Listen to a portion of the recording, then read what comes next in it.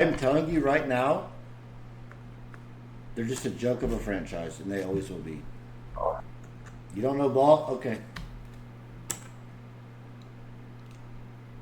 They're just a joke of a franchise. Bro, like, their ownership is You so really bad. gave a random fucking care chatter more the about tickets their to the cheerleaders NFL than event their instead fucking of the players. mayor. Absolutely. Their defense was so much better 2 years ago than this year. Brother, their defense was so good 2 years ago. They get into they get into playoffs. The fucking Packers, the 7th seed, put up 48 on them. No, they I'm not they gonna fell apart. It's like, yeah, you can blame Dak because he played like shit that game too, but they're just a dog shit franchise. They're just trash. Like all around. It's not one person. It's not one thing. They're just trash.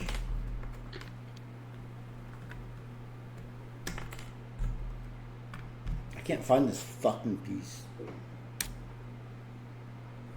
Gee, So nobody an Eagles fan? What? Is anybody here an bro. Eagles fan? Fuck I the am. Eagles. Fuck Pink Nittany. Fuck the Eagles. Go Birds. Baka! Go Jaguars. Do you think Lamar deserves MVP this year? Eric? Who? Probably, I guess. Yeah. Quarterback of the I'd say so. Ravens. Isn't Astrid MVP is a joke of an award nowadays. That doesn't even matter. It's just the bet. If I'm being completely honest, if the MVP of this entire season is Joe Burrow, Duval. but his team wasn't good enough, so he's not going to get the reward. I think Jaden Daniels should be the And MVP of the league. The MVP is literally just the QB on one of the best teams in the league. It's literally irrelevant. People say The Bengals win probably 2 to 3 games this entire year without Joe say Burrow. Josh Allen deserves it, but I think that's retarded. I'm gonna be honest. Yeah, I mean, you can give Daniels the rookie of the year, but I still think he was the most valuable player of the league. He took a almost nothing team that had no chance, and now they're heading for the championship game. I'm so upset. Is there female football league? I think it's coming back this year, bro. Yeah, there is. What? Female football They don't- league? Yeah. They just put Pat with Oh, bikini I on would it. love to watch I'm like that. so positive it's coming back this year. It's That's called just- Lingerie Football League. They be wearing like fucking booty shorts. playing Wait, football. for real? Booty? Yes, bro. Yeah. Oh damn. Yo, Eric, you and me, let's go. You want to go to a Watch game? it live. I would want a Yeah. picture if I met somebody. Talk that about wanted- women football league. Bear, did you Some say good you want a content. picture? No, I'm telling you, let's go there live. Yeah. I hear Yeah. you. I'm in. How much do the tickets go for? Like $20? 30 bucks, 40 bucks.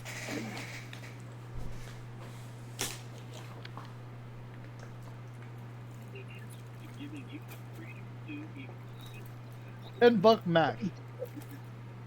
No. Free with a fuck purchase. What is this Instagram link, brother?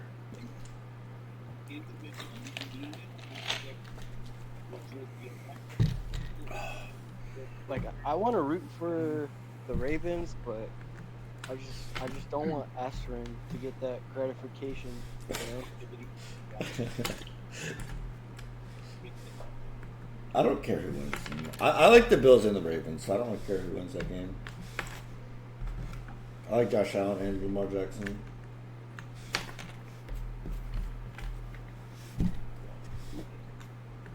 I think the Bills defense matches up better against the It doesn't Chiefs matter. offense. It doesn't matter. The Chiefs are going to win. Yo, Chad, what's your football team? I think I ate a lot.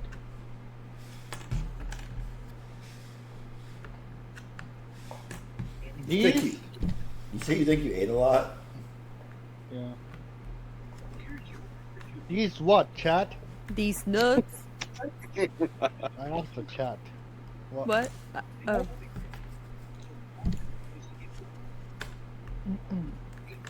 So, Jilly, how long have you been in America? For 6 years? Oh wow, cool. What made you want to Do you move have here? green card? Yeah. Do you have Aren't green you? card? Aren't you a citizen? Yeah, I do. You're a citizen, right? Yeah, I'm a citizen. Oh. How long have you been here? 14 years, I think. 13, Oh. 14, somewhere there. Is your family here? Yeah. No, Tenzin, you've been here probably longer. Dog, how the fuck do you know? I came here when I was 15, dog.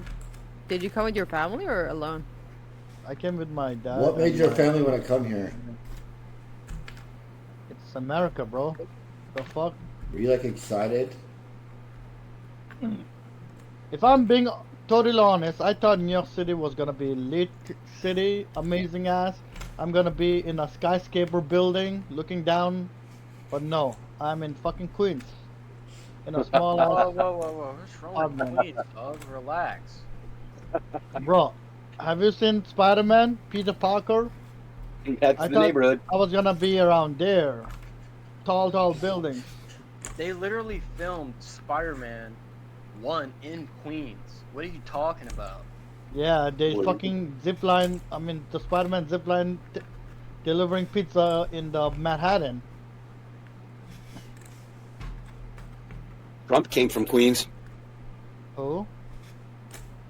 That's right. Wait, what did you say? Who? Trump grew up in Oh. Queens. Oh. I like Queens. From all the borough, I will want to live in Queens. I got If you family moved in to Staten Queens- Island and Brooklyn. You guys know Staten anybody? Island is not a part of New York City. I don't fucking. You guys know anybody from Hannibal, Missouri? Yeah, you. Yeah, we had a president from there. No. Mark? No, Truman Mark- was in Hannibal, Missouri. Truman? There's no, he Was he? wasn't. No, he wasn't. No, Mark all right. Mark Twain, the writer, Mark Twain. or the author, Mark Twain was from my hometown. There you go. Yep. Is Missouri big? Like population wise, like Nah, the Or city what? wise. there's only two big cities in Missouri, pretty much. Which is? St. Louis and Kansas City. I want to go to St. Louis. Oh, Truman was born in Lamar, Missouri. Never mind. And Name why one did you? Mark Twain book. Okay, I got this. It's Tom Sawyer. No, Mayor, you ruined it. Oh, I'm sorry. That's what I'm I was sorry, gonna I agree. name. That's the only Well, book it's really I not fucking. Tom Sawyer. What's the real name of the book? Okay, I got this. Tom Sawyer was his like alter name, right? Or Nope. his real name? Nope.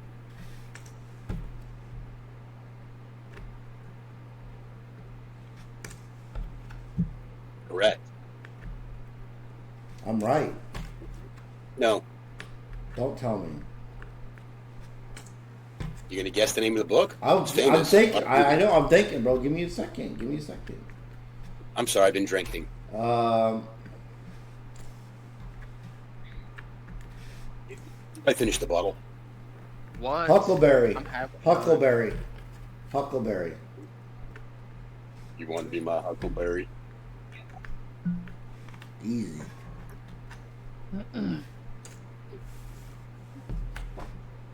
Huckleberry Finn. I forgot the Finn. There you go. You got it. Mayor. Cheers, Rocky, my man. Cheated. We should get love on here. You just keep sucking a beer. That guy's crazy. All right, that was good. Yo, Geely, what's up? What's up? Huckleberry Feast. How's the puzzle? Terrible. I've gotten three. I just realized it's 2 o'clock. The Lions game got over at what, 10? So the last 4 hours, I've gotten 4 pieces. 4 pieces? One piece an hour, you said. Yeah. 1 shot an hour too. There you go. At this pace, you'll finish that bottle tomorrow. Okay, now this is just for today. Like tomorrow, but I'm gonna go to bed here in probably like probably an hour or two.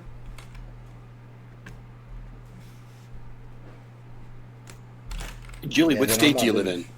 I live in California. Oh, cool. Oh, nowhere near those fires, huh? I mean, we could see the fires, but it's not been like super close. I haven't been able to like evacuate, so That's cool. yeah.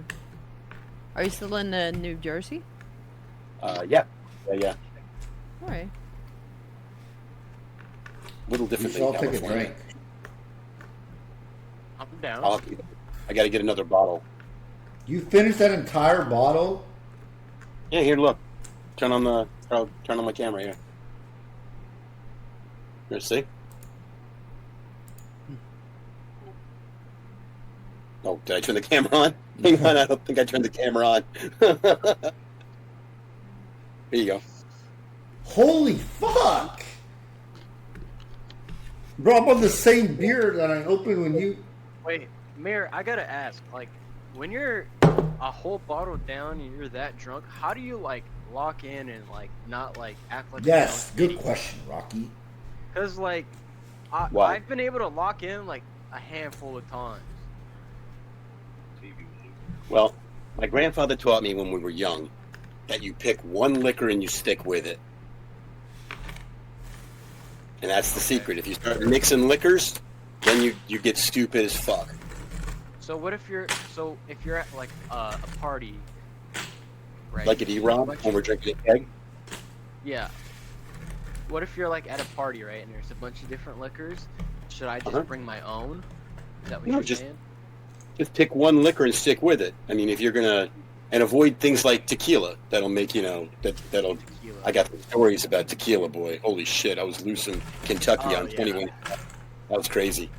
I mean, I came just to and I mixed was an alcohol eternal in next to a general. WWE guy.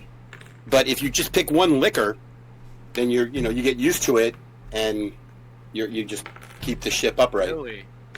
Yeah. Huh. Even if it's like different brands. Of bourbon. Well, let's say for bourbon, for example, I'll drink like I've got a really large collection of bourbon. I've probably over 100 different bourbons. So I just any bourbon. If I just take a bourbon and just stick with it, I'll be fine all night. I could drink that all day long. Like at the Derby, I stream at the Kentucky Derby. When we have a Kentucky Derby party every year, I'll drink. You been to Kentucky Derby? Dude. Yeah, I've been there I went with years Brick ago, one time. we were part owner of a horse that ran in the Derby. It was great. The Kentucky Derby is actually so fun. It's my Kentucky favorite. sounds It's my awesome. favorite. I have a collection of all the Kentucky Derby glasses over the years. It's awesome. It is And, actually really fun. I've been there a couple of times for the races, and done the Bourbon Trail and all that good stuff. But yeah, just pick Wait, one Eric, bourbon you and pause your timer. What? Oh yeah, your Timer's timer's not working. paused. It's still going. I'm just not clicked onto the screen. Oh. 12 hours. I got 4 pieces. I've always wondered, like, what is Kentucky like? Because it seems very cool. Like, it's It's country, awesome. but it's like popping, you know?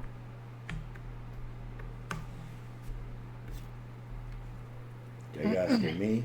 A lot of fun. A lot All of state fun. beside New York City is ass. That's fucking weird because New York City is the most dog shit city.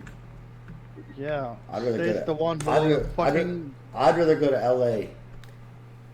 I said it. You're- I would Hey. literally rather go to It's the LA. one than who- New York LA, City. dude. I That's don't the know. one who I never live in LA traveled right anywhere now. but fucking stayed in Lower Manhattan. Shut up, Eric. Doesn't If matter. you're, like, young, I think New York is, like, perfect. That's because you grew up there when I you were can think young. that. Of course you New can York think City is that. better than LA. LA has nothing but fucking tall ass buildings in fucking what do you call it?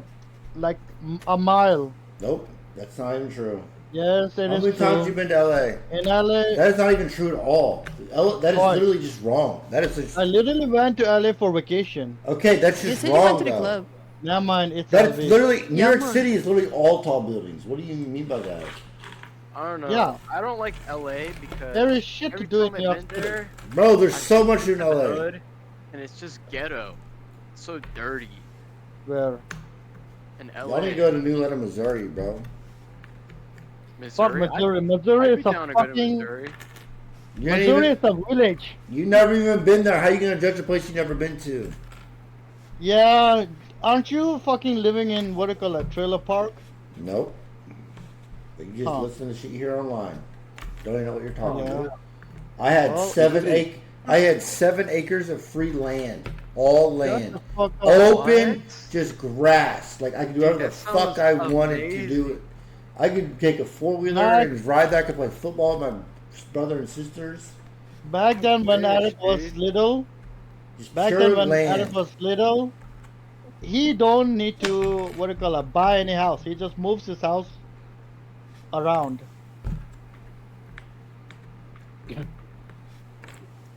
It's 1:47 a.m. and you still an ugly little.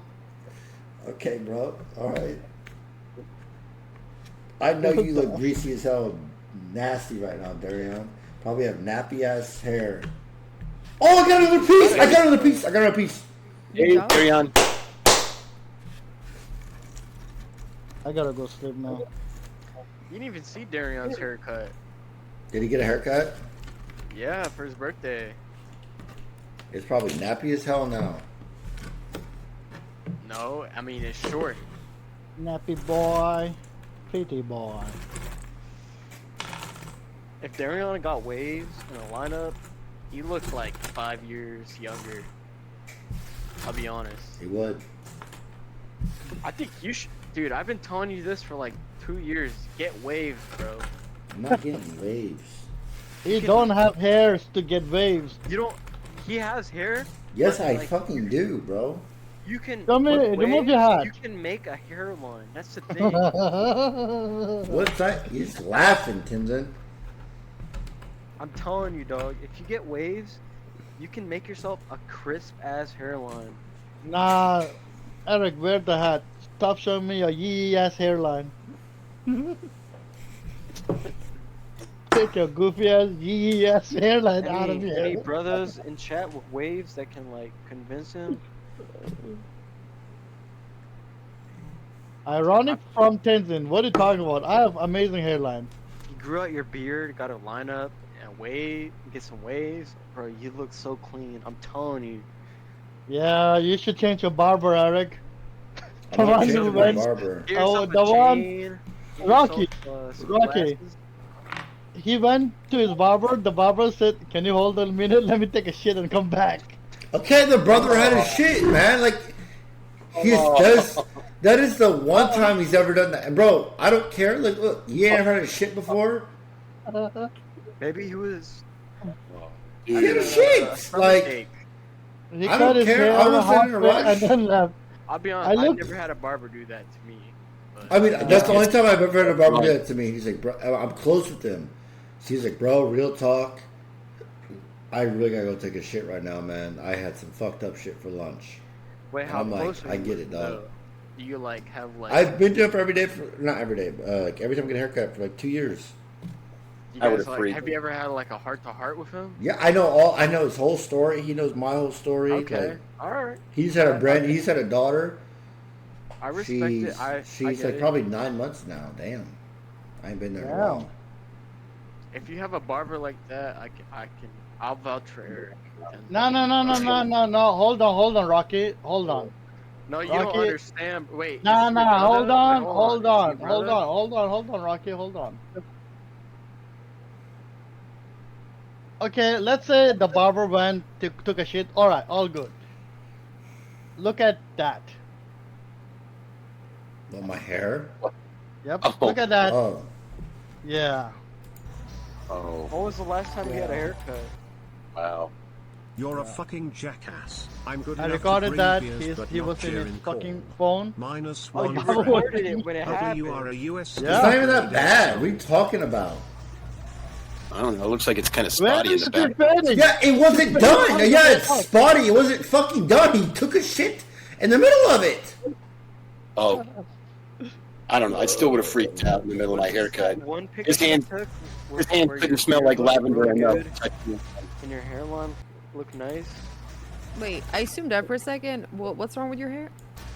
They're retarded. They're just making shit up because it's me. By the way, Oh. by the way, I'm sorry, Tenzin. I feel like I can vouch for him. no. All right. By the way, on God, the barber had a rough start from the beginning. Look at that. That's what he came with. The fact that you have this shit saved in your phone is crazy. That's crazy. Yeah, Bro, Kevin. I hang out with Tintin. I hang out with I Tintin. do not have it saved on my phone, bitch. It's in your Discord. I posted I like it. no, on Tintin. I announcement. hang out with you, and then I like look over, and you're just taking a picture of me. It's so weird. It's like funny. you're a, bro. It's like you're a fan. That's Like, imagine hanging out with your You're boy. father now. Imagine hanging out with your boy. No, I'll just be sitting on the couch like watching the Cowboys game, and I look over, and he just has this fucking camera out like this and taking a picture of me, All right. laughing. He's a You do paparazzi. that all day, like the entire time we're hanging out, and I'll fall asleep, bro. I wake up, I have fucking picture of Tintin like doing this next to me, giving me a kiss on Instagram. All right, hold on. He did That is like what, hang on, Tintin's like, It you're like was Tintin, you're like he's just gonna like expose your entire like life, bro. He takes pictures of every little thing you do, What the fuck? Oh, dude. It's the truth. Rocky, you're really gonna laugh like that? Hold It's on, the Rocky. truth, I got dog. something You for you. did that to me, bro. Yes, he does that. He like At just at the boys' night at your house, I blacked out outside, and he took a video of it. he probably I know. posted it so everyone could see it too, right? I do Oh not. my god. Hold on. He probably still has the video. Look, that picture is hilarious. Man. Brother can't even chill on his damn couch, and Tintin will just be sitting there snapping pictures of me. Look at Rocky. Yeah, there it is. We are He all just having goes. boys' night. Look, there it That's is. what Rocky is doing. There it is.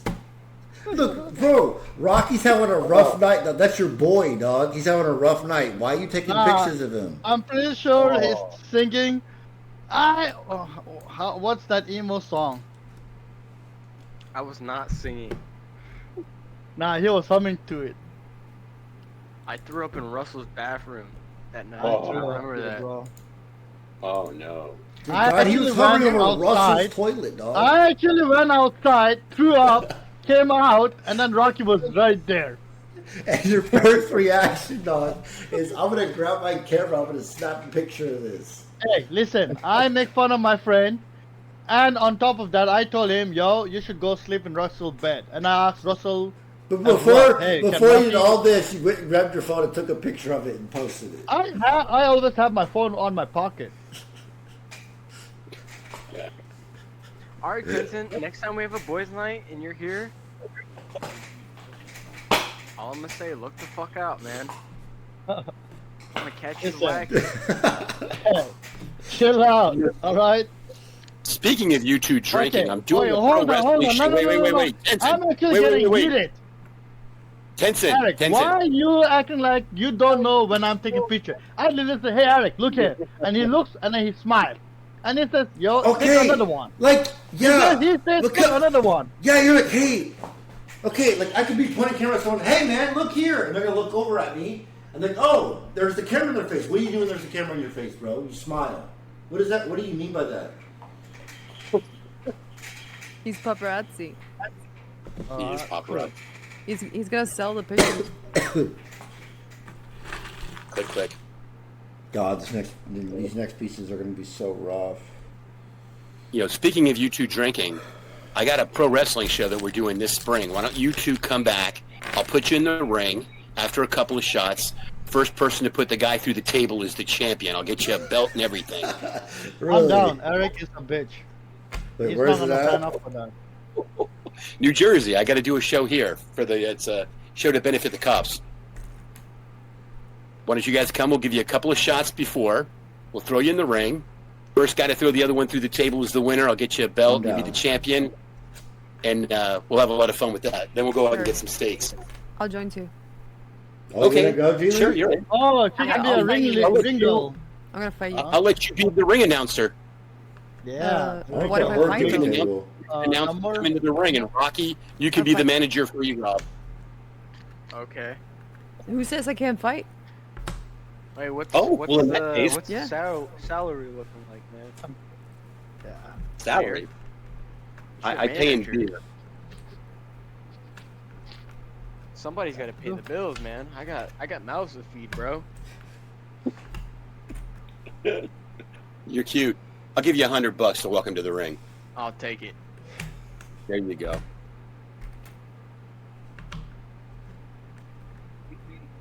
Wait, I never took a I'll shot. fuck you more. Wait, all right, listen. If one of you guys get this right, I'll give you $100.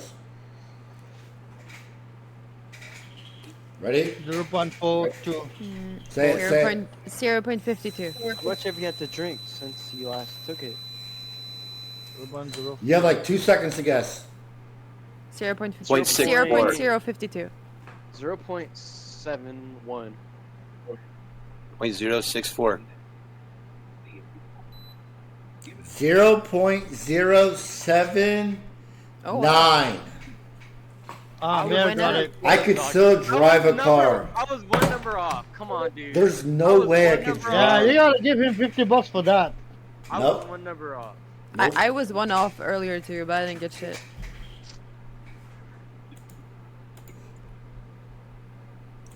Someone in chat got it. Yeah, you should get the chat $100. Nope. Wow. All right, I'm just lazy. That's the only reason. All right, I got a pizza. I got to take a shot for it. I'm 5 pieces in, bro. I'm gonna call it a night. I gotta go sleep. All right, brother. Good night. And wake All up right. tomorrow. Have a good Alright, night. Good night. Good night, Tenzin. everyone. Bye. Catch up with you soon, man. Yeah. Thank you.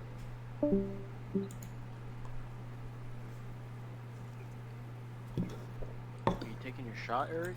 I just did. Wait, this guy's mad at me. I wasn't talking about people in chat, man. I was talking about people in the call. Don't do this again. We're not doing this again. This cannot be better than WoW. You're completely right, bro. It's not, but my chat's stupid. FS $100.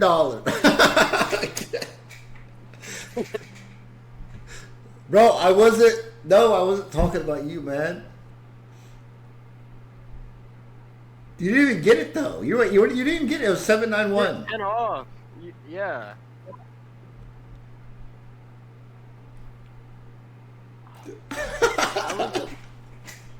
I don't know how you blew that high after you only blew like Why did you hold it up to in the camera sixes and before. show You only had the 2 more shots over 2 hours. I need another shot, I wonder what I'd blow on that thing. Holy shit. dude. Oh my god, this is my moment. What do you mean, bro?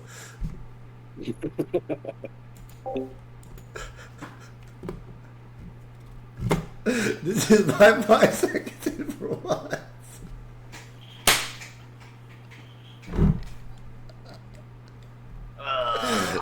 Bro, Oh, Mayor. Rocky. what do you mean, man? This whole bottle tonight. But what are you Go drinking? for it. Don't you remember what happened the last called time you Howl scammed a Head. viewer? Limed. What is it? What is it? Whiskey. Bro, you didn't even get it right. You forgot the Bourbon. one Oh, at the bourbon end. Whiskey. I've never heard of this. Where's it from? I don't know. It was found 09. had It a was party 07. There was a lot of leftover. You got it alcohol. wrong, bro. Nice. We brought it back home. It Really looked Google it. disgusting. It has a monkey on it. I like monkeys. You know what I meant. No, that's stupid. That's on you, Well, dog. I brought it up. Yeah. Doesn't taste good. It's called the Howler Head. Yeah. It's like some libtard beer, bro. I'm looking at it right now. Wow. Is it banana infused? Sup? What up, bro? Are you guys having a fun? Are you guys all having a fun night? I am, man. Good. You guys have any like good YouTube videos I could play when I sleep tonight? Yeah. Wait, I mean, okay, can you get trouble if you like watch a live stream of a TV show on It's hard to get YouTube. any word in with this It depends clown. what show.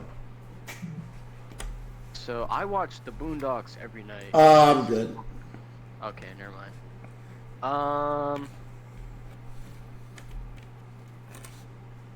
Never mind. You might get banned from that too, 'cause, yeah, there's like dicks and stuff. Hmm. There's dicks in the Boondocks? Yeah. I don't remember. I remember watching it as a kid and feeling so like bad after I watched it. Like I had to like sneak it because I couldn't Dude, watch it I with used my I parents. used to get like insecure because when I had watched that show in high school, everybody was, and I had an afro, and everybody would call me Huey Freeman. And my best friend would send me like Instagram videos, and he'd be like, look at this Huey Freeman." That's the only reason why I don't like it. I get that, bro. I get That's that. not nice. Or what's his name from High School Musical? Zac Oh, Efron. oh yeah, that guy. Oh, Corbin Blue. Yeah, people would say I was Chad? that guy. Was it? Yes, But- Corbin. Like Yeah. when I want to watch videos to go to sleep, I'll watch like video game documentaries that are like 6 hours long, like Skyrim. Or Oh, like, really? Yeah, yeah, those are good it'll videos. be like a gaming commentary or like a lore video, or like JonTron. I used to watch this guy named Lemino. Oh, I'm gonna play one of his videos tonight. I love Lemino. Lemino is the best YouTube. He's my favorite YouTuber, but he never uploads. It's for him. It's quality over quantity. Yep. I can send you a 8-hour Elder Scrolls documentary My viewers do not want to watch. for you to that. watch when you're asleep. No, I think they'd love it. Nah, bro. Did you play Skyrim? Yeah, I did. I Did played you finish it? Skyrim, and I was a healer for Lydia. Oh. Like Lydia would fight all the mobs for me, and I would just heal her. Oh. I can send you a 12-hour Oblivion. Never mind. I'm sorry. I never played Oblivion. I played it. It's actually Amazing. good. It's really good, surprisingly. It's you have to do the same shit over and over sometimes, but it's still a pretty good game.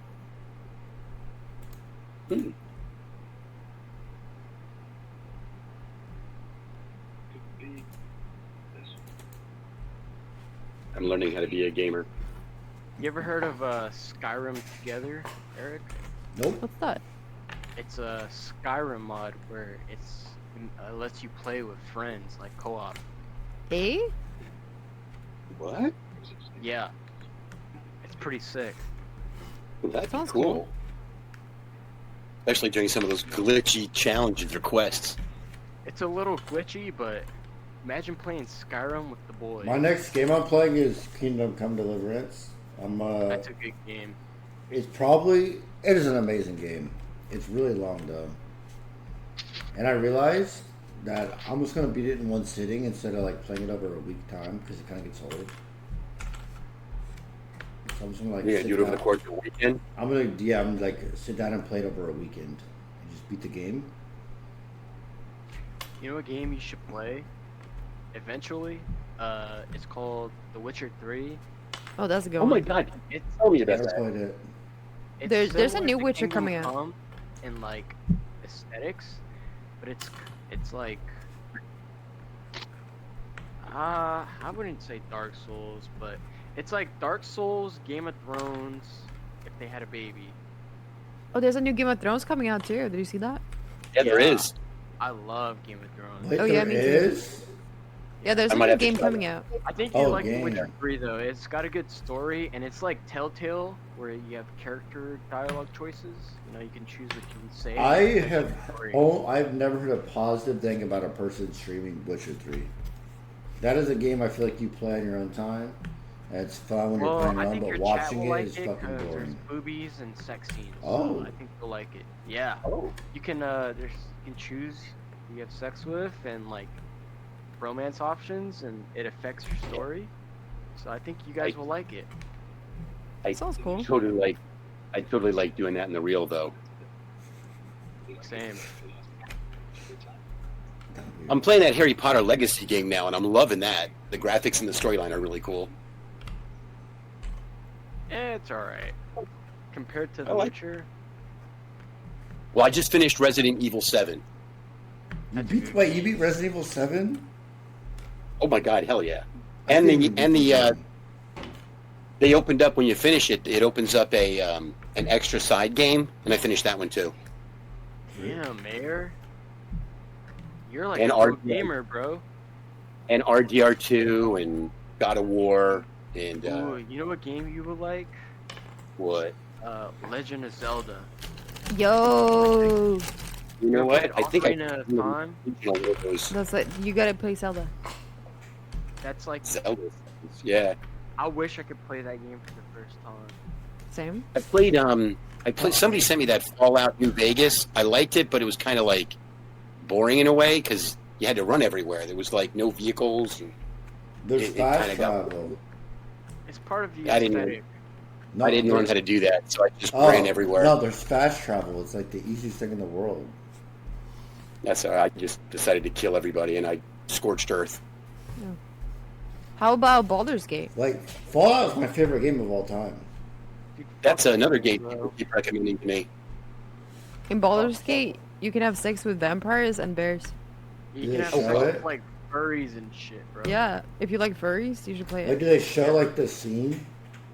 Oh my god! I've been to a furry convention. I didn't even know it. I've been to a furry convention. How the fuck is Mayor a better gamer than you when he is 40 years your senior? He has beat more games in the past year than you have in your whole streaming Mayor, you career. want to take a shot? Well, my bottle's empty, so unless we're gonna drink more, I've got to go get another bottle. I'm just gonna take a shot by myself. Wait, I'll take one with Alright. you. All right, man. It'll Okay, probably be my last one, though. This might be my Yeah, last one. but Eric, We'll see. get- We'll see. Like, ask me again in 10 minutes, but we'll see. It's I didn't realize it was You so got late. any water on you? Yeah, I've been drinking water. I'll chase this with water, actually. How much is left from that bottle? Let me see. Why? Who, Eric? Well, because he's been drinking, what, 6 shots since we first started. Apparently. He hates when I check. He really does. I won't check. I don't want to be that guy. It's a little empty. It's hard to get any word in with You this. can tell. Right, see? He's dented that. He could have gone with me tonight on that. Yeah. He's still talking English. That is After true. this shot, I'm going to be fucked up. I'm telling you right now. I'm probably going to be Really? the drunkest I've been on stream since we did our pumpkin chugging stream. No way. After this shot, yeah. Really? I don't really do drunk streams all that. Like, I'll have like beers, but I don't ever like get fucked up anymore. Well, I don't know, man. I got a phone call from like 18,000 people going, Mayor, turn on E-Rob's stream real quick. And all of a sudden I see you pass out in Tenzin's crotch. I'm like, that's my That guy. was one time, man, in July. That was okay. That was one time. Turn on the next day and you're fixing furniture. Oh, those are good times, man. Life We was should great have then. another boys' night. That'd be fun. That was a party. Life was great then. Are you ready, Eric? That's a good time to relax. I can't see you, but I'll wait for you.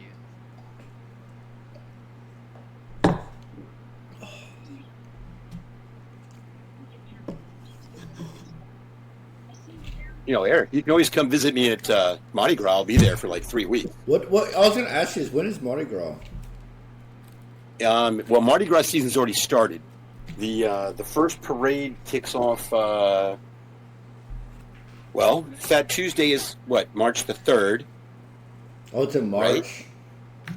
Well, that's Fat Tuesday. That's the last day. I will So you be go back- in New Orleans in the 4th to the 5th. The fourth. What the Oh, fourth? no, of, the 4th of to the March? 6th. Sorry. The 4th to the The 6th f- of March. of February. Oh, damn it! No, the parade start the third the third week of February, the parades will start. Oh God. You ready, Eric? Wait, what? You I ready? already took it. You can Oh, tell my- me, dog. It's hard to My get bad, bro. anywhere I with this thought. clown. I Chat, thought. I forgot I left this good. I thought you said you were- Sub. Does anyone know how I, I can thought get you my said you were money gonna back? watch my stream and I'd take rather it when you give saw my me money take to it. Kim Kardashian's No, GoFundMe I for thought her you said- house that burned down. Maybe I misheard you. I Hashtag do pray have for bad last hearing. ceasefire. Wait, what? I have bad hearing. My bad. Dude, And he's got a bad hose. can I tell you something? What? I just got hearing aids a month Really? ago. Yeah, you want to see them? What? Yeah, I'll see. Oh, him. dude. I just got them a month ago. My hearing is so bad. Rocky, are you good, dog? Yeah? Are you sure? Yeah? I'm good. Damn, Rocky. They're kind of cool though. Like, look, you can adjust the power on and off, and then you plug them in to like a USB charging port, and they charge. And they Really? they What don't the last- fuck? They charge? They don't last that long. Yeah, they don't last that long, but like it's pretty cool. Like I can hear a lot more, but it's like hard to like. I don't know how to explain it. Like set up maybe, or Well, like when you put them in, it's hard to explain. It's like overwhelming. It's like everything at once, all the sounds. You ever heard of The Sound of Metal? It's similar to that, not exactly. It's like that. it's the sound of what? Sorry. The movie Sound of Metal. It's Oh, like I've that, never heard of it. but not as bad quality. All right, cheers. Wait, I already drank mine. You know, Man, fuck Rock, sorry to it. hear God damn it, Rocky, fuck it. I'll take another one with you, bro. No, you don't have to. You don't Nah, have bro, fuck it. to. Okay, I'll take another one. No, I meant. Yeah, okay, sure.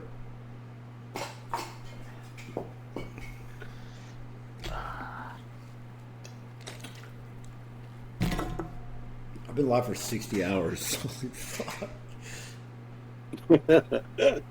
Feels good though, right? 60? I mean, yeah, it feels good. Like, career-wise, I'm like, oh god, my stream's popping off. Okay, this feels good, but my back hurts, and I miss my daughter, and I want to just lounge. You know, Fair enough. I'm 5 pieces in after 60 hours. If that tells you how long I'm going to be That's here. not like an hour. Yeah, you're gonna. Is this a challenge or something that you have to do? Yeah, I'm not ending stream until I get this done. Oh no. Well, hey, look, there's always, 2026.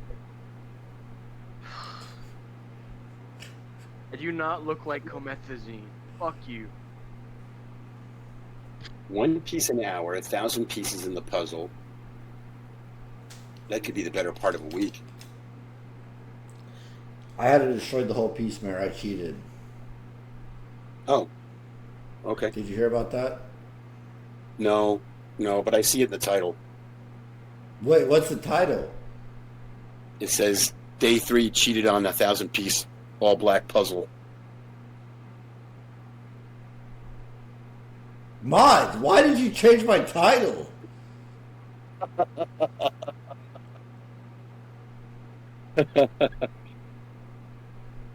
Well, how long has that been my title? Well, I set All night. I set the title to like not any shoots. So I complete a 1,000-piece all black puzzle. What? 2 days? Are you serious? There's no Also says some chance, suffering the consequences. It's been there all day. I mean, bro. I mean,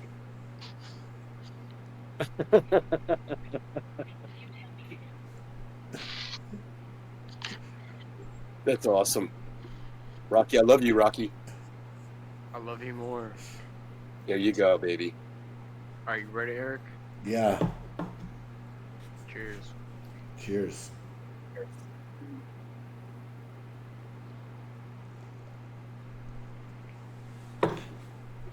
I'm at the drunk stage where I start getting emotional. That's good, man. You're just being yourself. Ain't nobody wanna Wait, hear what's all your that. go-to?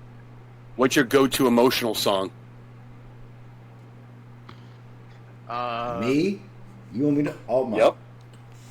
Open up my. You know you got one. My go-to. You know this song. Like no matter like, I will. Is it a children's cartoon song? No. Okay, Mine is good. Frank Ocean. Frank Ocean. Yeah.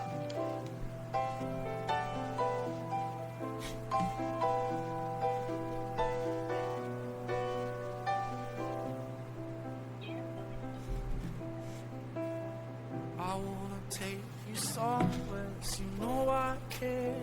But it's so cold and I don't know where.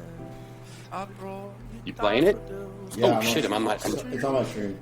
but they won't It's it, flower yeah. like the love. Playing it? Oh shit, And I should view this on my phone so it doesn't back feel alright. filter into the show. I'm just so tired to share my nights. I wanna cry and I wanna love, but all my tears have been used all on another love, another love. All my tears have been used all on another love, another love. All my tears have been used all on another love. Dude, I love this song. Love. It's so My good, bro. tears have been used all.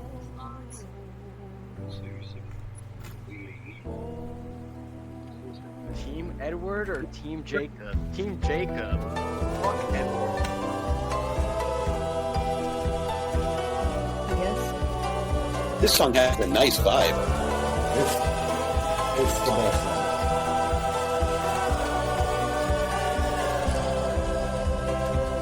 Makes you stop and like look, look at everything. Somebody hurts you. I wanna fight, but my hand's been broken one too many The times. Cowboys are never going to split my life. Voice, I'll be so fucking rude, but they always win. But I know I'll lose, and I sing a song that it just starts. But I sang along to another heart, and I wanna cry, I wanna learn to love, but all my tears. I can't get on TikTok anymore. I can't like fucking lay in bed. Go on TikTok for fucking 4 hours. You can't scroll. Yeah, at midnight on Sunday morning it stopped. Yeah. No, yeah, you can't look at it now. No, Mary, you can't open up TikTok anymore now. Yeah, you can't even open it. Yeah, I know. Mary, you talk to Trump every once in a while. Midnight. You've talked to him before, haven't you? Yeah. If you see this man again, can you please, brother, convince him I need TikTok back, please. Just remember this. You're the guy you voted for, Biden. He's the one that terminated TikTok in America. Trump's already gone public and said, he's working with the current paper president of TikTok, and they have to sell to a non-Chinese related Yeah, it's government. because TikTok is owned by like The military. Chinese corporation, basically. Or I thought they were from- spy operation. government. I thought they're from Singapore. But No. It's, Bro. it's paper owners. There's everybody's a downloading Red Note. That's also Chinese. Yeah. but they're not directly affiliated with the secret police with the Chinese government. You don't want your Oh. stuff being collected by the Chinese government. Trump's already said he's I not don't really care in who favor has of my it. shit, bro. The fuck? Well, you may because someday you might be put in a compromised position. You never know. I mean, yeah, every company collects your data, but you don't want one of our biggest enemies, to have your personal shit. okay, Who Mayor, am I? Like, they don't care about me at all. Like, what the fuck am I? What are they gonna do with my info? I'm a nobody. Like a very I could compromise you. They want my fucking pay spin. Like, I don't fucking care. Yeah, Yeah, I, you know I what I don't give a mean? fuck. I said that shit. I don't care.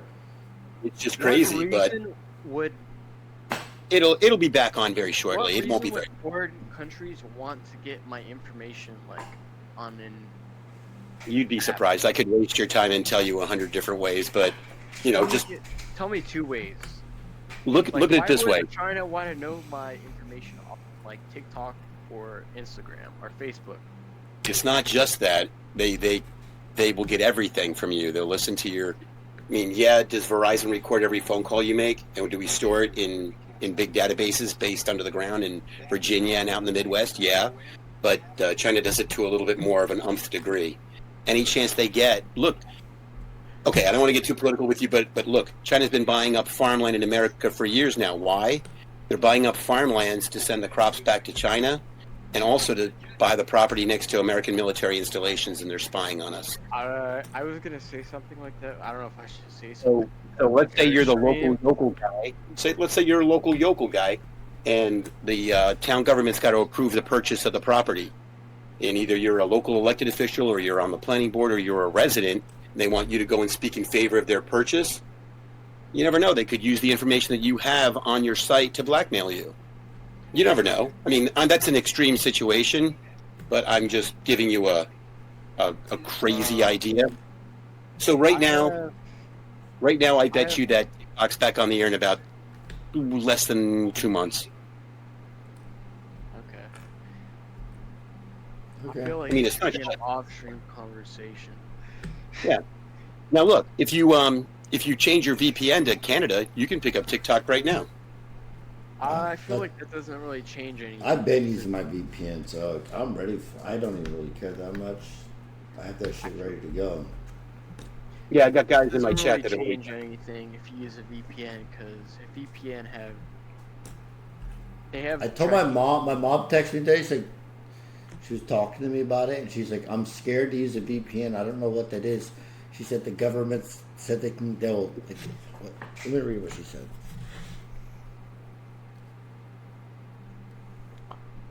I think that's a whole other conversation.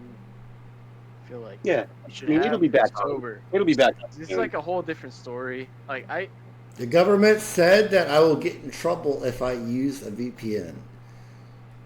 Probably if you get caught. like at the very most, Just don't get you caught. will probably get fined. But for other people in like political positions or like political history with like the government, it'll be a little bit different. That's all I'll say. Yeah, I'm not too worried about it. I mean, it's happened before with Chinese like cellular companies that have come here and set up like as legal businesses. I think there was one called Huawei or something a couple of years back. Huawei. Yeah, they had to shut them down because they were working with the Chinese military. Yeah, that's it right there.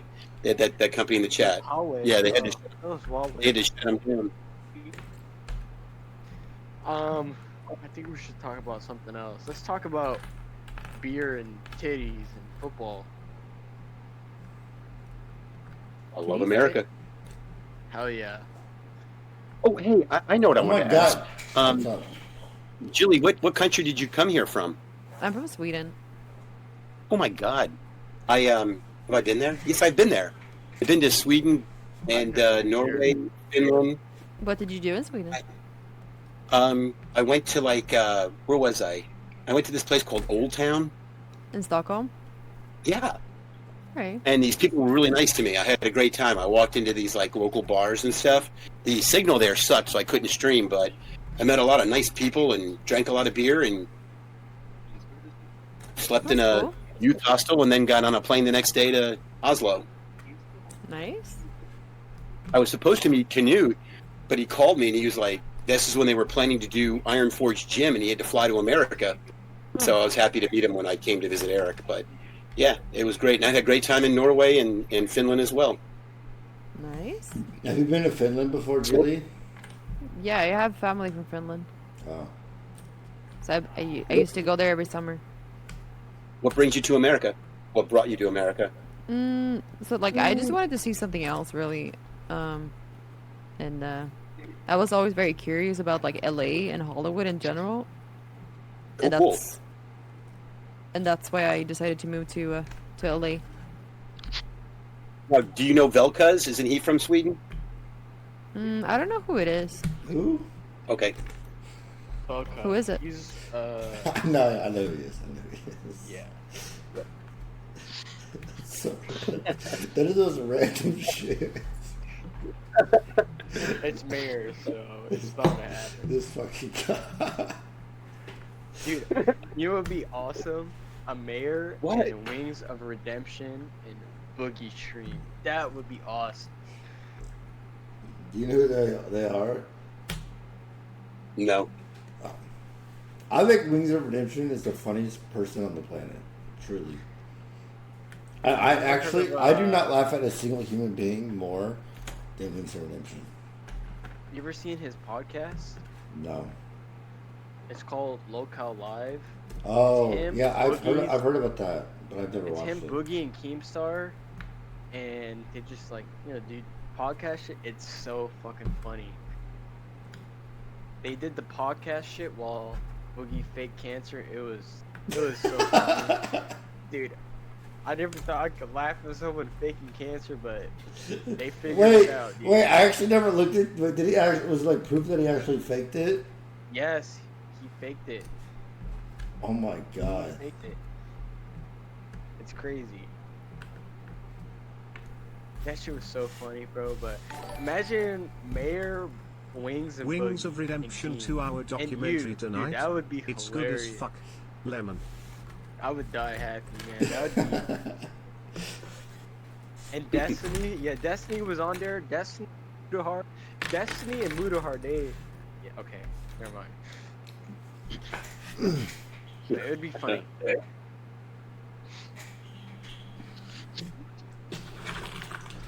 Fuck me. Anyways, Yeah, how don't have get. you guys been? I've been good. Are you guys Ye- happy in life? You know, I'm working towards it. You know. Yeah. Don't take your position for granted. That's all I'm saying. But I'm going through. I mean, always to be happy with my job. It's not. But that's not, life isn't always about your job and your work. You know. yeah. But as long as it makes your family happy, that's all that matters, in my opinion. You know. What about you, Julie? Mhm. That's not an answer. Sometimes, yeah. Sometimes, no. It's what it is. Try to make the best of it. Are you a full-time streamer too, like Erop? No, I'm so I'm in school. I'm in nursing school, but like technically, like Twitch does pay like the necessities. That's cool. Good for you. But yeah, Nursing? I'm You're in going to school. name your salary when you finish. You're going to be awesome. Yeah, I hope so. I want to be a midwife and maybe get my nurse practitioner too. Nice. Mm-hmm. Edward, what's How many years do you have left? A midwife. Oh, it's one more wait, year a midwife- I have a for question. like my basic RN. A midwife is someone Okay, that cool. delivers babies, right? Or am I Yeah. stupid? Yeah, Oh, deliver baby. Okay, Yeah, I know it's like- stupid. The big reason why I want to become a nurse was because I wanted to work with kids. So I was a preschool teacher before I moved to the U.S. But I also, Oh, cool. yeah, the pay for being a teacher is not the best. So I kind of figured I'll become a nurse and maybe work as a There's a short of nurses. yeah. became You're a gonna name your price. nursery teacher, but I didn't do it because I heard the pay wasn't good. Yeah, like I didn't want to study that many years to become a preschool teacher and barely make any money, so I figured I could just work with kids as a nurse instead. You know, in college, we used to have parties every Friday night because if, I was on scholarship, so if I went to a bar, I could lose my scholarship. So my roommates and I, we'd throw parties every Friday night. So Friday afternoon, we'd go down to the nursing school on campus and hand out invites to the party, and all the hot nurses would come to our parties. So it worked out very well over the year. Just wanted to share that with you. Have you ever been invited to a party? Yeah. See, there you go. Yeah. Nice.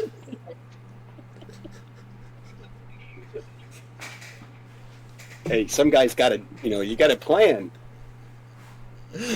True. You were a dog in college, huh? We were all football players and wrestlers and rugby guys. What do you expect? Mayor, you remind me of me like 2 years ago. 2 years ago. You did not have wrists like that 2 years ago, Rocky. Dude, I had a bunch of like nurse.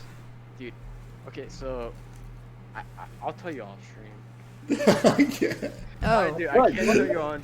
well. Are You're you scared? going Why to say so about scared? it, nurses? It has to do with like Oh, gambling my back. and strip clubs and like, yeah. You know, you can go so far by telling us some stuff here. Just, you know, keep it PG-13. I can't do. I can't. Okay. I'll tell you all later. All right. Let's just say every paycheck from my school went to gambling at strip clubs. That's all I'll say. I haven't been full You were- school time. Holy fuck. Wow. Oh my god.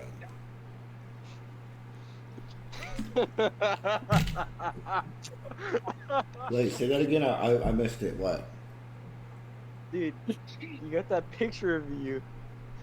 What? You got that picture of you at the barber shop. Over the block. Come on, guys. So, Jilly, any good stories from you? Like any story?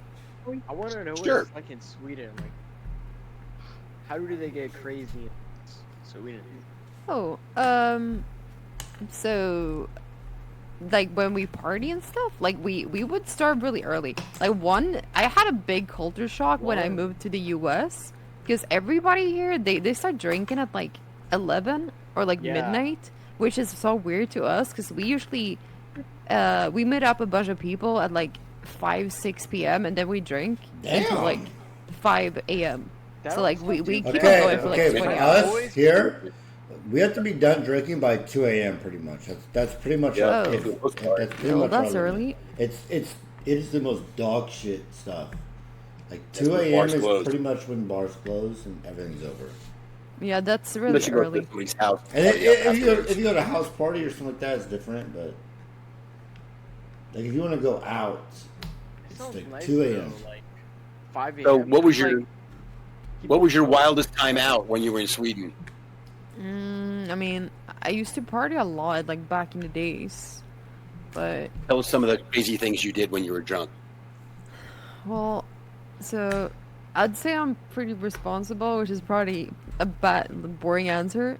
But my first time I got drunk, I was 16. That was in high school, and I Is that legal? You told I- us your yeah. I told your I parents puked and they everywhere, and I had to call, or like actually Oh. my friends took my phone and called my parents and was like, yeah, you have to pick her up because I was puking all Oh. over the dance floor, and then I Oh, puked right. in their car. I puked in my Oh. bag.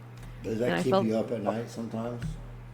Not Oh, really. Like my man. parents are very supportive and they never really got angry. They were just happy. I called them and asked them for help. So What were you drinking that first time that made you puke so much?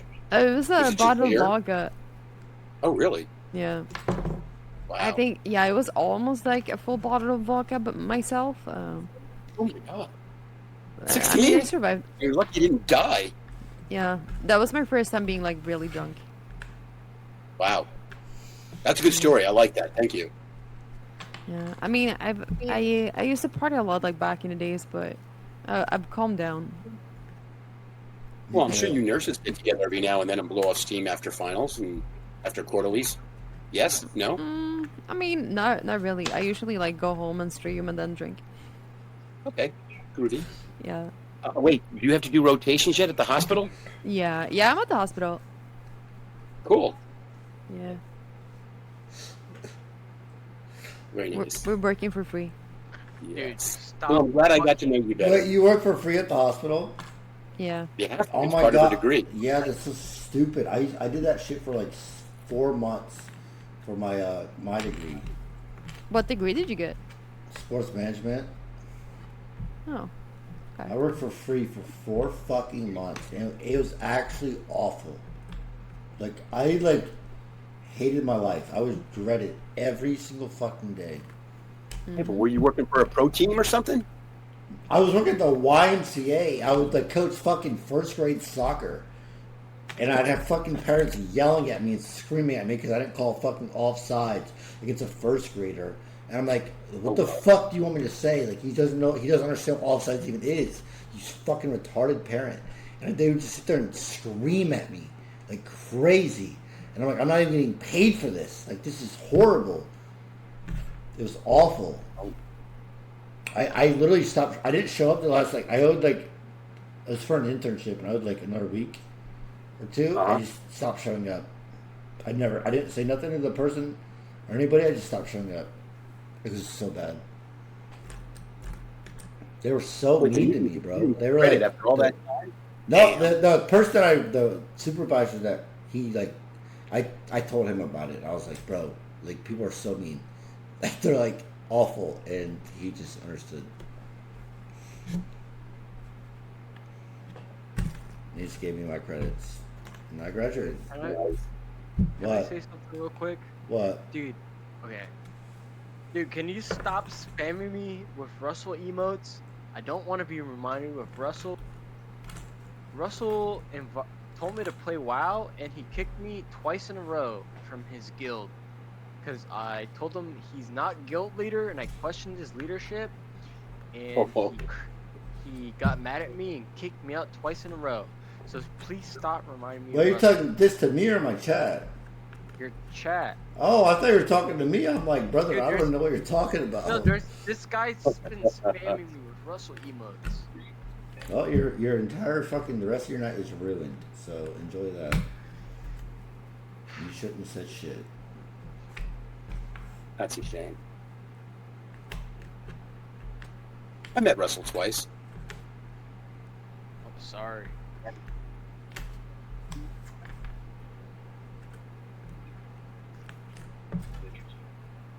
Dude, stop. Fucking hell, bro. I haven't gotten a piece in forever. I'm so demotivated right now. You know it's only 12:30 where she lives right now? What was that? Sorry? Who's she? 12:30. Yeah, it's only 12:30 where Julie lives. Julie, you're 2 hours behind, right? Yeah, is it? What time is it where you guys are 3 at? hours behind me. It's 12:30 where you're at. You're in LA, right? Yeah. You said? Yeah. I was in LA 2 weeks ago or 3 weeks ago. How was it? It was horrible. Oh, was it dirty? You said? Yeah, I was in the ghetto. Oh, where? What's wrong with that? I won't say where, but Oh. I went up there. I went down there Christmas to see my mom, and I drove up to LA to help her get a car. So we drove up there twice. It was not fun. Oh, that sucks. All right. Guess how drunk I am. You have 5 seconds. 0.082. Oh, 081. 0.064.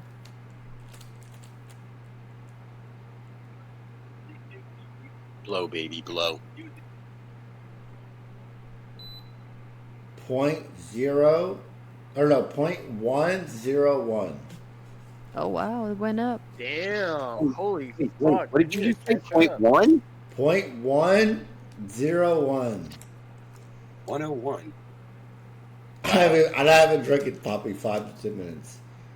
Dude, imagine Let me go fast. playing Mario Kart. You've only had about 4 more shots. 0.0, Wow. you're fat as shit. I'm amazed. Good for you. That means I'm drunk, right?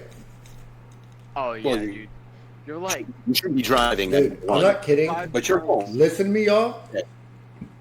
This might sound bad. I might sound like an alcoholic here. Having one of these, like going out and drinking with your friends and having one of these around is so fun. It's fun. Oh, yeah. Hell yeah. oh it Like- is. Do you remember? Like last you get. time? It's Yes, not fun if remember you're that, letting all your Rocky? friends put their lips on Do your you remember collar. we were at Coco's and we all would take turns? That Yeah, but it's probably Oh, my sick. God. No. I had But- so much fun. That was so much fun, bro. It's actually a Oh, blast. Just slobber all over that thing You'll and get blowing the each other's keys in spit. 1-7. Oh, How was just get a shot of Coco? I piss haven't on. heard from him in a while. Is he okay? Is he doing Who? okay? Oh. Coco. I have no idea, bro. I don't hang out with anybody, Rocky. I'm not gonna lie, bro. I haven't hung out with a single person in probably 3 months. That's not good, dude. Dude, if you wanna okay. If you just wanna go out and just watch a movie. 'Cause Dude, I know you guys. I know people are down. It's not even like I know people are down to hang out. I just don't want to do it. I will pick you up, dude. That's not the problem. Is I just don't want to do it. I just like being home, dog. I get it, dude. I'm the same way, but like, you gotta have a little bit of a balance, dog. Like, it Yeah, doesn't don't get in even that have to funky be like depression where going I'm out doing and the game all interacting the with time. people. It could just be like going Yeah. to a movie where you sit in silence with boys and watch a movie, I mean, Yeah, it's good to go out and or like going socialize. to the gym. It doesn't have to be much. You just have to have a routine. That's all it is. Oh, I just quit doing it. I did it so much this summer, and I just got so over it. I just like don't like. I just like being on my own. Do you want me to sing that song to you? The song, The one you just played? Another Love. Yeah. I love that song. If you want to, for sure. It moved me. That song moved me so many times. And I'm not being facetious. I'm telling you, it was a good song. It's a great song. I know. What's your favorite song, Mary? I'll play it. Disturbed, Sound of Silence. Can someone link that? I can't actually play it because I don't have a keyboard that works. You sure you right now. scream when you listen to it? Yeah, I will. I get to hear the mayor of New Jersey's favorite song. Well, that's my go-to emotional song, yeah. I mean, if I'm working out, I'm going to be listening to, Get Down with the Sickness. Something hard.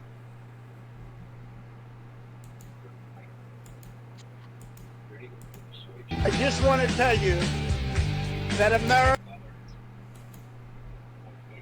Hello. Good to see you.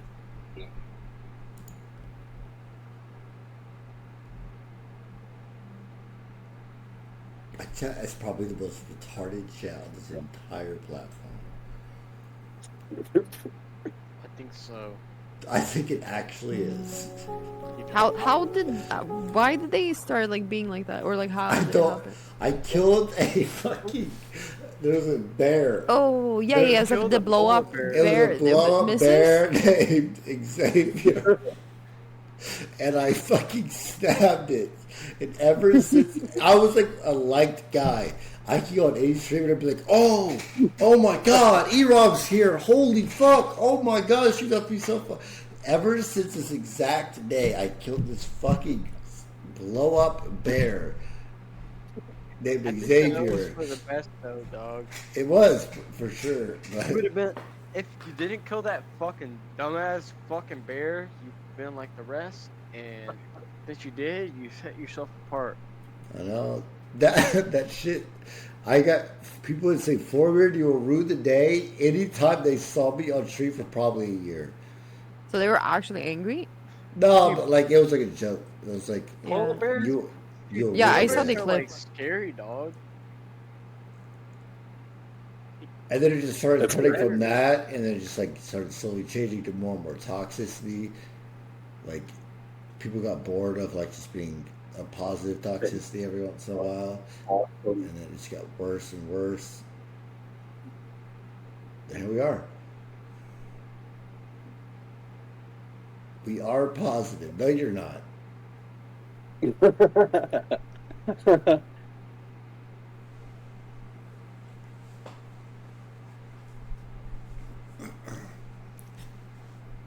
Play the song Jackass? Oh, my bad.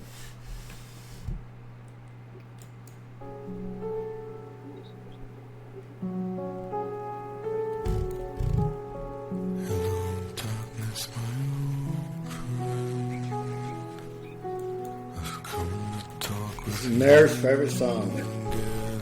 No, this is my favorite, my go-to emotional song. Oh, okay. Wait, sure you're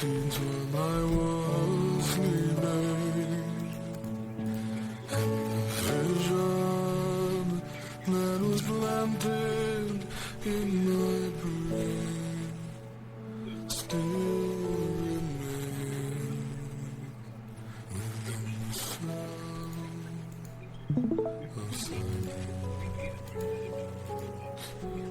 Questions?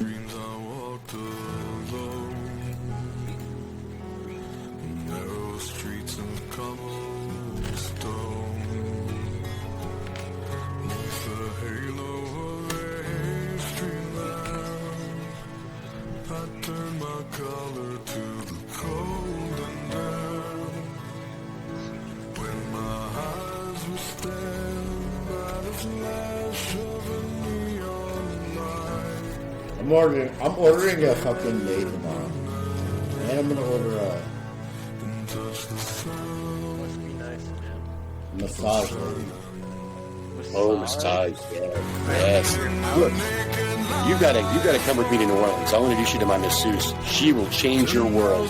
Wait, Eric, you wanna go to a massage parlor tomorrow? Hey, what's up? You wanna go to a massage parlor tomorrow?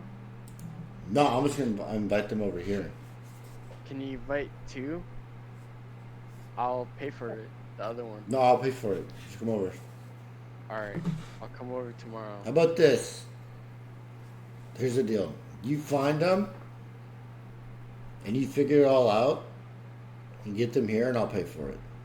Is that fair? Alright. So if you like figure it out and like figure out how to get them here, and the whole like whatever, I'll pay for the whole thing. I'll message Tenzin. Just find someone tomorrow to come give me a massage, and I'll pay for it. I'll ask Tenzin. I got you. All right, bro. Nice.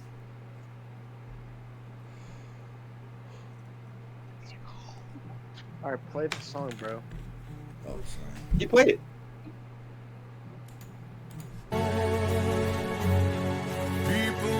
Actually, why are you calling me?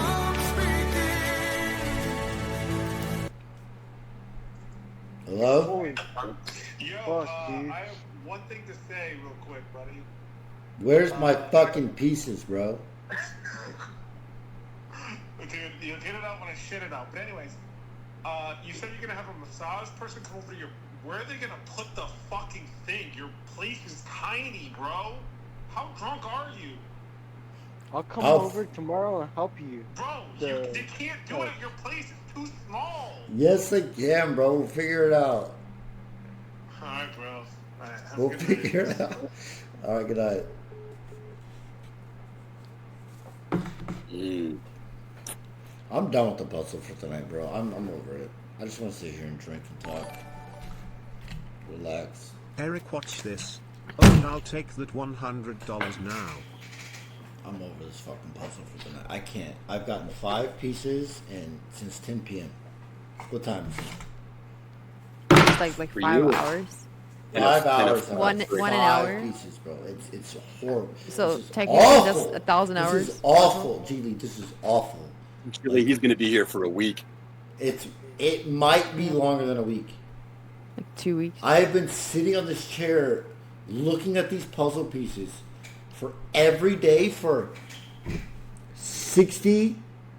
I can't read my whole. I think it's like 63 straight hours. I've been just staring at these puzzle pieces. Think about what you're doing 63 hours ago. If you're still doing this next Friday, go on to Love's show late night. We'll all do shots for every piece of puzzle you get. Okay. Whose show? You know all those guys. I'm Balder down. will be there, and Wait, Mayor, whose show? E-Rob from Australia. That guy Love isn't real. He has a great show. He's got a lot of people that are all E-Rob fans, and they're fab. And they drink on Friday nights. Love. I think you said Love. I know. Yeah, Love. yeah. Yeah, he does this drinking thing on Friday nights, late night. It's a lot of fun. I don't think Eric would do it. He He's like an pop. I old saw him man. pop in one time. I saw him pop in one time when we were on. No, he's like an old man, bro. He like always Who? forgets. Who? Eric. Who, Love? Oh. Eric. Yeah, I feel Very bad good. for him. He's all hunched up on the chair there with a blanket over him. I mean, it's 4:00 here in New Jersey, and I'm feeling great. It's just like it's I a feel bad personal for him. thing, though. Like, I want him to come. I even want him to come to Jersey, or I'll go back down there and hang out with him. for a while. Feel like I gotta cheer the guy up. Oh, dude, I want to go to Jersey so bad. Come on up, guys. I just need the funds. That's all. Give us. What's the difference between New York and New Jersey? What's this like Jersey shit? Jersey, you'll find like. What do you want to do? Like, are people actually douchebags there? People are definitely douchebags there, but like, it's a different kind of douchebag. It's like Mischief? douchebag where like people care about you, douchebag. Like Like they're mean Mischief. to you, but it's for your own good. Yeah. It's the way they say it. I don't know about. It's the way they say it. You gotta listen to the way they say it. Hey, Miz is a Jersey guy. You get along with him, you're gonna be fine up here. I just don't know him like Is that. everybody? Is he like an average Jersey guy? Arobio, I have not don't watched you in a year. But he's just from a couple of towns north of me. Bachelor apartment and Is he daytime from like drinking. upstate Jersey? I'm from upstate Jersey. No, I'm saying Miz. Yeah, he's like Miz. Yeah, he's a couple of towns north of me. Oh, he's from upstate. Yeah, well, if you take New Jersey, cut into thirds, he and I are in the northern part. Yeah. Geely. Oh boy. I don't know, man. I'm from New York, and if you're from New York and you know someone from upstate New York, it's never a good thing. But like, the first person that I ever met from upstate New York was like a good friend of mine, and I still talk to him every day. So I have. I can't tell you guys where Miz is from. I would.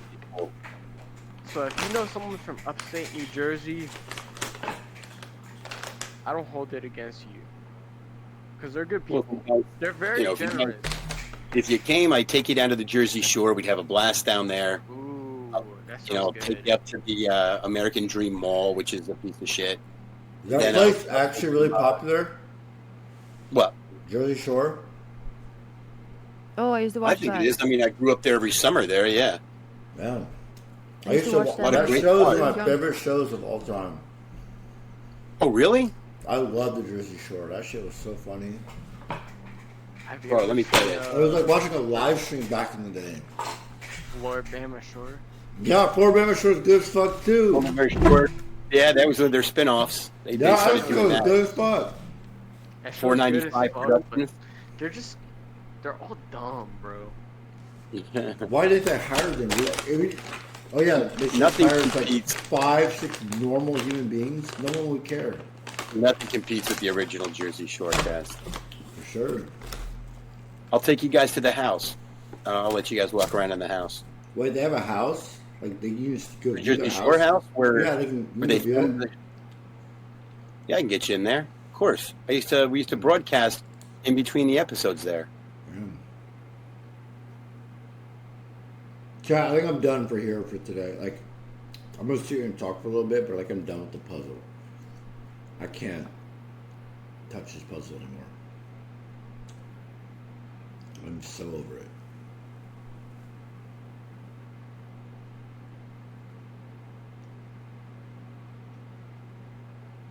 I put a picture in the Discord of us talking in the house. Really? Mm-hmm.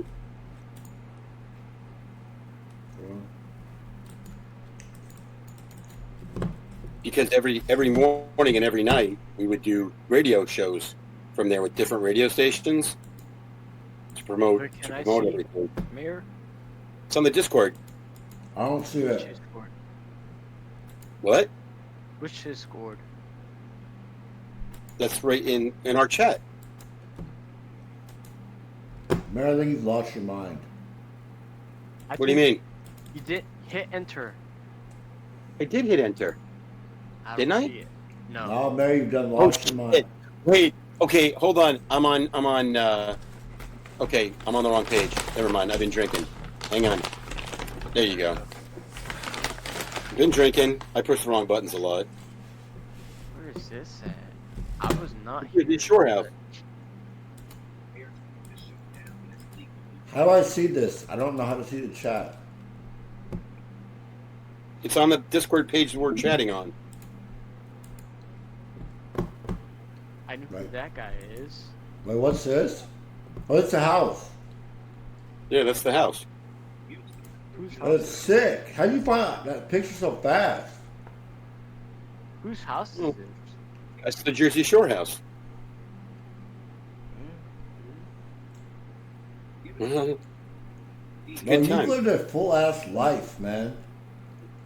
Yeah. It's not over yet. I don't know. I didn't mean it like that. I'm just saying that you've I done mean, so much. compared to us. Like that's you've all. done so much shit in your life, bro. You know, I was born very hyperactive, so I've just learned how to use that energy to do a lot of amazing things that some people would say were amazing things. Respect that. That's all. You come to me one day, Jack. A lot of luck. I'm gonna have Right a place, picture right of time. me at a table with Dak Prescott in an interview. I'm gonna be like 60 years old. We telling him, I'll be like, Emmy, remember that moment when he came over to our house? Oh, yeah, I was at your house. Yeah. Or not our house, but like we went that way. Never mind. I was drinking too much. I need to go to bed.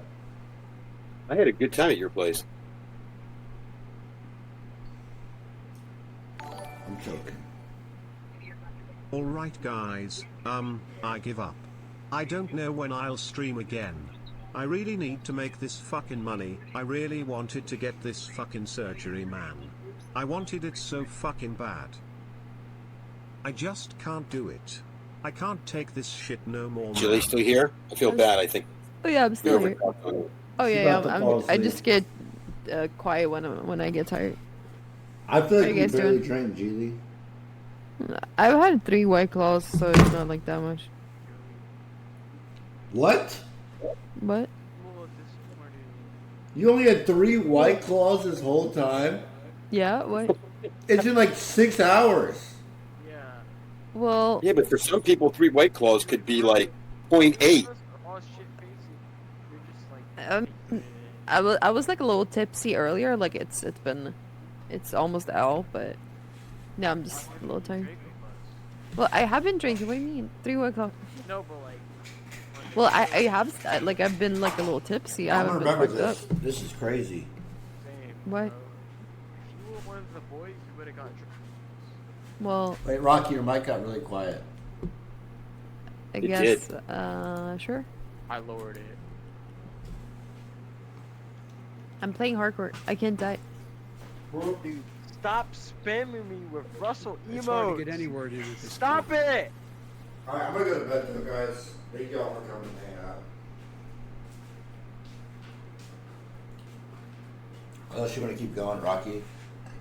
Hang out with me. Ryan, Rocky, your I'm mic is thinking quiet of as Russell fuck. getting his I'll associating tea hang out with time. you, man. If you fall asleep, I'll fall asleep, man. No, I was gonna actually lay my bed tonight. No, well, are you gonna end? I'm awake. No, Eric, are you gonna end stream? No, I'm not ending stream. I mean, I'm gonna keep the stream on. If you fall asleep, But I was gonna go lay my I'll- bed. Like I need like my I'll stay private up. time. I'll stay up, and if I fall asleep on stream, I'll be there, man. I got you, man. That could be a song. So you gonna keep hanging out and drinking? I'll hang out, but I don't know if I'll drink.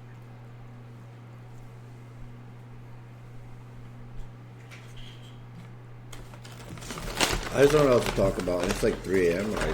I wanted to lay down. Damn, Mayor, who is that? E-Rob will probably know. I don't know. Who's that, Eric?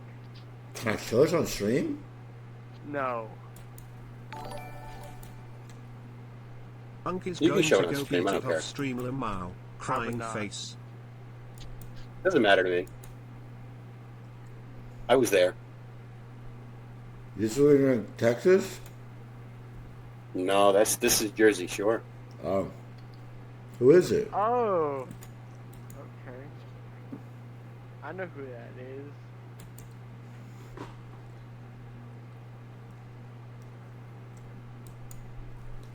Who is that? That's Snooki. Really?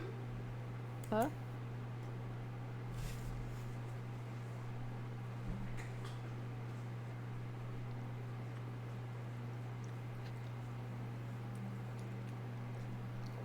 Damn, man.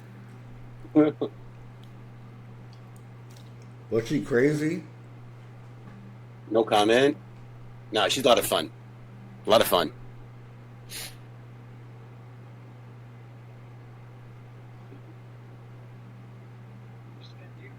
He actually took the photo. Damn.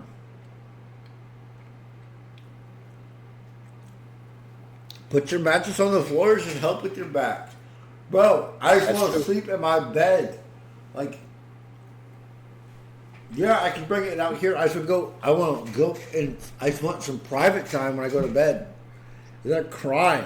Is it a crime to not want to sleep in front of 44,000 people? Huh? Alright, Eric. I'll make you a deal. I will take that load for you. That sounds horrible. Excuse me? Brother. I will take that Ooh. pressure for you. I've been drinking. Don't make me laugh. It hurts to laugh. And Alright. I will. You'll stream tonight for me? No, I mean, I will I be cannot your stream for you. No, no way. I will never. I'll just play videos, Rocky. Don't worry about it.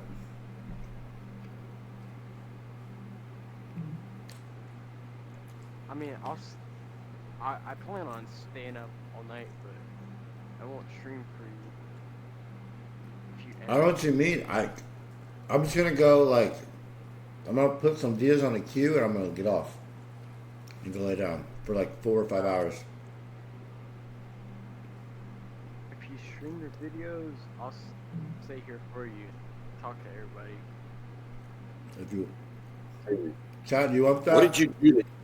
What did you do that you're getting punished that you have to do this puzzle without going I didn't off? beat Silent Hill by the end of October. Oh.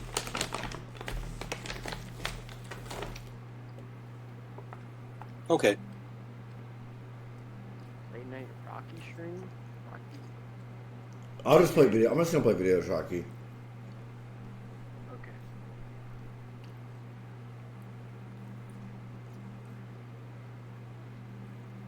Can we talk to the mayor too?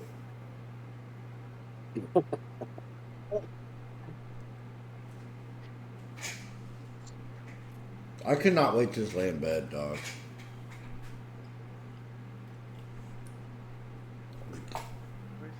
It's gonna be nice to be off camera. Like literally, like having your life like every second like be on camera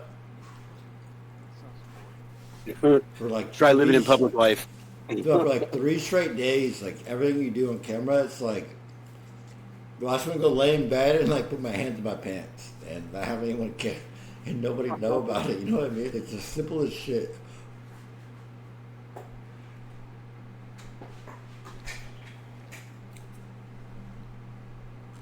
It's like so simple. I don't half the motherfuckers in the shower now probably just hands directly planted on their balls. I don't know how Kai did a whole month. I actually like. It's crazy. He's insane. Wow. Sorry, dog. No, don't be sorry. I'm fine. I'm not like. Have, like, a poke I'm not struggling at all. But I missed something. What?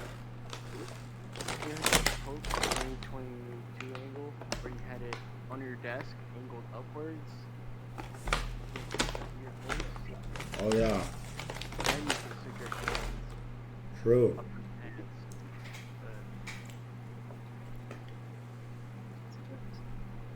Sorry. All right. It was good talking to you guys. Have a good night. Yeah, I'm gonna go head to bed too. I'm really tired. Okay. Have a good one, and good luck Good with night. your puzzle Very nice tomorrow. meeting you, Chili. Yeah, it was nice to meet you too. We demand to watch the Down the Rabbit Hole video on Wings of Redemption have as a the good night, first guys. video tonight. It goes over every single L he has ever taken. In depth. What a nice With lady. receipts. All right, take it easy, boys. Good night, Mayor. Peace. All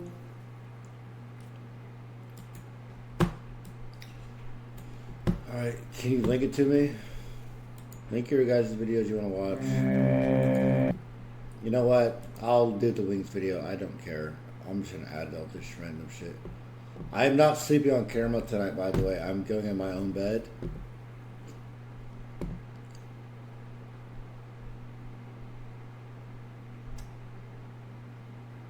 I will leave the camera on, so you know I don't mess with the puzzle, but I have to, I can't sleep in this, I cannot deal with this back pain. Oh God, I dropped my mouse.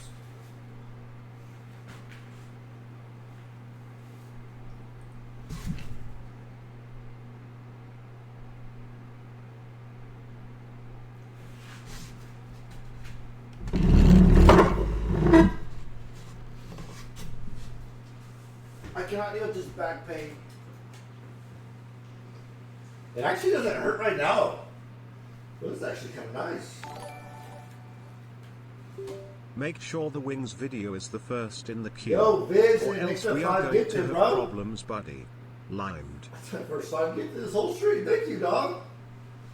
My man. Move camera into bedroom. I'm taking it with me.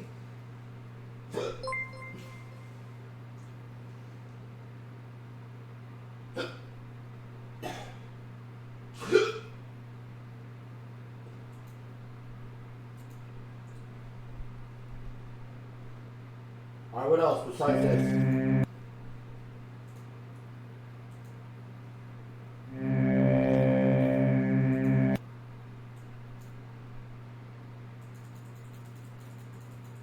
Besides the rabbit hole video, what else?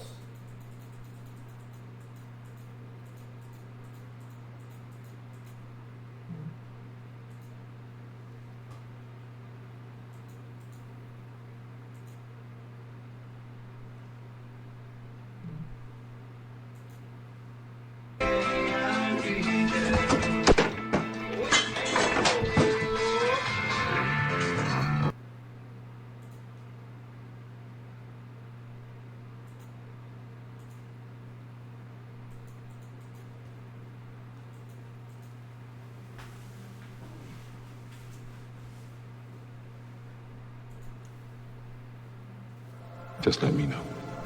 Oh, I'm down for this. This video is actually really good. My keyboard's broken.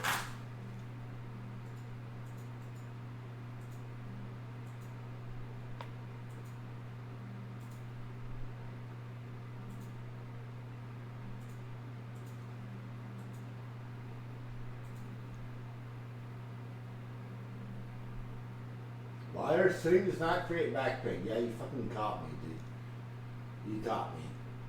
I'm just sitting here completely lying on my back is hurting. You're so smart.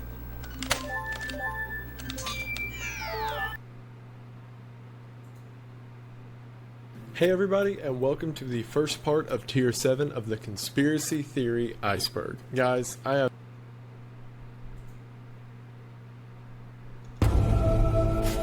Bro, we're not, no videos like this tonight. No. We're not doing it. Rated M for mature.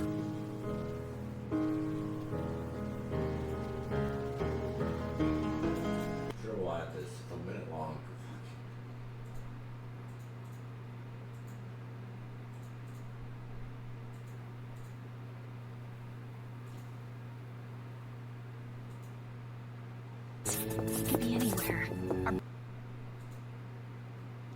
Arizona is the Grand Canyon. Essentially a day to get all sorts of analysis and testing done.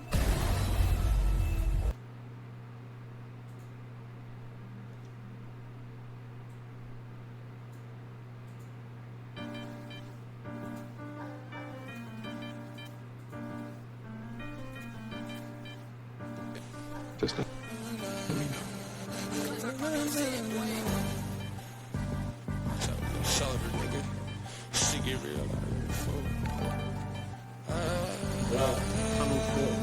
The wings video needs to be I might swerve in that corner, whoa. Bitch, hold on tight, cause I tweak in this bitch, I letting shit go. And I heard that she wanna show, me who she be, I'm kinda fucking with it, show me some more. Bitch, we tatted head to toe, could give a fuck the story wrote. You wanna tweak it up with me, and I'ma show you how that go. Like the money in my pocket blow. They having combos about me, these pussy niggas don't know. Tell me what they talking about, I ain't fucking listening. Let your thoughts run your mouth, but ain't touching dividends, nigga. I ain't from the south, but kick it with my Memphis twin, nigga. I can't take a loss, I'm always going for the win. I've been geeked up in this On the morning of June 17, 1994, news reporters from all over through your body, I'm like, all the hoes is cool. Let them in the patient water, see a nigga acting bothered. Got my green light to red dot. If you spot me home, I'm sorry, I can't take you, ain't getting all it look like. According to one scout, it is. We gon' do this shit regardless, and I started from the bottom just like you, but according to one. Motherfucking soldier, nigga, shout out to my father. He made sure I make it further. My trust in God, bless and dollars. I might Go, play the video. I'm skipping all the next time, okay? I'll play you after. Okay?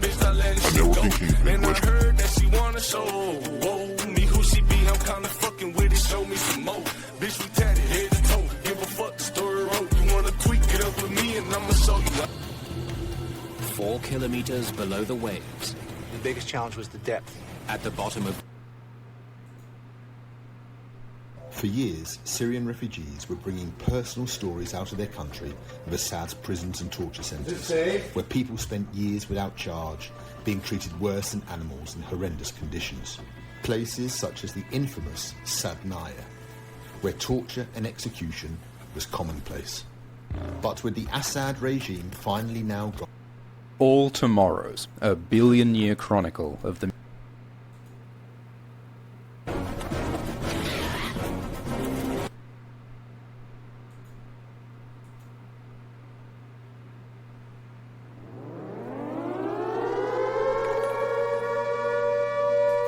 Don't add that video to the playlist, moron. Luke here at the Outdoor Boys YouTube channel, and for the next 3 years, me and my family are exploring... Oh, I don't like Outdoor. I like the guy, but it's not entertaining to me. Okay? I think Outdoor Boys is not... Like, it's fun to watch like a clip on TikTok. It's hard to get anywhere with this clown. A minute or two.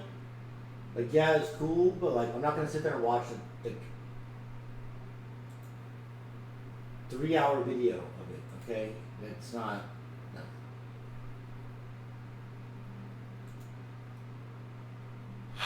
You're not watching? Okay, and I know for a fact your ass is not going to sit there. I know my viewers. My viewer, I don't care what you say. None of you are going to want to sit here and watch a 3-hour video like every island in Hawaii. We're going to be fishing, I know you're not. Scuba diving, snorkeling, eating amazing food, meeting wonderful... No chance. I don't want you to. That's a bad thing. I'm sorry. I don't want you sitting there for 3 hours watching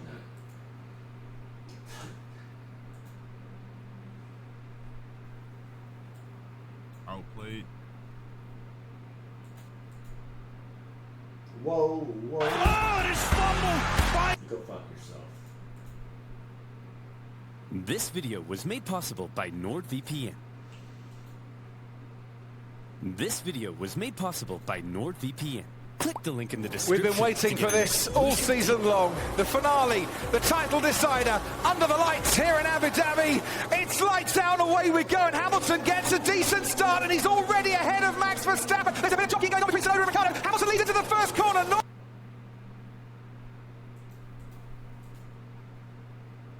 No, you did not misread the title. I watched.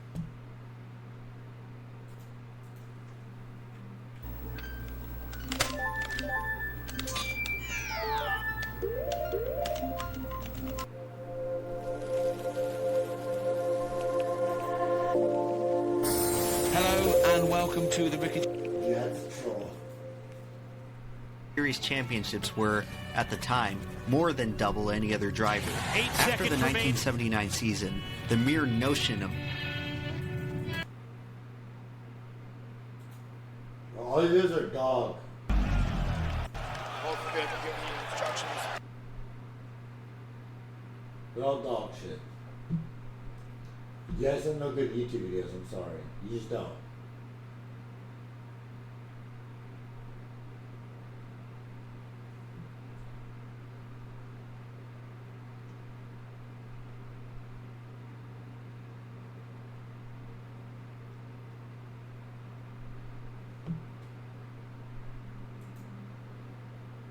Big thanks to Raycon for sponsoring this video. Hi, I'm Bounty Hunter. Baba D. Black. Holy fuck!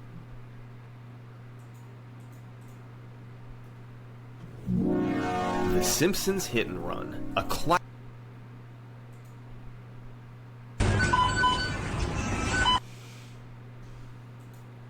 Hurry up, man. Stop reading this shit.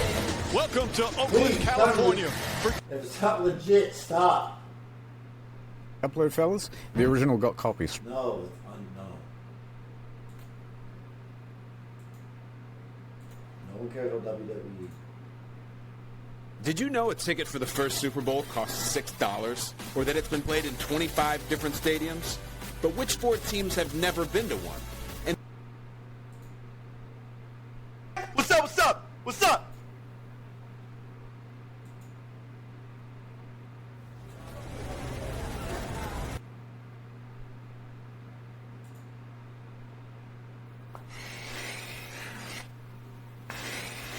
The average lifespan of an American is 80 years. And an 80-year-old today was 10 when World War II ended. 4. I really need to make this fucking money. I really...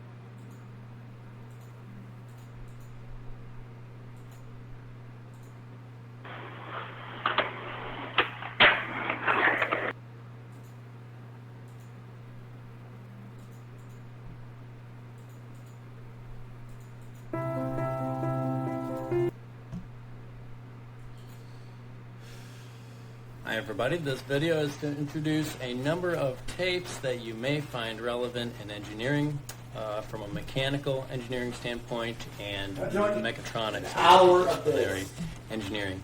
And I want to just... God.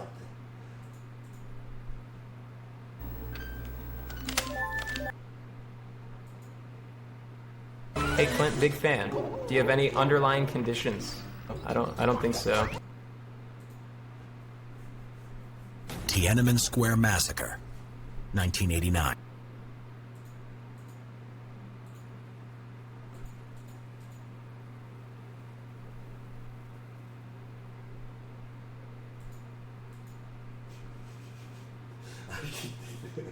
Chat, I saw a tweet of JJ Watt and TJ Watt and Matt Watt, I think his name is. They all took ice baths. That looked sick. He's so skinny here, it's crazy. Like, literally in the middle of ice, they carved out a hole.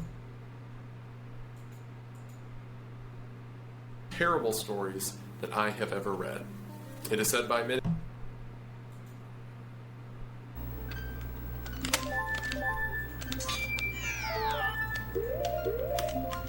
Dude, I was texting Brittany, I forgot to say this. I was texting Brittany today, and... Yeah, I finished Resident Evil 7 yesterday. Dude, I have not felt like being like, is anyone else like this? Like... Stop leaking troll shit. I'm not interested in anything, dude. I turned the only interest I had in life into my job.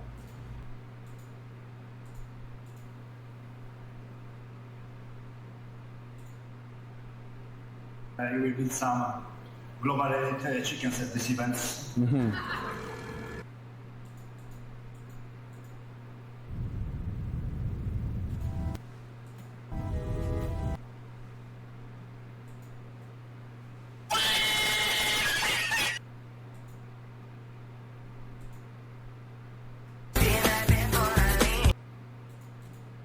One more video. I don't care. I'm just gonna do mine. You guys are leaking dog shit. You're just looking dog shit. All of you are just looking trash. You asshole. Now like chicken trash. I was trying to find some funny ones you guys linked, and they're just all bad. Just troll. Oh yeah, 10 hours of pig frying.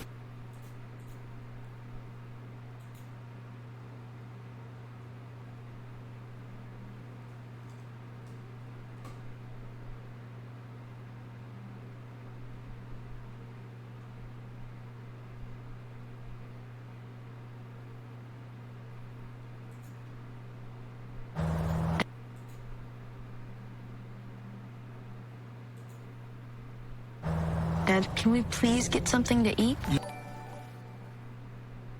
You just queued up like 10 hours of content. Just go the It's fuck not, to no, bed, man. bro, most of his You are videos are like freaking. 10 minutes.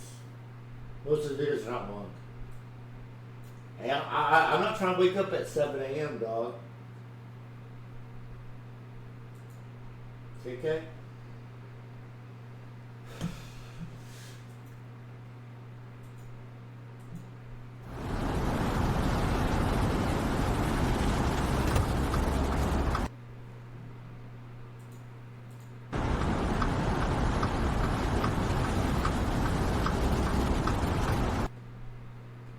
Alright, let me see how long this video is.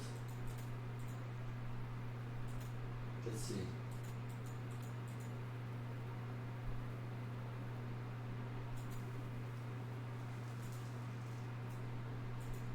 $14 videos. 29, 2 hours. No, dude, this is like barely even 3 hours long. Oof.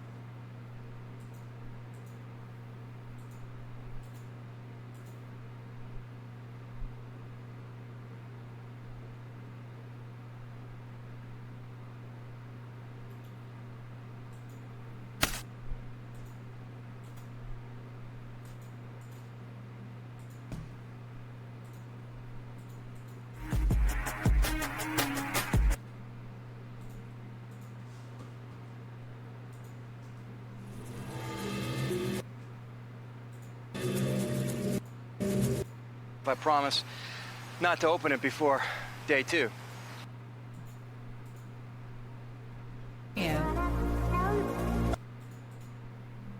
Coming here and asking about what I ate is a bannable offense. And do me a favor, take your phone, put it in another room. At this point in time, I'm sure many of you are familiar with the Silk Road or some parts of its history. With the rising popularity of cryptocurrency, many people are now aware Mainstream of these dark web historians will marketplaces. tell you And that just the because Great the Silk Pyramid Road of no Giza longer exists, nothing has stopped countless other.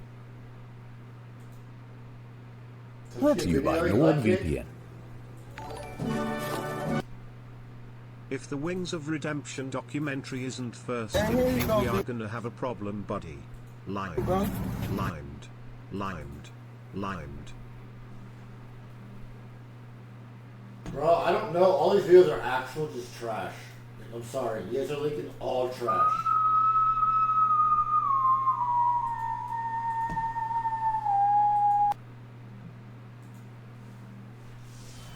That was a Dexley donation. Good morning, fatty. I hope you have a great morning eating McDonald's and Big Macs. Well, thank you. That was for the first funny one I've heard.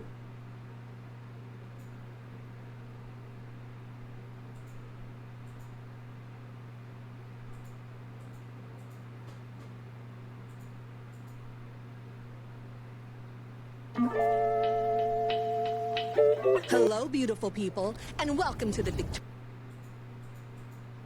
What are these college students running from?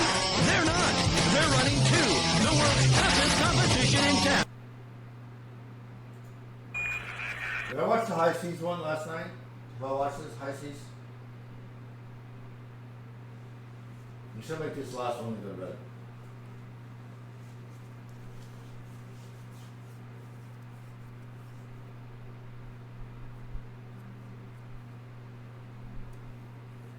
You didn't add the good fucking videos, brother. No one linked to the videos. I'm sorry. Nobody did. It's all trolls. Like, yeah, hilarious. That's pretty funny, actually.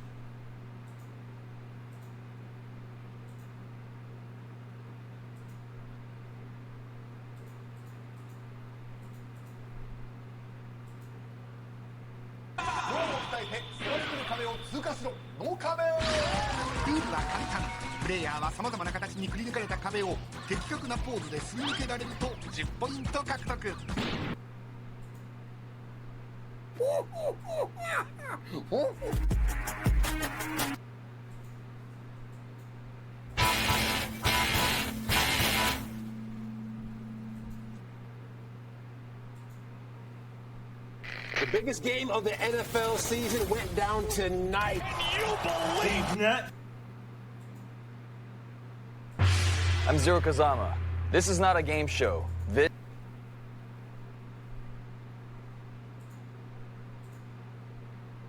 Alright, I'm gonna get like, I'm gonna 2 videos tomorrow and then I'm gonna go to bed.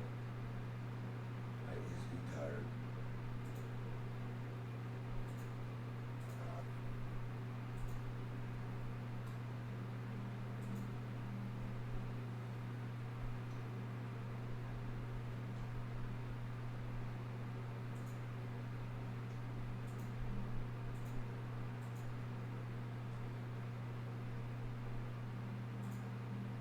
Steering wheel and other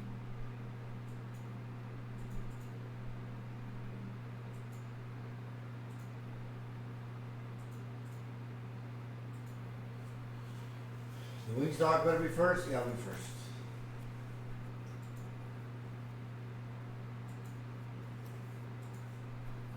Just let me.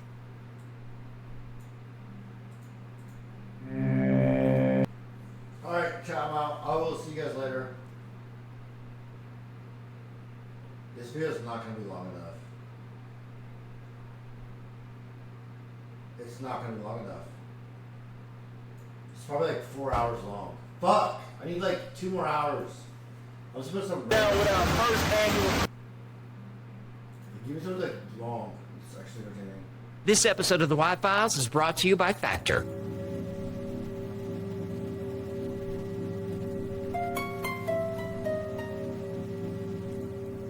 Hello, I'm R.L. Stein. I write.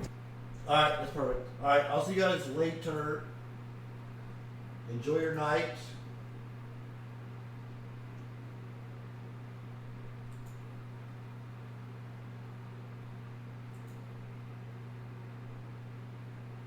Just sit back to what I'm about to do. I'll see you tomorrow. Good night.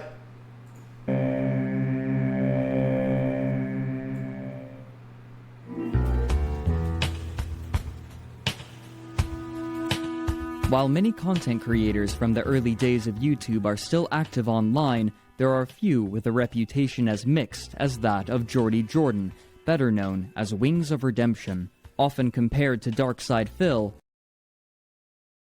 Can someone type sleeping for me?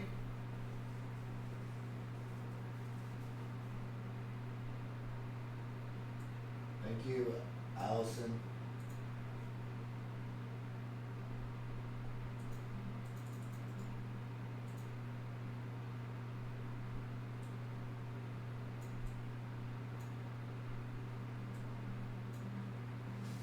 Geordie is still remembered fondly from the days when he was popular enough to launch the careers of other YouTubers simply by exposing them to his audience. Nowadays, however, searching for him online will reveal numerous videos compiling clips of him streaming on Twitch.tv, showcasing moments of rage and frustration, as well as online harassment targeted towards him. What's remarkable about these compilation videos is just how much attention they receive, sometimes over 50,000 views in less than a week, and with enough time, they will often accumulate view counts in the hundreds of thousands, while one has reached 1.4 million. Look here! Look here! Look, listen! Appearing offline does not... Similarly, some of the channels that compose these compilations have thousands of subscribers, with the most popular, Sean Ranklin, boasting almost 50,000. And while Geordie seems to have once had friends willing to support him, They now deride him with much the same glee and enthusiasm as those looking to harass him. And Wings just got confused and shaved his whole head and beard with a razor. And now he looks like a milk dud. Now he looks like a thumb. He looks awful. So who is Wings of Redemption, and how did he go from being one of YouTube's most popular creators to the subject of widespread and perpetual ridicule?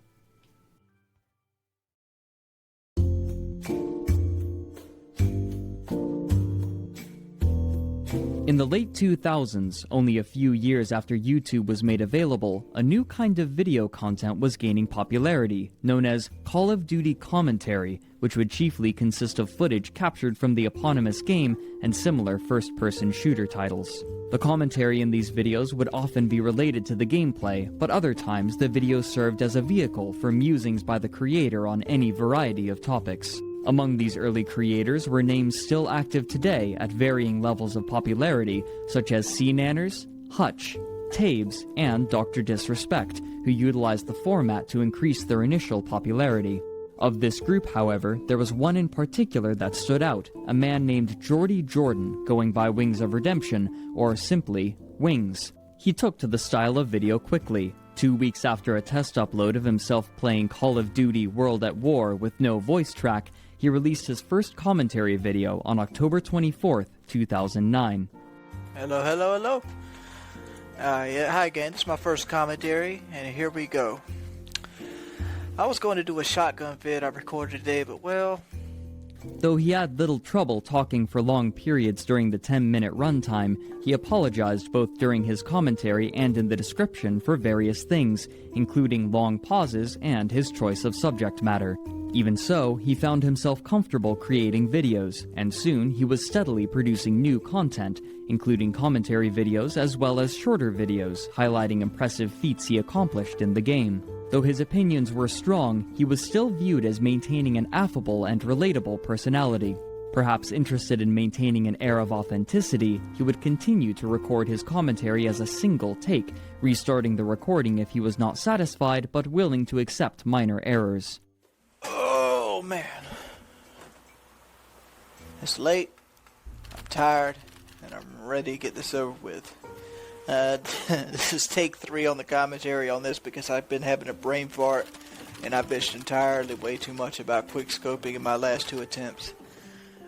He soon began using a short intro, labeling himself as Intense Camping Productions, a play on the camping strategy common to first-person shooters.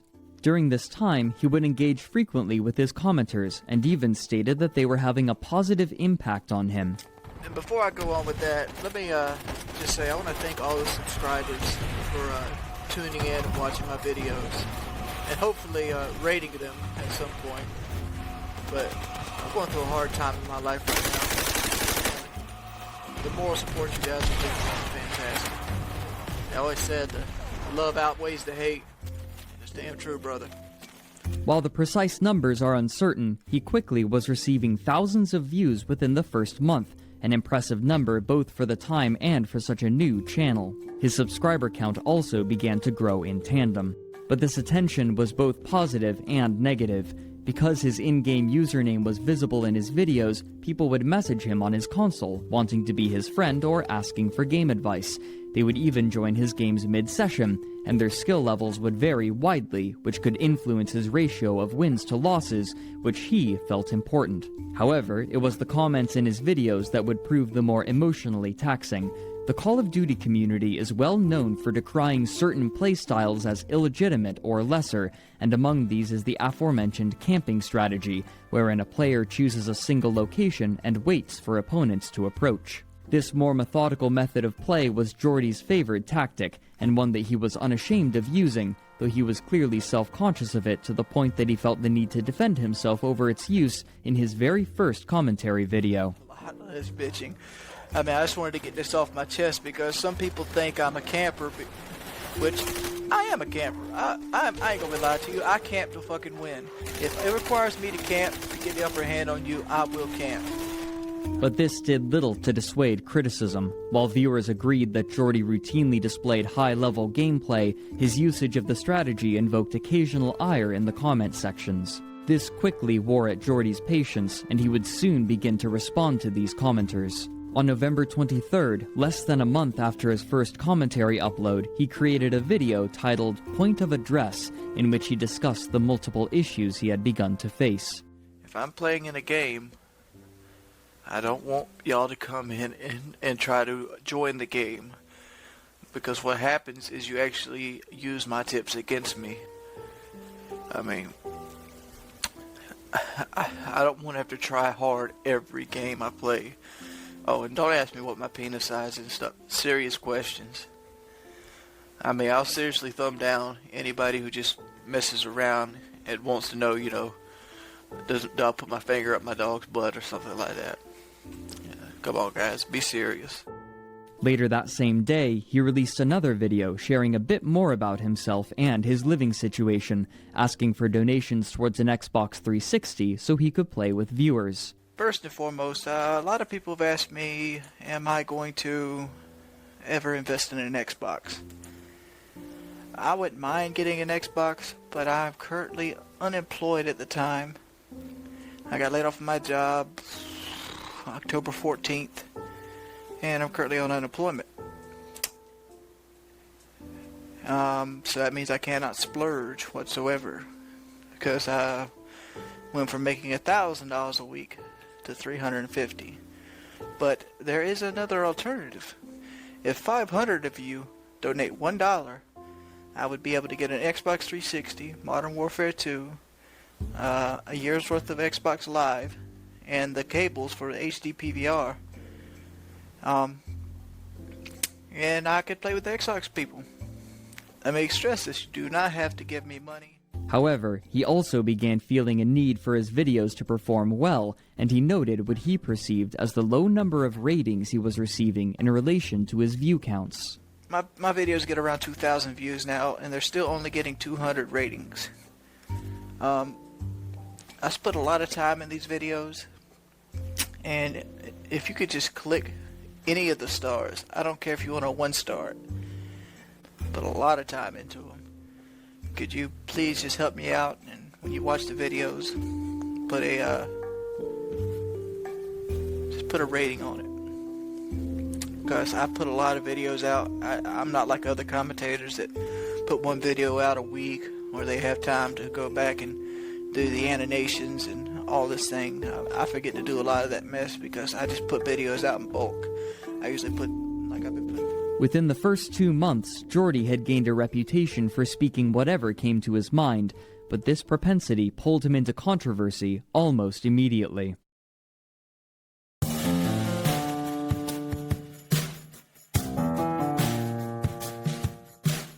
In a now-deleted video, Jordy decried those who practiced a technique called quickscoping, arguing that it was too unrealistic to be legitimate. In particular, he attacked another Call of Duty commentator who went by Hutch, who had a significantly larger viewer base at the time. These comments, perhaps unsurprisingly, drew ire from Hutch's viewers.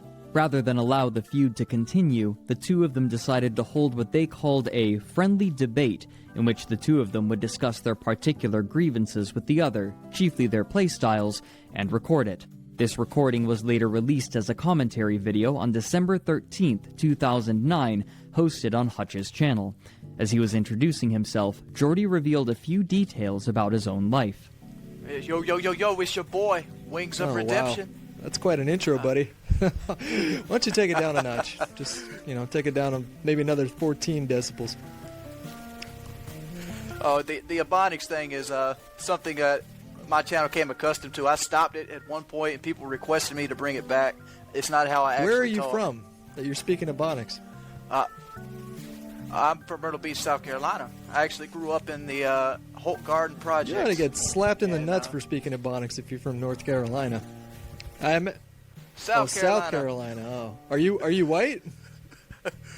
Yeah, I'm white. Oh. White as it comes. But I did grow up in a black predominant neighborhood, and when I grew up, the kids I hung out with spoke Ebonics. I guess that I qualifies you to speak Ebonics then, yeah. The rest of the video stayed mostly civil, with both parties waiting patiently for the other to make their point and speaking with an enthusiastic but restrained candor, even though they couldn't come to a consensus.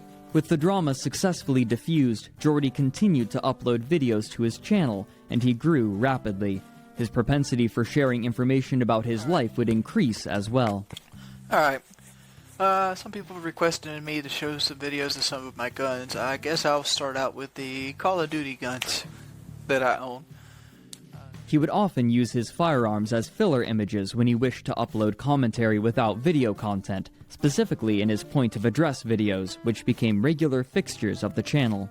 Around this time, he was beginning to attract the attention not only of viewers, but of other gameplay channels. On January 4th, 2010, he released a dual commentary video with another commentator going by Woody's Gamertag. Learn a thing or two from Woody Gamertag. Yeah, is that your actual name? Woody's Gamertag is my actual gamer tag, and I go by Woody, the unexceptional gamer. So This began a trend of inviting other commentators onto his channel to discuss the game and their opinions on strategy and tactics. He also had made a deal with Machinima to produce exclusive gameplay videos for their channel. Perhaps feeling a new phase of his life beginning, he quickly cut ties with a different communal channel, Persona Gaming, and he did so by publicly ridiculing other people on the channel. They've got 3 or 4 people now that I just don't like. I mean, I don't want to say leeching off of us 3, but...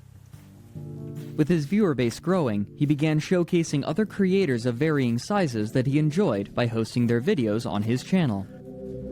Because when Dr. Disrespect is surrounded by enemies, he means one thing, and one thing only. He would also begin performing product reviews and partnering with other companies, though, like most other creators of the time, his production quality was limited. But his most successful inter-channel venture would begin 6 months after he began uploading. On April 27, 2010, Jordy uploaded the first episode of a new podcast titled Painkiller Already, or PKA, alongside Call of Duty commentators Woody's Gamertag and FPS Russia, also known as FPS Kyle. The format was simple. The 3 hosts would talk with each other online and record the conversation, speaking with little direction and few notes. Podcasts of this kind were seeing a surge of popularity at the time, and with 3 relatively large names in the Call of Duty scene participating, along with a weekly upload schedule, it rapidly gained a considerable audience. Because these were made available almost entirely unedited, the production cost was extremely low, and their runtime would last anywhere from 1 hour to over 3 hours, tending to be longer as the series continued. Jordy's subscriber count began growing dramatically as the year continued, to the point that he felt comfortable showing his face. But, at any rate, it's your boy, Wings of Redemption. I'm signing out. Now that he was partnered with Machinima and he was beginning to see significant amounts of money, his ego was beginning to grow proportionally. This would manifest in frequent comments in his videos, rebuking those who disapproved of his playstyle, and he would even create a video where he again would attempt to legitimize his methods to those who disliked them. Ho ho ho ho ho ho ho. Time to do some bitching. Alright, recently I put out a video called Flawless on the Invasion. And a lot of people were crying about commentary, a lot of people were crying about camping, a lot of people were crying about the weapon selection, you know. And let me address all this right now. What I did in that video was not camping in the least. I basically held down over half the map. Alright? I held down half the map and I was moving constantly. You do not have to be moving into new areas of the game, of the map, to not be camping. Seriously. Even Seed Anner says that mess, you know. I mean, yeah, people will call me a fat nerd for that, but guess what? You'll just get your ass blocked. Straight up. And about people who tries to threaten me with unsubscribing. I don't give a fuck, cunt. I don't give a fuck, kid. Seriously. I will block you out of spare spite. Because I know people that really enjoy my site would be willing to watch my video twice to get rid of your ass. Nobody wants your ass around here. Nobody wants a hater on my channel. I don't want haters. My subscribers don't want haters. If you want to hate, you ain't a subscriber. You blocked. That's what you are. Straight up. Excuse me, I got kind of like a little head cold. But as his popularity and confidence increased, his patience diminished. He began to upload highlight clips with increasing frequency, showcasing gameplay that frustrated him.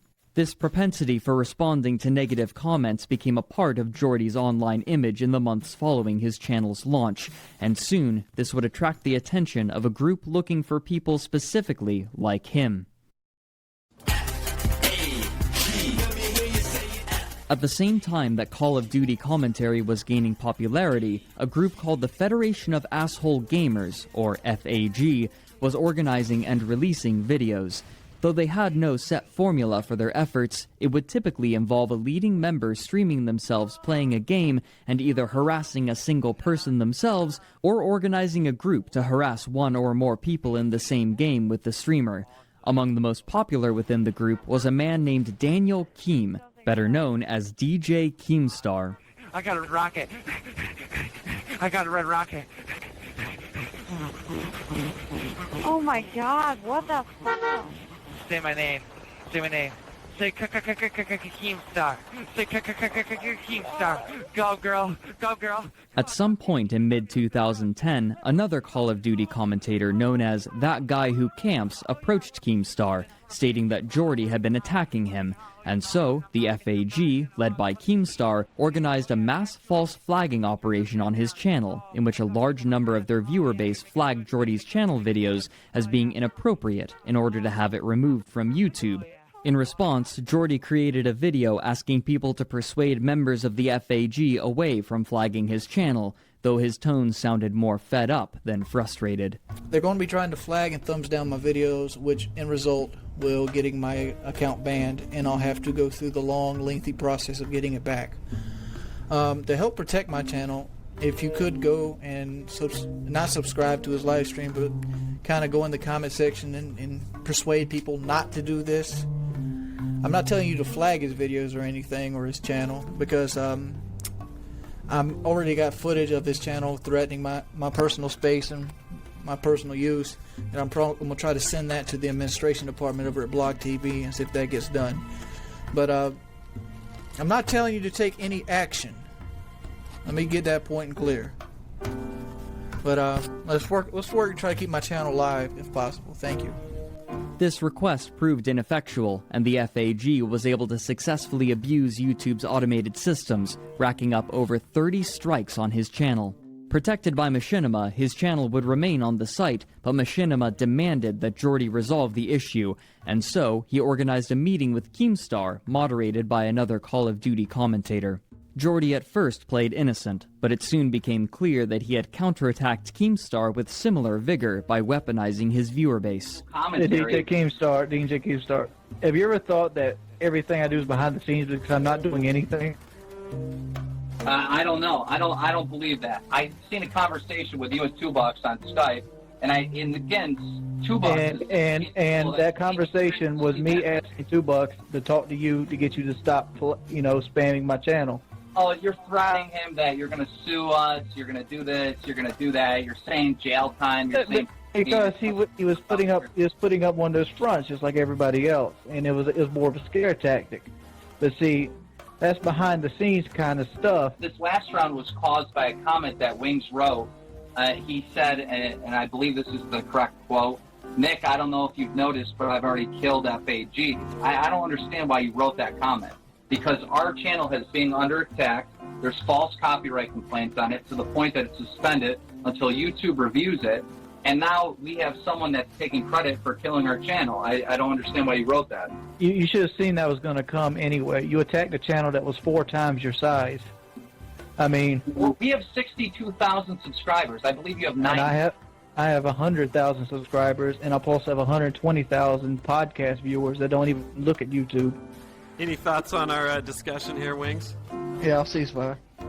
But this apparently wasn't justice enough for Jordy. Immediately following the stream, and after asking if they had privacy, Jordy had one last threat to pose to Keemstar, one far beyond what either had levied against one another so far. Alright, well I got your DJ Keemstar. I've run some stuff by you. Is your P.O. Box 148 Holland, New York 1408? That's correct. That's correct. Is your street address York 140809702? That's incorrect. That's incorrect. right. I don't give my personal where I live at. I don't give that out. Is your girlfriend named Melissa R. Flack? Yes, she is. Is her phone number 716-58263? Okay. Can I ask you why you're trying to get my personal information? I'm just trying to see how much of this is correct, because I gave some of this information to Fisticuffs. You gave my personal information to Fisticuffs? Yep. Okay, so should I find out what trailer park you live in and announce that to the world? I don't live in a trailer park, my man. Wait, so what was the motivation behind this action? This is, well, basically, I did some digging, and I tried to find everything I could find out about him in case he actually did drop my YouTube channel. All right. Well, this is a good example, though, Wings. Like, I was going to take a trip up to New York. This was. You might be going back looking like a raccoon. Maybe none of this would have been necessary. Maybe even if you did it on your own, you didn't need to bring it up now, though. You know what I mean? I'm just letting him know that. I'm just letting him know it's out there, and that way he won't be surprised. Do you know how many people threaten me a day? It's like I know that you're a bully and that you get off on bullying people, but like I'm one person that is just gonna constantly have that middle finger in the air. It's never gonna go down. It's always gonna be fuck you. No one is ever gonna fucking talk me into submission or anything. So whatever you're trying to do, just stop now, because the middle finger is right here. I'm letting you know that I did give away some of your I'm personal not intimidated in any way. I'm not trying to intimidate you. Yes, you are. Yes, you are. Trying to say my girlfriend's name. And trying to say where I live, what my P.O. box is. Let's not be fucking weird Silence of the Lambs about it, Wings. And, Hey, I can't help. I'm a precision marksman. Despite this threat, it appears nothing more came of it. Still, the FAG channel on YouTube would remain permanently offline, while Jordy's would survive with little to no lasting impact. In the year and a half that passed, Jordy would reveal more of himself and his personal life. Of note were the videos of his brother, who had recorded them to send to his family while on deployment in the military, and another of him returning home for a visit. Jordy would become more and more comfortable showing his face as well, which garnered him occasional ridicule over his weight. Over time, he would begin to use his channel for numerous things other than his gaming videos. He continued the practice of allowing other Call of Duty commentators to upload a video onto his channel, perhaps in an effort to help others grow in the same way that he had grown. He would also occasionally make philanthropic videos, such as an instance in which he gave a specialized controller to a paraplegic gamer, or when he began requesting donations for a charity. As Jordy's channel grew, so did his podcast, and he quickly established himself as the central fixture within it, earning a considerable income. Though the numbers are not precisely known, Jordy's financial situation had improved considerably, and according to FPS Kyle, he was making approximately $10,000 a month at this time. Despite this, he still seemed to casually treat his channel as a personal repository. More egregiously, he uploaded another person's video from Twitter onto his channel, under the pretense that he simply wanted to share it. You might think, man, Wings, you got 1,000 videos of your own. Why would you need to steal? I don't need to steal.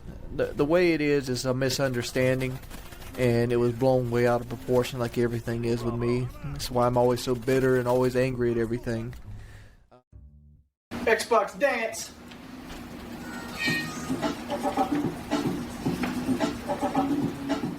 By this point, he had also begun dating a woman named Shalene, whom he had met on a dating website. Shalene was already a mother of 2 children before they had met, and Jordy quickly took to a parental role. He began providing financially for the 3 of them in every way, as Shalene had no job and seemed to have little desire to get one, instead choosing to rely on Jordy's income as she raised her children. It was also around this time that Jordy was beginning to receive more harassment in the comments of his videos, and he was reacting to it more and more. He gained a reputation for being aggressive to his subscribers, something he would attempt to refute. The thing is, I get criticized and ridiculed all the damn time saying I hate my subscribers, I don't care about my subscribers. I don't care about dumbasses. Look here, if you want to sit here and criticize and belittle me and say I ain't shit or that I'm fat, fuck you. I don't give a shit about your ass. And for the most part, a lot of my subscribers are not up to par. Nobody wants to play with a guy that goes, 14-14. Nobody wants to play with a guy that's a liability on your team. Do you really want to play with a guy going 2-27 and you're dodging air support because of him? No, you don't. I might have anger issues and I might have a little social issues from being always a loner and being overweight and all. And that addresses a lot of the things why I can't be like a Woody's gamer tag and be like, everything's gonna be all right, and and give that kind of fatherly like advice. But I am what I am, and that's the only thing I can do. I don't try to stress over things I cannot change. Though he claimed not to care, he continued to dedicate not only mentions, but entire videos to arguing against these comments. This culminated in a video released on April 10th, 2011, titled, "This is Why I Am Always Hostile," in which members of his team during a game of Call of Duty derided him and shouted his username. Wings of redemption! Fuck, we lost A. God. Wings of... Yo, it's your boy, Wings of redemption! Hey, Wings of Redemption, you got any more ice cream, you badass? This video likely had the unintentional side effect of spurring such harassment, as he was now giving them attention in videos, beginning a cycle of harassment and encouragement. But even as he was losing patience with viewers, he was mending relationships with other creators and building connections. For example, on July 3rd of 2011, he uploaded a video of himself in person with Keemstar. Perhaps more surprising was the fact that they were at the mansion of Alki David, a man who had inherited a net worth of $1.5 billion to compete in Call of Duty for a cash prize. This event was interchangeably called the Battle Cam Bowl and the Billionaire Showdown. Despite these promising prospects, his confrontational attitude would only worsen until it culminated in an event that many considered to be the moment when his career changed completely.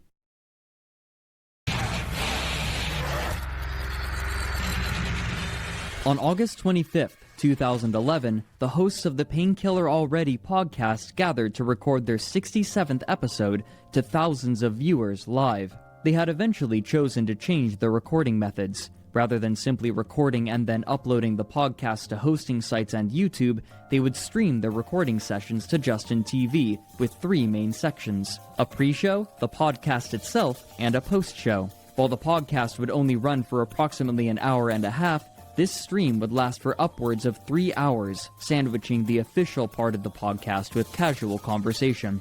This particular week, their guest was an up-and-coming Call of Duty commentator who went by Syndicate. Syndicate had gained popularity by playing the cooperative game mode in Call of Duty called Nazi Zombies, or simply Zombies, which eschewed human opponents in favor of AI-controlled hordes of enemies. For the majority of the stream, the episode proceeded as normal, with Jordy discussing his newfound fatherhood. I'm really digging the whole father figure kind of. It's cool seeing, like, you're doing stuff with them and they're responding to it, and, you're actually getting through to it, and you win those little battles, and those little battles feel like you win wars. It's like, you're just getting him to say what he feels, like, instead of, I don't know, or because... However, during the post-stream, Jordy began to mention his low opinion of Syndicate's abilities and his chosen play mode, while simultaneously showing his ignorance about it. If you want to try and get all the zombies, like say it's an insta-kill and there's a zombie to your right, you want to make the most of it or something, or is it huge? I've had this debate with people so often. Let's just go back to multiplayer, that's where my experience is at. But wait, we're not talking about multiplayer, right? Like, I think Syndicate would... No, there's no difference.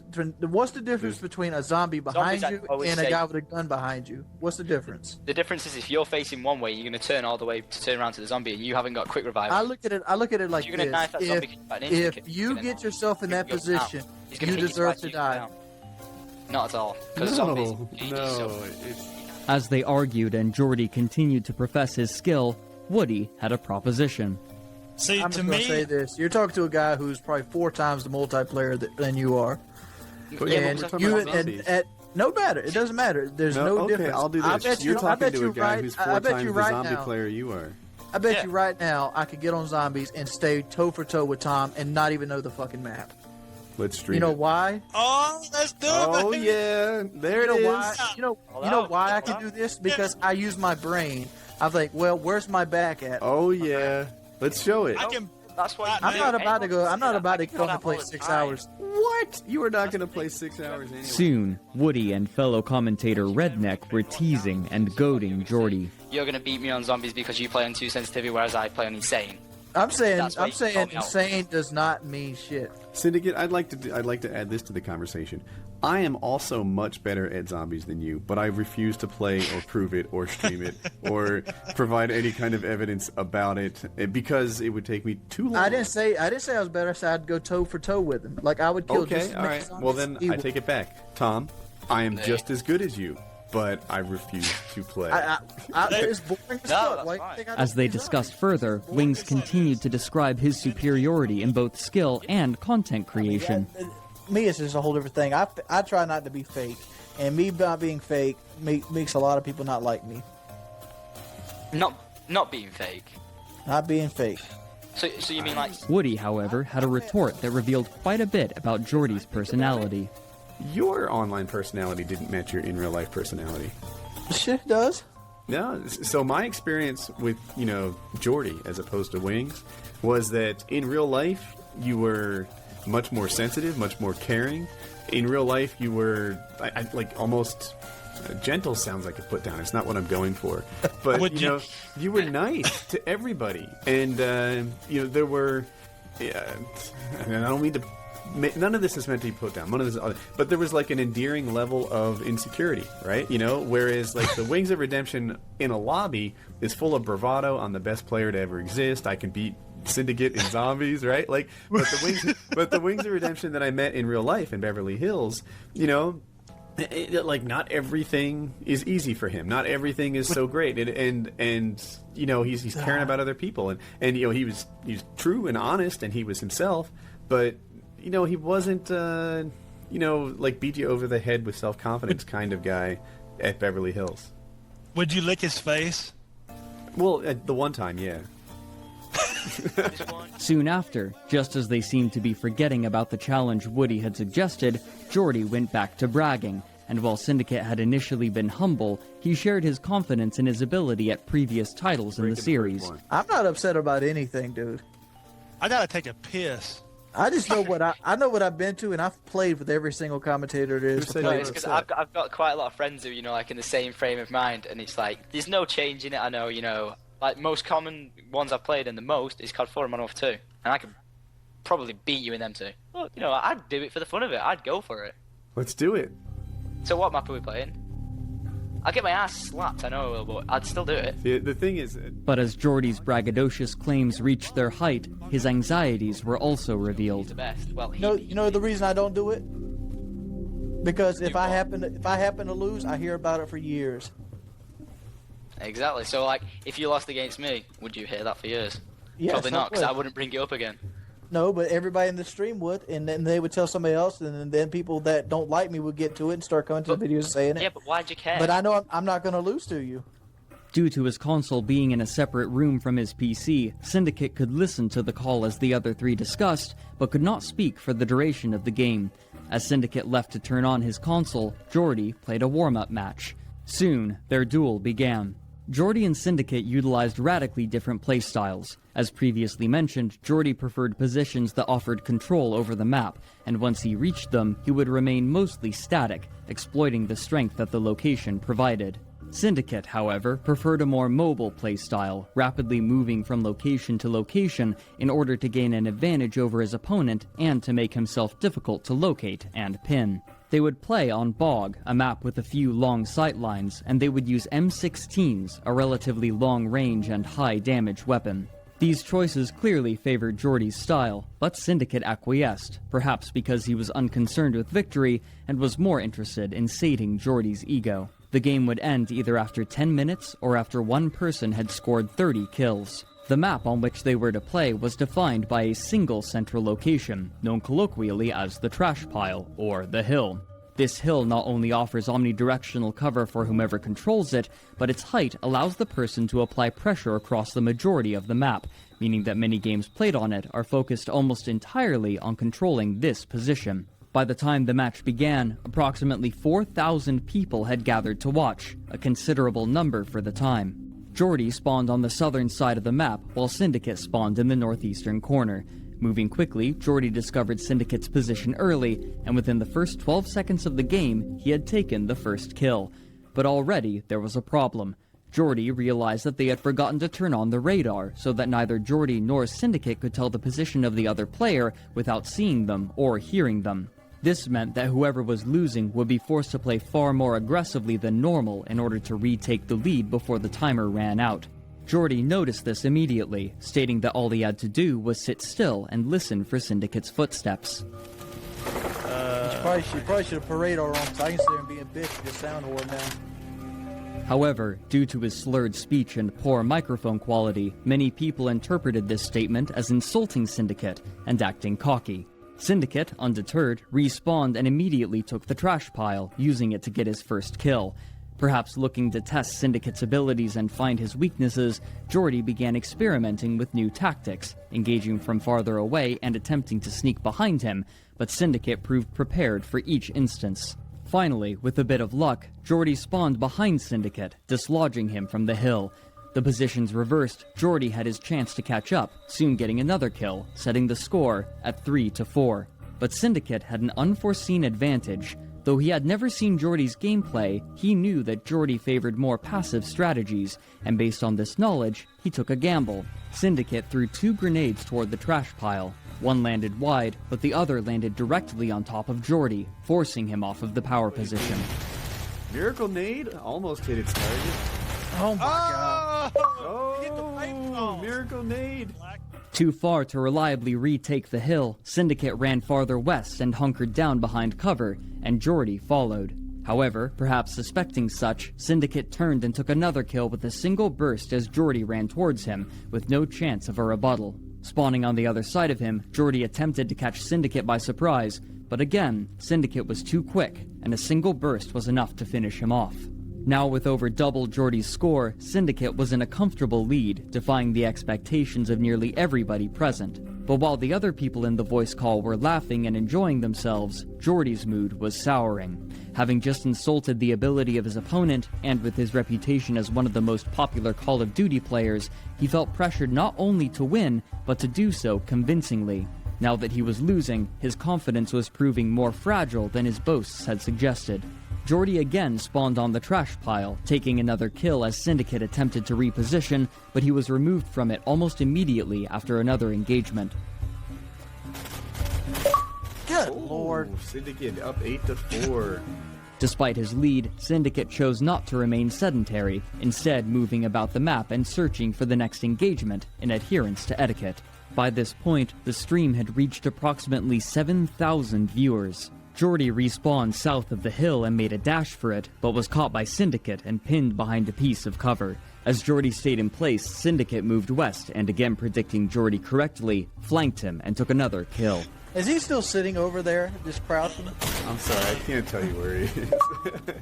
It wouldn't be right. A minute passed as the two hunted each other. With pressure mounting, Jordy began to accuse Syndicate of misconduct, only seconds before the shot of the next engagement began from across the map. Up girls lately. Look here, let me. videos. Why don't you go and make a comment that there's not been a shot fired in almost 2 minutes because Syndicate's laying on his belly somewhere? No, he's not.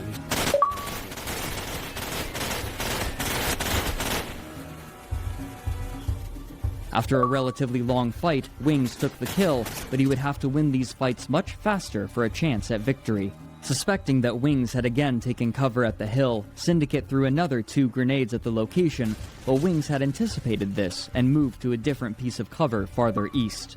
Catching Syndicate unaware, he took yet another kill for himself and finally began to close the gap in score. Slowing down the pace of the match, he again lodged himself into the hill, taking his comfortable defensive posture, knowing that Syndicate wouldn't want to hide and wait out the timer. But in a straightforward duel, Syndicate again proved Jordy's match. It would be nearly another minute before the two saw each other again, and Jordy was losing patience, demanding that Woody tell him Syndicate's location. Dude, he's just fucking hiding. Look, I'm looking at the fucking map right now. Where's he at? Oh, I see him. He's not hiding. He's looking for you. I'm standing out in the fucking open. He can't see this because he's too busy laying on his belly half the time. That's not true. Like, we can all see what he's doing. He's hunting for you. Yeah, he's not doing a good job. With less than 2.5 minutes remaining and a 4-kill lead in Syndicate's favor, Jordy was forced to change tactics. Spotting Syndicate in the south, he threw a single grenade for a kill, but this was followed by a time-consuming duel that saw Syndicate the victor, time that Jordy could no longer afford. Jordy began chasing after Syndicate over and over, desperately trying to close the score, but for each kill that he gained, Syndicate would gain at least one more in return. After a frantic flurry of action that lasted 1.5 minutes, Jordy finally lost the last of his patience as he realized that he could no longer feasibly win. Commentator Showdown goes on. Like, I knew that was a tough lobby to do well in, but I was there.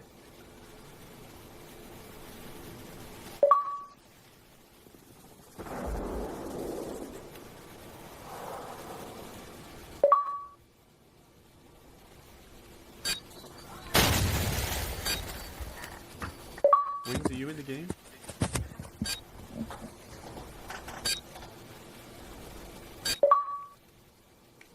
Wings, did you spawn in? I broke my controller.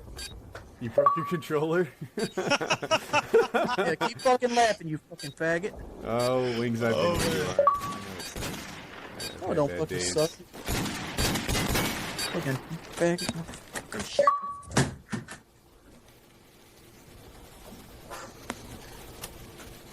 Yeah, we've all been there, man. Fuck you. Me?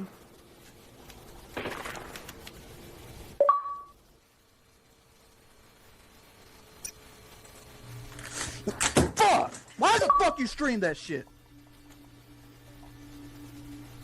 It was your idea. No, I didn't say stream it. I thought it was your idea. While this loss was unlikely to make a significant impact on Jordy's reputation overall, his actions soon afterwards would ensure that it would remain one of the most memorable parts of his career.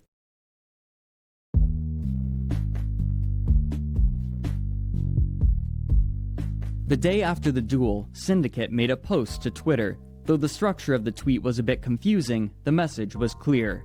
Quote, "See for yourselves. I held respect the loss for Wings yesterday, but after this, no."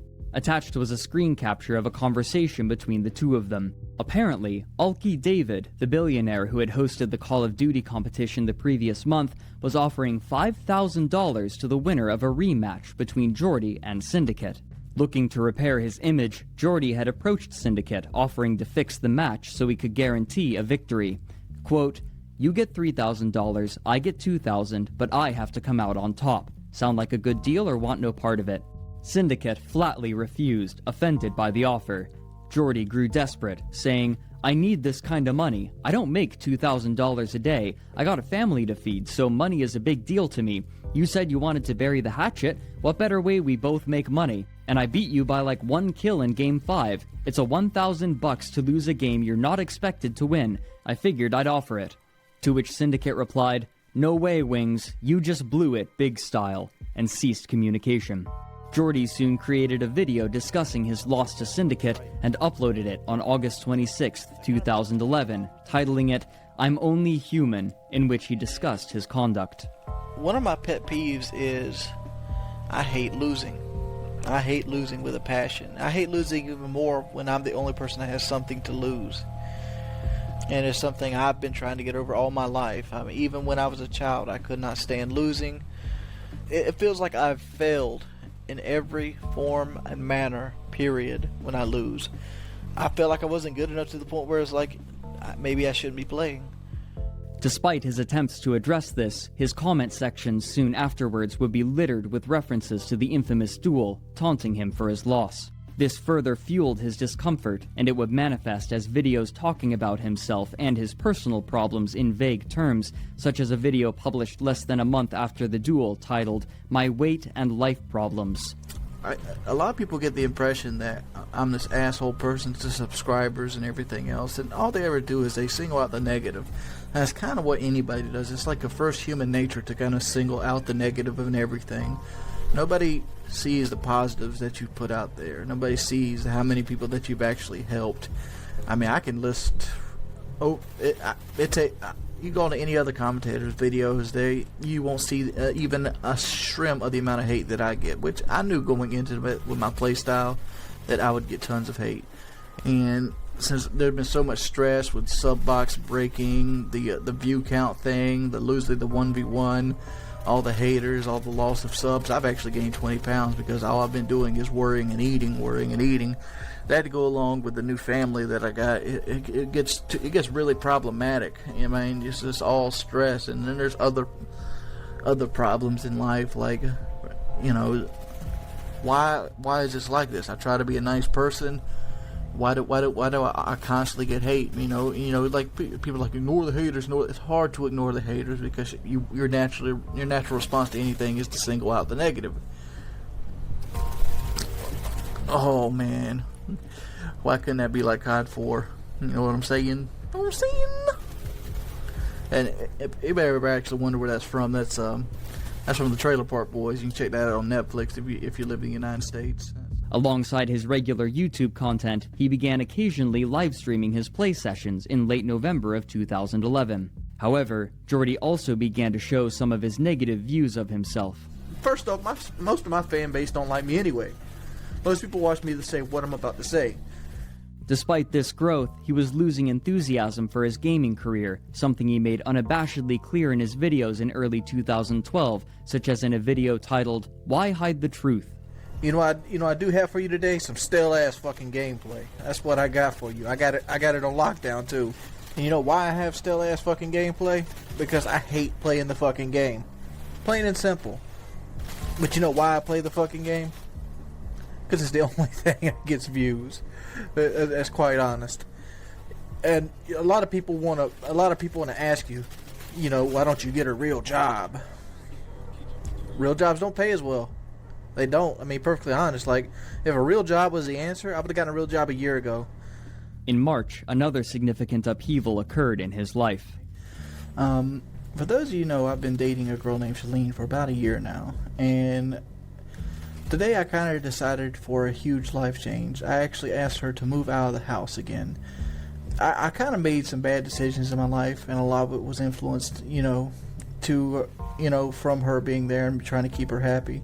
And it's got me in a really bad financial situation, and I needed time to basically get my life back together. By this point, it appeared that his finances were beginning to struggle as well, stating in a video on March 11th of 2012 that he had, quote, "sold most of my guns over the last year or so to keep afloat." This suggests one or a combination of three potential factors: that he was making less money than he had first shared, that his income had reduced significantly, and that he had spent so much money on Shalene that he had drained much of his finances. Later, he would share that by his estimations, he had spent approximately $80,000 on her and her children to care for them and buy them things, including a new truck in which they had eventually left. Perhaps recognizing the popularity of the content that focused more on his own life, this sort of discussion would come to dominate his videos more and more, to the point that they came to resemble vlogs more so than Call of Duty commentary. If you're going to let the opinions of others dictate your life and allow you to basically not do something, like just because you're fat is going to allow you not to travel on a plane, just because you don't think your face looks as pretty as somebody else, you're not going to go to a movie. I mean, that's in the same line and ballpark of thinking that you're in by not wanting to date a girl because she's classified as a slut. One of the topics that he would discuss frequently was his weight, as well as his desire and efforts to reduce it, which included sharing video of himself working out and recording straightforward vlogs about it. And this is my first trip to Dr. Norman since I got back on the diet. And I went and got the prescription pills again for it. And while I was there, I was weighed, and it bothered me how much I weighed at that point because I kind of realized where I was at. Keep in mind, March-ish of last year, 2011, I was around 368 pounds. So within 1 year, I had put on around 100 pounds. This pressure would continue to build, and soon it would manifest in a way that would shock his viewership and further alienate him from his contemporaries and his friends.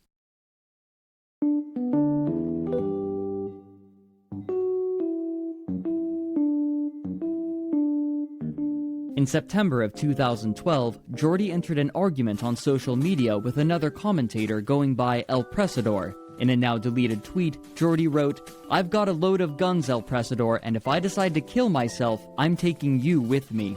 Soon, the Call of Duty commentary community was talking among themselves about Jordy's conduct, but there was at least one person that saw an opportunity.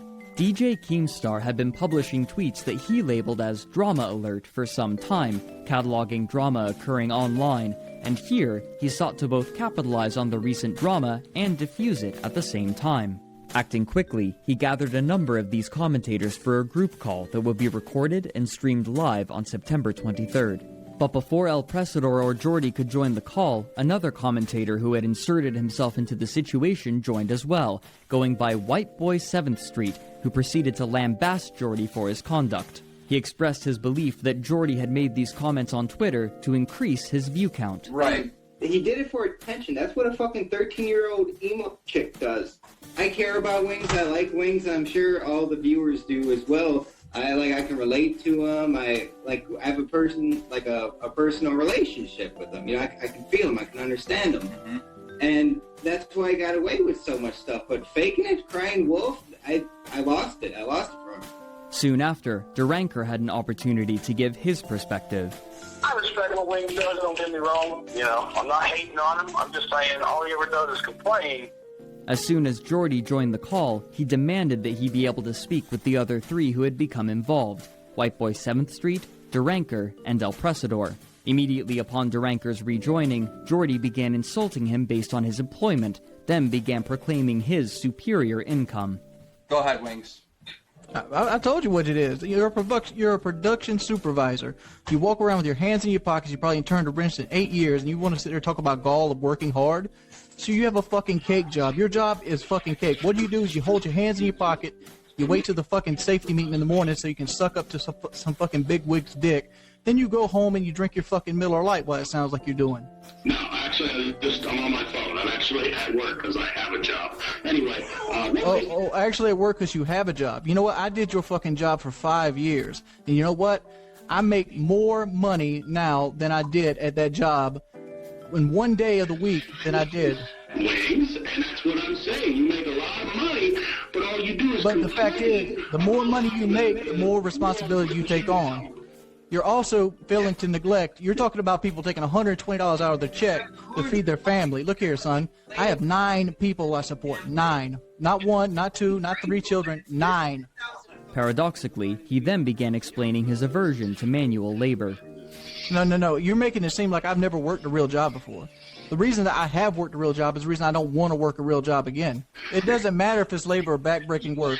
You know, if I see a person digging a ditch, you know what I don't think? That's a hard worker. I think that's somebody that fucked up in his life. Right. Soon, Woody offered insight into Jordy's mentality and even claimed that Jordy was lying. Wings, can I ask you a question? Yes. All right, so when I was watching the Twitter feed unfold, like this is how it played in my own head. I saw, you upset, and I know you, right? You're a guy who thinks a little bit short term. You know, when cash comes in the bank, you feel wealthy. When the bills roll in, you feel broke.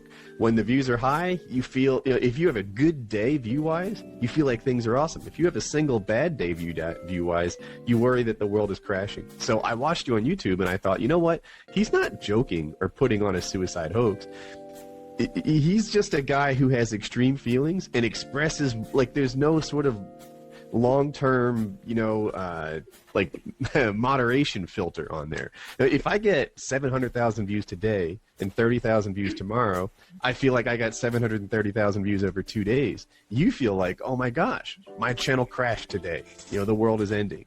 And so when I watched your Twitter thing and saw White Boy respond to it, I felt like White Boy was off target because he's like, oh my gosh, this guy faked a hoax. I saw it. I felt like you claimed it was a hoax as a way to change the topic and end the beef. Wings, it's kind of been you versus the world tonight. No, it's always me versus the world, dude. It's been like that for the last 3 years of my career. I'm pretty much, Scarface of the YouTube community. I'm the bad guy. I'm the camper. I'm everything that personifies everything bad. Say that way. You were the Scarface of the YouTube community? After a bit more arguing, Jordy began to threaten and insult White Boy, while Woody unsuccessfully attempted to defuse the situation. You're real close to me just telling you what you what you actually make. That's not anybody's business what people make, though, Wings. I know what he makes. His contract can't be much different from mine. But Wings, he's not talking about money, though. He is. He's calling me a view whore when he said himself I'd get like 1,000 views. But you're a fucking dumbass, dude. I don't do that shit for views. If I did that shit for views, I would do it on my fucking YouTube channel. Why don't you take your one-eyed ass and learn fucking something? Quit smoking pot. Quit being a fucking high school dropout. So I think instead of going after the messenger, we should talk about the messenger. Right? I'm a fucking person too, and you're sitting there trying to destroy my livelihood by some fucking bullshit, trying to say I did some view whore and shit. Suicide. Do you not understand the gravity of the situation? You faked the suicide for views. Your fucking raw instinct. After Jordy returned, the live stream took on a drastically different tone, discussing Jordy and his negative mental health. It's not a fucking fake suicide. That's what you don't fucking understand. I'm a suicidal fucking person. I don't like my fucking life. Wings, why do you... Okay, listen, Wings. Sometimes we, as human beings, we just have to look down when things are tough and look at what we have. I know I'm sounding like a Hallmark card What do I fucking have, Keemstar? I have a fucking night full of drama. I have fucking El Presto trying to get big off me by threatening to put the FBI on me. I have one of the biggest channels in the gaming on YouTube trying to shut me down while I'm having one of the worst months of my fucking life. What do I have? Wings, think about what you just said. You said that you have El Presador trying to get big off of you. Now, do you really believe that? Do you really believe that? El Presador's a fucking leech. No, but what I'm saying is, if El Presador is really just trying to get big off you, that is an awesome thing. That's a compliment. It's not an awesome thing. It hits you all at once, dude. Have you ever... Well, you probably have. You gotta look at it glass half full, glass half empty. You have so much, and people in this community, look up to you. All right? They do. They do. People in the community actually look up to Wings. Wings has been around for forever. And as much as people battle with you, people do respect you. And admire you. Look at how many people tune into PKA. No offense to Woody, but if you were out of it, it'd be probably like half the people there. What do you think is the biggest thing, Wings, that's missing out of your life right now? What is the root thing that's making you this depressed, I guess? I mean, is there something really missing? Because people look at you from the outside and say, that guy's got a lot, I don't know. I honestly can't answer that question. Are you missing the girlfriend? I mean, I know money became a situation, but are you missing that companionship? No, dude. I've had other girlfriends since Celine. I mean, I can't honestly answer that. I mean, I just don't feel fulfilled. I feel like I'm going nowhere. About an hour into the live stream, however, the tone shifted dramatically again as El Presador joined by calling Keemstar on the telephone. Though it was often difficult to understand him, it was clear that El Presador was still intent on calling the FBI.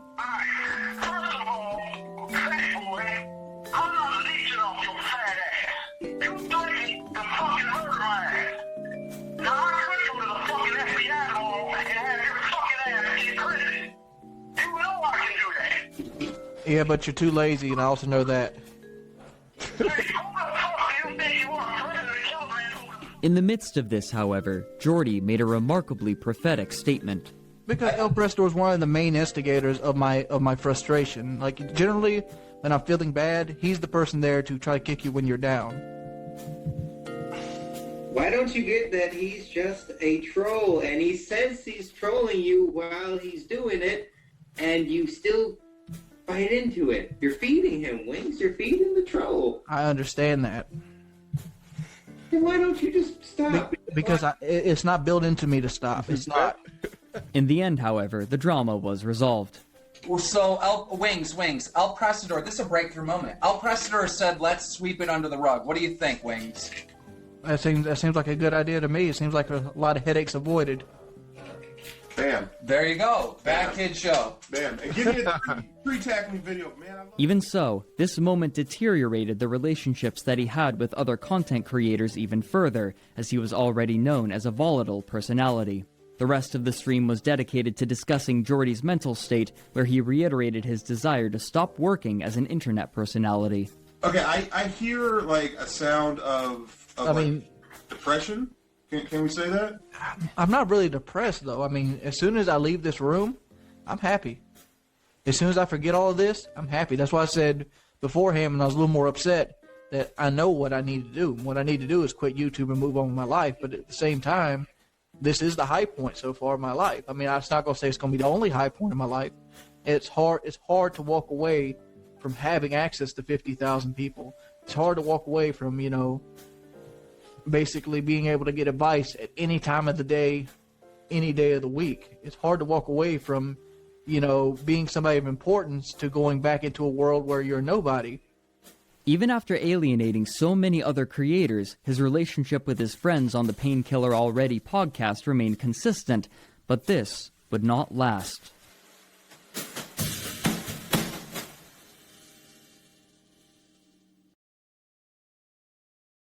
What a lot of people don't know is I kind of grew up without a father figure. I mean, for the most part, there were like guy figures in my life throughout my life.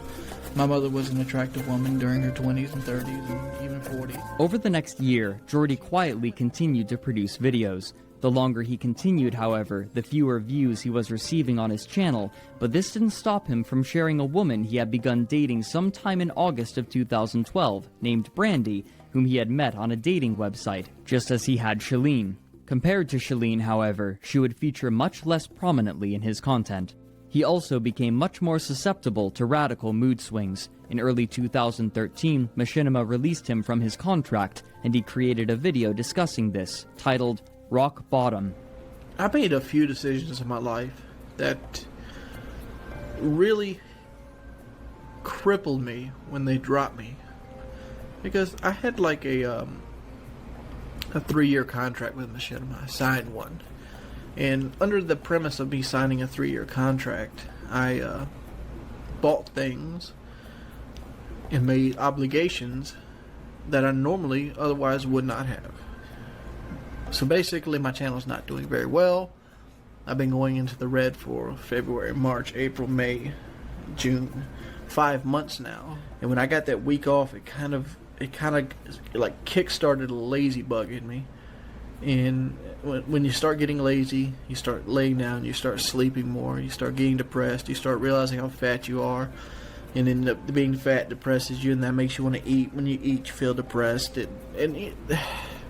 It's just the constant cycle of being a failure. That on top of just the negative comments. People are always like, why do you point and just zero in those negative comments? And like, I just can't help it. I can't. I used to have the skin of an elephant. Back in Modern Warfare 2, maybe Black Ops 1, I could care fuck less what you said about me. Soon after, however, he joined another company, Full Screen Arcade, but he was making significantly less money from this contract. Around this same time, perhaps attempting to increase viewer retention and income, he began speaking more to YouTube drama, often eschewing the gameplay component of Call of Duty commentary so he could simply talk to the camera in a more normal vlog format.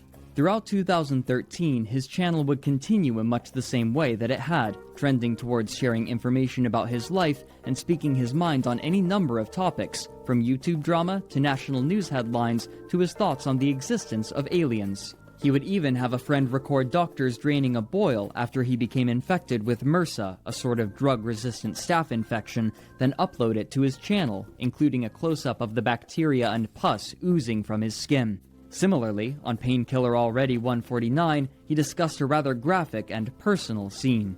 So one of the worst feelings I've ever had in my life. I mean, the only other feeling that I could even contemplate with that would be the time I was constipated and the turd went sideways on me. That doesn't even make sense. let me tell the story. I had a really bad bout of constipation, and this was when I was on my diet in early 2011. I started doing Slim Fast to replace my lunches. One thing I didn't learn about Slim Fast is it dehydrates you really, really badly. like you have to drink a lot of water when you're on Slim Fast, when you're placing his meals, and I didn't do that. So I got dehydrated really bad. I'm talking about 3 or 4 turds deep. Like, it just hurt to walk. So I feared pooping for about a week. So what I did is I ended up going to get a saline enema. And I had my grandma give me a saline enema. And it softened it up enough to pass, but it only got a little bit. So, like, it softened like the first 3/4 of a turd. I get on the toilet, and a saline enema, like, stimulates the muscles to actually make it come out. So I do it, it goes, and then that little piece, probably about this big, hits it, and turns like that, and it spreads my butthole wide open. I fall off the toilet, and I hit my head onto the wall, and I call out for my grandma. I'm like, you might have to take me to the hospital. But what we ended up doing is she ended up sticking her finger up my button and mashing the turd up. Now, I know how to ask a question, guys. But midway through that year, this pattern would see a remarkable short-term change. While recording the Painkiller Already podcast, FPS Kyle proposed a way to help Jordy finally lose weight. One episode, I threw this at Wings because, you know, he was bemoaning his station in life. Sure. And I said, look, man, come to my house. We'll do a fucking month-long boot camp. We'll get the fans behind it. We'll do a Kickstarter to get you like fitness gear, supplies. You know, we'll film the entire thing. We'll make posters. We'll make coffee mugs. We'll get like a big viewership. Not only will this revive your body, it'll revive your YouTube channel. This will be amazing. Come to my house. I'll take a month out of my schedule. I will devote it to you. We'll do this thing together. It'll be fun. I sort of half-heartedly meant it. I didn't really expect him to ever say yes because of all the things that we told you so far. You know, he doesn't get out of his bubble too much. And then the man said yes. What's more, these videos would be hosted on Jordy's channel, where he could collect the advertising revenue. With the plan in place, Kyle prepared for Jordy to move in.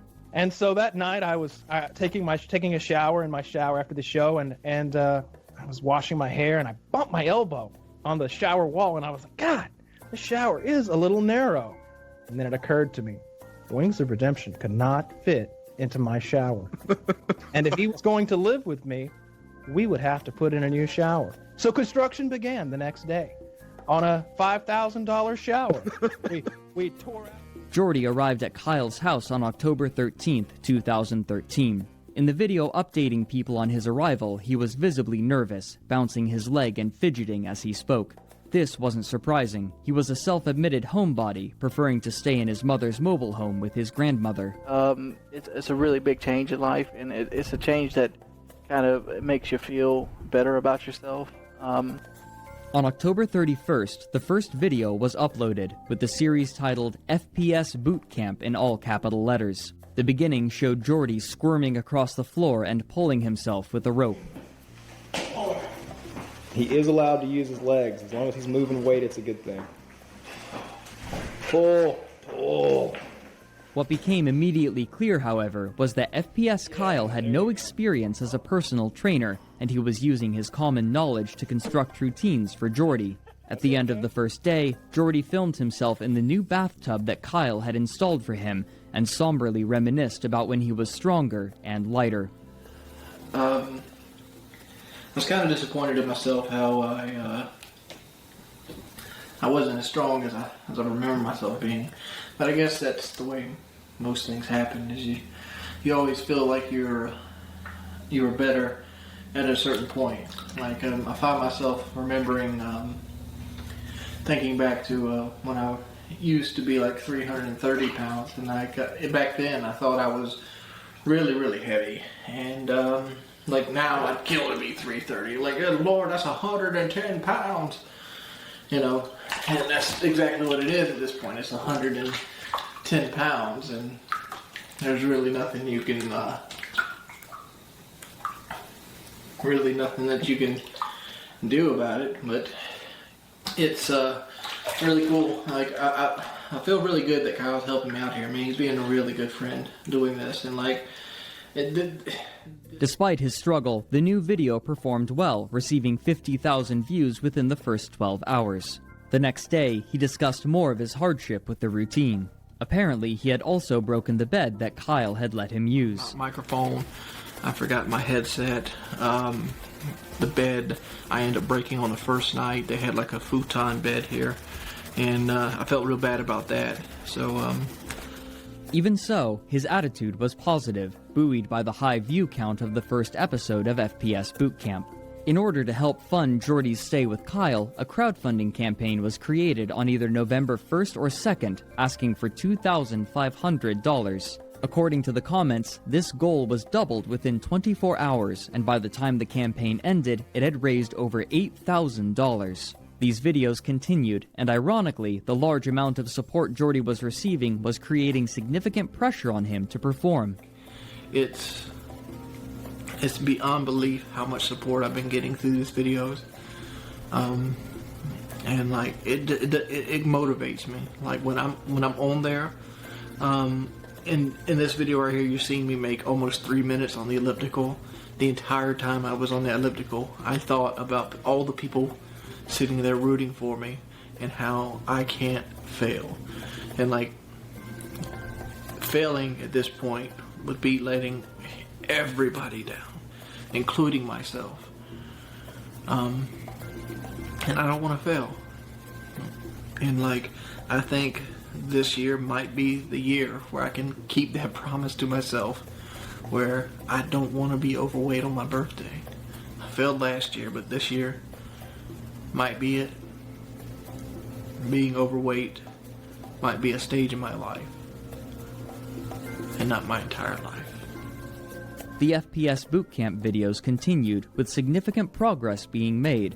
Jordy's mood improved more and more as he continued, bolstered by his significant weight loss. I'm shedding something like 2.5 to 4 pounds a day, depending on what I do that day and what I eat. And like, it's almost inhuman the way my body is burning fat right now.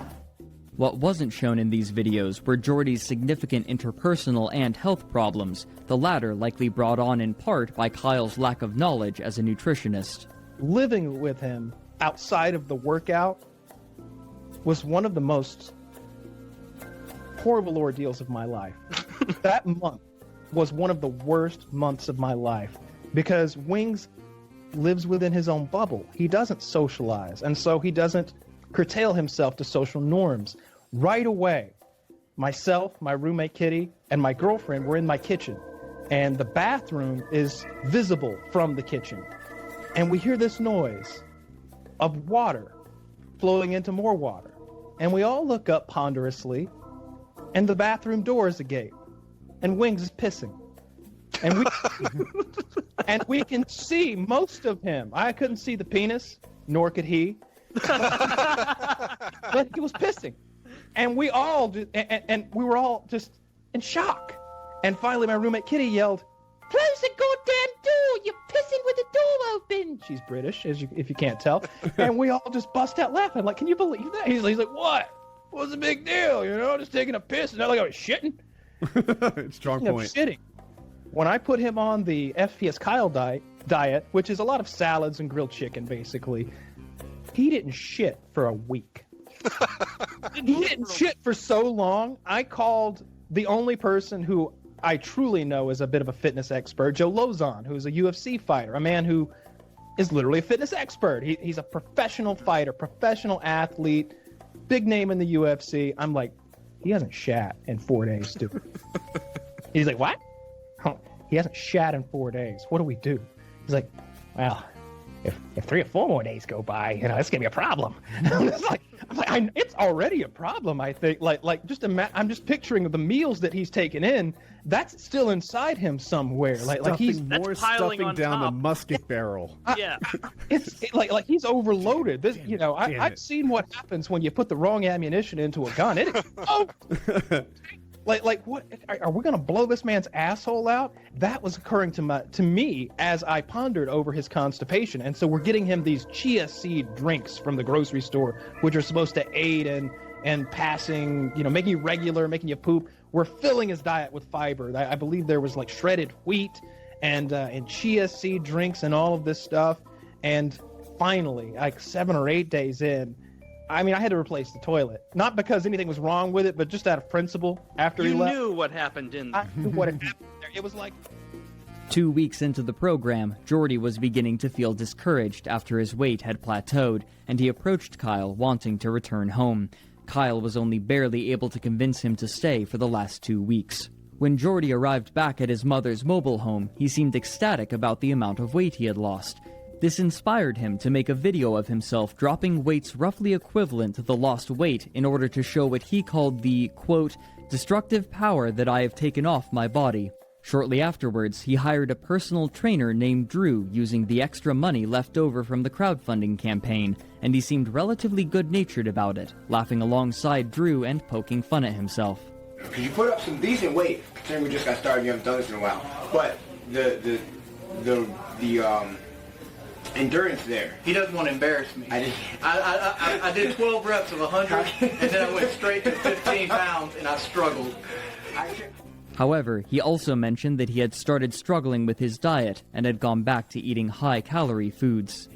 And a lot of it's my appetite slowly been coming back. When I was at Kyle's house, I was isolated. I had people pretty much feeding me. But now, since I took over the diet, I've been slipping more and more and more. How are we going to fix this, Drew? While it's uncertain when these bad habits resumed, this may have been in part because his girlfriend, Brandy, had broken up with him. But while he had taken action to improve his physical health, the health of his friendships had degraded significantly, and this would culminate in an event that would isolate him more than his reclusive lifestyle already had.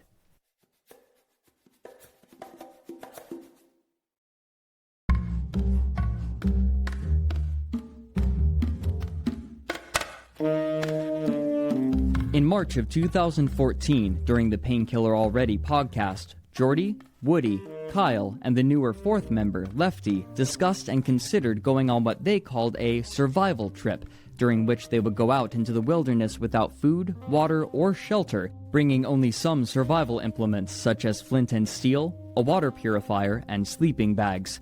Of the four, Woody, Kyle, and Jordy committed to going. Me, myself, I've always wanted to try these skills out. It's not because I don't really have any of these skills. I have what you call book knowledge. Like, I know how to start a fire. I know how to, differentiate north from other directions. I've watched so many survival shows. Their preparation was minimal, and Jordy uploaded videos of himself attempting to light a fire using a magnesium starter. Damn. They scheduled to leave approximately a month after they had seriously considered the idea in mid-April of 2014. However, Jordy's survival kit was scant, gathering only 2 knives, a walking stick, gloves, boots, and 2 fire starters. By the time he was supposed to leave, he had only expanded this kit with a can of bug repellent and a 3rd fire starter. The compass he bought was broken. Some viewers noticed in his preparation day video there was a bottle of soda in the car, suggesting that he had again been failing in his diet. At last, the day had come for them to go on their survival trip, but immediately, Jordy's compatriots began to sense a problem. I'm driving in the night before, and I think to myself, hey, let me give old Wings a call, make sure we're all good to go here, because it's Wings. Call him up, say, hey man, you get ready to do this thing. I'm driving in now, about 3 hours from the place. What are you up to? You could if you left right now, you'd be here around 11, and you could share this motel room with me. I could get a room with 2 beds or something. He's like, I'm not going. What? What do you mean? I'm not coming. When were you going to tell me? I'm telling you right now. What the? So I call. I text Woody. I'm like, he's not fucking going. He's not fucking going. And so Woody gets on the phone with him. Woody tries to talk, and I'm thinking like Woody's going to talk him into this. I'm still driving with this idea. Woody will talk him into this. Woody's a great motivational speaker when he needs to be, and I'm sure Woody was filling him with compilations of me telling Wings, like, if you want to be an extraordinary person, you have to do extraordinary things. Be a winner, not a loser. Be a doer, not a don'ter. Very Henry Rollins-esque, yeah. Yeah, this sort of talk, and he just doesn't fucking come. He just doesn't fucking come. And it's now it's just me and Woody in the woods. Now it's just kind of weird. It got gay. It got gay. It's like I hope nobody. On April 14th, he uploaded a video attempting to defend his decision, though his confidence in his defense was weak enough for him to disable likes and dislikes. obviously I didn't go to the PK survival trip today. And I seen people tell me like, oh, why don't you go now? Go now. Do it. Dude, that's not an option. And the reason I didn't tell them ahead of time is mainly because I didn't want to basically start the trend up before and have them try to talk me out of it. Because I'd already made my mind up. I wasn't going to go. I didn't want to deal with it. You think I want to be this person? You think I wanted to make a decision where, you know, it could be meaning the end of my channel or the end of friendships? Do you think I want to be like on the outs with Kyle and Woody? No, I don't. But the fact is, I got to the point emotionally where I was willing to risk my channel never rebounding. I was willing to risk my friendship with Kyle and Woody because I was afraid of this trip. And that right there should speak volumes of where I was at mentally. The comments were almost universally derisive, criticizing him for his cowardice and for his numerous excuses. The Next Painkiller Already podcast was filmed shortly after Woody and Kyle returned, and Jordy was conspicuously absent. In place of his avatar was a small tombstone, and for the most part, they avoided talking about him. Yes, I suppose we should talk about the elephant in the room. Yeah, so we've decided, it was a group decision, we decided that Wings of Redemption wasn't going to continue with us. You know, he's having a hard time, and he's made some decisions that we didn't feel were so friendly, so for the time being. While the comments showed a strong dissatisfaction with the decision, the hosts were not swayed, and it became clear that they had no intention of inviting Jordy back for the foreseeable future. While Woody had refrained from speaking on the matter, Jordy's attitude on Twitter pushed him to discuss it in a video he released on May 30th, a month and a half after the trip, in which he seemed visibly hurt by what Jordy had said about him and Kyle. The core of it is he says, like, these guys were, that the PKA crew were never friends to him, that we never called him, we didn't share, you know, the money with him and things like that. And that frustrates me because it's a lie.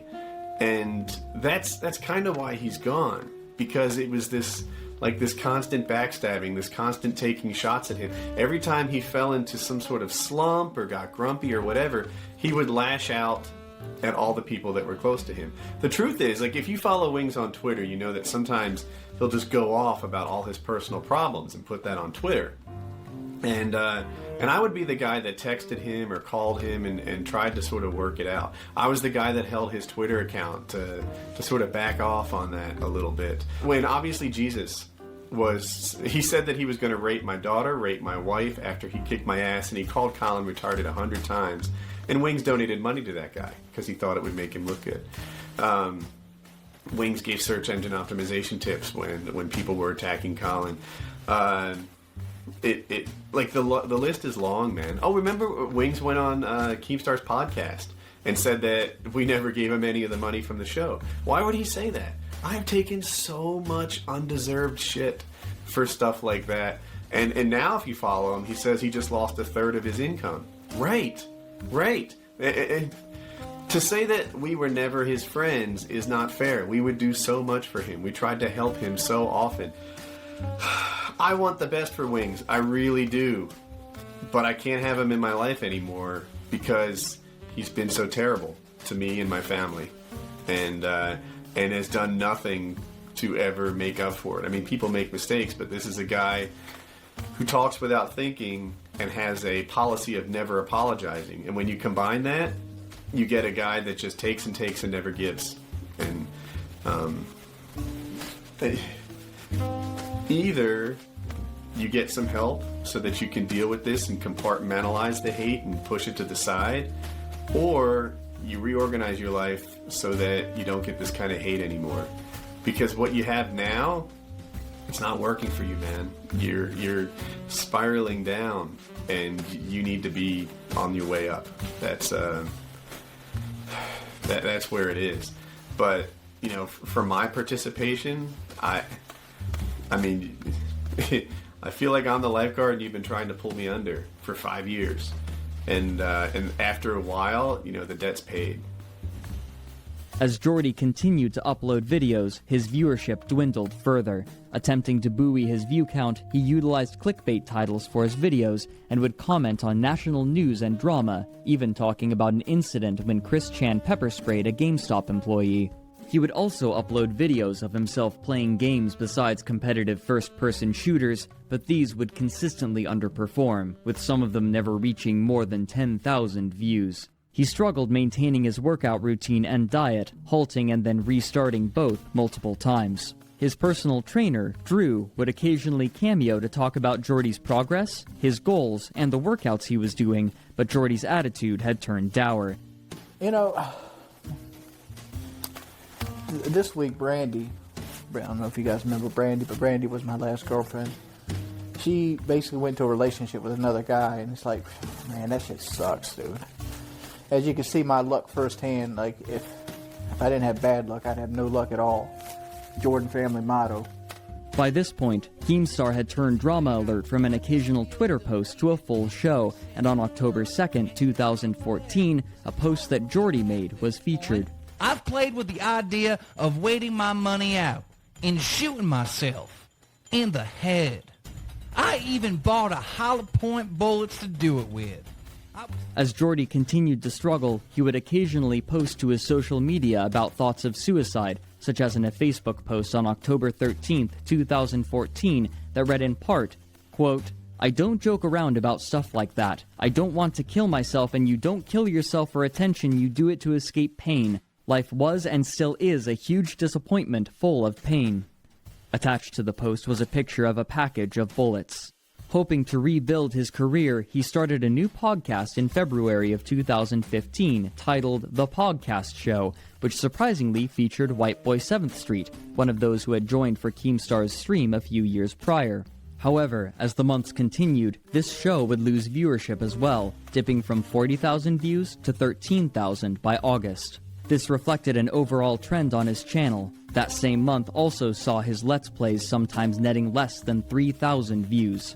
All of this was in spite of his subscriber count of approximately 450,000, which had decayed from 510,000. Even his videos which featured FPS gameplay would struggle to pass 15,000 views, while others would never reach it. By this point, it was clear that Jordy would not be rejoining the regular Painkiller Already hosts, though he would still be invited occasionally for uneventful discussion. As he lost motivation, he would both upload and stream less, continuing into 2016. Because around January 2013, I stopped trying as hard. I was worn out. I was posting 3 videos a day. I was doing the most I could, and my entire life revolved around numbers. What killed my channel was me. I pretty much killed my channel because I allowed myself to become so obsessed with money that I never took time out to enjoy myself, and it molded me into a person that I didn't like. Attempting to explain himself, he released a video on August 26, 2016 called "I'm Going to the Doctor." So you might be asking me like, well, Jordy, what are you up to lately? You don't really do YouTube that often. You know, you stream rarely. The last couple of years I've developed this thing called anxiety. And I never used to have it, but now it hits me in waves. As 2017 came, his uploads continued to dwindle along with his viewership, and this coincided with an increase in his weight again. Where he had once been approximately 380 pounds, he now was approximately 470 pounds, and he was beginning to complain about his back pain more. He had been discussing bariatric surgery as a method to reduce his weight for many years, but as his weight continued to increase, this surgery grew more and more appealing, and he soon began to see it as the only way to improve his life, believing that he could not have any job besides making gaming content at his current weight. What's more, another aspect of his financial situation was slowly coming to be known. For some time, Jordy had been paying for his mother's mortgage on the modular home. She had promised Jordy that once he was finished paying it for her, she would give it to him. He had even boasted that he had made the last payment on the mortgage in a video on October 23, 2014. But at some point, once the mortgage was paid off, she went back on her word, and instead of giving the house over to Jordy, she took out a second mortgage and promised Jordy that this time, once he had paid off the new mortgage, he would receive the house, and so he continued to pay. Despite these payments, his credit rating was still incredibly low because instead of paying them directly, he was transferring money into his mother's bank account every month.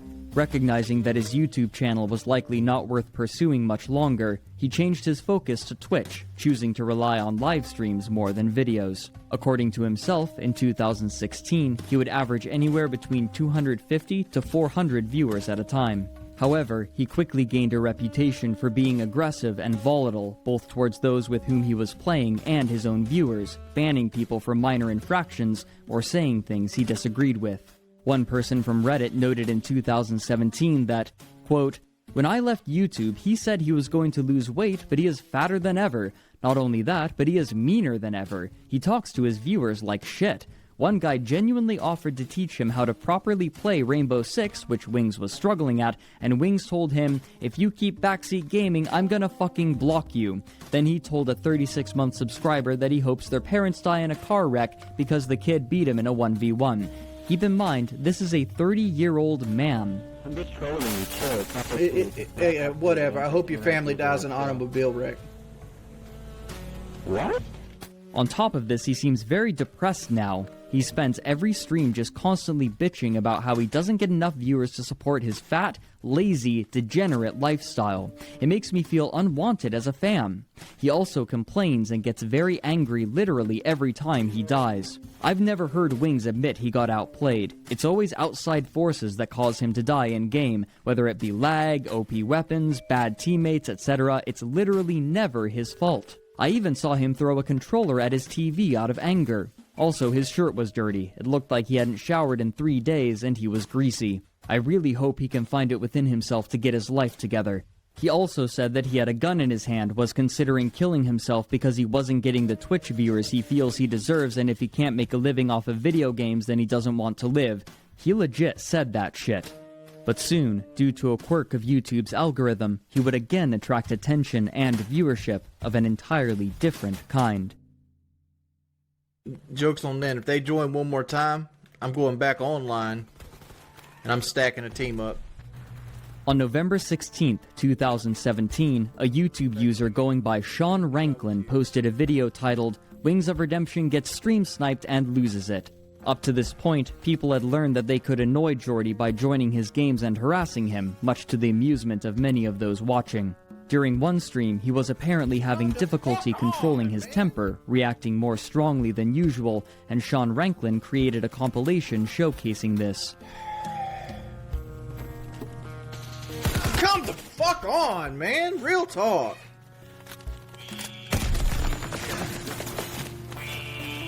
Dude, shut the fuck up, dude. You're a little kid.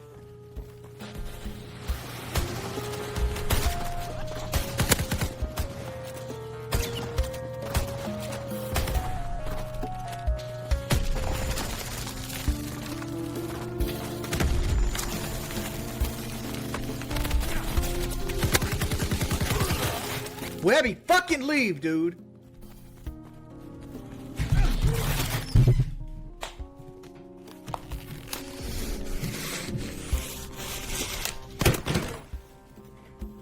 Like, if somebody could give me, like, their information, like their name, their address, the number, how I can get in contact with these guys, I would really like to know, because, like, I'm seriously considering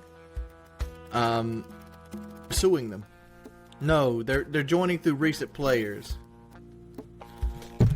Look here! Look, listen! Appearing offline does not fucking stop it. So stop giving fucking advice you know nothing about. I'm banning anybody trying to give me advice. Real talk.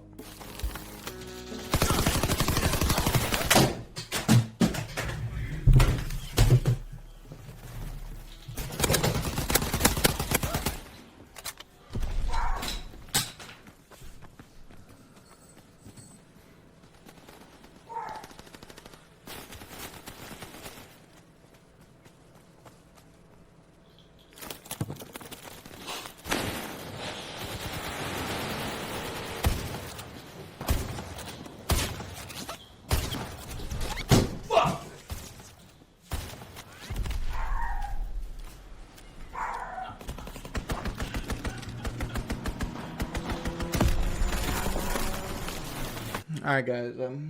I give up. I don't know when I'll stream again. I really need to make this fucking money. I really wanted to get this fucking surgery, man. I wanted it so fucking bad. I just can't do it. I can't take this shit no more, man. All I wanted to do was, like, I was fucking lonely. I wanted to just fucking stream and have a good time, man. Have a good game. I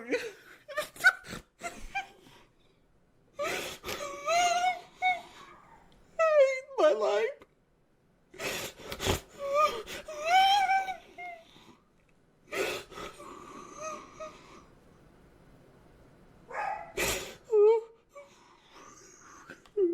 Sorry. I'm so sorry.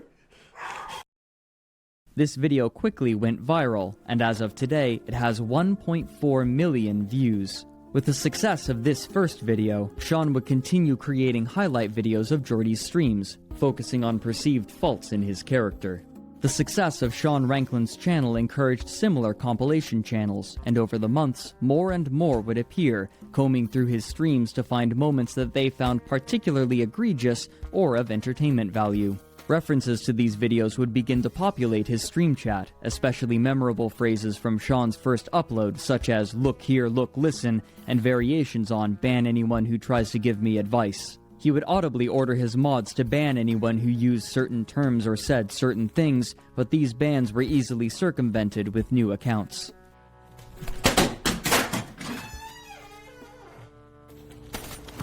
Look at that bullshit, dude. Fuck! I put so many hours into Rainbow Six, and all I've done is lose viewers. I lost 5 subscribers while playing Rainbow Six. 5. I was struggling to keep 150 views. I'm almost at 300 on a game I fucking hate. It's a game I fucking hate, dude. I detest this game. This game makes me hate fucking life. It really does. And motherfuckers that come in here just to watch this shit, I hate you too. I literally do. I wish you just wouldn't show up so I didn't have to play this shit. So, like, it would just fail like Rainbow Six.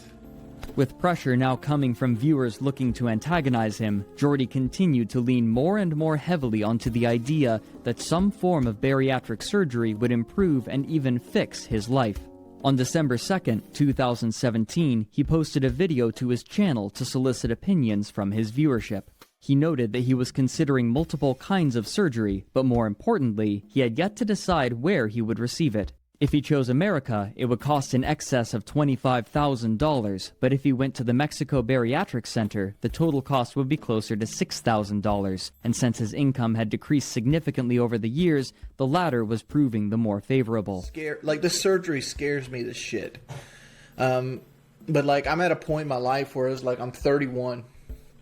I got nothing going for me other than, like, a Twitch and YouTube channel, and, like, I'm chronically unhappy with my entire life, and, like, I hate video games. Like, there's no joy left in them. Like, I do them, I've been doing them, I've had to play them for like 10 hours a day for 10 years. This is $3,995. I have that money now. I literally have that money now. Part of me gets excited thinking about it, that by the summer of next year, I might not be a fat dude anymore. If I go this route, I could pursue things outside the house that I normally wouldn't do. I'd have better energy. I wouldn't be a slave to food. I wouldn't be a prisoner of my own body anymore. I might be able to find a loving relationship that will last, and not people that will give up on me because I can't be as mobile or as active as a boyfriend needs to be. Even so, the failure rate of the Mexican doctor was significantly higher than that of the American doctor. Soon, he began soliciting donations for the surgery during his streams in the event he chose to get it in America. As he floundered on which doctor to visit, the most dedicated among the new group of detractors would congregate in servers hosted on Discord with names such as Whale Watchers and Sean Ranklin fans, and soon, at least one had in excess of 1,000 members. What was perhaps more remarkable was that when Jordy became aware of these Discord servers, he requested to join them so that he could have a discussion with their denizens, and many people eagerly obliged his request for conversation. It appears that this meeting took place in early 2018, recorded and uploaded by Wingstings in a video edited to highlight what they found to be the most interesting parts. You wouldn't make videos that just trash me unmercifully. You guys have kept me up crying so many nights. People said, videos being made, and the fact is, like, you're going to hurt my chances to get a job later on in life. Why do you feel the need to pick on me, though? Like, seriously, like, Wings, I'll be brutally honest with you, right? The only reason that these channels exist is because you react. Because I react, but I can't stop reacting. I'm never going to stop reacting. It's part of my personality. The fact is, like, how am I supposed to move on if you guys keep creating things? Ignore it. You can't ignore it. You can't ignore it, dude. You can ignore it. You can. We're just fans, man. Just take the videos down. Just delete the channels. Can't take this shit no more, man. I'm sorry. I'm so sorry. You're fucking asshole. You're an asshole. You realize that? You're making fun of an honest reaction, dude. Like you in real life, I really do. I would beat your fucking teeth in. I would beat your fucking teeth in, dude. I really would. Fretting, man. Come on. You don't doubt that. What are you gonna do to me? What are you gonna do to me? What are you gonna do? Put your bitch ass in the kneecap. That's what I'd do. Oh, I'd come on, incapacitate you, and then I'd beat you with the fucking pistol grip until your teeth fell out your head. I hate you.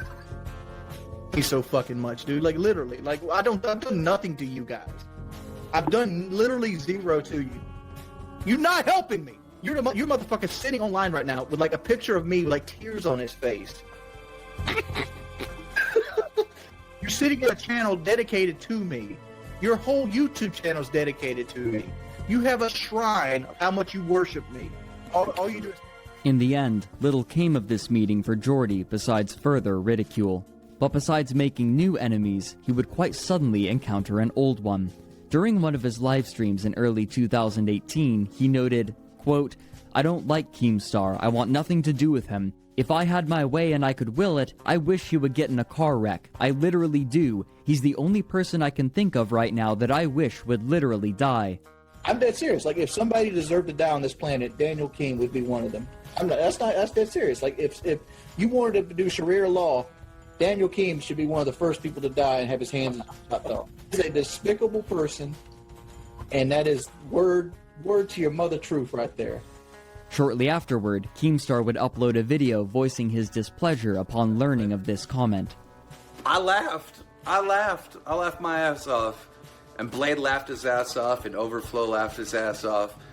And the more I thought about it, the laughter just turned into anger. I'm mad. Now, should I be mad? No. Wings is known for saying dumb, stupid shit and is never held accountable for his words. So, yeah, I shouldn't be mad, but I am. And the reason why I'm mad is because Wings said that I'm evil. I'm the most evil person that he's ever met. But then went on to say that I should die. He went on to say that I should die. You have 1 hour to agree with a fucking debate with me, or I'm taking this to Twitch staff, and they're going to decide whether or not it was a death threat or not. I'm not playing any games. The two would confront each other once again in a live stream, during which they would attack and insult each other, enumerating how each of them had somehow wronged the other or had committed morally reprehensible actions over the years. But this time, where Jordy once had been in a position of power, he was now much weaker in terms of influence. All that clip simply states is, I don't like who you are as a person. And in my personal experience, you're one of the worst people I've ever met. Like, on a moral standpoint. So many times. I tried to help you so many times. I got you involved with the Billionaires Challenge thing. How about right? after the Billionaires Challenge, where you and Blade decided to sit there and make fun of me and call me a retard, saying that you hope Wings continues to make videos forever so you can laugh at me? What about that? But that's the strongest thing you have going for you. I mean, Wings things... What about the lie you just said just a while ago where you said you're wing tings? What about you're not wing tings? And I'll tell you what, Wing Tings is entertaining. And you know why it's entertaining? Because it's all your fuck-ups. Like you crying and you being upset. That is the most entertaining thing about you. I'm sorry, Wings, but it is. It always has been. And I'm trying to use that to better myself. I got this surgery. I'm gonna get the surgery done. I'm gonna shed one of my biggest catalysts in my entire life, hopefully. hopefully I can find the strength to do that. As these streams with Jordy tended to go, he began speaking about his own personal anxieties and struggles. And like, I don't have, like, I'm not in the case where I'm like, just a dude that's like 250 pounds, like, oh, this didn't work out, let me fall back on my metallurgy fucking degree. Well, it's not a degree, but like job, like my metallurgy job. Right, I can't do that. I'm 450-pound land monster that has entrophied muscles. Like, what the future for me, if I stop this at this point in time, is to go telemarket or work in some kind of call center, or cut movie tickets or something like that. Which is, that's a good living for a lot of people, but like, it's not what I want for me. Right, and like, This is so boring. You're literally giving me the like victim card, sad card stuff. Whatever you want to call it, man. Like, the fact is. Why don't you just stop being a victim? Why don't you just stop being a victim? All right. I'm sorry. I'm getting loud and angry. I'm trying to stop being a victim. I'm trying to stop being a victim. Why do you think I'm working toward bettering myself? I'm going to give you real advice. This is real advice. All right. This is like not Keemstar. This is Dan Keem talking to Jordy. Mm-hmm. You have been doing this for a very long time. And as you do this online internet stuff, what happens with your health and your happiness? Nothing. All right? The only way you are ever going to be happy, honestly, is by quitting the internet. Around this time, Jordy seemed to have made up his mind about getting bariatric surgery, believing that it was the only way that he feasibly could lose weight.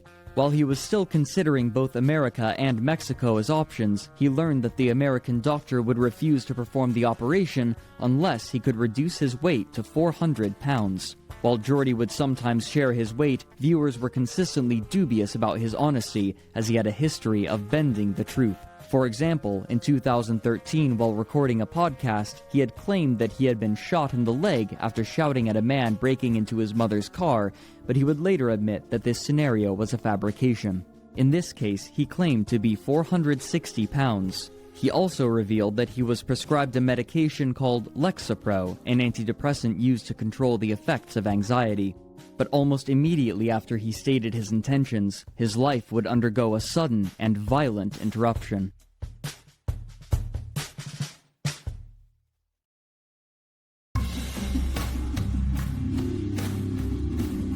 On March 6th, only 2 days after the video about his bariatric surgery, he uploaded a video entitled, "So, I Got Swatted," which shows his stream with an empty chair and the sounds of a SWAT team in the background.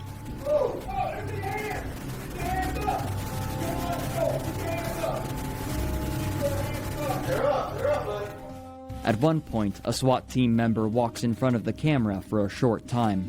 During this video, they ask who might have called in the team, and Jordy can be overheard giving a particular compilation channel name.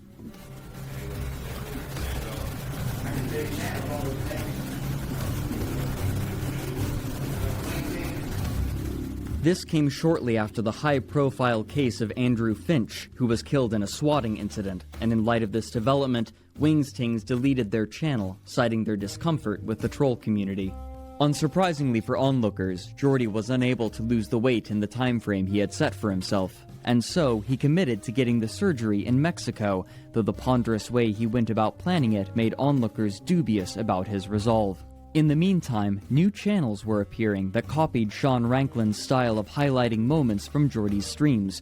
What's remarkable about these highlights, however, is that they would not only highlight his moments of rage and frustration, but also genuinely humorous moments, creating a surprisingly broad view of Jordy. However, the comments would reveal the most prevalent reason for viewers to watch these videos, as did the donation messages, such as one that read, quote, "Can you call your grandma? I have a turd stuck up my ass and I need help getting it out." People would tease him with his verbal tics such as real talk, look here, and big ups, as well as frequently quoting Sean Ranklin's first video. They would also come up with numerous names for him. For example, upon discovering documentation that someone had at least once lived at Jordy's address by the name of Richard, people began to suspect that this was Jordy's legal first name. While this rumor proved untrue, calling Jordy Richard clearly upset him, and so people began calling him variations of it, with one common comment becoming, Big ups, Liquid Richard. They also began teasing him for his love of Wendy's chili and microwaved banquet meals, which he would occasionally eat on stream. By this point, he had become openly vocal about the reason he continued to stream. The only way I play this game is in hopes to get donations and subscriptions. Like that's the only reason I'm playing it. In a somewhat surprising turn of events, the members of the Painkiller Already podcast began discussing Jordy as well, speculating whether or not he would receive the surgery for which he had pined for years. Most notably, on April 21st, the Painkiller Already podcast hosted content producer Mr. Medicare, and a significant portion of the episode was dedicated to Woody and Kyle describing Jordy and his numerous misadventures, told with a derisive and comedic zeal. Sean Ranklin, using a quote from Kyle, released a video on March 22, 2018, in which he describes a scene from one of Jordy's streams that he had seen highlighted from one of the compilation channels. I was watching a stream clip the other day, and it was probably the darkest thing I'd ever seen in Wing's stream before. And he went and produced a photograph, a framed picture, and he was like, this is me when I weighed, I want to say 240 pounds, and something happens. Something deep happened. He was just like a loss of hope. Like there was a moment where he was like, that's where I was, and this is where I am. It was a dark moment. But then he started eating his banquet meal, and that perked us right back up, because he chews like a dog, you know, just chomp, chomp, swallow, and that banquet meal's gone. And then when he was done with it, he starts scraping up all the gravy with the fork and like getting all the juices that were in the bottom of the plastic tray, and we're just like, this is not a diet. Jordy continued to engage with the so-called troll discords as well, but with one important difference. He would stream at least some of these interactions on Twitch, such as one instance which Sean Ranklin uploaded onto their channel. Immediately upon joining, people began teasing him with well-known quotes. I'm only going to talk, and it's only going to be civilized. If you guys play clips like you're doing right now, if you try to be funny, if you try to do any meme shit, I leave instantly, and I stop talking. While it's not certain precisely how many people joined, it quickly devolved into people talking over one another. Yo, what's up? Shout out to Sean Ranklin. Wait a fucking week, dude. Wait. All right, one more time, one more meme, and I'm out. Just let you guys know. Despite his threats to leave, he found himself unable for some time. I'm getting the fucking surgery, dude. I'm getting it. Okay, buddy. Yep. All right. I'm sure. Okay. You're Liquid Richard. You can go. All right. I'm out. By the way, whoever just did that, I'm out. I'm getting. Yeah, I want you to. Yeah, I'm out. I'm looking here. I'm looking. Listen. All right. You see, Wayne, you're too scared to face your own reality. I'm getting the fucking surgery, dude. Here's the truth. Here's the truth about my life, right? I'm 460 pounds. I'm 460 pounds. My grandma can't take care of me the rest of her life, and she's I don't know how much longer she's gonna live. So like, if I don't get this surgery, there's nobody there for me in life. So if I get bedridden, guess what? I'm pretty much fucked. So I have to get the surgery. There is nothing to do with it. You see how you act, dude? Like seriously, You're a little kid. Shut the fuck up. Little kid, you just went. All right, Jordy. We'll move on. All right, look here. Look, listen. Yeah. I'm not fighting Keemstar. I'm not going on PK. Here's what I'm most likely going to do. I'm most likely just going to quit, and you're going to lose your toy. Dang, you're going to How about that guy? You know why I won't? You know I haven't quit yet. Why don't I have the balls to quit? I have enough money to pay my house off and the surgery and do everything I need to do. You fucking cry on stream for money. You don't have the balls. I haven't cried on stream for money in a long time. Listen, shut up. Let me speak a fucking sentence without people interjecting. This is gonna be on Twitter tomorrow. It doesn't matter. Here's the thing. The only reason I let me talk. Mute them. Yeah. Shout out to Urban. Look, even your own that's ridiculous. The Painkiller Already subreddit would also be used as a place for those interested in Jordy to congregate, occasionally criticizing him and pointing out inconsistencies in some of his claims. For example, on May 28th, someone with particular interest in him created a long Reddit post in which they detailed why they believed he had lied about scheduling his surgery in Mexico. Of note was the fact that this person had tested Jordy's honesty by applying for bariatric surgery at the same location. Where Jordy had claimed that it took some time to be scheduled, this person claimed that, in his experience, the clinic offered to schedule the surgery as soon as he paid the $500 deposit. Jordy would discuss this mounting scrutiny during his streams. Not to mention, I'm scared to fucking death of the surgery. I'm scared of it. Who do I get to talk to about it? Nobody. Because if I talk about anything, on everything, there's a video made about it, and there's 20,000 people laughing at me, or there's a podcast with 100,000 viewers making fun of me, calling me a fucking idiot. What is there? It's like, seriously, what is there? What do I do this for a privilege for? Like, seriously. About a privilege to fucking sleep all goddamn day? Play the same fucking games over and over and over again? To feel like shit, to realize nobody's ever gonna fucking love me? Like, what is the privilege that I fucking get? No, I don't got any friends, dude. I spend my entire life sitting in this fucking room. By this point, he also had begun taking his Lexapro despite his initial reservations. Like, I'm not off Lexapro. This is coming through Lexapro. Because I'm always stressed out. Like y'all motherfuckers give me so much anxiety. Anxiety meds aren't even working for me right now. I'm a fat dude. I'm going to cheat. It's going to happen. One of the reasons I'm getting this surgery is I'm trying to buy willpower. I'm trying to fuck myself up so badly that if I cheat, I'm going to vomit. And I'm going to throw up. And my body will reject food to the point that I force myself to learn a new way. Soon after this stream, he would take to the Reddit thread and admit that the creator of the thread was correct. He had indeed not yet paid the deposit due to nervousness over the procedure. On June 16th, the members of the Painkiller Already podcast were discussing the likelihood of Jordy actually scheduling and receiving the surgery. So, wing surgery is quickly approaching. I may lose $5. I'm starting to think that he's telling the truth on this. Yeah, get ready to dole that out. I would like it in doubloons. I saw on the subreddit. He breaks out the happy pills, and so I don't watch his streams very much, but the highlight videos, I swear I haven't even subscribed to any of the highlight video channels, but because I watch them all, YouTube knows that I secretly want to and keeps suggesting them from me. And yeah, he takes it and he's just like, shake it, shake it, shake it, shake it.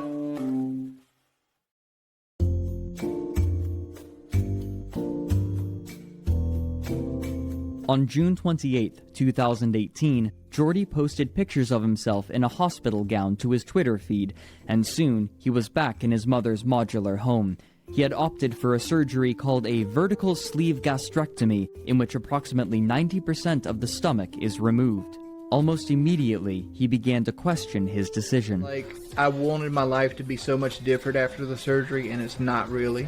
It's not. Like, I just text just like 20 minutes ago and canceled the plans I had for today because I'm going to have to stream again today to try to keep my subs up. And, you know, like, I'm stuck in the same routine again where it's like I'm fucking here. And, like, right now, like, I'm so sick of sitting in chairs. That's the reason I bought this chair today on a whim. Like, I'm so sick of, like, my body hurting for sitting in chairs because I'm so big. And, like, I want to lose weight faster than I'm losing weight right now. And I'm not doing everything I could be doing to help that alone. Like, I'm not getting... He continued to stream, and in part due to his new antidepressants, he had stopped reacting with such explosive anger as he once had, though he still would often read troll donations aloud before realizing what they were, or simply out of exasperation. It's also possible that he recognized how much of his income was coming from these troll donations, and he wanted to encourage them to a certain degree. Art of Redemption, draw me like one of your banquet meals, you sexy man. I want to get Coomdon? Oh. How many months do you have left to you? I don't have HIV, man. Hey, Carbine PPSH. Wow, you're really fat. That's cool. Let's do the donation rundown. Trailer Park Redemption donated one. I can respect that one. What? The guy goes, I donate, but since I'm in Great Britain, it's in pounds, and you obviously don't need no more of those. Bob Gnarly. What's cool, I know you're a lazy fucking bum who doesn't want to work because I'm also 406 pounds, yet I still work 60 hours a week doing manual labor. Get a job, you parasite.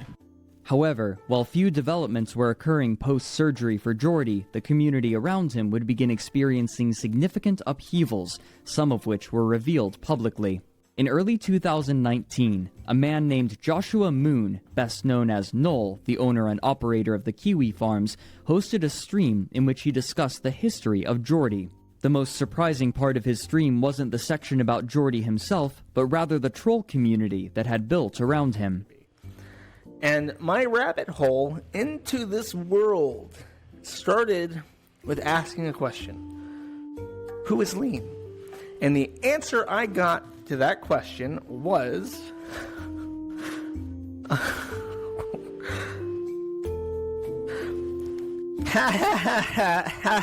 lol, you mad bro.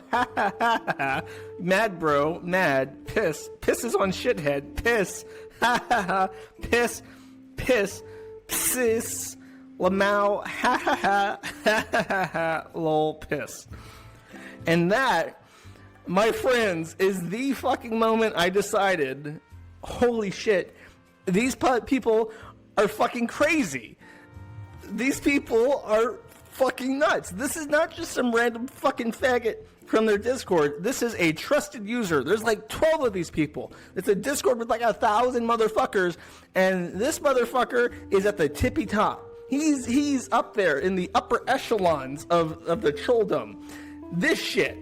When I was in there asking people about Lean, a couple days after I spoke to Lean, people are like, well, you know, he started to monetize his videos. I'm like, oh, is that it?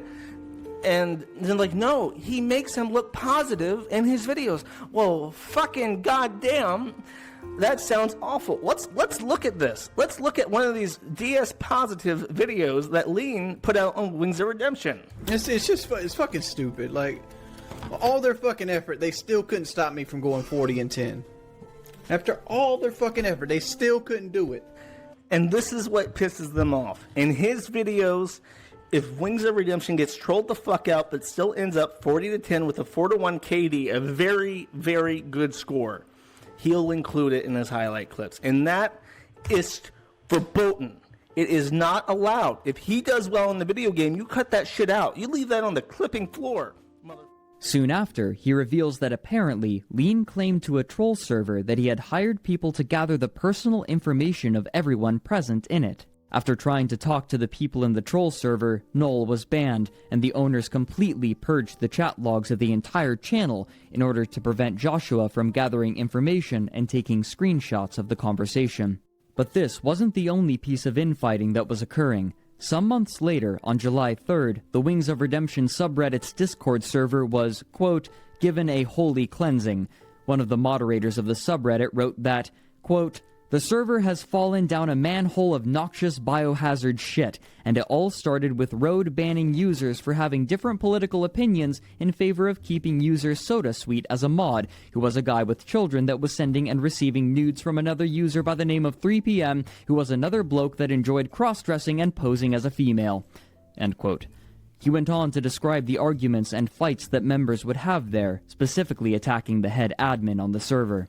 As the troll community fought among itself, Jordy continued his habit of Twitch streaming, maintaining a view count between 300 and 700 consistently, with irregular donations. But so far, very little has changed. While he has visibly lost weight as a result of his surgery, he has stated that he is still over 300 pounds, much heavier than he should have been a year after his surgery. He continues to state that he wants to stop making gaming content online, but he can't convince himself to leave the reliable money, and so he continues to read troll donations and ban accounts from his stream chat, only for the trolls to replace them with new accounts shortly afterward.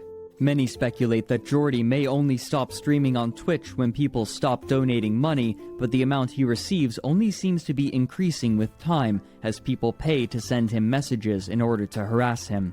Jordy Jordan now stands as an example of what happens when someone without the proper mental fortitude, flexibility, or attitude is suddenly given fame in a niche area, and when someone's poor social habits alienate them from any kind of support network, whether in the form of their contemporaries or their viewer base. He also shows what can happen to those who feel themselves incapable of making any sort of significant change in their lives, and the fates to which they may consign themselves.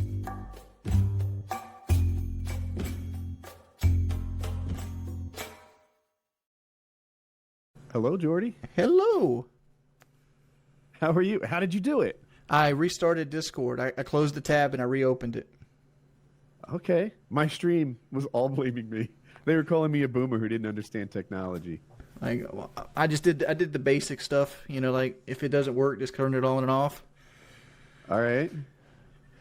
Switch to So what's new, brother? Nothing really new. I mean, like, I'm in this point in my life where nothing can be new because, like, people won't let me forget the past. You know what I'm saying? I do. And it's like, that's just where it is. So I live my life perpetually answering the same 6 questions. Wait. Hold on. Are you ever going to go back on PKA? 1, yes. How much do you weigh? Yep. How's Brandy? Have I hit any? How am I doing so You're far? 3 for 3 so far. Okay. PKA, how's Brandy? What do you weigh? What would you do for a Ford Raptor? They're getting harder. No, that's not one of them. Okay. Something about the Mustang, maybe? That's vague. We'll take it, though. Will you play Call of Duty? Yep. And... You helped me out with the last one. Are you going to play Rainbow today? Okay. Yeah, you're building a Rainbow following then. Yeah, Rainbow's actually my biggest drawer, other than, like, just chatting. Like, just chatting's my biggest drawer, but, like, there's only so much you can do with just talking to the same people and answering the same 6 questions. Because, like, I've been streaming for, what, like, an hour now? And I've answered... What does it feel like to ride in a Mustang that has a full of shit at one point? Has your Mustang's suspension sagged? I've been asked that one 4 times already, and I've already explained to them that, you know, that's not how cars are designed. Cars are designed to hold a certain amount of weight between the axles, and the weight that they can hold between the axles exceeds what a normal human can expand themselves to usually. It's meant to hold 4 people. Yeah, it's meant to hold 4 people. Yeah, it's gonna hold you fine. It's not a dude. The V8 Mustang. I've only seen highlights of you talking about it, but that's a thing that you want to make happen. Here's the thing. Just let me know.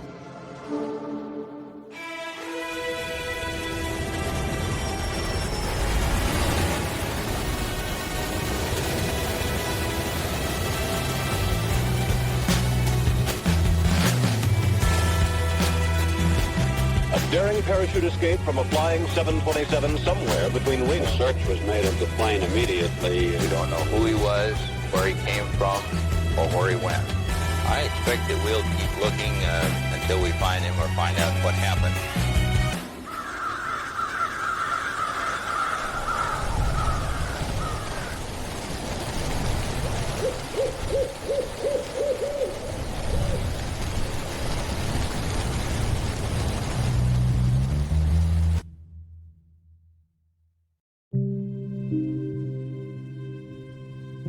In the afternoon of November the 24th, 1971, a middle-aged man carrying a briefcase walked into Portland International Airport and purchased a one-way ticket to Seattle, Washington. The man identified himself as Dan Cooper, and along with 36 other passengers and a crew of 6, he soon boarded Northwest Airlines Flight 305. Once aboard, Cooper made himself comfortable in the middle of the last row of seats on the right side of the cabin. He ordered a drink and had a smoke, because this was the 70s. Once the flight was cleared for departure, Cooper turned around and handed an envelope to flight attendant Florence Schaffner. Inside the envelope was a note featuring a handwritten message stating he had a bomb. Schaffner reluctantly sat down beside him and glimpsed what appeared to be 8 sticks of dynamite inside his briefcase. Cooper's demands were quite simple. He wanted $200,000 in cash and 4 parachutes, He also demanded a fuel truck to stand ready to refuel the aircraft once they landed in Seattle. Should they fail to comply with his demands, he threatened to, quote, do the job. Once the flight was airborne, Schaffner went to inform the cockpit crew, while another flight attendant by the name of Tina Mucklow remained by Cooper's side. By using a telephone in the rear of the cabin, Mucklow acted as an intermediary between Cooper and the rest of the flight crew for the remainder of the hijacking. For the next hour and a half, Flight 305 maintained a holding pattern near Seattle, while local and federal authorities scrambled to procure the ransom as well as the 4 parachutes. 10,000 $20 bills were collected from a local bank, while the owner of a nearby skydiving school supplied the chutes. At 5:45 p.m., more than 2 hours past its scheduled arrival, Flight 305 finally touched down in Seattle. By this point, it was well after sunset, and the aircraft was brought to a remote section of the tarmac. Once the flight came to a stop, both the ransom and the parachutes were handed over to Mucklow, who then brought them back aboard. In exchange, Cooper permitted 2 of the flight attendants as well as all the passengers to disembark, many of whom had not yet realized the flight had been hijacked. With the ransom paid and only 4 crew members remaining on board, Cooper told Mucklow to inform the captain that he wanted to fly to Mexico City. They were to fly with the landing gear down, the flaps at 15 degrees and below 10,000 feet. The lights in the cabin were to be switched off, and the aft stairway, which opens from the underbelly of the fuselage, was to remain extended. 2 of Cooper's demands could not be satisfied. First of all, the flight configuration he'd requested would not allow for a non-stop flight to Mexico City. As such, Cooper proposed a refueling stop in Phoenix, Yuma, or Sacramento before they all agreed on Reno, Nevada. Second of all, it was not possible to depart with the ventral staircase extended. Cooper agreed to retract the stairs on the condition that Mucklow remained by his side and taught him how to extend them once the plane was airborne. Parked for nearly 2 hours due to complications with refueling, Flight 305 was back in the air by 7:36 p.m. Less than 5 minutes after takeoff, Cooper told Mucklow to head for the cockpit and that from this point onwards he was not to be disturbed. The last time she saw Cooper, he was standing in the middle of the aisle as if though he was preparing to jump. Mucklow joined the rest of the crew, locked the cockpit door behind her, and some 3 hours later, Flight 305 safely landed in Reno. Once the flight came to a stop, the crew carefully ventured into the rear of the cabin, but there was no sign of Cooper nor the bomb. The aft stairway had been extended mid-flight and was slightly damaged upon landing. It seemed there was only one explanation for the hijacker's absence. At some point between Seattle and Reno, Cooper had strapped on a parachute, walked down the stairs, and leaped into the dark of night.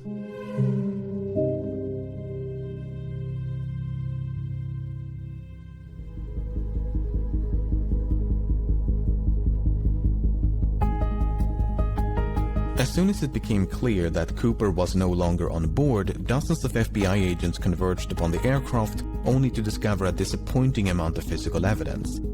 A black clip-on tie, 8 cigarette butts, and 2 of the 4 parachutes were all that Cooper left behind.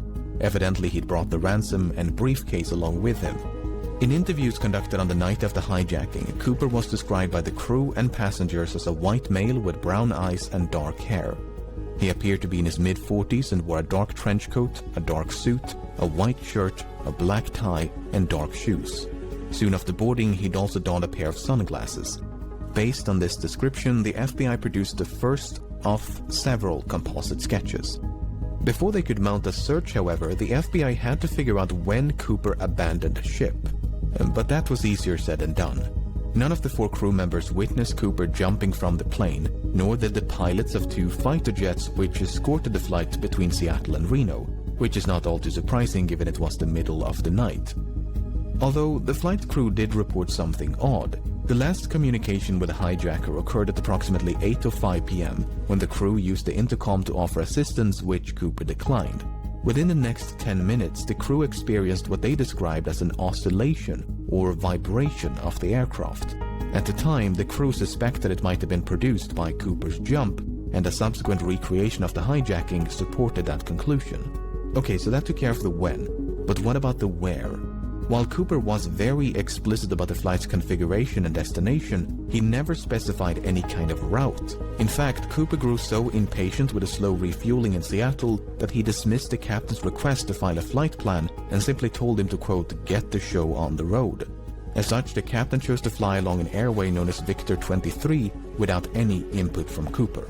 By using Victor 23 as a guide, authorities estimated the most probable location of the flight at the approximated time of the jump was about 40 kilometers north of Portland. And so, at the break of dawn, the FBI mounted an impressive search operation using helicopters, airplanes, and ground troops.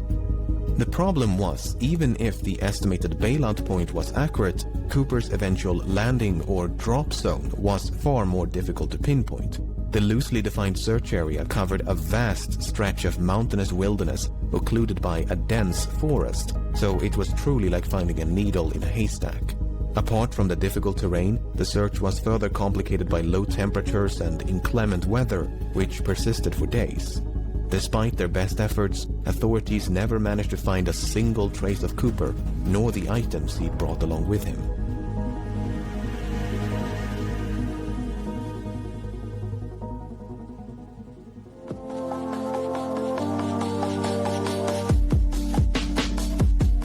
Having made little to no progress by early December, the FBI turned their attention to the $200,000 ransom. The money had been collected from the Seattle First National Bank, which maintained a ransom package of $250,000 just for such an occasion. Because of this, the serial numbers of the $10,020 banknotes given to Cooper had been documented in advance, a complete list of which were quickly made available to financial institutions, government agencies, and the general public. The intention was to make it as difficult as possible for Cooper to spend his money. Northwest Airlines and several newspapers even began to offer rewards to anyone who could find a note with a matching serial number. In spite of these efforts, no one ever did. That is until nearly a decade later. In early 1980, a young boy named Brian Ingram was building a campfire on a small beach in southern Washington. As he was digging into the sand, Ingram discovered 3 bundles of cash totaling $5,880. Having heard about the infamous skyjacking, Ingram's parents brought the severely degraded bundles to the FBI. The notes were promptly inspected, and sure enough, the serial numbers matched those of the ransom. Once the excitement subsided, however, the money managed to raise far more questions than it answered, the most significant of which was how? How did the money end up so far away from the drop zone?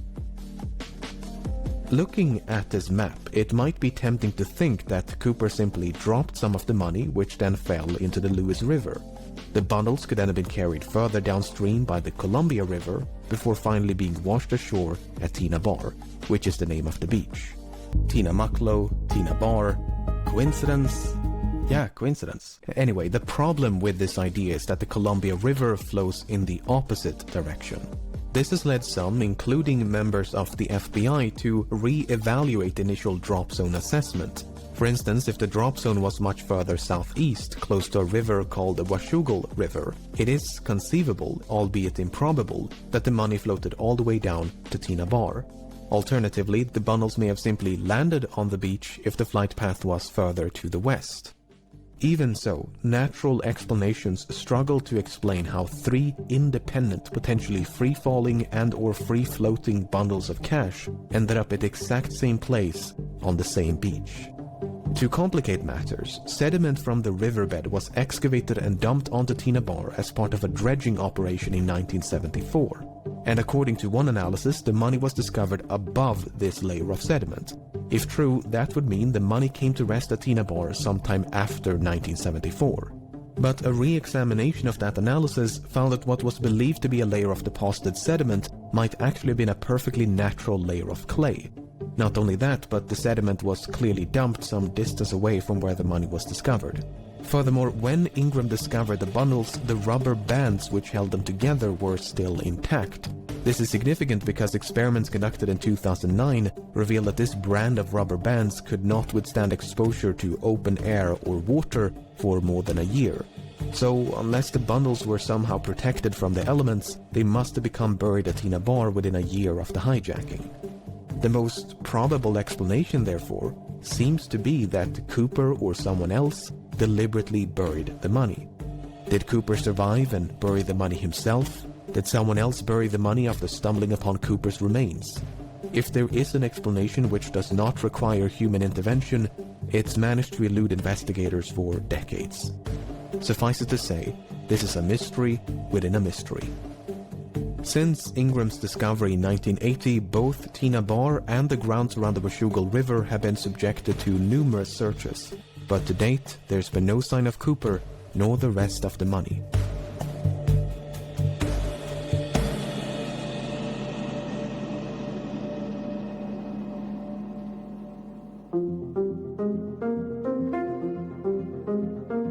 From the very beginning, it was assumed by many that Cooper did not survive his daring escape.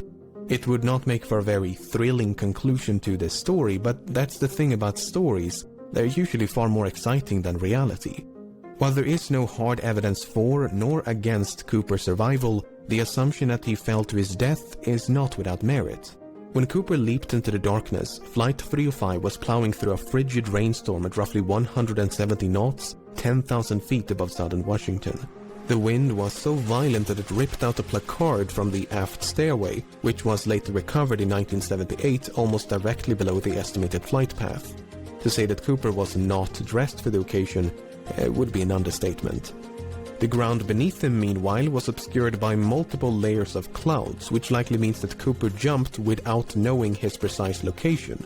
Even if he could see the ground and had a specific drop zone in mind, the parachute he selected was non-steerable, meaning he would not have been able to steer his descent towards a specific landing spot, thus precluding any potential coordination with an accomplice stationed on the ground. While Cooper expressed some familiarity with parachutes, his actual competence level is up for debate. It's widely believed that Cooper demanded 2 pairs of parachutes, 2 primary and 2 reserve, to make the authorities believe that he intended to take a hostage. That is precisely what happened, as the FBI contemplated but eventually decided against sabotaging the chutes, as they did not want to risk the life of an innocent civilian. But in their haste to obtain them, they unintentionally provided Cooper with a non-functional dummy chute intended for training purposes. This mishap seems to have gone unnoticed by Cooper because that dummy chute was one of the 2 missing from the plane. Not only that, but Cooper chose the older and technically inferior parachute out of the 2 primary chutes provided. So in both cases, it seems like Cooper made the worst possible choice. But there are other ways to interpret this information. For instance, it's possible that Cooper used the dummy chute not as a reserve but as a means to secure the bag of money. In fact, that is precisely what Cooper tried to do with the functional reserve chute. First, he tried to place the money in the chute's canopy before removing some of the suspension lines and wrap them around the bag. Perhaps he used the dummy chute for a similar purpose. And Cooper's decision to use the older primary chute is not necessarily an indication of inexperience. It could also be a sign of familiarity, because the chute he left behind was a civilian luxury chute, while the one he used was a military chute. The argument is that Cooper might have been trained as, say, a paratrooper, and chose the older military chute because that's the one with which he was most familiar. And there is at least one other reason to suspect that Cooper had a military background. While the flight was in a holding pattern near Seattle, Cooper mentioned that the McCord Air Force Base was only 20 minutes away from the Seattle-Tacoma airport. At the time, that was an accurate assessment and might suggest a military background. Apart from the potential military connections, Cooper may even have had links to the Central Intelligence Agency. You see, the type of aircraft which Cooper chose to hijack, a Boeing 727, was also used by the CIA to covertly drop agents and supplies during the Vietnam War. A task for which the Boeing 727 was uniquely qualified due to its distinctive aft stairway. So it's fairly safe to assume that Cooper chose to hijack a Boeing 727 specifically because it provided a relatively safe means of escape. Whether he learned of this from the CIA or came to that conclusion independently is another question. However, the fact that Cooper chose to hijack a flight operated by Northwest Airlines was apparently random chance. When Tina Mucklow asked Cooper about his motives, he responded, "It's not because I have a grudge towards your airline, it's just because I have a grudge." He further clarified that Flight 305 just happened to be in the right place at the right time. Even so, it's clear that Cooper came prepared. He seemed to know a great deal about aircraft and aviation. He appeared to be familiar with the local terrain. He maintained a low profile to avoid a panic. He covered his eyes with a pair of glasses to conceal his identity. He left very little evidence behind, and he demanded 4 parachutes to force the assumption that he was taking a hostage. He was even cunning enough to reclaim the note which he'd initially given to Florence Schaffner. Apart from the name he wrote on his plane ticket, there are no other samples of Cooper's handwriting. But for all his planning and cunning, it seems Cooper did not give enough thought to his eventual escape. Not only did he fail to specify a route, but he was forced to make a last-minute destination change from Mexico City to Reno. He could have demanded more appropriate parachuting equipment like a pair of boots, a helmet, or jumpsuit. He could even have specified the ransom to be delivered in larger denominations to make it lighter and less cumbersome to carry. Presuming he did survive the fall and made it safely to the ground, he may then have had to make his way through a dense, partially snow-covered forest in nothing but loafers and a trench coat in late November. I get the distinct impression that Cooper's escape was much more of a leap of faith than a carefully executed jump.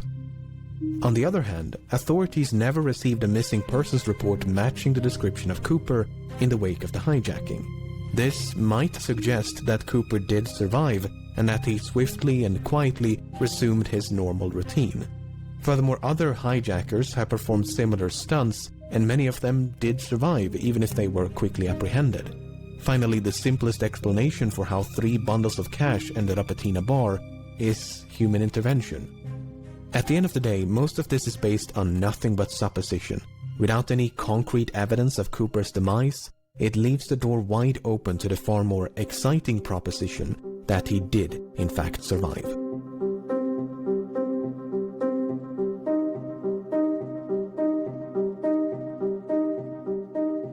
By the time the press got wind of the hijacking, the FBI had already begun to investigate a few potential suspects. Among them was a man in Portland with initials DB and surname Cooper. This Cooper was quickly eliminated as a suspect, but due to a mix-up by the press, the name Dan Cooper was confused for DB Cooper, and the rest is history.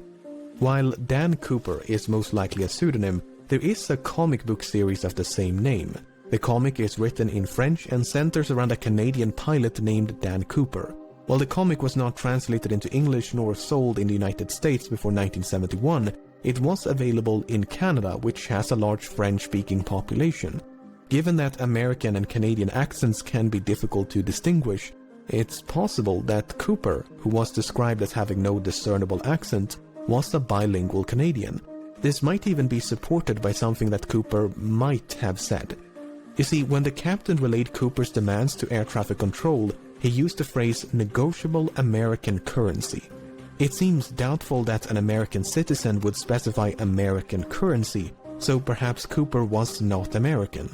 The problem is, we don't know if this is a direct quote from Cooper or paraphrasing by the captain.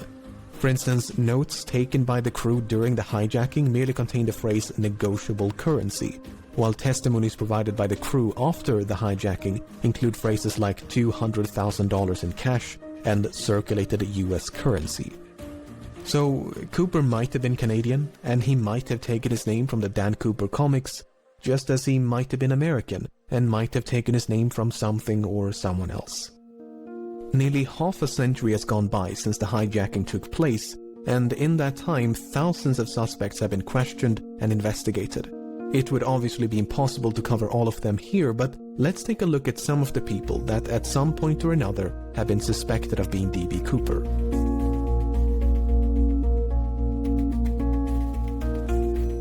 Robert Rackstraw first became a suspect in 1978, and on the surface he seems like a solid candidate. He was a decorated Army paratrooper and helicopter pilot. He had experience with explosives. He had an extensive criminal record. He had an uncle named John Cooper who was an avid skydiver. He was expelled from the army only months before the hijacking, which might suggest a motive. After all, the hijacker did say he had a grudge. When confronted by journalists and private investigators, Rackstraw would neither confirm nor outright deny that he was DB Cooper. Instead, he'd say things like, "I could have been," or "I would not discount myself." On the other hand, Rackstraw had light-colored eyes, which Cooper did not. More significantly, Rackstraw was only 28 years of age at the time of the hijacking. This is well outside the range of ages reported by the crew and passengers, most of whom believed Cooper was in his mid-40s. Kenneth Christensen first became a suspect in 2003 when his brother noticed certain parallels between him and Cooper.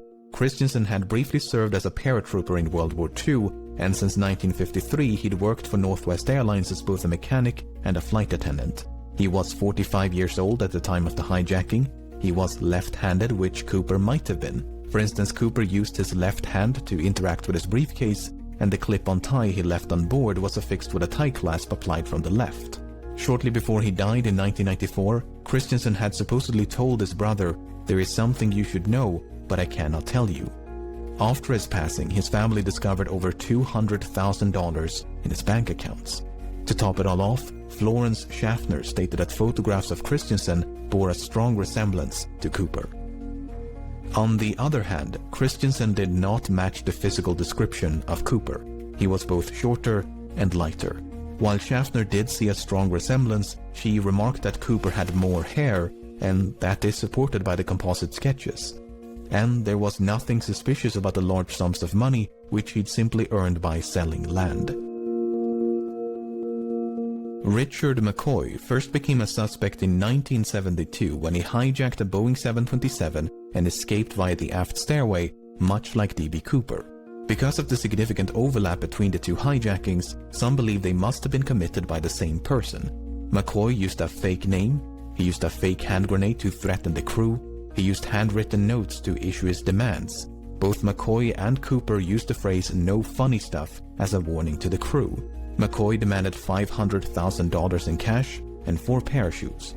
McCoy also bailed out the back of the plane once they passed over his hometown in the state of Utah. Apart from the similar modus operandi, McCoy had also served in the Vietnam War as a demolitions expert and a helicopter pilot. McCoy did actually survive the fall and managed to evade authorities for 2 full days before he was apprehended and sentenced to 45 years in prison.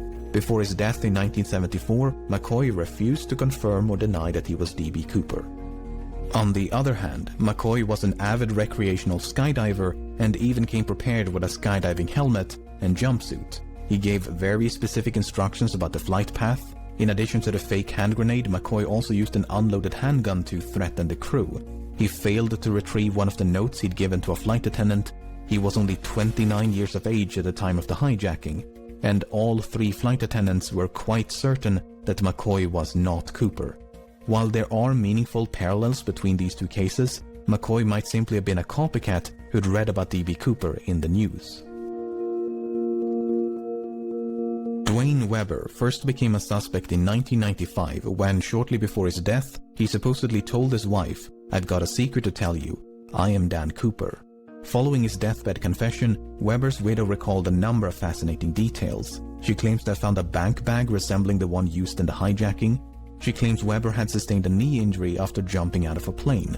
Weber supposedly had a nightmare about leaving his fingerprints on the aft stairs. And a year before the money was discovered at Tina Bar, Weber had allegedly paid a quick visit to the same location. In addition, Weber was a World War II veteran, he had an extensive criminal record, he'd matched the physical description, and he was 47 years old in 1971. On the other hand, Weber's fingerprints did not match any of the prints collected from Flight 305. Although, to be fair, there's no way to know if any of those prints actually belonged to Cooper. Furthermore, Weber's DNA did not match a DNA sample collected from the tie clasp. But once again, there's no way to know if the DNA on the tie clasp actually came from the hijacker and not someone else. What's so frustrating is that the FBI likely had a much better source of DNA at one point.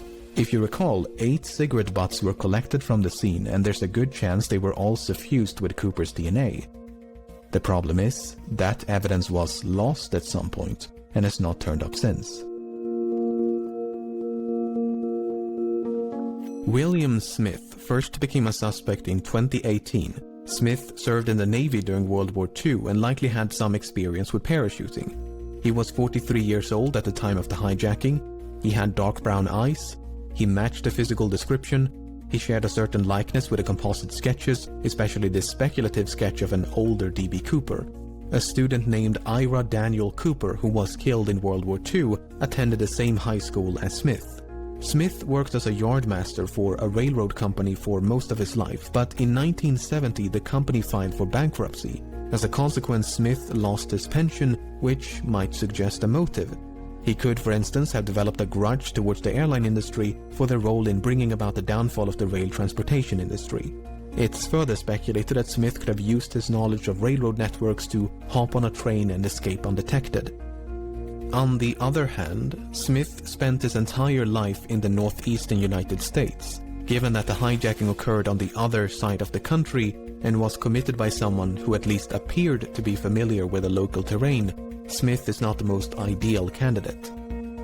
However, the fact that Smith worked as a yardmaster is interesting. You see, the tie that Cooper left behind was recently examined using an electron microscope, which uncovered various metallic particles. Some of these particles, especially pure titanium, were quite rare in 1971. This might suggest that Cooper worked as a manager at some sort of chemical or metallurgical facility, or possibly a rail yard.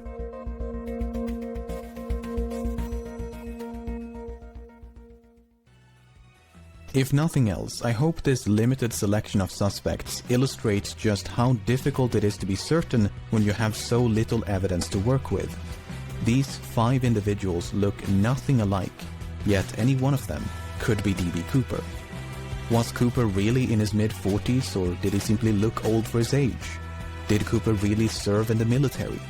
Which one of these sketches most closely resemble Cooper?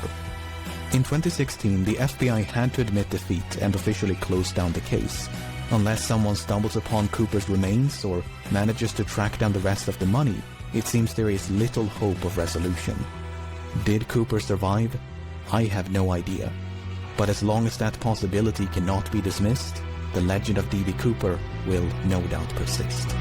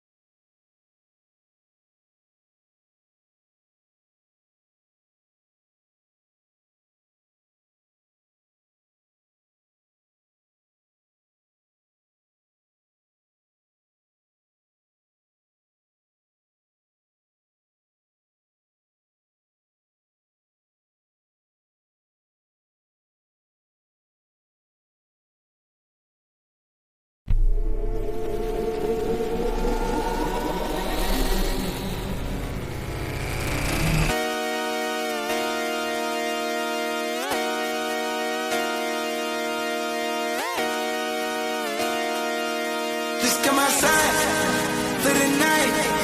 Take your time, get your life. Got a time.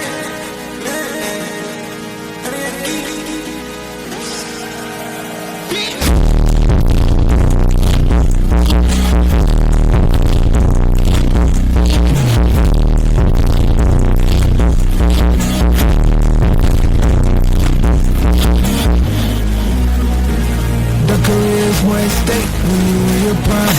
Fuck that paper, baby, my face on the dotted line. I've been flying out of town for some peace of mind. It's like always. It's on the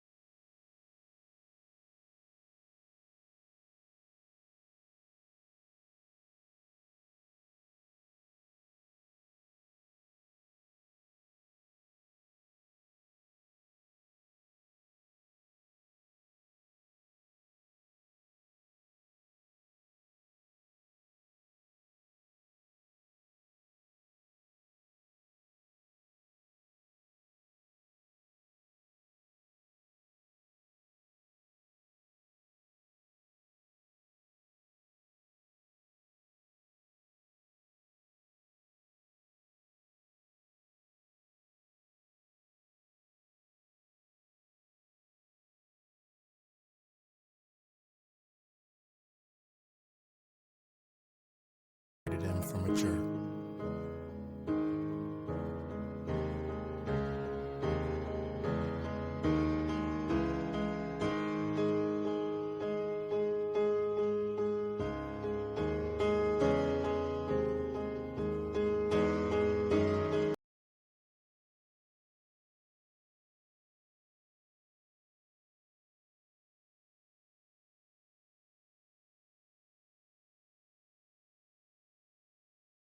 Bro, don't tell me the shit paused that fast. It was paused this entire time. No way. It's just been saying for video pausing all night, dog.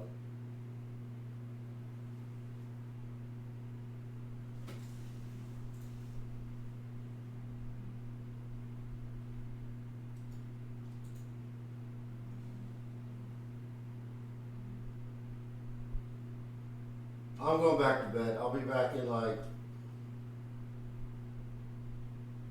an hour or two.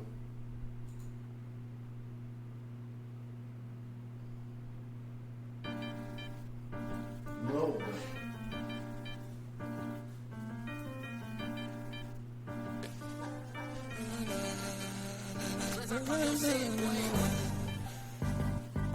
Shoulder, nigga. She get real out here, fool.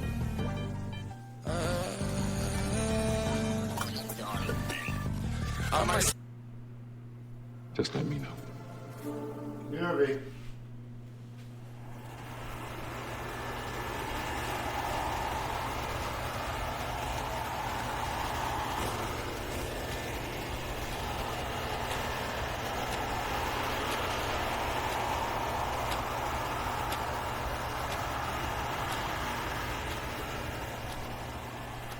Delivery manager 370, good morning. Malaysian 370, standby. At Kuala Lumpur International Airport, a Boeing 777 is preparing for departure.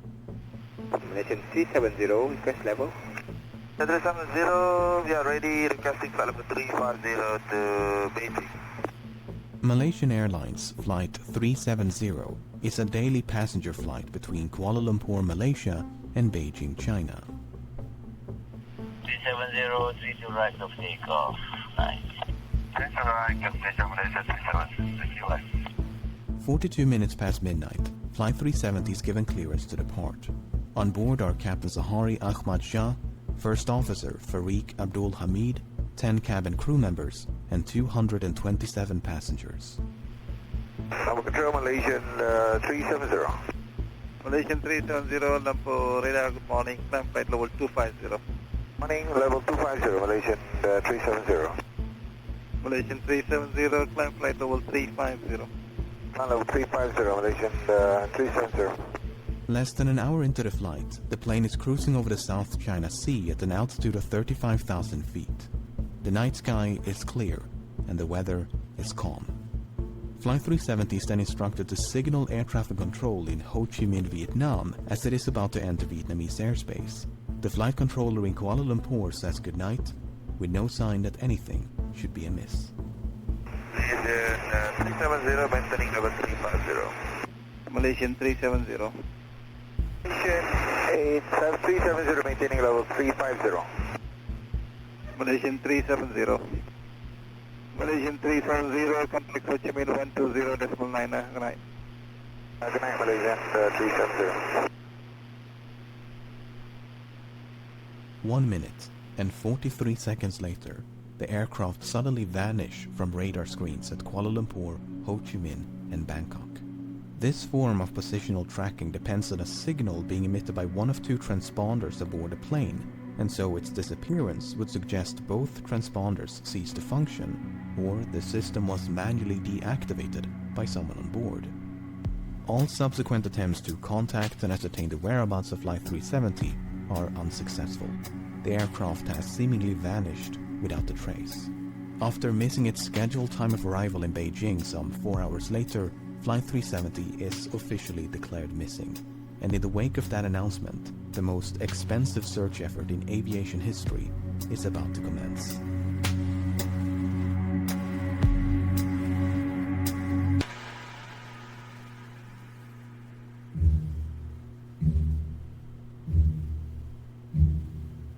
The search was initially concentrated around the location of the flight's disappearance between the South China Sea and the Gulf of Thailand. The search area was soon expanded, however, after the Malaysian military disclosed additional information. Unlike the radar system employed by air traffic control, long-range military radar does not rely on transponders but use reflectance to track the position of aerial targets. A review of the data collected by the Malaysian military revealed that moments after contact with Flight 370 was lost, the aircraft had deviated from its scheduled flight path with a subtle turn to the right, followed by a prolonged turn to the left. The aircraft had then flown back towards and across the Malaysian peninsula before turning right near the island of Penang. It maintained this northwesterly heading until it escaped the radar's coverage. Over the next few days, the Strait of Malacca, the Andaman Sea, and the Bay of Bengal was scoured by a multinational fleet of aircraft and vessels, but there was no trace of Flight 370. Meanwhile, investigators began to analyze the aircraft's satellite communication records. Like all modern airliners, Flight 370 was equipped with a satellite communications terminal, or SATCOM, to send and receive transmissions to and from the ground. Prior to departure, the SATCOM terminal had logged on to the satellite network and established a connection with a ground station in Perth, Australia. That station then maintained a detailed record of all the incoming and outgoing traffic between it and Flight 370. This is what it contained. Prior to the flight's disappearance over the South China Sea, everything appeared to be working as intended. Then, at some point during this portion of the flight, the SATCOM link was severed. For whatever reason, the terminal ceased to respond. But 3 minutes after the flight vanished over the Andaman Sea, the terminal requested to log back onto the network. The SATCOM link was successfully re-established and was not disrupted again until nearly 6 hours later, when the flight is presumed to have crashed due to fuel exhaustion. During these final hours, 2 attempts were made to contact the plane via satellite telephone. Both calls were acknowledged by the SATCOM terminal and would have been routed to the cockpit, yet they went unanswered. The terminal had also responded to 5 automatic status requests. In short, if the ground station had not heard from the aircraft in over an hour, it would transmit a signal to confirm the terminal was still online. While these transmissions did not contain any information about the flight's position, investigators were able to measure the distance between the satellite and the aircraft at the time of each transmission, based on how long it took those transmissions to be sent and received. This generated 7 rings of possible locations from which 7 of these transmissions are thought to have originated.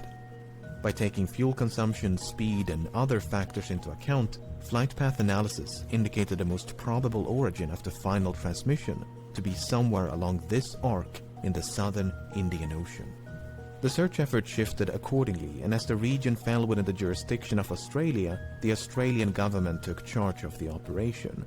Over the next few weeks, the search area was progressively refined to account for oceanic drift as well as improved estimations of the flight path. But this part of the southern Indian Ocean is so remote it took 6 days just to get there. A new fleet of aircraft and vessels gradually covered more than 4.5 million square kilometers of ocean, but Flight 370 was nowhere to be found.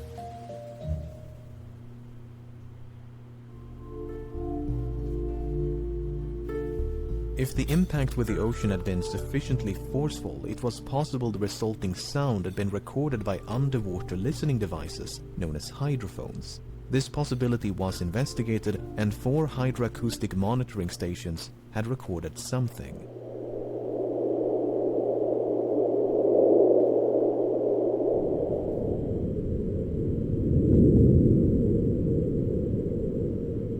While the timing and direction of the sound were reasonably consistent with the final satellite transmission, the estimated origin was not. The sound was in all likelihood caused by nothing more than geological activity. Flight 370 was also equipped with 2 underwater locator beacons which had a battery life of some 40 days, and as the deadline approached in early April, signals with a pulse and frequency somewhat similar to the signal emitted by the beacons were detected at depths of up to 3,000 meters. An autonomous submersible then spent weeks scanning the seafloor where the signals had been detected, but no wreckage was ever found. And nothing would be found until more than 16 months later, when a discovery was made on the opposite side of the Indian Ocean. On the 29th of July 2015, a group of people were cleaning up a beach in Reunion, a small island to the east of Madagascar, when they stumbled upon this 2-meter-long metallic object covered in barnacles. Aviation experts quickly identified the object as a section of an aircraft wing known as a flaperon. Upon closer inspection, internal markings including dates and serial numbers conclusively ascertained the flaperon belonged to Flight 370. Even though Reunion Island is some 4,000 kilometers west of the search area, and more than a year had gone by since the flight disappeared, the location was consistent with simulations of debris dispersal patterns. There was now tangible evidence that Flight 370 had crashed somewhere in the Indian Ocean. The discovery of the flaperon prompted numerous searches along beaches and shorelines of southeastern Africa, and at least 31 additional items of interest have since been recovered and examined. Some of these items include a section of the outboard flap from the right wing, a piece of cowling from one of the two engines, a partial door from the nose landing gear, a section of the vertical stabilizer, and a mangled casing from one of the embedded headrest monitors. 18 of these items were identified as either likely, highly likely, or almost certain to have originated from Flight 370, whereas only 3 could be confirmed. The remaining 11 could not be identified. There were no traces of an explosion found on any of the debris tested, nor was there any evidence of a fire except for 3 small burn marks on one of the unidentifiable items. The search for debris was further aided by Earth observation satellites. Analyses of satellite imagery from March of 2014 uncovered a number of images which appeared to feature man-made objects floating on or just below the surface in the southern Indian Ocean. However, the images were not nearly sharp enough to resolve any identifiable markings, and multiple searches notwithstanding, this debris was never recovered.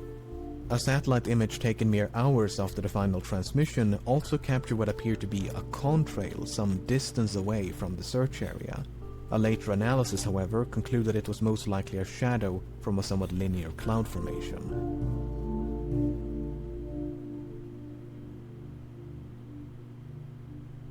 The underwater portion of the search continued for months and eventually years before it was finally suspended in early 2017, by which point some 120,000 square kilometers of seabed had been scrutinized.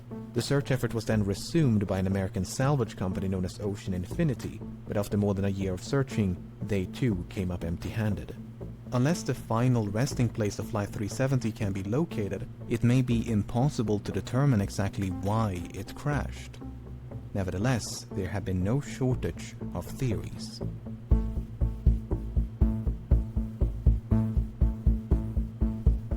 On the day of the disappearance, 2 of the passengers raised suspicion as they had boarded the flight with stolen passports, which immediately prompted concerns of a hijacking. But investigators were unable to link the 2 men to any terrorist organizations, and soon determined they had traveled under false identities because they were seeking asylum, not due to any nefarious intent. Similar suspicions were raised on one of the passengers who were identified as a flight engineer, who might have possessed the necessary expertise to take control of a Boeing 777. Apart from the 239 persons on board, Flight 370 carried nearly 11 metric tons of cargo. Among the items listed on the flight manifest was a shipment of lithium-ion batteries, which led some to suspect a fire might have broken out mid-flight. For instance, the crash of UPS Airlines Flight 6 in September of 2010 was the result of a fire that was ignited by a pallet of lithium-ion batteries. Another potential source of ignition would be an electrical malfunction. The crash of Swiss Air Flight 111 in September of 1998 is thought to have been caused by a fire within the electrical wiring above the cockpit. The fire damaged and disabled multiple avionic systems, including the transponders and SATCOM. In the case of Flight 370, the sudden loss of communication and subsequent deviation from its scheduled flight path might have been a direct response to a fire. The 2 pilots may have turned back towards Malaysia to attempt an emergency landing at the nearest suitable airport. But no such attempt was ever made. Instead, Flight 370 kept going and remained aloft for another 6 hours. Some have theorized the crew might have been incapacitated by a sudden or gradual loss of cabin pressure. For instance, when Helios Airways Flight 522 failed to pressurize in August of 2005, the pilots quickly fell unconscious. Yet the aircraft continued to fly on autopilot for more than 2 hours until it ran out of fuel. Airline pilots are of course trained for such an event. In the event of cabin depressurization, an automatic system is designed to deploy oxygen masks to give the pilots enough time to perform an emergency descent to a more breathable altitude. The data recorded by the Malaysian military radar does indeed contain altitude information, but it is highly inconsistent. In fact, the Boeing 777 is incapable of performing the extreme altitude fluctuations recorded. At one point, the aircraft exceeded its maximum operating altitude by more than 15,000 feet before making a 50,000 feet nosedive in less than a minute. Attempts to recreate these maneuvers on a flight simulator were unsuccessful, and thus the data was deemed inaccurate and unreliable. If Flight 370 did lose cabin pressure at 35,000 feet, and the pilots were incapacitated before descending to a more oxygenated altitude, it might explain why the aircraft remained aloft for as long as it did. What is a bit more difficult to explain, however, are these alterations in heading. Flight simulations have established the aircraft must have been under manual control during the initial left turn, as the bank angle or inclination of that turn was beyond the limits of the autopilot. Subsequent turns, however, could have been either manual or automatic. But for the autopilot to have made these course corrections, someone with the requisite knowledge must have programmed it to do so. The only other alternative is that the aircraft was in fact under manual control.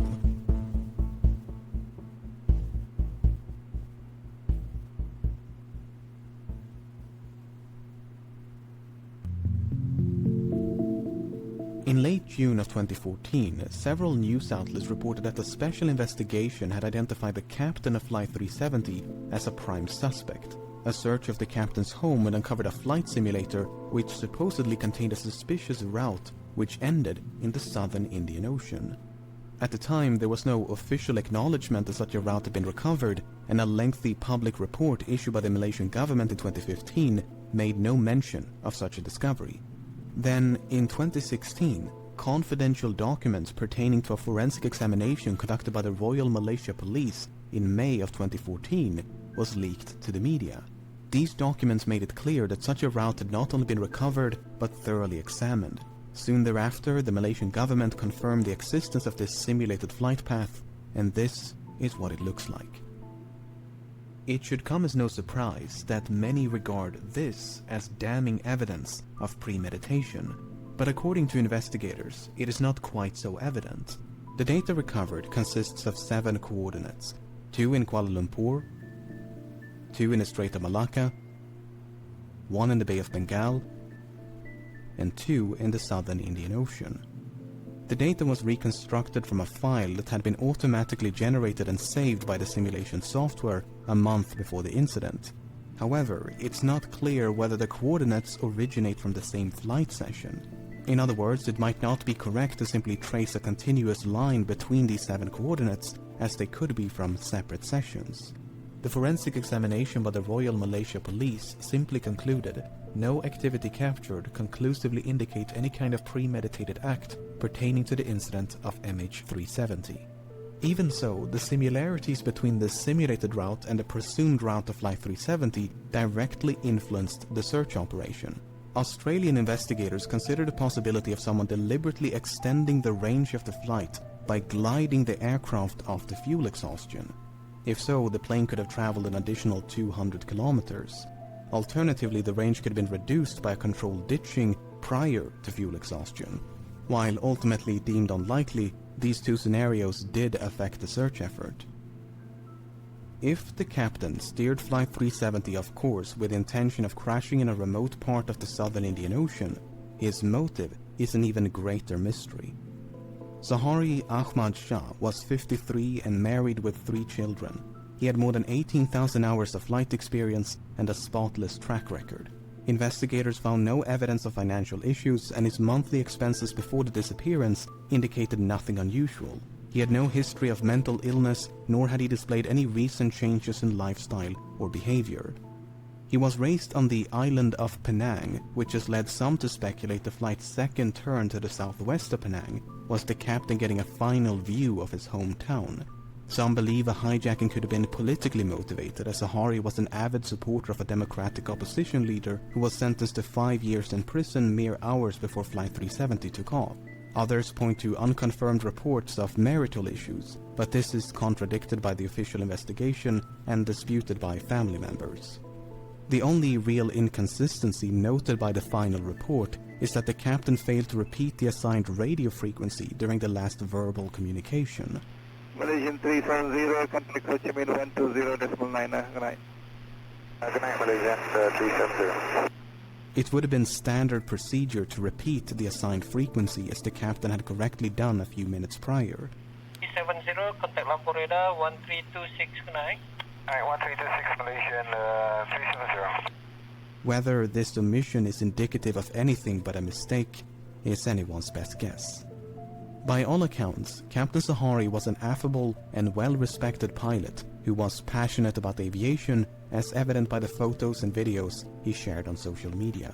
Hi everyone, this is a YouTube video that I've made as a community service.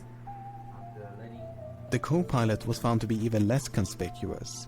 Farik Abdul Hamid was only 27 and due to marry a fellow pilot. He had nearly 3,000 hours of flight experience, although only 39 hours in this type of aircraft. Much like Sahari, Farik had no financial, mental or interpersonal issues of note, nor was there any evidence of conflict between the two of them. Some questioned the plausibility of a pilot-instigated hijacking due to the apparent lack of interference by the other pilot. Well, when Ethiopian Airlines Flight 702 was hijacked by the co-pilot in February of 2014, he did so by merely waiting for the captain to take a bathroom break before locking the cockpit door behind him. The co-pilot was then free to divert the Italy-bound flight to Switzerland to seek asylum. The only noteworthy piece of evidence in regards to the co-pilot of Flight 370 is his phone. You see, when the confidential documents were leaked, they also confirmed another long-circulated rumor, namely that a cell phone tower had briefly established a connection with an iPhone 5S belonging to the co-pilot as Flight 370 approached the island of Penang. According to investigators, it was not a phone call as has been widely reported by the media, but merely an automatic location signal. Why this information was omitted from public reports, we may never know. So what is one to make of all of this? On the one hand, the simulated flight path seems suspicious. On the other, it is difficult to cast any substantial doubt on either of the two pilots' character. It is equally difficult to deny a hijacking is consistent with the available evidence. Then again, we're missing some quite major and literal pieces of evidence. The final report issued by the Malaysian government in 2018 could not attribute the loss of communication nor diversion of Flight 370 to a malfunction. Instead, it is believed that someone manually manipulated the aircraft and its systems. For instance, investigators believe SATCOM was manually disabled by a sudden and prolonged interruption of power.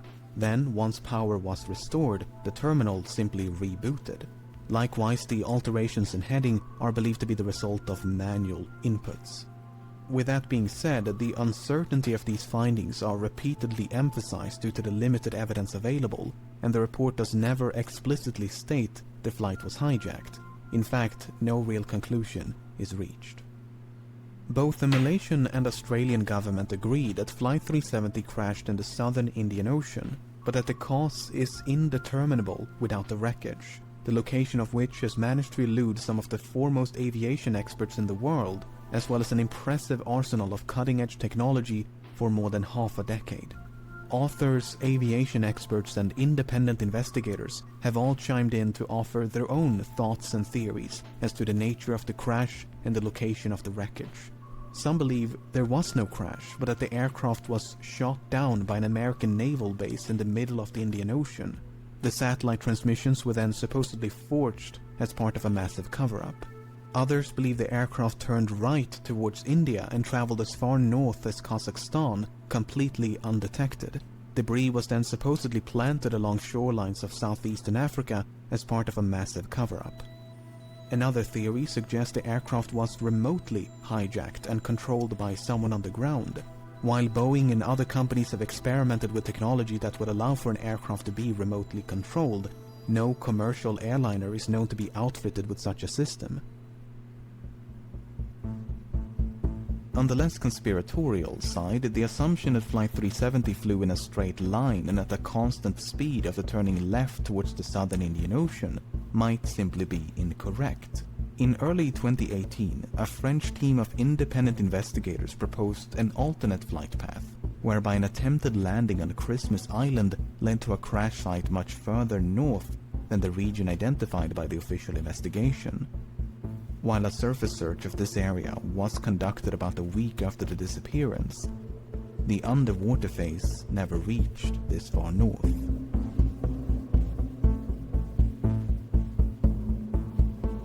As of the making of this video, the search operation has been suspended, but there have been talks of potentially resuming the search. For now, it seems, the vanishing of Flight 370 will remain a mystery.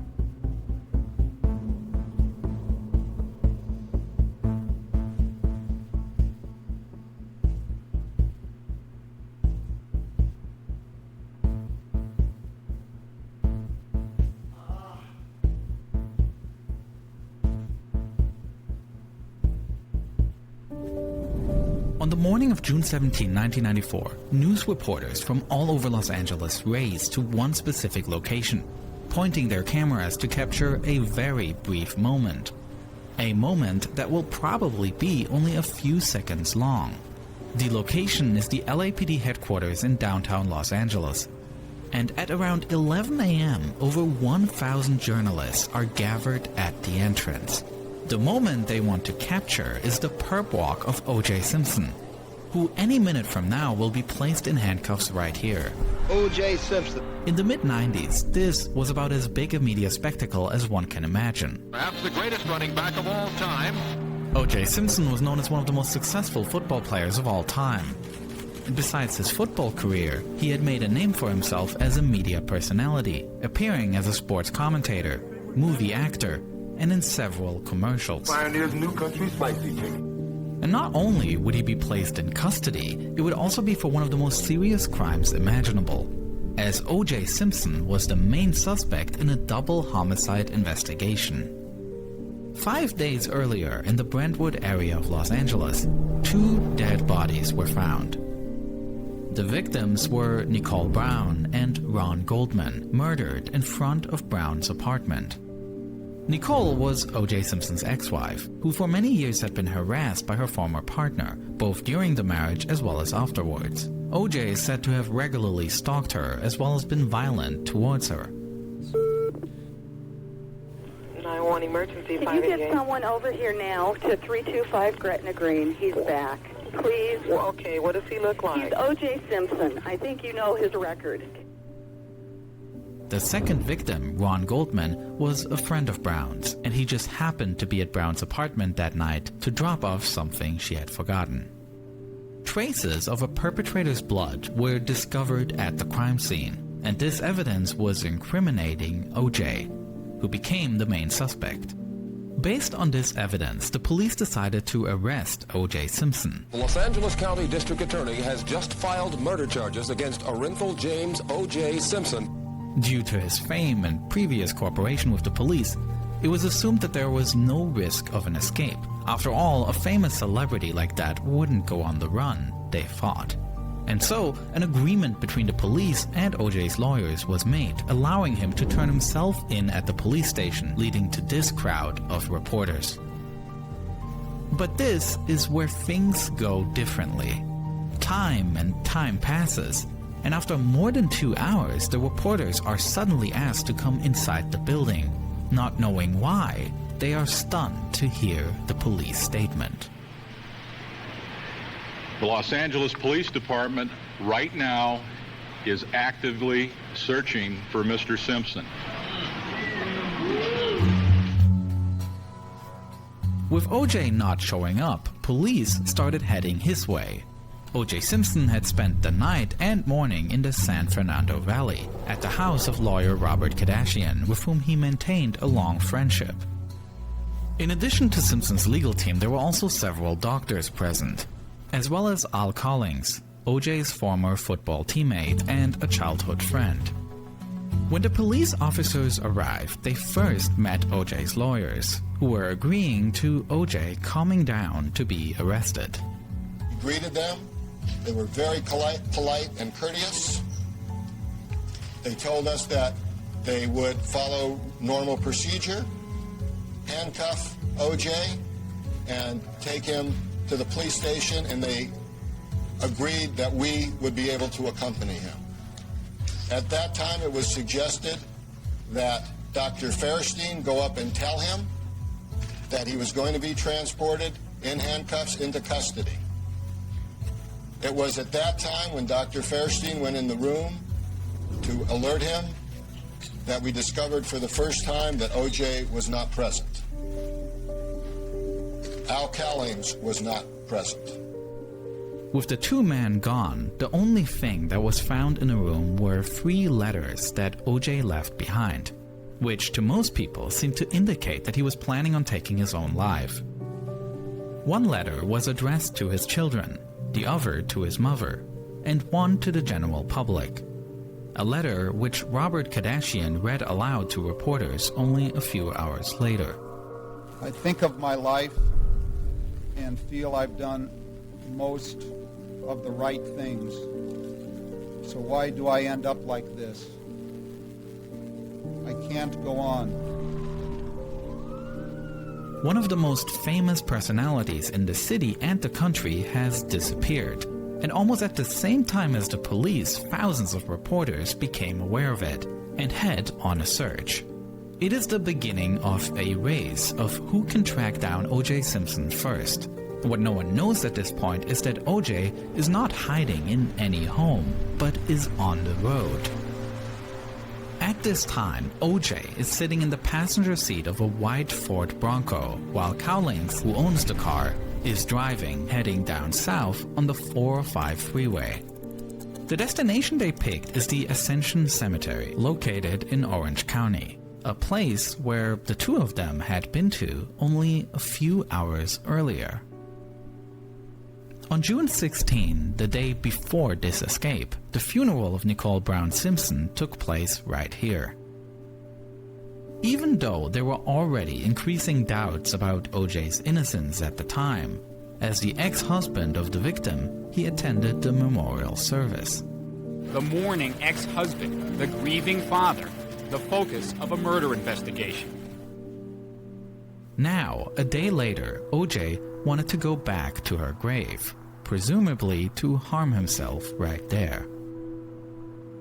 When the two arrive at the cemetery, they realize that it will not be possible to go to the gravesite without being recognized. Did you go to her grave? Yes. Well, we never made it there because there was a police car blocking the entrance. They wouldn't let you in? Well, AC saw him and avoided going in. Unsure on what to do next, Cowlings parks the car near the cemetery. According to his own statement, O.J. wanted to wait for the police to leave so he could still go to the grave. While they were waiting, they turn on the radio, and they notice that there are reports on almost all frequencies about a large-scale search for the two. Presumably, in order not to be recognized, O.J. now moves from the passenger seat to the back seat and lies down. And he instructs Cowlings to drive back up north, heading to his house, with the goal of meeting his mother there.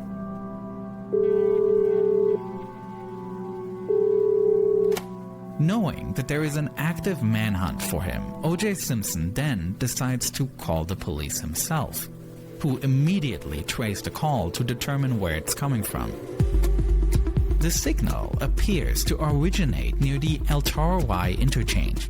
That's all units and stations for Station 18 per LAPD. Attempt to locate 187 suspect. Southbound 5 freeway from El Toro at 1646 hours. In a white 1993 Ford Bronco, possible plate 3 Delta Hotel Yankee 503. With this information, it doesn't take long until the first police car spots the vehicle. 241, I'm behind it. Occupied by a male black. Northbound 5, north of Red Hill. Journalists all across LA were listening into police radio, and soon the first news chopper finds the chase and goes live on air.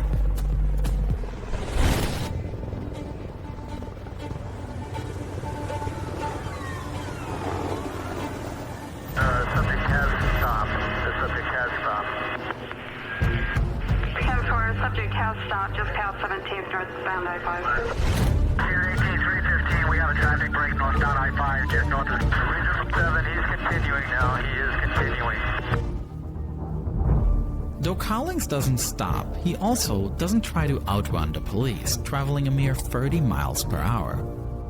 Due to the slow speed of the chase and the fact that no new cars can catch up from behind the police, the traffic around the Bronco drops significantly. They seem to have cleared the freeway pretty much like they do when you see a presidential motorcade.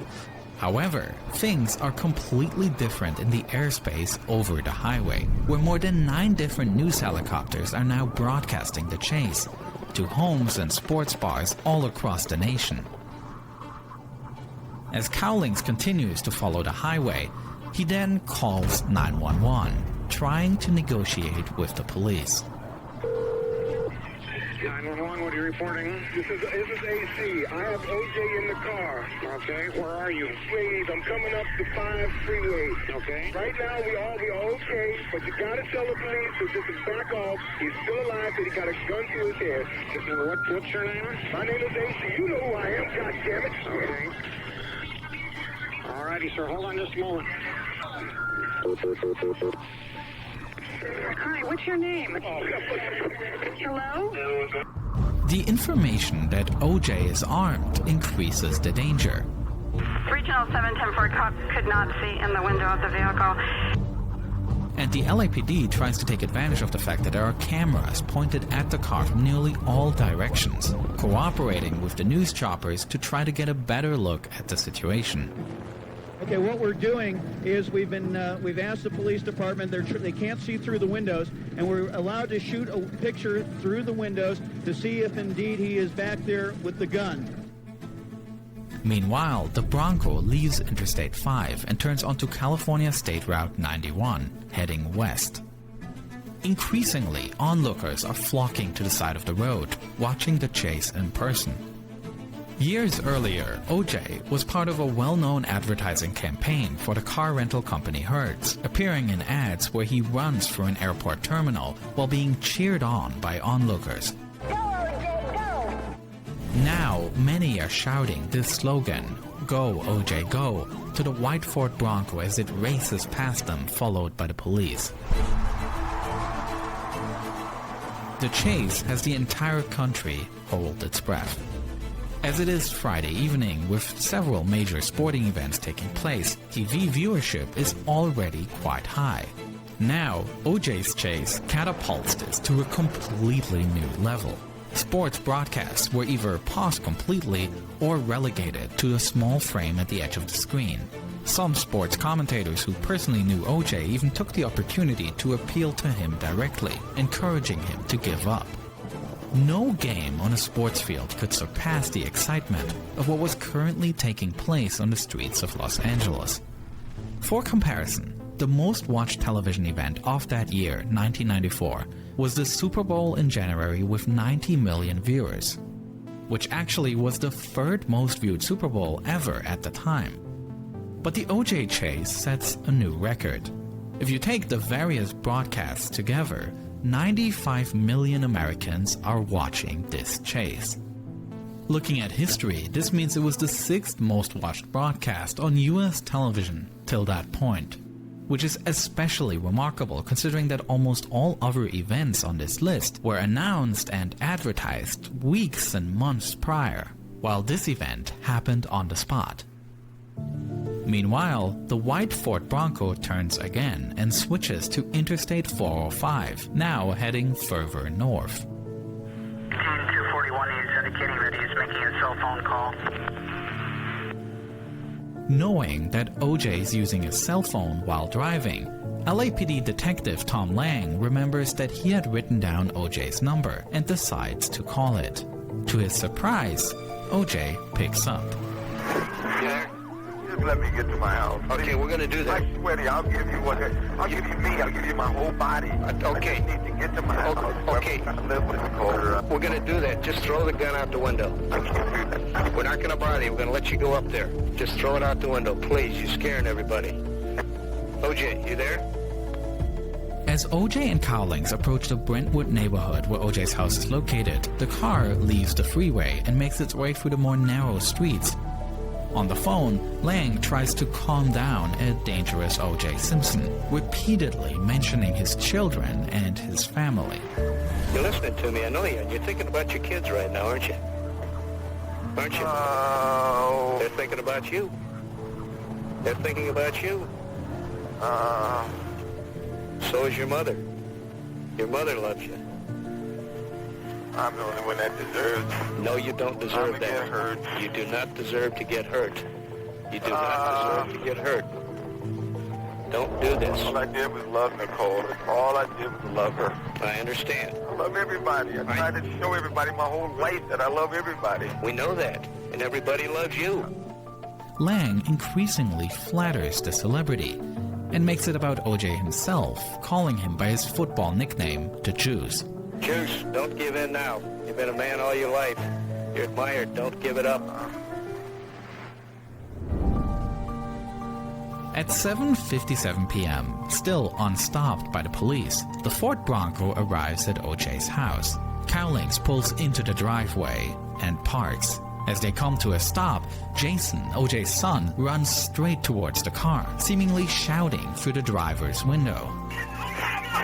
All right, who is that out there? Just toss it, Juice. The police officers who were in the house were worried that this could escalate the situation, and they step in to lead Jason away from the car. On the call audio, you can now hear Cowlings as he is trying to stop OJ from harming himself. Don't do it, don't make them. They got you, OJ. Please, listen to me. Listen to me, OJ. Listen to me. He's a man for me, man. OJ, no, OJ. If there is anyone at this point who still doubts that the extremely cautious approach by the police throughout this chase is atypical to how LAPD operated at that time, what happens next will make it clear. Over a period of 15 minutes, negotiations between the car and police take place. Occasionally, Cowlings even steps out of the car, shouting at officers who seem to approach them. Ultimately, they come to an agreement. OJ will surrender himself, but on his own terms. He leaves the car and is allowed to go into the house, where his lawyers also arrive. Here, OJ is allowed to drink a glass of orange juice and have a phone call with his mother. Only then he is being handcuffed and placed into a police car, heading to the LAPD Parker Center to be placed in custody. The chase has come to an end. Besides working on this story, I recently spent a lot of my time crafting a video about a completely different escape attempt.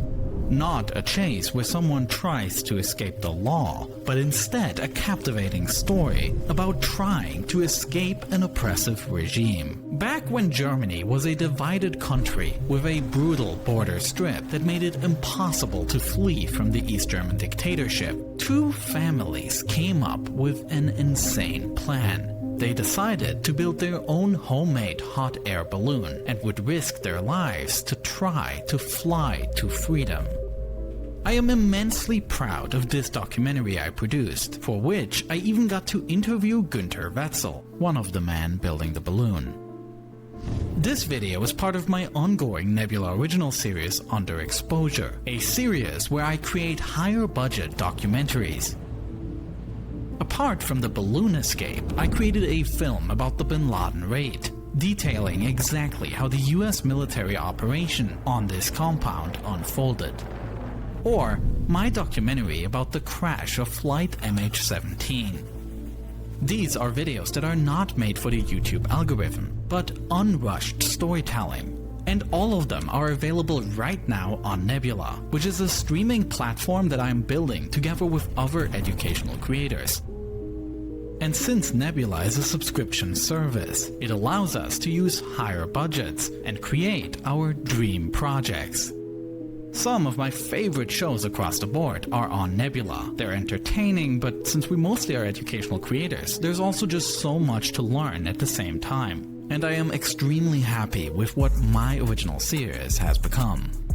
So go to nebula.tv/neo and make sure you use exactly that link, because this link is how you get 40% off on an annual plan. All my exclusive videos are up there. So thanks for the support, and as always, thanks so much for watching this video.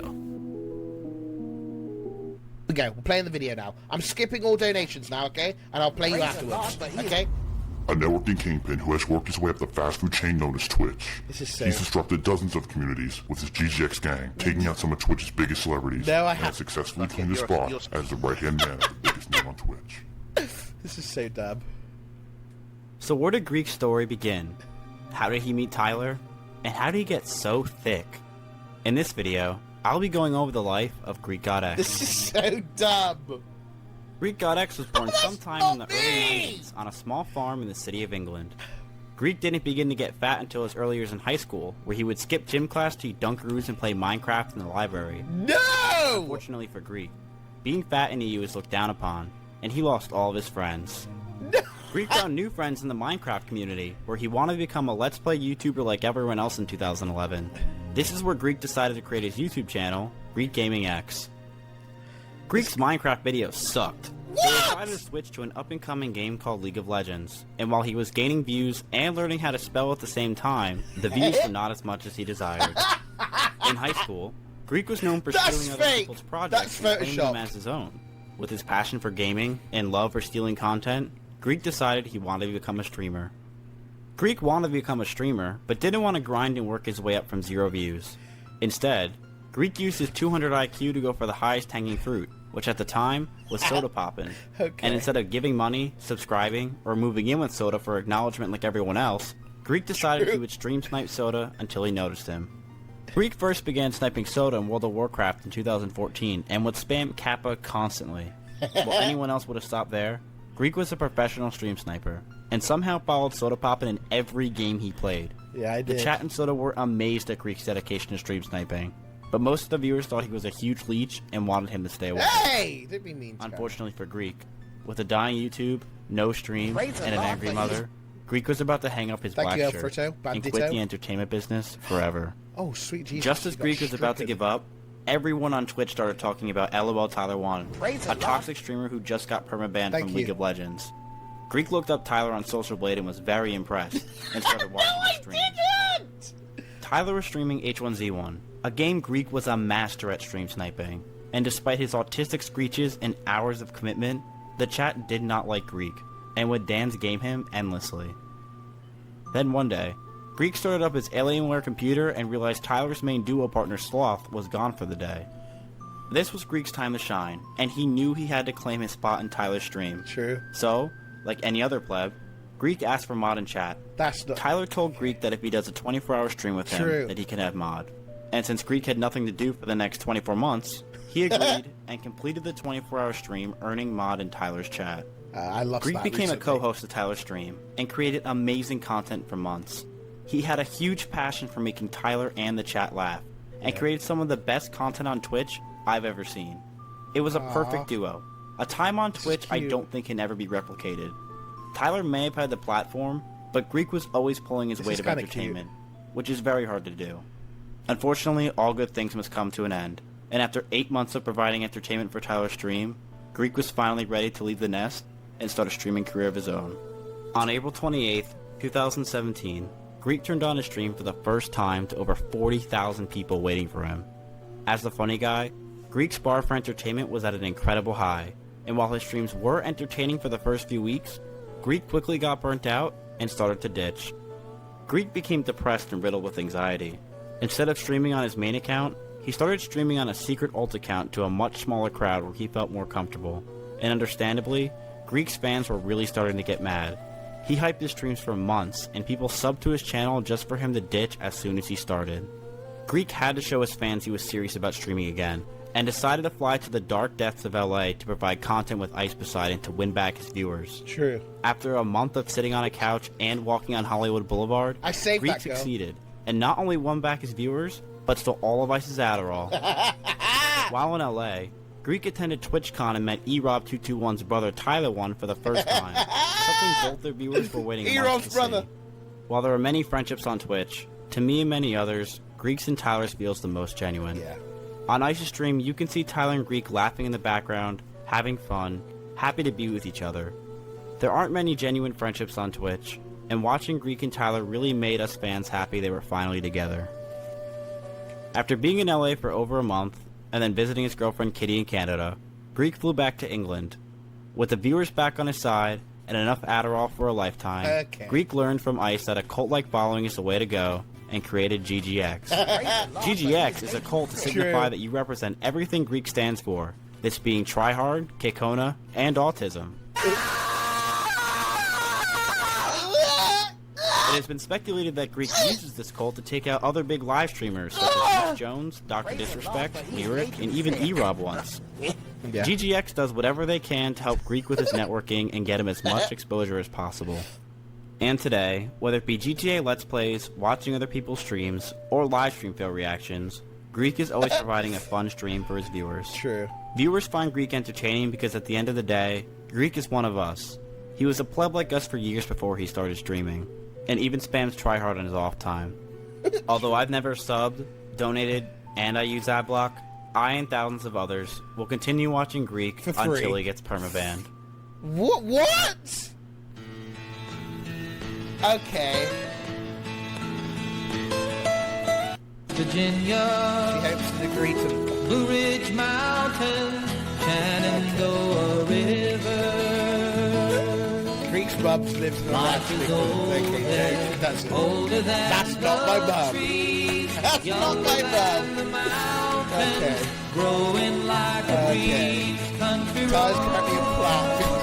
take me home to the place I belong. West Virginia. I miss those streams.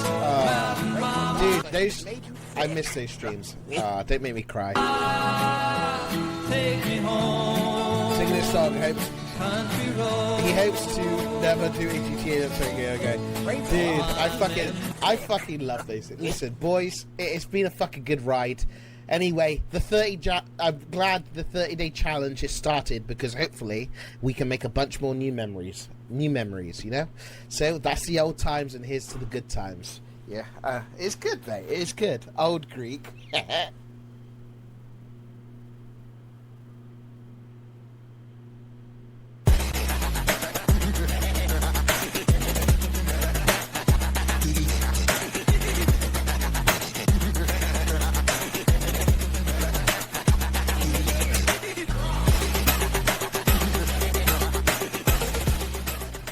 For years, Syrian refugees were bringing personal stories out of their country of Assad's prisons and torture centres, where people spent years without charge, being treated worse than animals in horrendous conditions. Places such as the infamous Sadnaya, where torture and execution was commonplace. But with the Assad regime finally now gone, I headed to the country once again to investigate these notorious institutions myself, joining the people searching for lost loved ones and hearing the stories of those who personally suffered in one of the darkest chapters in human history. Join me. We're trying to get permission to get inside, well, possibly the most notorious building for the Syrian people in the entirety of the country. It's called Palestine Branch. Let's see.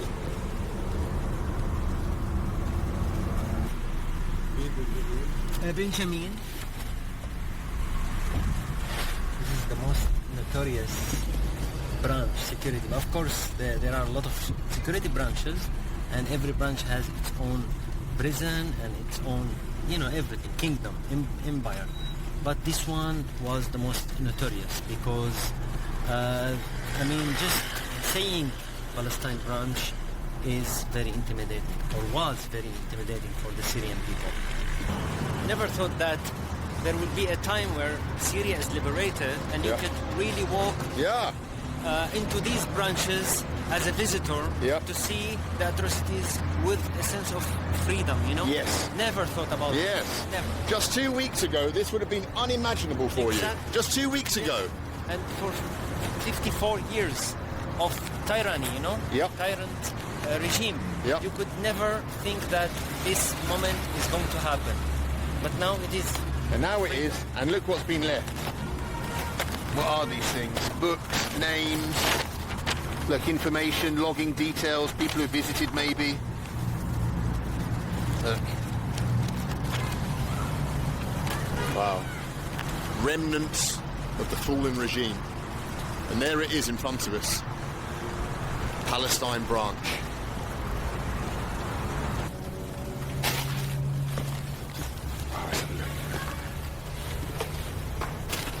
Wow, look at this. This was the old sleeping quarters for the guards here, I suppose. Look, the old bunk beds, clothes left behind, army fatigues. They ran away in a hurry, the Syrian army, and so didn't even take their jackets with them. Wow. Look, army caps, just discarded. Oh my God, look at it. Everything just left. All these bits of paper, books, registers.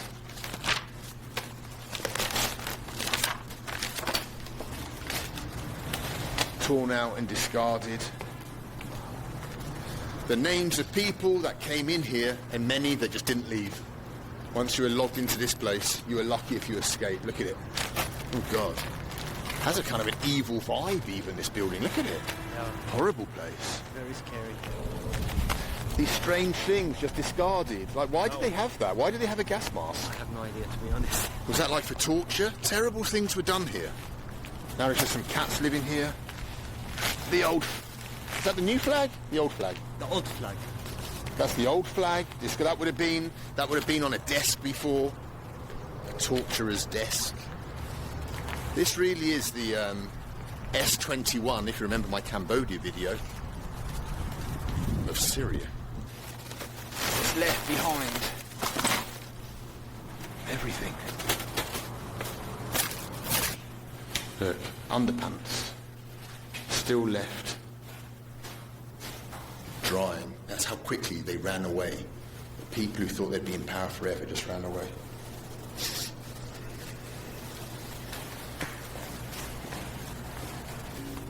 This is actually a document. It says that it is about limiting the number of committing suicide among soldiers. Oh my God. To take measures to limit this phenomenon. So, even though you work for the regime, a lot of them were kind of forced into this life.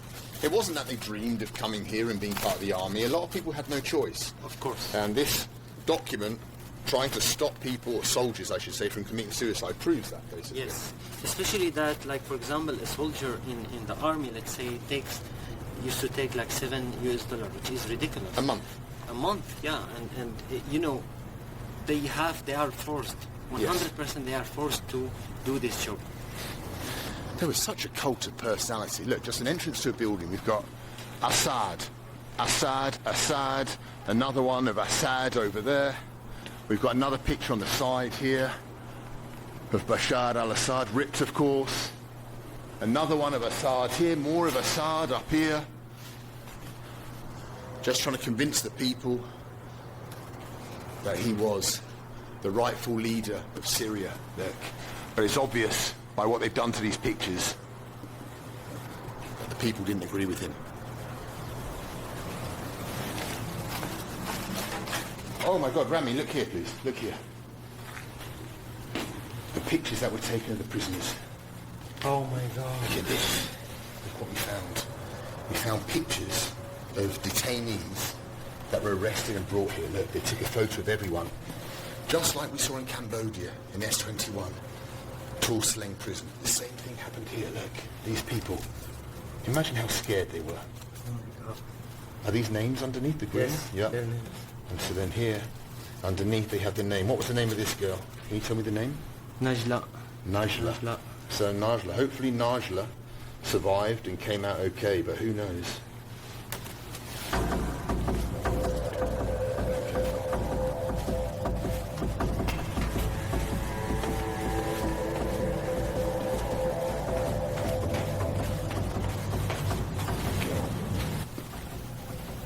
These are probably the cells, Rami.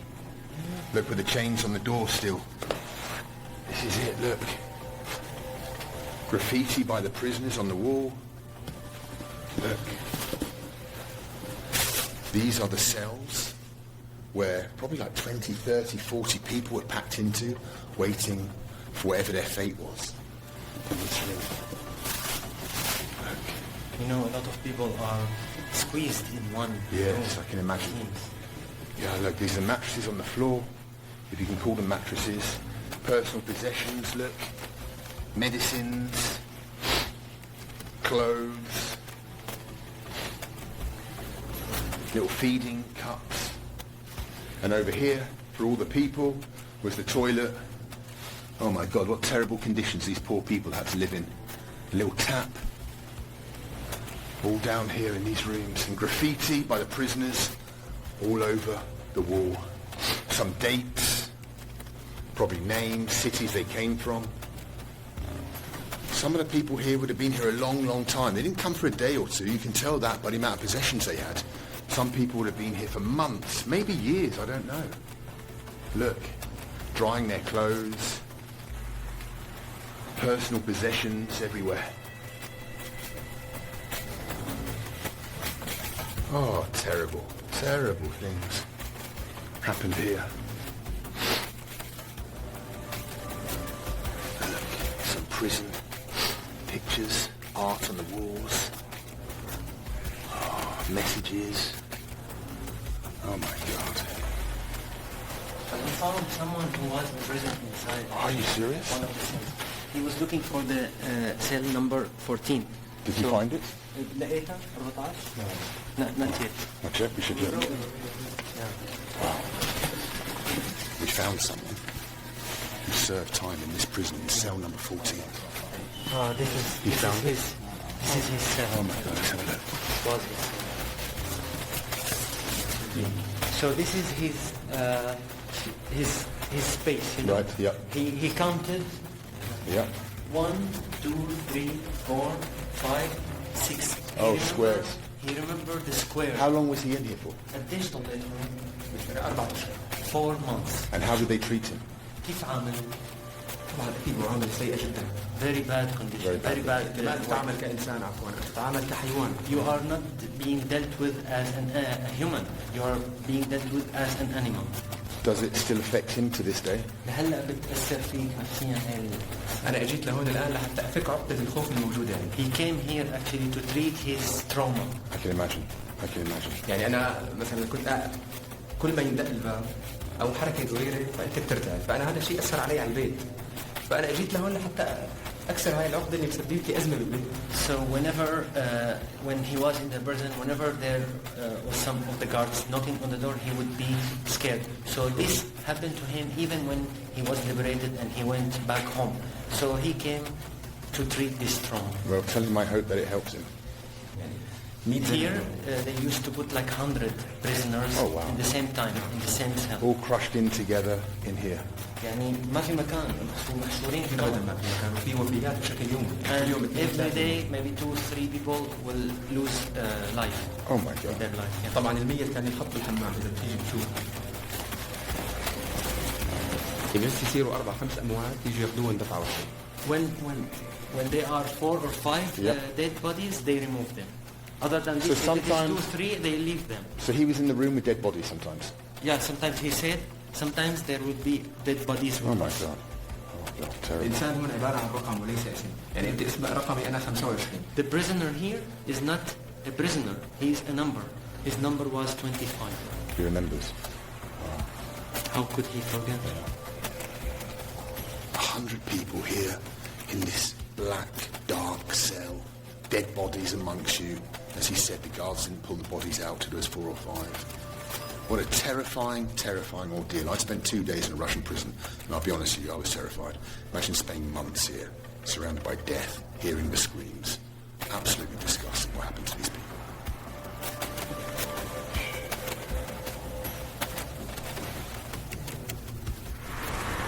Good morning from day 2 here in the new Syria.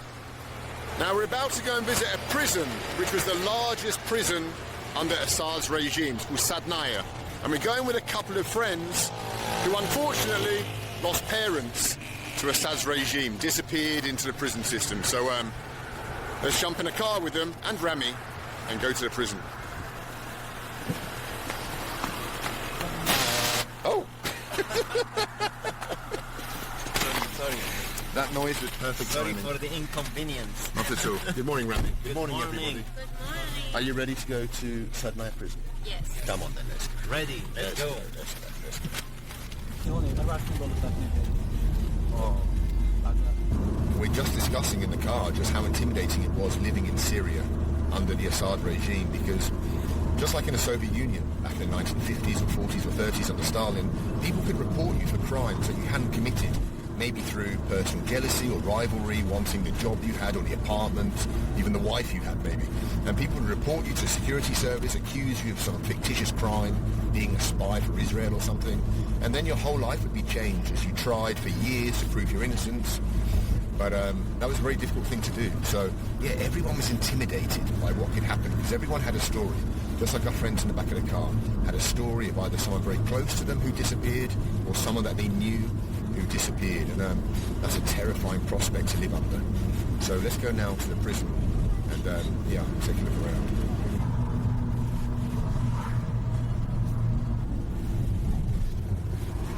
So behind the razor wire, there's a massive complex on the hill, and that is Sadnaya prison, the largest prison in Syria, up there on the hill.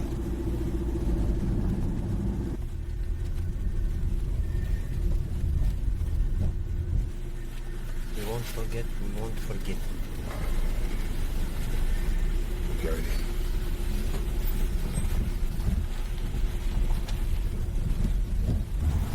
Wow. Jihad. Just judging by all the military vehicles and tanks that were passing on the road up to the prison, you can see how important it was to the regime. Because it's just military hardware abandoned all along this road. And just imagine now, as we can see the prison rise up on top of the hill in front of us, how terrified people would have been travelling up this road. Everyone in Syria knew the name Sadnaya prison. So imagine being arrested, being in a van, and then seeing this, your future in front of you.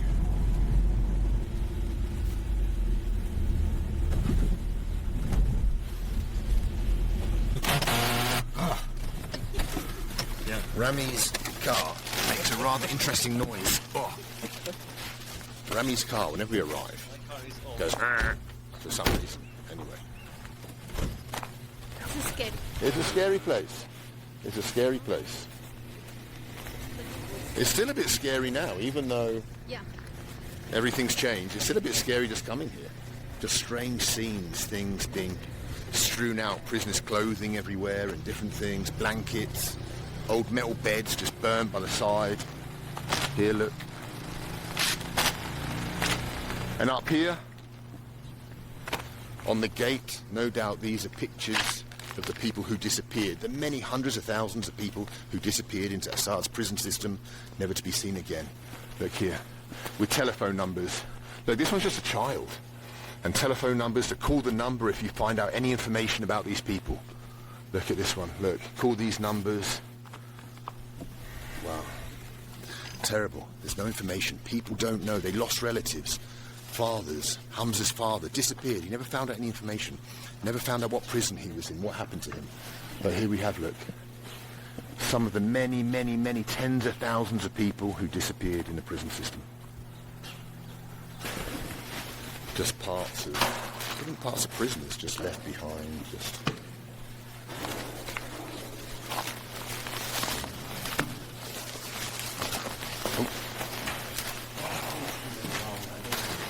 So it was a huge operation here because there were many, many thousands of people here, maybe 20,000 people here in Satmar prison. So, of course, you had to cater for them in some way.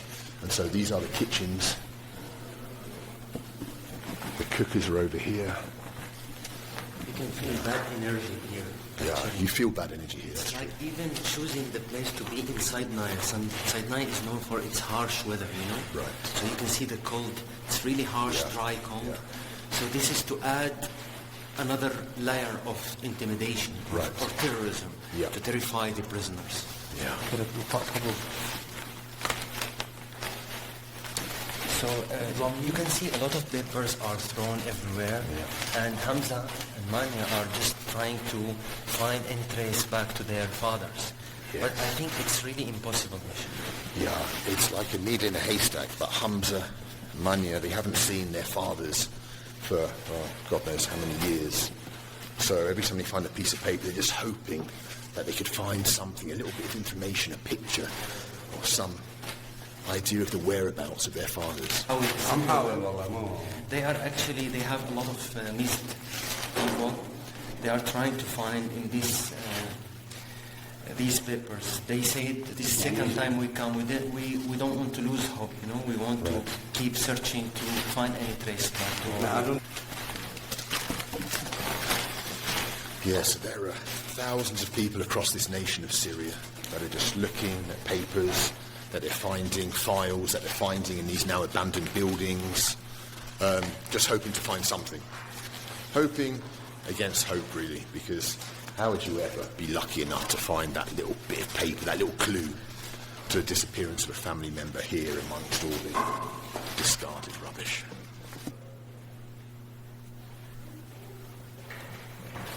Here we have the processing room where the prisoners first arrived, and they were locked inside these cages. Locked inside these cages, these narrow cages, maybe, I don't know, 20, 30 people in here waiting to be processed, brought out and then taken up to their cells. Row after row of cage. Look, all on the other side as well. And then they'd be led from these metal cages up the steps to the actual prison itself.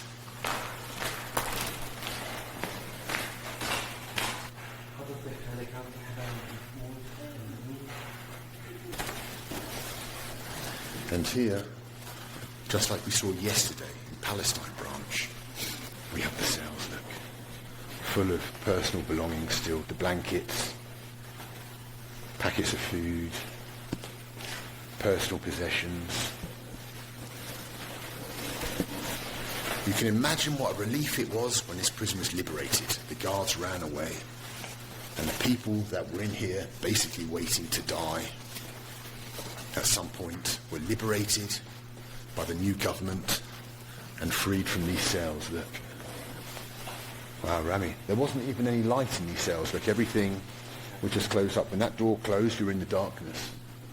Look. Even the light. Yeah. Nothing, no fresh air. And just the possessions everywhere, look, drying their towels and trousers. Some of the people would have been in here for years. Years and years and years here in a cell just like this. Look, imagine.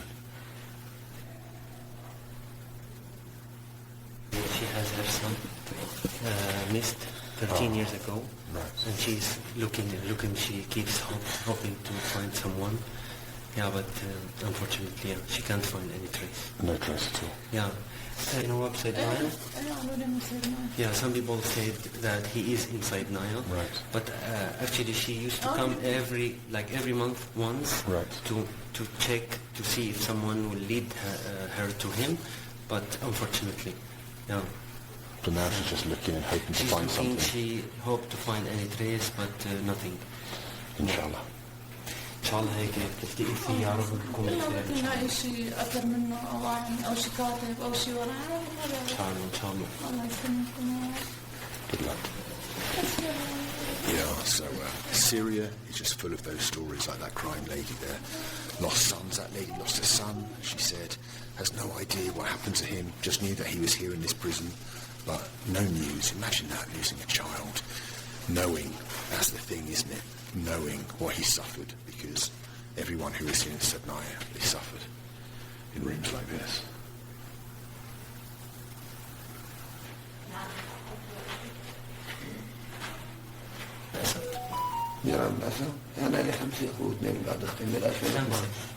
So he has like 5 missing people from 2012.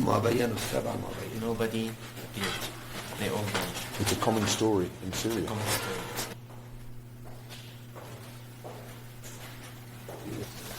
I think what makes the horrors of Sednaya so visceral and real is that everything's still here. Unlike in other places we've been, whether that be Pol Pot's torture museum in Cambodia or the Russian Gulag, Idi Amin's torture chamber, all the possessions of the prisoners are still here. So you have that feeling of what really took place here. It's still very much alive. I mean, look, the food bags are still here. People's personal items, their clothes, packets of cigarettes. It's so close still to what happened this prison was liberated, 3 weeks ago? But you can still really feel it, the horrors that went on here. Oh, it's got a nasty atmosphere, it really has. Look at this, the prisoners' clothes, discarded, prison uniforms. Someone wore that. Maybe they wore that for years, locked in this cell with hardly any fresh air or sunlight. Hardly any hope of escape.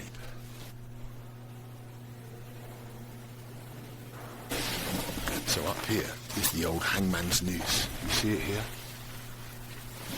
On that bit of red rope right here at the back of the prison is where they brought prisoners out and executed them from here.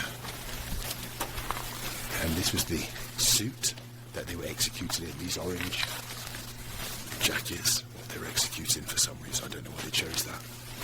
But here it was, along here, on these bits of metal sticking out. Up to 30 people a week were executed, they're saying, from this prison, round the back door. They're just hung here against a bit of concrete.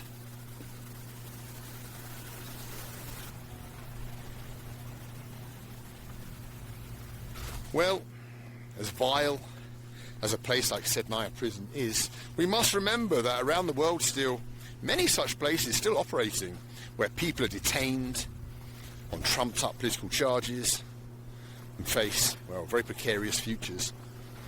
This one may be gone, but plenty more need to be opened to get out of here.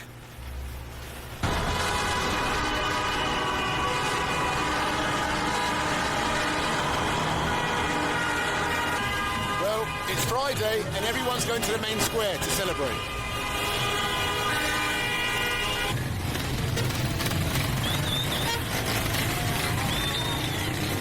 It seems half of Damascus has come to the very centre, Umayyad Square, to celebrate what will be a new beginning for them.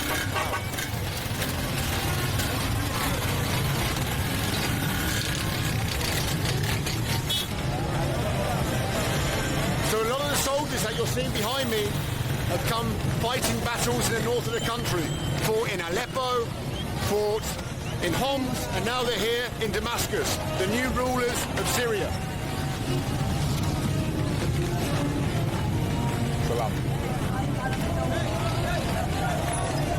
Let's see what future they decide to build for Syria.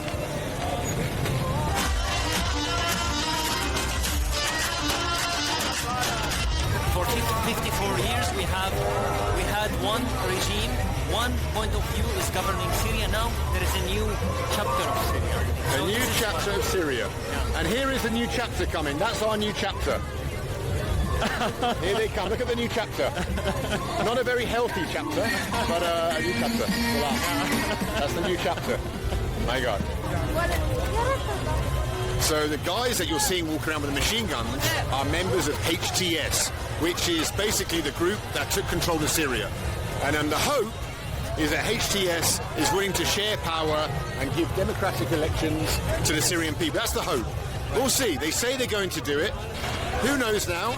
But hopefully that's going to happen over the next few months, because that's what the people here on Umayyad Square would like. A democratic Syria. Democratic Syria. A democratic Syria. Everyone. Right.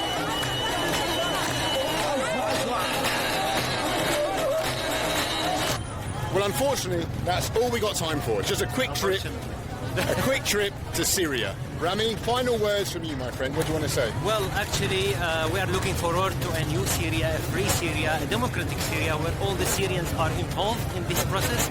And for the tourists, I invite everybody to come to Syria. Now is the best time to come to watch all these celebrations. The Syrian people are really happy because this is actually a very important event. It's like moving to a new chapter. We are ending a very long chapter full of suffering, and now we have a new Syria. So I invite everybody to come. Maybe this is the best time to see the new Syria. The best time to come to a new Syria. So let's see what the future holds. No one knows quite yet what the future holds, but it's going to be better than the past. Surely I hope so. So, cheers once again. Cheers, see you once again. Thank you. And see you guys next time some other place. Goodbye from a new, free, hopefully democratic Syria. Hopefully. Bye-bye. Bye-bye. Bye-bye. The average lifespan of an American is 80 years. And an 80-year-old today was 10 when World War II ended, 4 when it began. A soldier who saw battle would have to be in his late 80s at least today. Generals, political leaders, the decision makers of the war, few are still with us. And over the past few decades, we've seen authors and filmmakers rush to capture stories from survivors before this connection of memory is lost.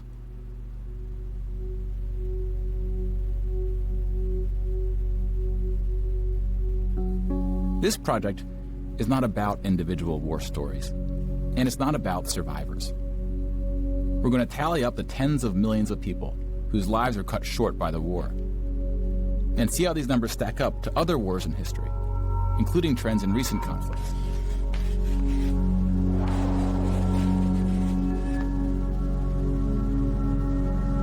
We'll be counting soldiers and civilians separately. Each of these figures represents 1,000 people who died. Civilians were of all walks of life, whereas military deaths were almost entirely men. The average age was about 23. In most battles, for every 1,000 soldiers killed, there are more than 1,000 who were injured. The word casualty can be confusing because in military speak, it often includes both deaths and injuries, and anything else that takes a soldier out of service. Here, we're just counting the deaths, and we'll begin with American soldiers.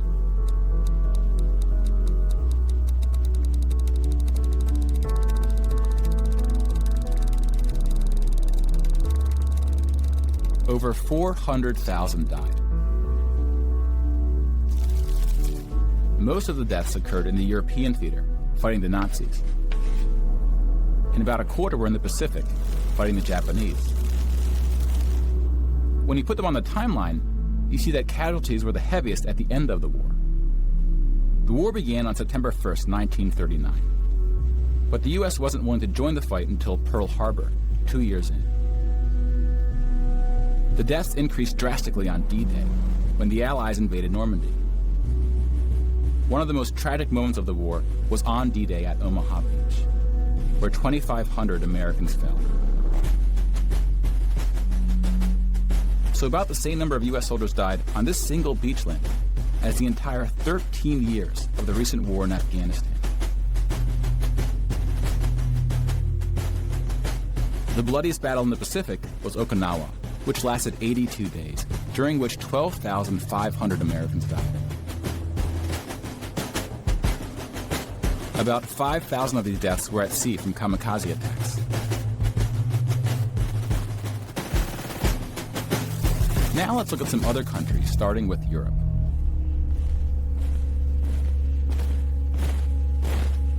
Germany started World War II when it invaded Poland. Poland ultimately lost 200,000 soldiers in the war. Most died after the invasion while the country was occupied by Germany and the Soviet Union. Germany, meanwhile, lost just 16,000 in the invasion of Poland. The Nazis went on to invade and conquer other countries, including Denmark, Belgium, the Netherlands, France, Greece, and Yugoslavia. France surrendered, but after losing 92,000 soldiers in the Battle of France. Over 200,000 ultimately fell, which includes deaths in POW camps, French colonies, and other fighting. Yugoslavia suffered almost 500,000 military deaths. The initial invasion brought relatively few casualties on both sides. But the deaths mounted under Nazi occupation due to guerrilla fighting, civil conflict, and mass executions. The Nazi invasions were swift, with relatively few German losses. Even the Nazi commanders expressed surprise at their success. And then we have the United Kingdom and the United States, who were not invaded but took the fight to the Nazis. Britain lost about the same number of soldiers as the US, which includes the British colonies. Germany lost about 500,000 soldiers fighting the US and Britain in what is known as the Western Front, which took place in France and Belgium.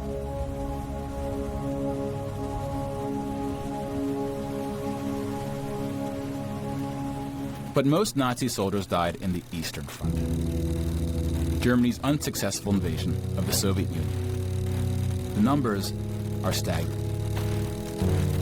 The most famous battle of the Eastern Front, and perhaps the turning point of the European war, was Stalingrad. The German Sixth Army successfully took Stalingrad, but then got surrounded by the Soviets and cut off from food and ammunition. 500,000 Nazis would ultimately die in Stalingrad.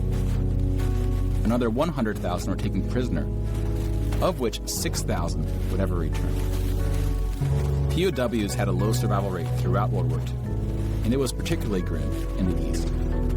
When you include these POWs, roughly the same number of Germans died in Stalingrad as all the Western Front fighting against France, the UK, and the US. And though Stalingrad was a victory for the Soviets, they suffered almost twice as many losses as Germany.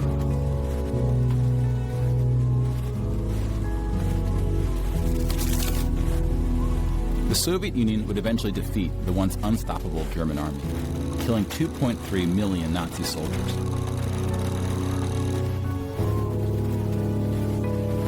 But winning the war came at a cost.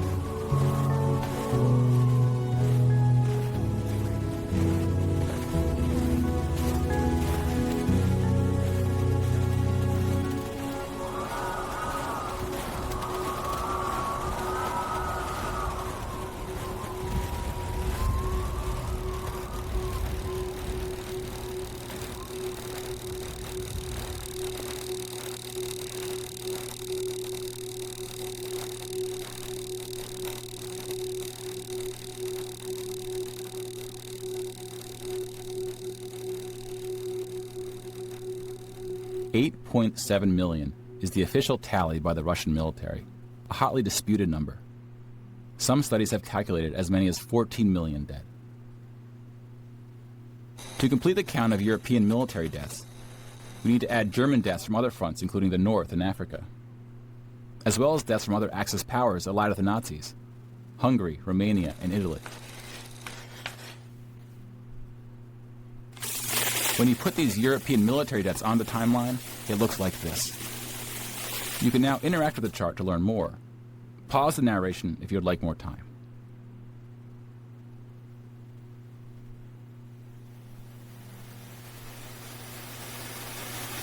And now we switch to civilian deaths in Europe.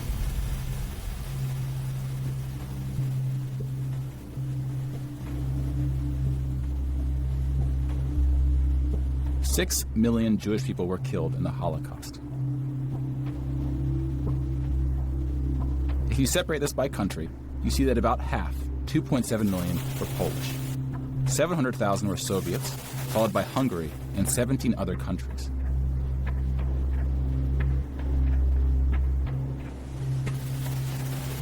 Broken down another way, about half of the 6 million were killed in the concentration camps. Over 1 million died in Auschwitz. Most were killed in the gas chambers. Others died from starvation, exhaustion, disease, and other forms of execution. The second most deadly camp was Treblinka, which was exclusively an extermination camp, set up to look like a train station. Mobile killing groups killed 1.4 million Jews.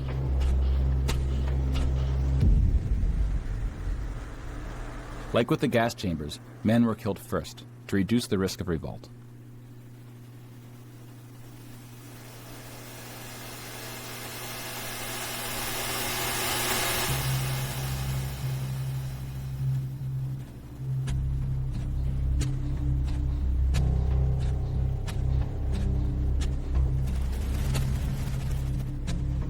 The Holocaust also includes non-Jewish deaths. Between 130,000 to 500,000 Roma, then called Gypsies, were killed. The numbers are disputed. About 250,000 people with disabilities were killed. Homosexuals, Catholics, and other groups were also exterminated, but their numbers were relatively small. Some historians say that other civilian deaths should go under the label of Holocaust. About 2 million non-Jewish Poles were killed under German occupation, some of which were sent to the gas chambers at Auschwitz. When you combine civilian and military deaths, over 16% of the total Polish population died in World War II, which is the highest percentage of any country. But not the highest in total death count. The Soviet Union again tops that list, losing at least as many civilians as it did soldiers, somewhere between 10 and 20 million. A particularly dark moment for the Soviet Union was the siege of Leningrad, now St. Petersburg. German forces surrounded Leningrad before civilians could be evacuated. Supplies, including food, were cut off for 2.5 years. 1.5 million people died as a result, mostly from starvation, mostly civilians. Stalin's cruelty towards his own people is partly responsible for these numbers. He often didn't allow civilians to evacuate from cities, thinking it would cause the soldiers protecting them to fight harder. About 1 million Soviets died in Stalin's own labor camps, called the Gulag. Just about every country suffered civilian losses, especially countries who were invaded. While many died as a result of so-called collateral damage, the biggest numbers occurred when it was no accident. Civilians were exterminated, purposely fired upon and bombed, used as human shields, or intentionally deprived of food. The intentional killing of civilians was done by most warring parties, including the United Kingdom and the United States. The United Kingdom was spared of a land invasion, but still lost 60,000 civilians, largely from German air raids or blitzes, often directed at civilian population centers. The UK did the same to German cities at a much greater magnitude, causing about 10 times the number of deaths. But most German civilian deaths came from the ground at the late stage of the war. When the Nazi regime collapsed, civilians living in occupied regions had to desperately flee from the advancing Soviet army. Rapes were widespread, and death estimates ranged from 600,000 to 3 million.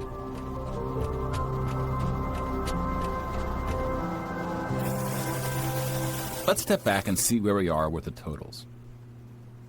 We just counted about 20 million civilian deaths in Europe. If you add this to the European military deaths we already covered, it brings us to over 40 million. Then we have the Asian theater. Here we see the vast majority of military deaths in Asia came from China and Japan.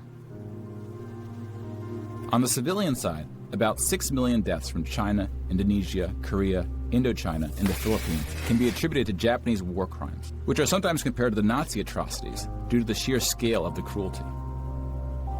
China had the second highest death count after the Soviet Union.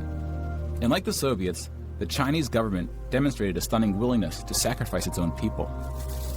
Chinese nationalists opened the dike at the Yellow River, hoping the flood would halt the Japanese advance. 500,000 Chinese civilians or more were killed, which is 2 or 3 times the number who died in all countries in the 2004 Asian tsunamis.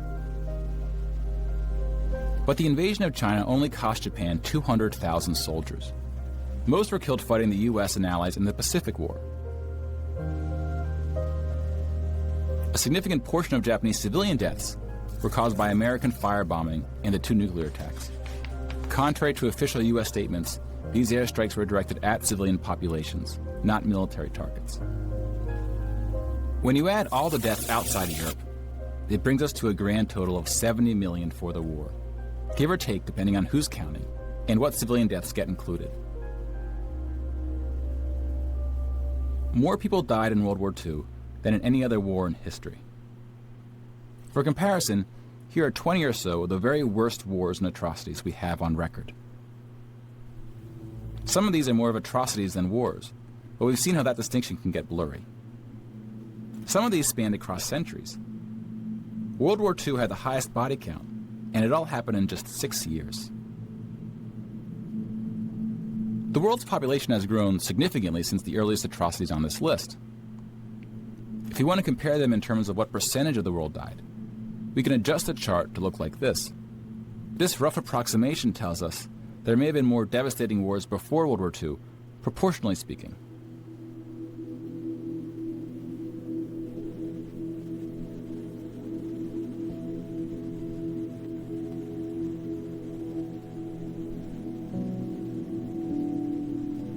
When we turn to post-war conflicts, it's hard to say anything that isn't controversial. But the data shows something quite extraordinary has been happening. In 1989, John Gaddis coined the phrase the long peace to identify the absence of conflict between the nuclear powers during the Cold War. 25 years later, the Cold War is over, and the term is still being used, although its meaning may have shifted. European countries have not fought each other, except for this 10-day war in 1956 when the Soviet Union invaded Hungary. When we look at European wars before World War II, it looks like this. They tend to be more frequent as you go back, though smaller in scale.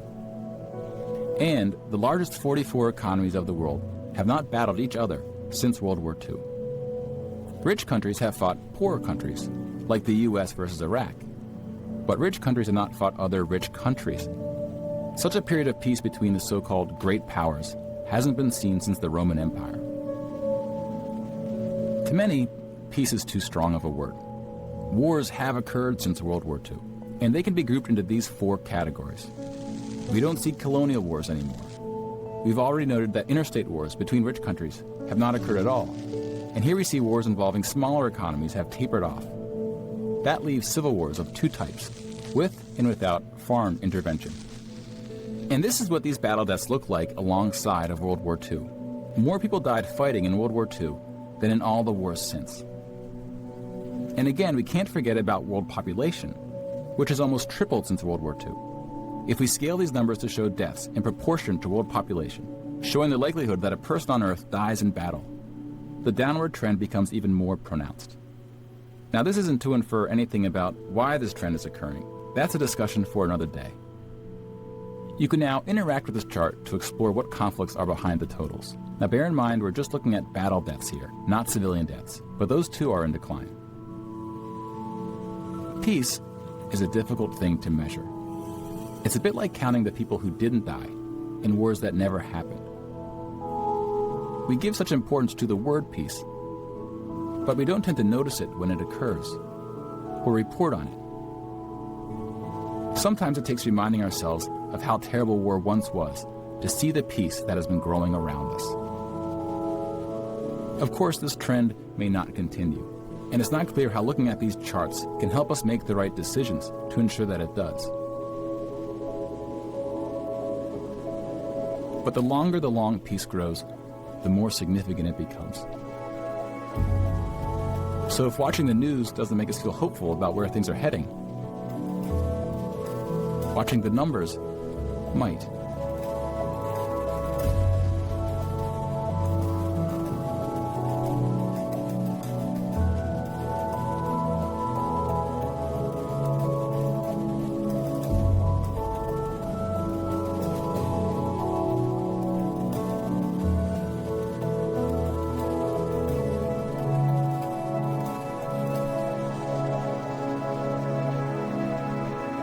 If you would like to support this project and encourage new episodes, please follow us using one of the options below. And consider paying the suggested ticket price for today's show. Thank you very much.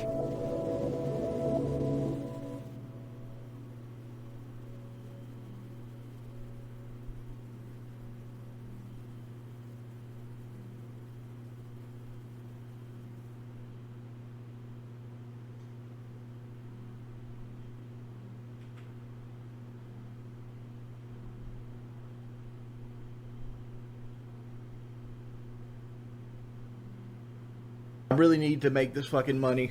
I really wanted to get this fucking surgery, man. I wanted it so fucking bad. I just can't do it. I can't take this shit no more, man.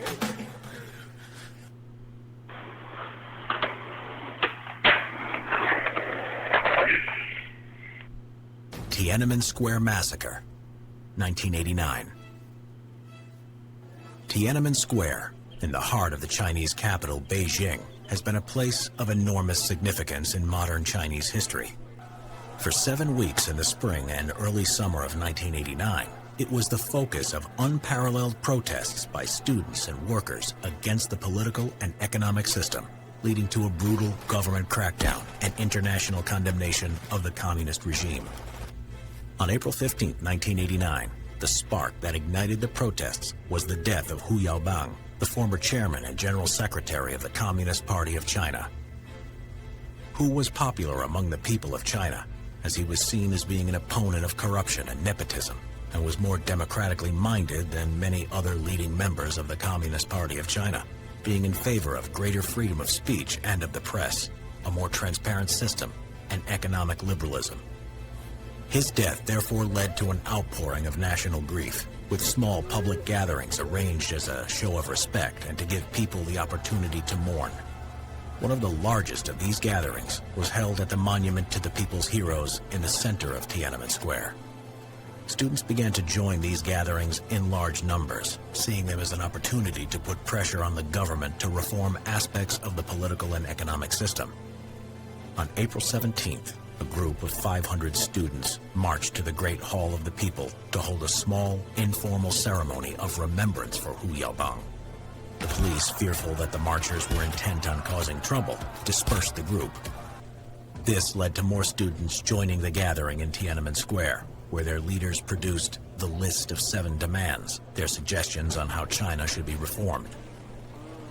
The following day, a group of students tried to take these demands to the Standing Committee of the Communist Party.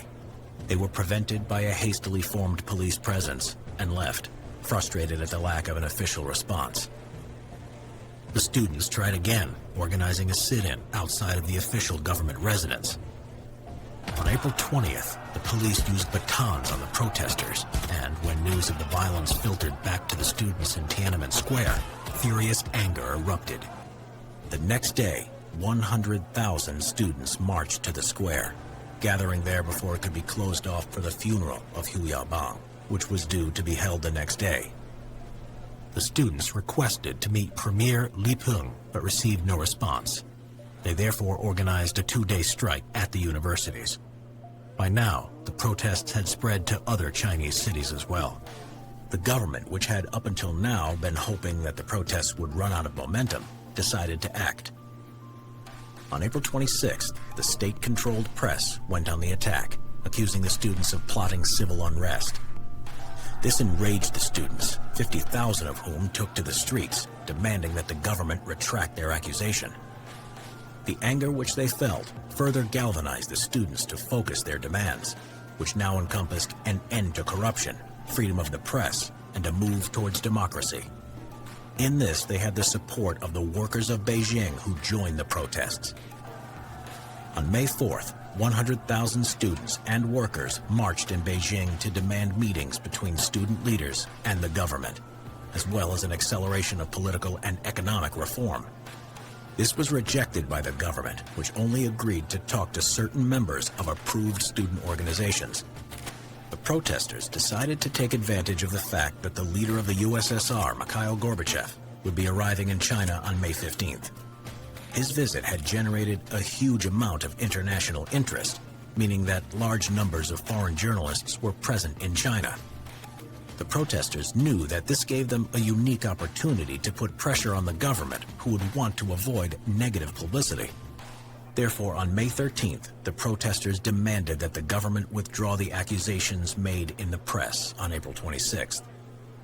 A significant number of protesters in Tiananmen Square also went on hunger strike, an act which won them the support of many ordinary people who saw the students as being willing to sacrifice themselves for the good of all Chinese people. On May 18th, Premier Li Peng and several of the student leaders met for a televised debate. However, rather than having a dialogue, the discussions were confrontational. By now, the government, led by Deng Xiaoping, was desperate to end the protests. On May 19th, General Secretary Zhao Ziyang, who was sympathetic to the demonstrations, went to Tiananmen Square, where he made a speech urging the students to end their hunger strike. He was unsuccessful, and a split now emerged among the leadership of the Communist Party. Zhao would then soon be dismissed from his position as General Secretary. Some more moderate figures wished to make concessions to appease the protesters and end the tension. Others, such as Li Peng, disagreed regarding the lengthy protests and the idea of being seen to give in as a threat to China's stability. The hardline members who were in control of the armed forces won the debate and support of the paramount leader, Deng Xiaoping, and on May 20th, martial law was declared in Beijing. The military were ordered into the city, but found their way blocked by a mass of protesters. In the face of such mass unrest, the army was ordered to withdraw on May 24th, and the demonstrations continued. During this time, the demonstrators built and rallied around the Goddess of Democracy, a 33-foot-high statue built from foam and papier-mâché. On the evening of June 3rd, the leaders of the Communist Party then decided to bring the protests to an end once and for all. They ordered the People's Liberation Army to move into Beijing. When hostile protesters set buses alight to use as roadblocks to slow the army's progress, the troops fired live ammunition into the crowds.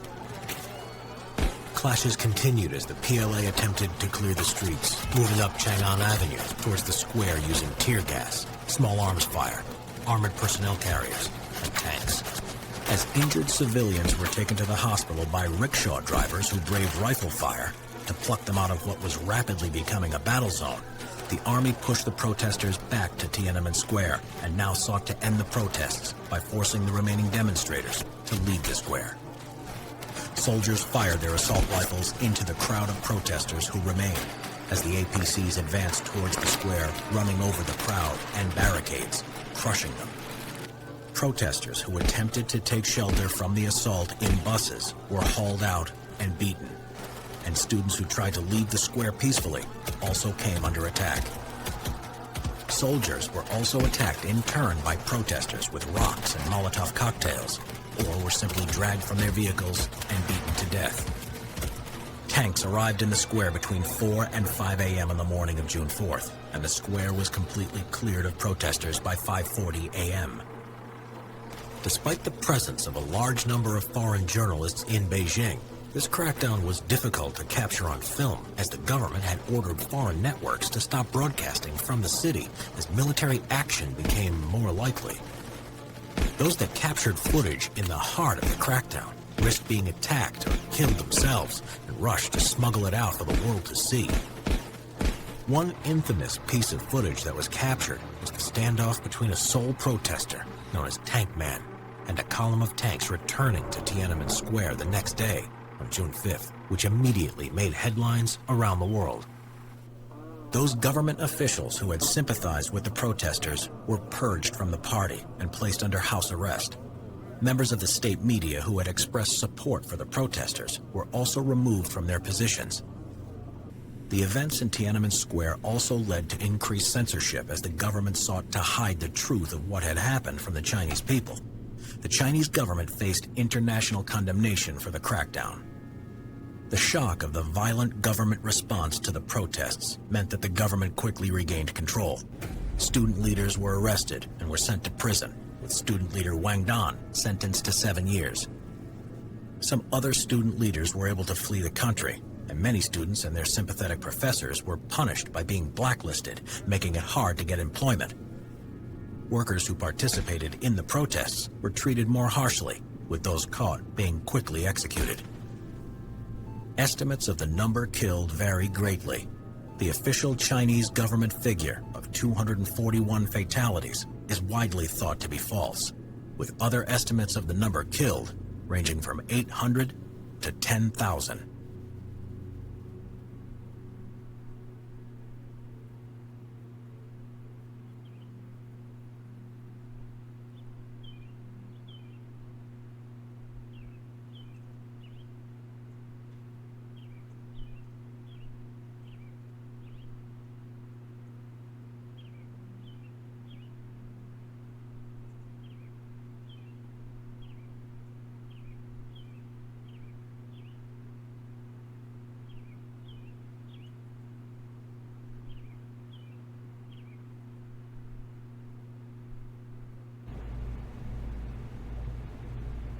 I'm not interested in anything, dude. I turned the only interest I had in life into my job. I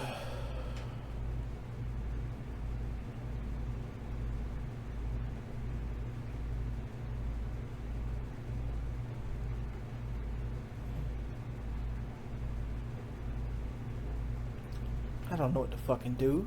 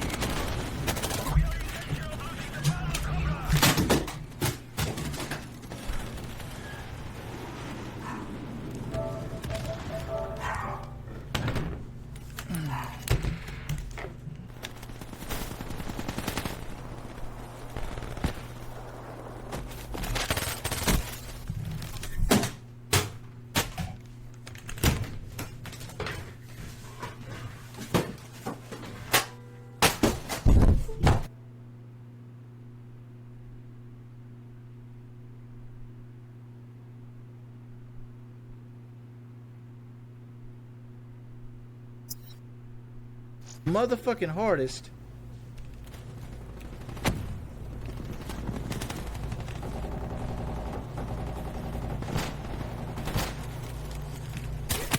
Fuck you! Fuck you! Can I crack that?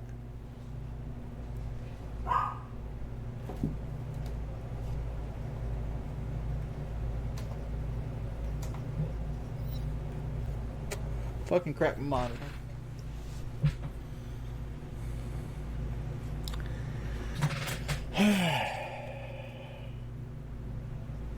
Rip 4K monitor.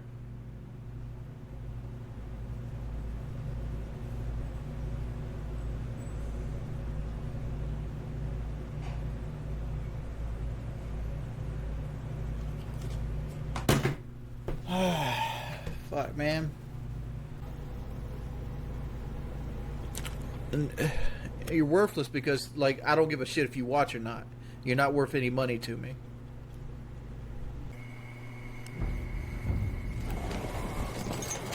We have taken objective butter. I mean, my grandma's here, but, like, I barely see her.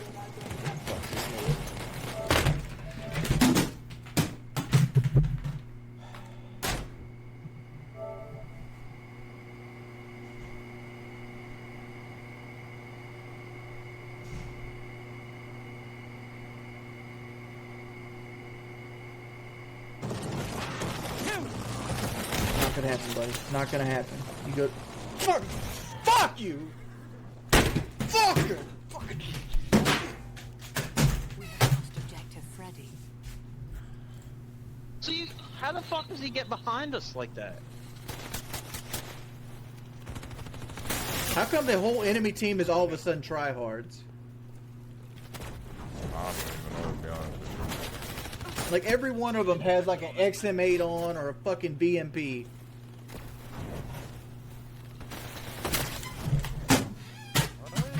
How'd I get tethered? God!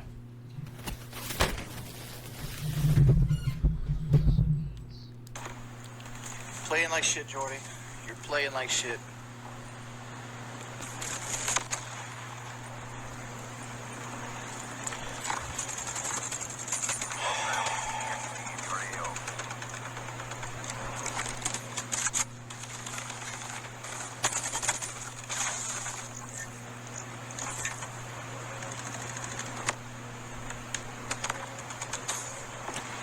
Slow it down, Jordy. You don't need to run around.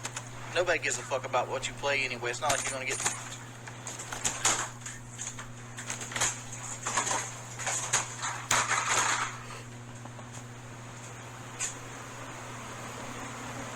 at an odd angle and winning a gunfight. Okay. That's how the game works, buddy. That's the mechanic in the fucking game, but you know?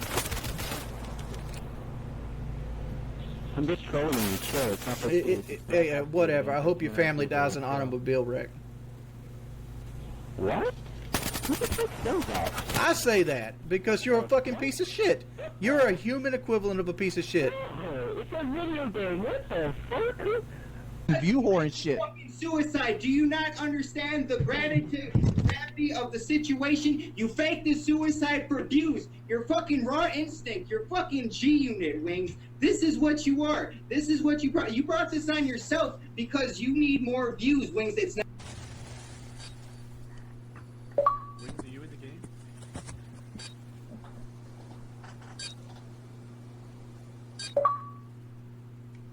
Wings, did you spawn in? I broke my controller. You broke your controller?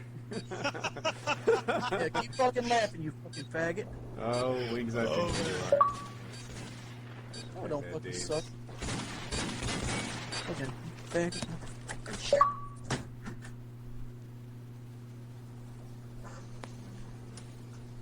Yeah, we pop in there, man.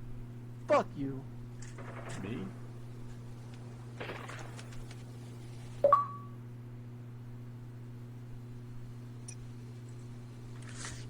Fuck! Why the fuck you stream that shit? It was your idea. No, I didn't say stream. Yeah, I thought it was your idea. Man, like I hate Call of Duty. I fucking hate it. It fucking ruined my life. I hate everything about it.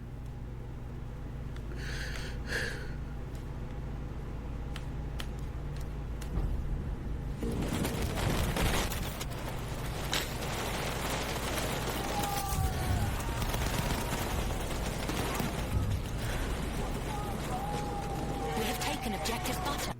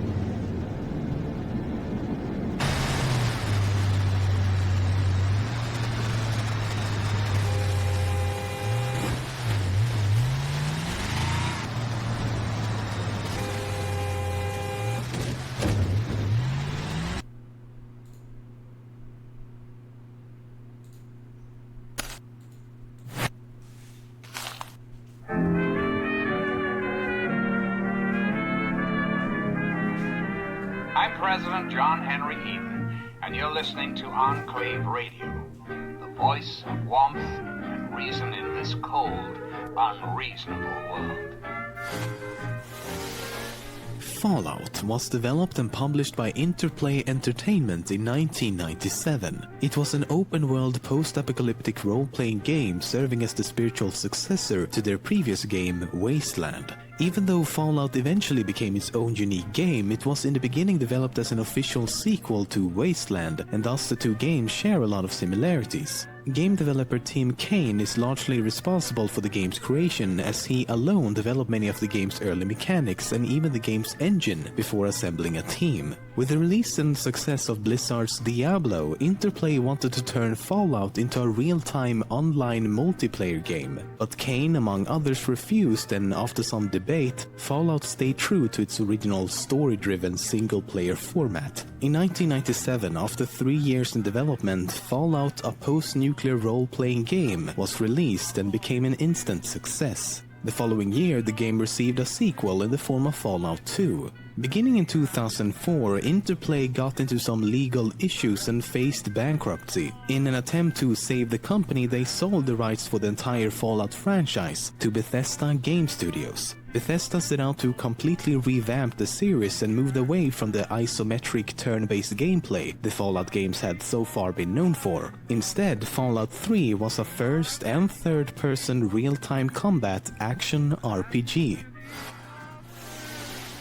Before Bethesda acquired the rights to the Fallout franchise, Interplay and Black Isle Studios worked on a third Fallout game only known by its project name Van Buren. It followed the same style as Fallout 1 and 2 in that the game was isometric and turn-based, instead of the open-world environment Fallout 3 would later introduce. And they got really far into development as well. It's been said that the Jefferson engine, created specifically for this game, was 95% complete when the game was cancelled back in 2003. However, some of the content did not go to waste, as it was later used in Fallout New Vegas. For example, Caesar's Legion, The Burned Man, and Big MT.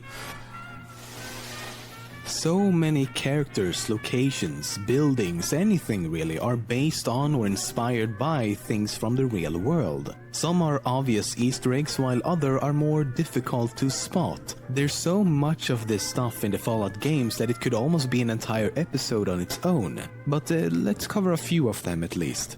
In the first Fallout, you can sometimes randomly encounter an old-fashioned British police box. If the player tries to approach this box, it will slowly begin to fade away. This is of course a reference to the time travel machine featured in Doctor Who. In Fallout 3, you can find a weapon named Callahan's Magnum, which is an exact replica of the gun used in the Dirty Harry movies. At the exact center of the map in Fallout 3, you'll find a post with a sign that reads TES-04.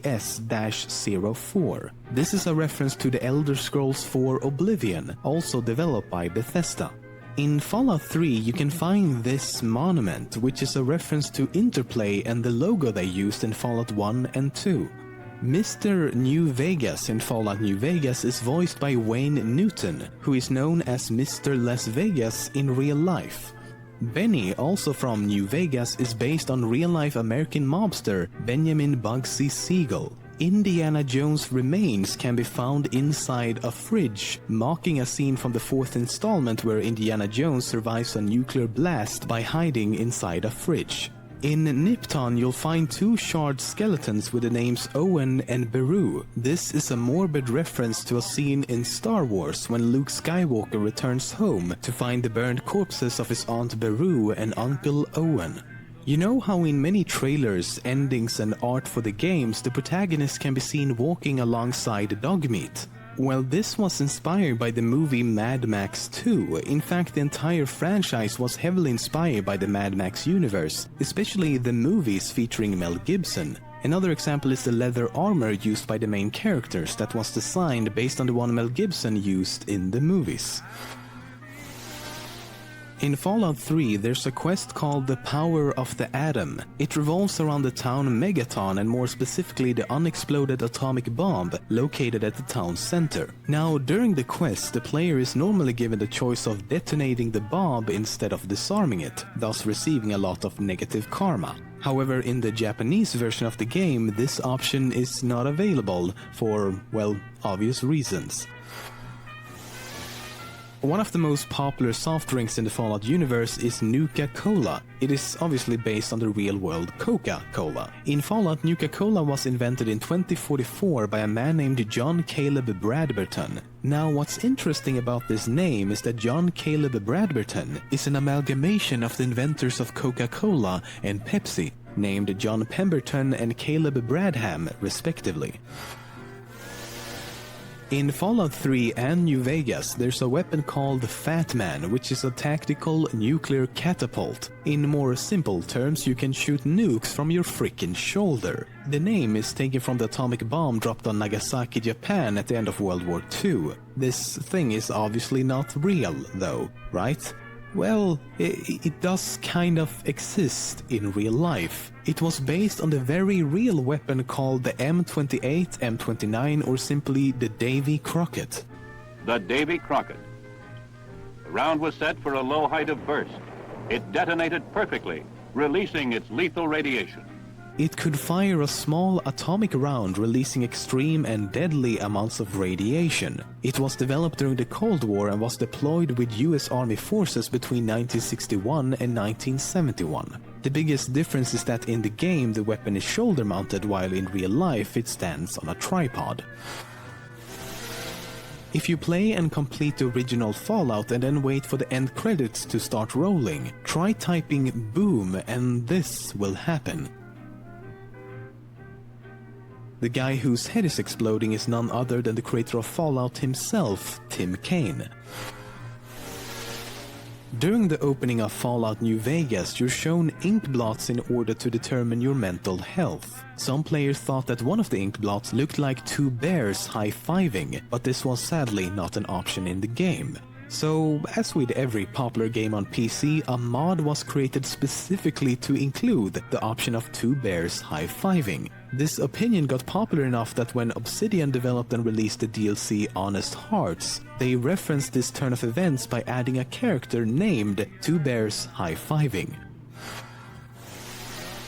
In Fallout 2, there's a religious sect called the Hubologists, who believe in the religion of Hubology. They can be found in the former city of San Francisco and was founded by a man named Dick Hubble. This is all a parody of the real-world religion of Scientology, which was founded by science fiction writer L. Ron Hubbard. It even parodies famous Scientology advocate Tom Cruise and his wife at the time, Nicole Kidman, in the form of two characters named Juan Cruz and Wiki Goldman.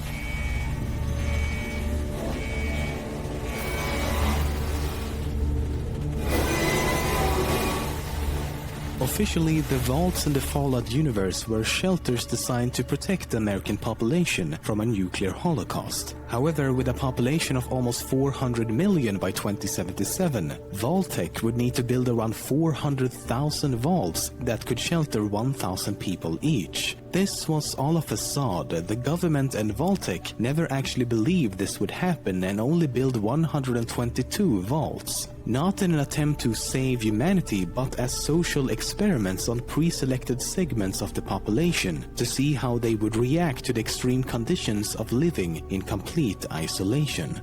Given these experiments, a few vaults in Fallout has some pretty interesting and bizarre stories to tell. In Vault 6 and 12, small amounts of radiation was continuously leaked into the vault until its residents eventually turned into ghouls. This eventually transformed into the ghoul-infested town of Necropolis, featured in the first Fallout. 999 men entered Vault 68, but only one woman. Vault 69 is its counterpart with 999 women, but only one man. Neither vault lasted very long though, as the unbalanced population was unable to reproduce. Vault 77 contained only one man and a crate full of puppets. It was an experiment to observe the human condition in complete isolation. After only 1 hour, the man now known as Puppet Man was pounding on the vault doors, screaming that he was the only one there. After a few months, the puppet started talking to him, and he only continued his descent into insanity. Vault 106 experimented with psychoactive drugs and their effects on the human mind in this enclosed space. The population swiftly descended into insanity, and when the player finally gets there, the drug is still pumped into the vault, causing hallucinations. The remaining population of the vault has gone completely insane, attacking anyone on sight. Vault 108 was special for the fact that it had a cloning facility. This quickly got out of hand, however, as clones became very aggressive against non-clones. When the player arrives, only clones named Gary remains. Upon arriving at Vault 11, the inhabitants were told by a computer that they must sacrifice one person per year or everyone would die. The decision process was settled by a democratic voting system, and life continued as normal inside the vault. Well, except for the killing one person every year part. After a while, some people wanted a lottery instead of a democracy, and arguments quickly turned violent. People started killing each other, and at the end of it all, only 5 remained. These 5 survivors made a pact to commit suicide together and refused to sacrifice any one person. Only then was it revealed that they had been living a lie. A year had passed and no one died because that was exactly what the computer wanted. The computer simply wanted them to defy the rules. Knowing that these years of sacrifice had been for nothing, 4 out of the 5 survivors decided to commit suicide anyway. The remaining Vault Dweller then left Vault 11, and his identity has since never been revealed. When the night is calm and peaceful, loving hearts are all in tune. There's 2 lonesome people in the whole wide world. That's me and the man in the moon. When the little birds are nesting. That was a Dexley donation. Good morning, Fatty. I hope you have a great morning eating McDonald's and Big Macs. Well, thank you. Good morning. Big Pimp Daddy 15. Why do you hate me, Richard? All I did is fart in Brandy's mouth. Thank you for the $1. Hey, Wings, love your streams. When are you going to show us the truck you bought with the stolen surgery money? Ampy Real, I've already showed you that I still have the surgery money, so please quit fucking trying to spread rumors, man. So, you playing Rainbow later? Maybe. Fish sandwiches from McDonald's. I could eat everything from Brandy's torso except her fish, but come on, man. You ever consider suing Zaxby's or Pepsi? You could probably win, especially if they gave you a frequent buyer discount. Oh, thank you, Sizzler. Like your fucking name is Myrtle Beach Gym. Go the fuck on. Stitches busting on a plane. Thank you, dude. Thank you for your $5 donation. Hell yeah, man. He's making fun of me because I'm going to have my stomach stitched up and I got to travel across country after the surgery. Stitches busting on a plane says he reported me locally to my ABC affiliate for scamming people out of money on the internet. Wings of slapping grannies. I am not an abusive to my grandmother. I miss this 100 bits. Good luck getting a real job. If you can't even handle streaming on Twitch, LOL, you'll need these bits. Thank you, Hanglar. Appreciate it. Watching stream, I got so turned on that me and girl started doing it. When I stuck my hand down her pants, it felt like I was feeding a horse thoughts. What are you talking about? I might have. Let me check. Sorry if I ignored it. Yes I did. Puppy pals, here's an hour's worth of labor. Now give me an hour's worth of complaining about things. Well, thank you for being an asshole. Appreciate that. And the other guy was a troll too. What we got here? Cruise Light. Marvel Comics donated $5. Thanks for Rage Queen. We don't want to. Okay.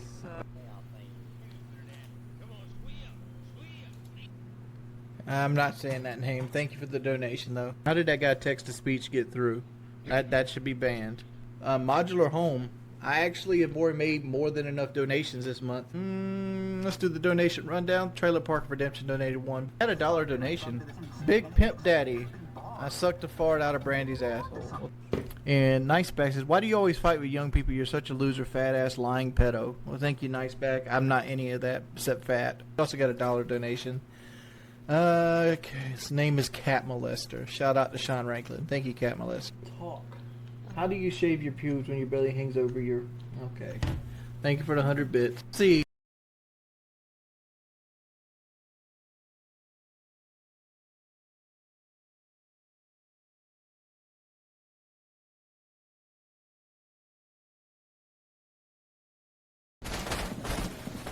Kudzo, please stop. That is a unique name. No, Zaxby's with Pepsi. I can't eat anything the 2 days before the surgery. Only can have anything. Only can have clear liquids. Suicidal Jew, that $100 for one push-up.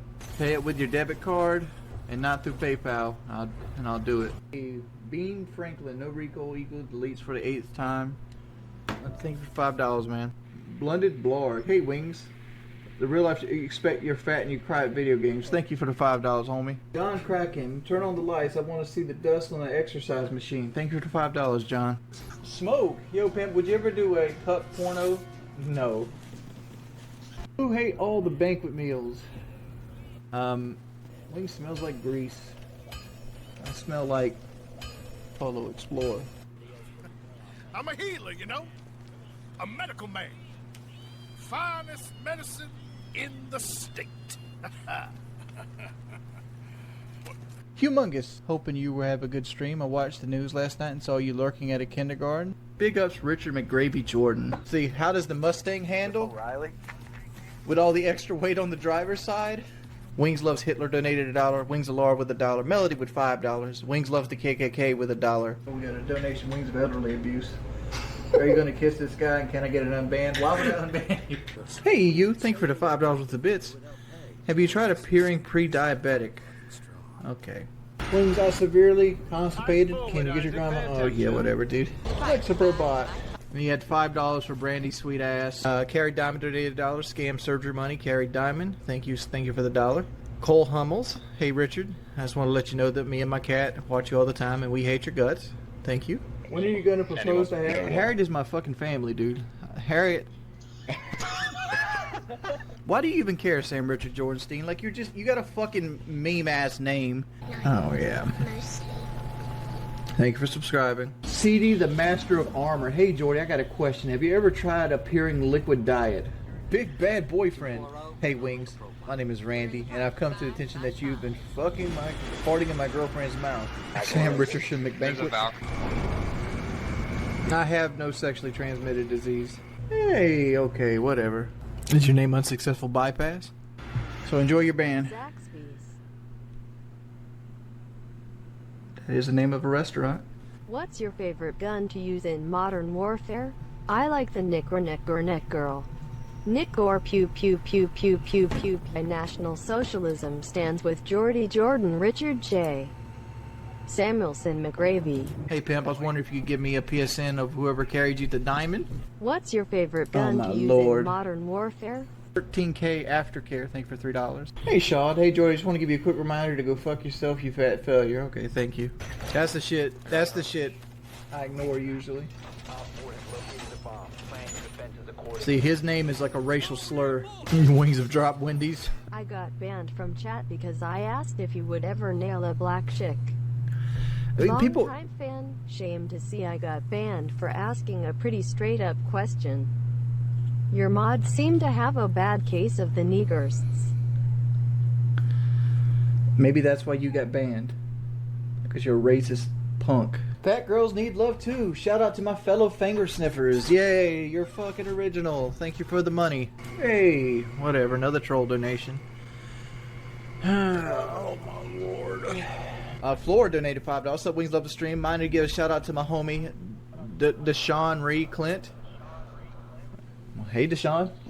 Come on, dude. Mr. Cocaine says, call me Pablo Escobar. We move more weight over the border. Hey, if you die from high cholesterol, we press F to chat to pay respects. My cholesterol isn't even high, dude. Wings of Pepsi Cola. Pepsi Cola, is that a bannable name? Hey, Thickburger Tax Man. Hey, Rich, I noticed you haven't paid your taxes since February 2012. That's a friggin' lie. Have your thoughts on the new troll site the trolls made for you? LookHereListen.com. I don't want to look at that. Tom!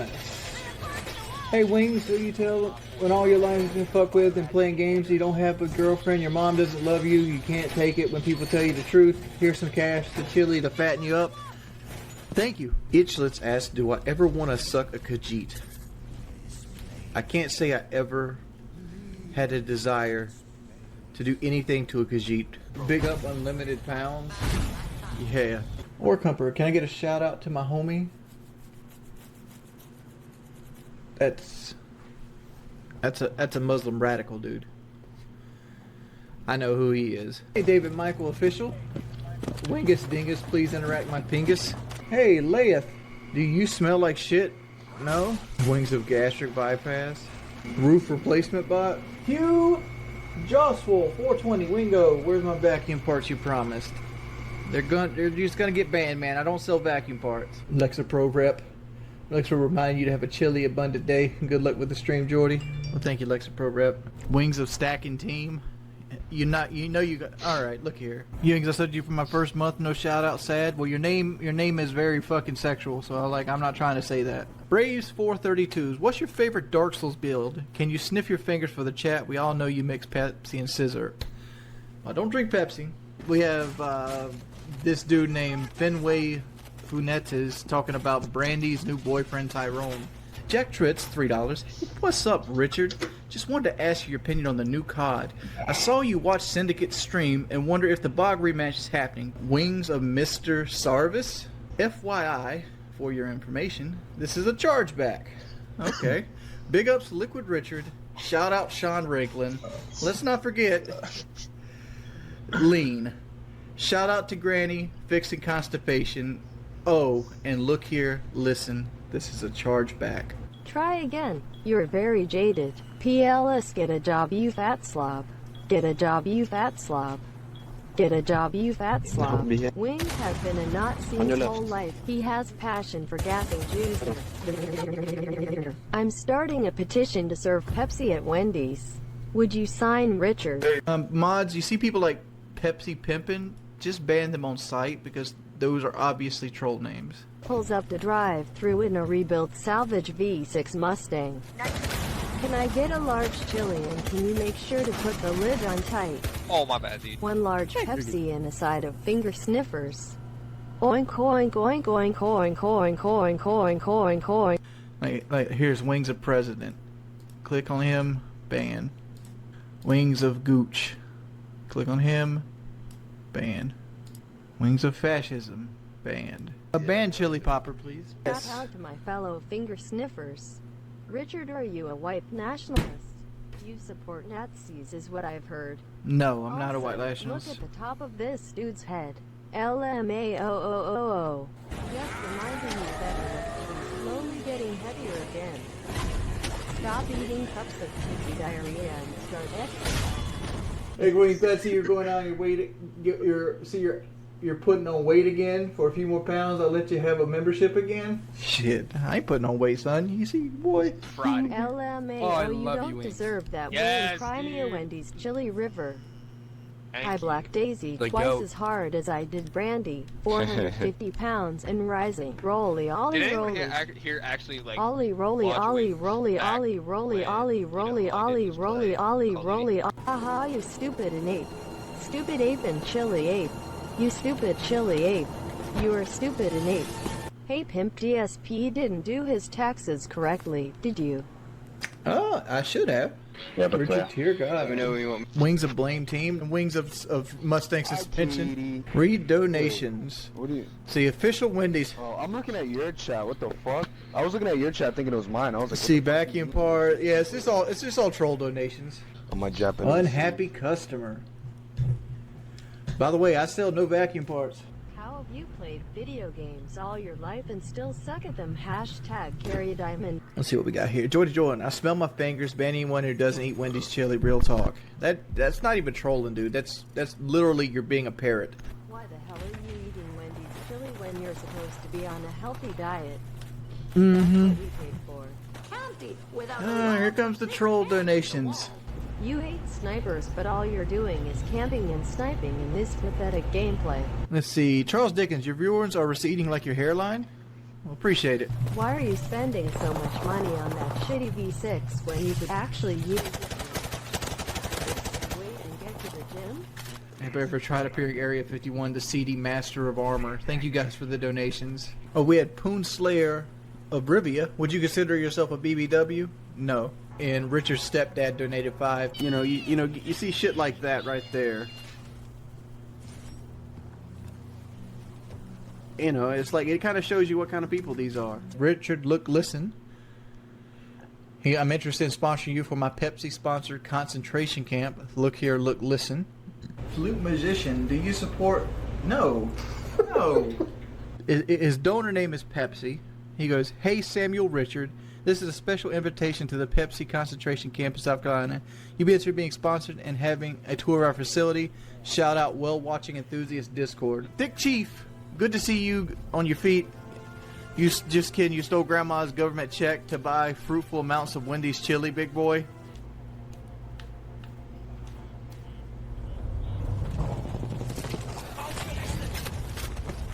Wings of Extra Skin, thank you again for another $1. See, Wings of Heart Disease. Hey Wings, how long do you think you have left to live? Are you still on for your second heart attack? There's 8 mods in here. There's a guy named I've Banged Brandy. That's obviously a troll name. Why isn't he kicked out of the room yet? Well, thank you, Jenner Tools. Appreciate that. That was a Dexley donation. Good morning, Fatty. I hope you have a great morning eating McDonald's and Big Macs. Well, thank you. Good morning. Sufferationist. Hey, Pimp. Hope you reach your weight loss goal soon. I'm getting tired of having to hate all 500 pounds of you walking down the stairs and back right up again. You'll know what I mean. Let's see, Ab504. Hey Wings, any advice? My girlfriend, she's trying to get thick like you. Drink milkshakes and eat steaks. Like it's those donations right there that obviously are not, which are obviously chargebacks. Zaxby's 2019 Raptor. Wings, what are you coming to Zaxby's? I manage. We had our most profits all year from your purchases. Big Pimp Daddy 15. Why do you hate me, Richard? All I did is fart in Brandy's mouth. Thank you for the $1. Hey Wings, love your streams. When are you going to show us the truck you bought with the stolen surgery money? I swallow cum. I swallow. Okay. I wanna get Kumdon. Oh. Yeah. Let's see. You Wendy's chili surfing mongoloid. Do us all a favor and get in an automobile wreck. Hospital give you a Pepsi IV to resurrect your big ass. And like, this is what they're doing on their Saturday. They're sitting here fucking drawing pictures with like usernames like Brandy's Fart Box. Like, it's like names like this, McGravy Jordan. It's like, seriously, dude. Hey, we got a $2 donation coming through. I'm back, Fatty McFat. Well, thank you, Hitler. Thank you for coming back. Wings, a broken rotator cuff with $1. Richard, eat chili with 5. Richard getting Hajib with 5. Wings, a cat litter with 3. Your chair smells like barbecue sauce mixed with $1 and DCK cheese. Well, thank you, J-Rod. Art of Redemption, draw me like one of your banquet meals, you sexy man. Slob Raster 69. What does that say? Love the streams. Just wanted to ask your opinion on Brandy. I don't even know where that rumor even started from. Get out of here with that shit, dude. Smell my fingers. I'm glad that you would press F to pay respects if I died on the operating table. But Fat Ass Wings, thank you for the $3 donation. Thank you for the $2.50. Hope Wings hopes my parents die.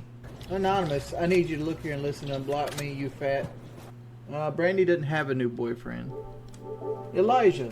Alexa Pro spokesperson, the sponsorship's still in the process. Do you want in? We have seen that you're a daily consumer of our product. Consider our offer. Brandy got shadow realmed. Let's go. Hey man, finally found your Twitch. It's kind of hard to find. Why is your Twitch name also Sean Ranklin like your YouTube? Yeah. Modular pistol grips. Hey Boogie, looks like you come a long way with weight loss. Unlike Wings, you did it legit and you did not steal donation money. Yeah. Hey, Wings of Pepsi. Appreciate the love, bud. Let's see. Worst streamer donated $1. Said, what's this shit? This is awful. Rage quit Rainbow Six for the stream, please. Also, you're not playing the game right. Okay. Fuck this game donated $1. You fucking suck at this game. You fucking suck at this game. You play fucking Rainbow Six. How many months do you have left to you? I don't have HIV, man. Wendy's financial agent. What's he saying? Wins of the scammed cartel card title. Hey, 100 bits. How about you smell my fingers for a change? Hey, look here, listen, Wings. Thank you for subscribing, buddy. Cardiovascular disease is the #1 cause of death globally. Thank you, Mexican gastric bypass. By the way, guys, V6 Sissy is a troll. Like, he's trying to make fun of the fact I have a V6 Mustang. Wings, the Aryan Sniffer, donated $5. I'm sure he's going to charge that back. Finger sniffing, chili eating. Wings the turd wrangler. Mexican ear wings take the last few shekels. Hope you put it to good use. Thank you, Mexican bypass. I want to strip you down, cover you in green paint, and spank you like a disobedient avocado. Tyler, can we get a big ups to my friend Eric Harris? No. Those are the people that did Columbine. Go to fuck on. Hey, Wings and Mechanics. Look at that gay shit, dude. Unlimited pizza. Funny, ha.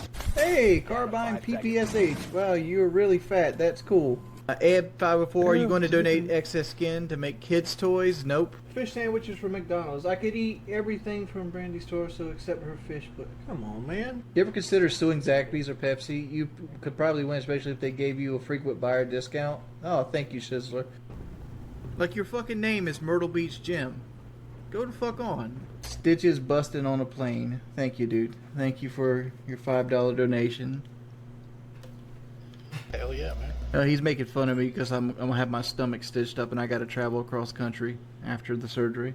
Stitches busting on the plane says he reported me locally to my ABC affiliate for scamming people out of money on the internet. Wings of slapping grannies. I am not an abusive to my grandmother. I miss this 100 bits. Good luck getting a real job. If you can't even handle streaming on Twitch, LOL, you'll need these bits.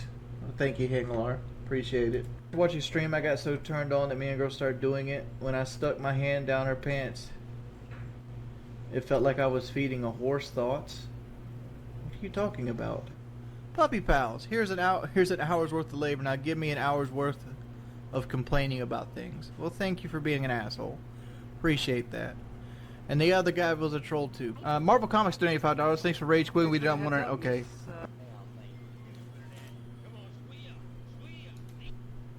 I'm not saying that name. Thank you for the donation, though. How did that guy text-to-speech get through? That should be banned. Modular Home. I actually have already made more than enough donations this month. Let's do the donation rundown. Trailer Park Redemption donated $1. Had a $1 donation. Big Pimp Daddy. I sucked the fart out of Brandy's asshole. And Niceback says, why do you always fight with young people? You're such a loser, fat-ass, lying pedo. Well, thank you, Niceback. I'm not any of that except fat. Also got a $1 donation. Okay, his name is Cat Molester. Shout out to Sean Ranklin. Thank you, Cat Molester. Talk. How do you shave your pubes when your belly hangs over your... Okay. Thank you for the 100 bits. See, can you...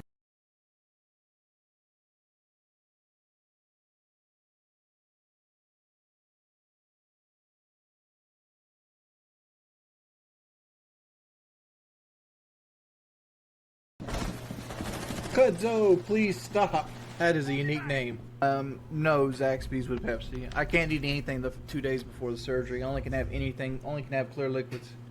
Suicidal Jew. That $100 for one push-up. Pay it with your debit card and not through PayPal. And I'll do it. Bean Franklin. No recall equal deletes for the 8th time. Thank you for $5, man. Blended Blarg. Hey, Wings. The real life, you expect you're fat and you cry at video games. Thank you for the $5, homie. John Kraken, turn on the lights. I want to see the dust on the exercise machine. Thank you for the $5, John. Smoke. Yo, pimp, would you ever do a cup porno? No. Who hate all the banquet meals?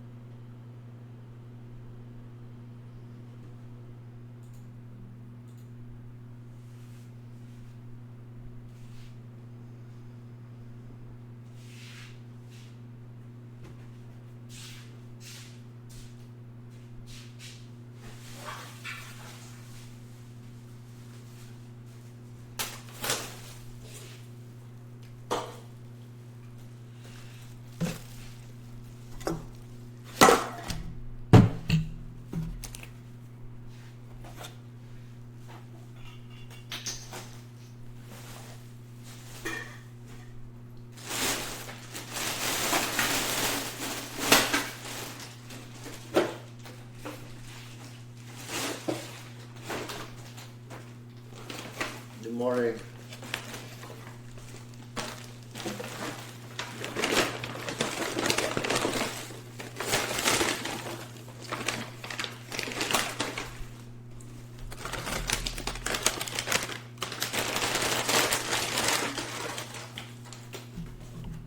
Damn, I didn't even finish this beer. I took one drink.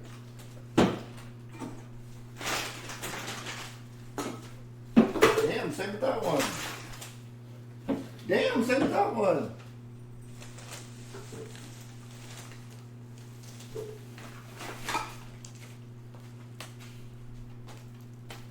Oh, it's 3 beers.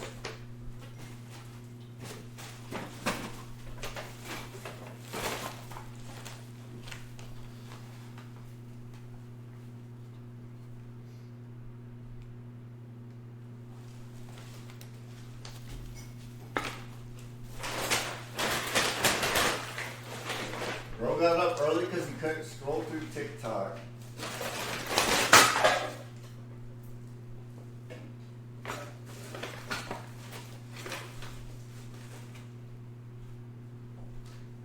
My house is a fucking mess, bro.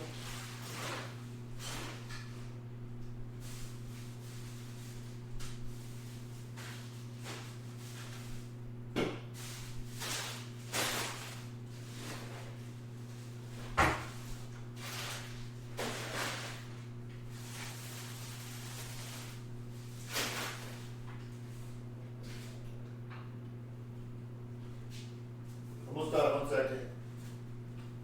I'm picking up all the trash.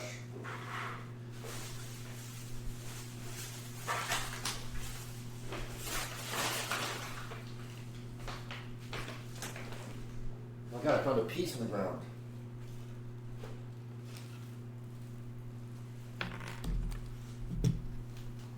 What if I just threw a piece away?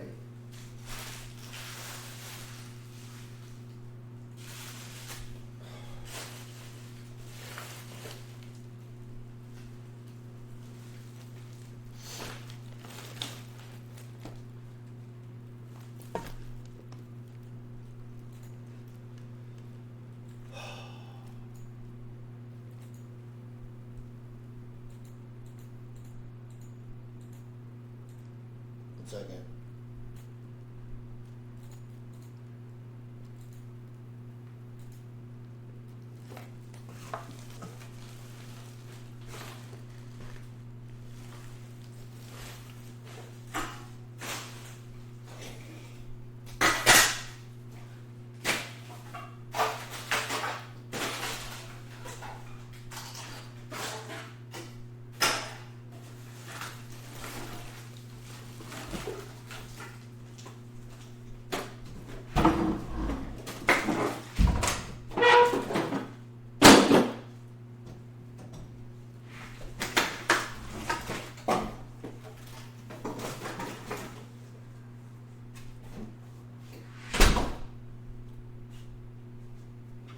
I can't live like this anymore, bro. I can't do it.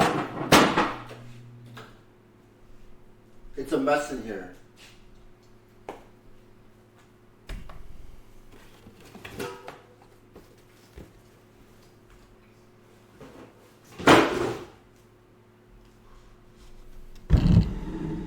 It's like over, like, there's too much. There's just too much shit.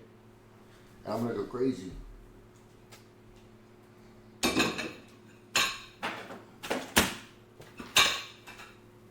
I eat so damn much food.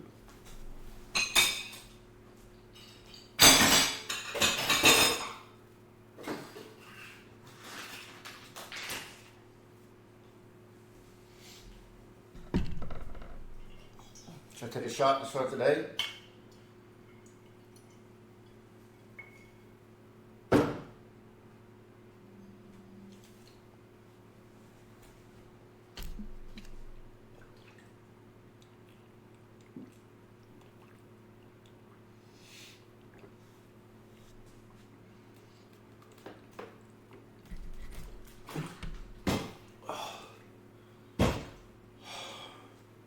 How many pieces did I get last night? I got 5 pieces. Damn, okay.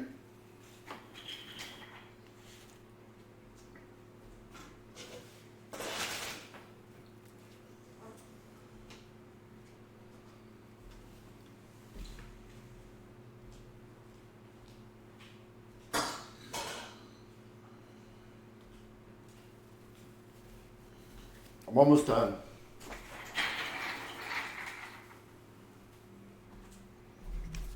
What do I eat for breakfast? I don't know.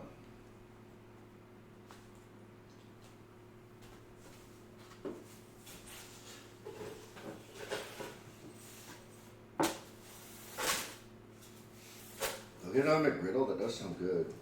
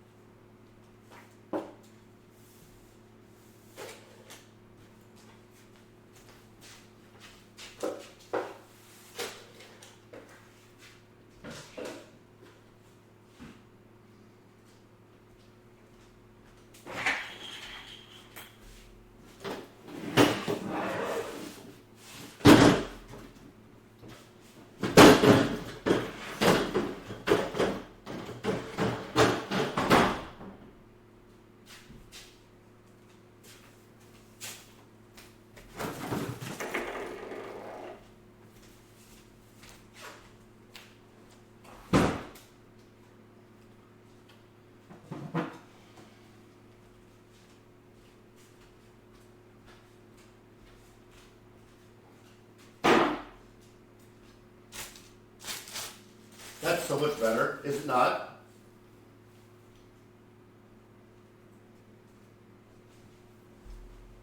That's so much better. Oh, I feel so. Oh, that's what I needed. I need to clean this up. Fuck this Pepsi. Fuck this.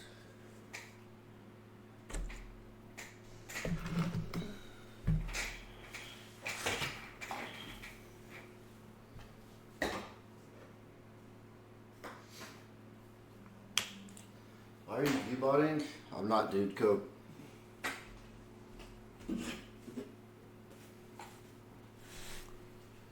Lazy piece of shit slept for 12 hours. Bro, I slept for like 5 hours. What are you talking about?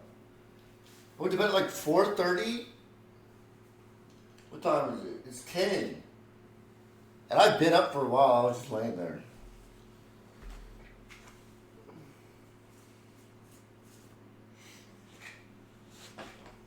Lounging.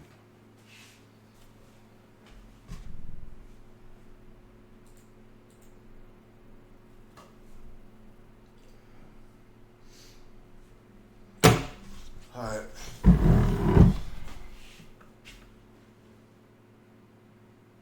My place is so much cleaner now. What do you think I'll blow?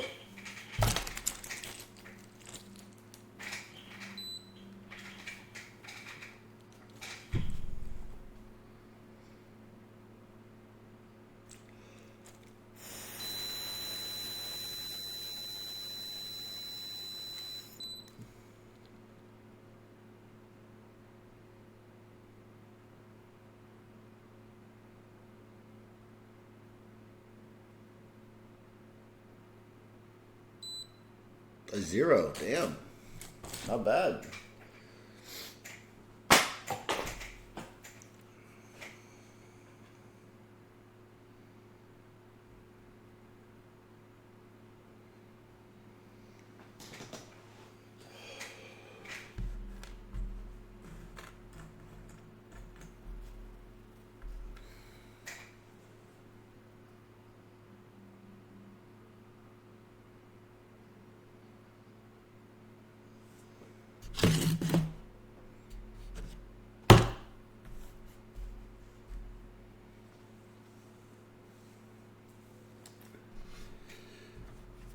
We'll get to it. Okay, bitch.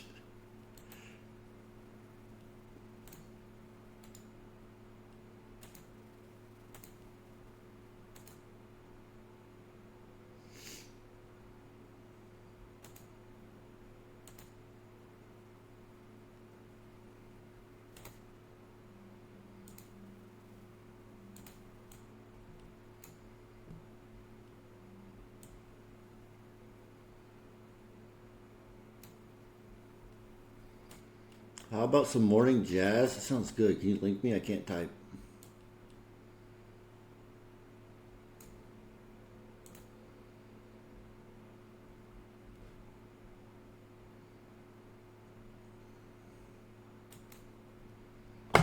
Don't finish it. Videos with chat while you sleep is the best.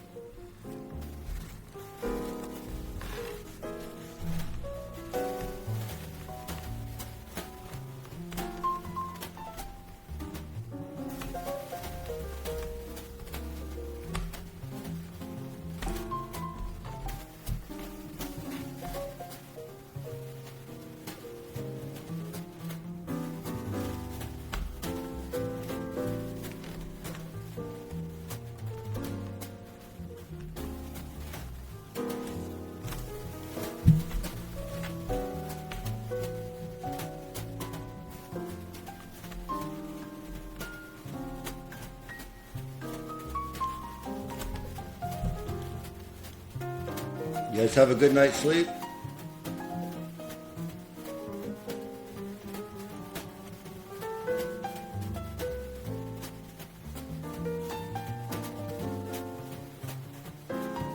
I'm hungover, cuh. Me too.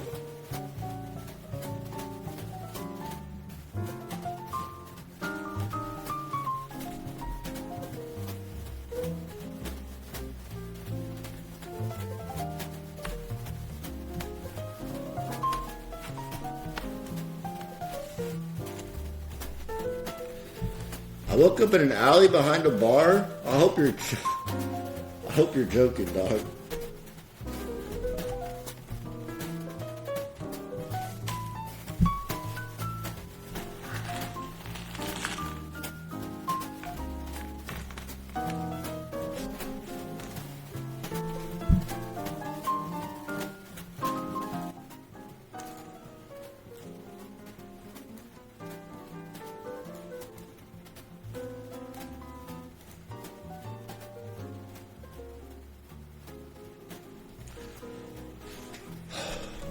Why doesn't Britt do a cleaning stream while you go hang out with Emmy for a few hours? It's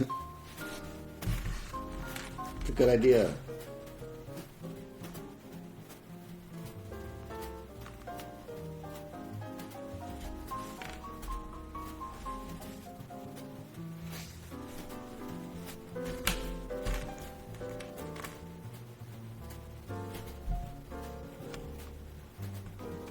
I'm zero energy today. I can just feel it.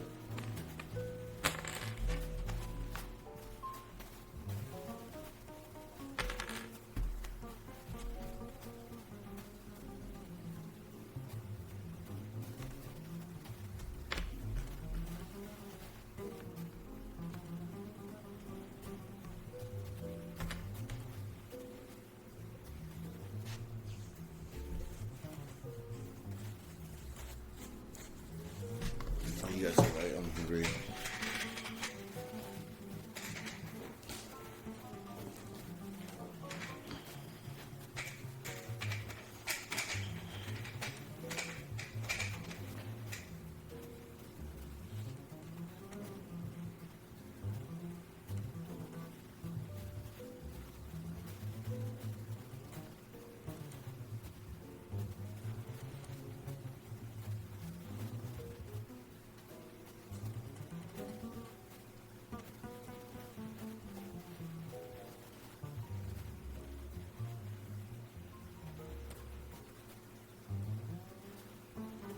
What are you guys eating for breakfast? I need to wake up. Actually, I'm like so dead right now. I need to wake up. Somebody needs to slap me.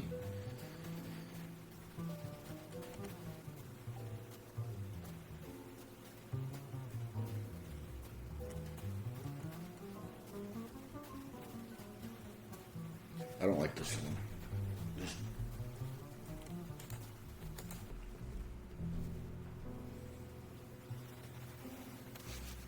It's hard to get any word in with this. So like stuff. listening So to goddamn ugly yuck melon.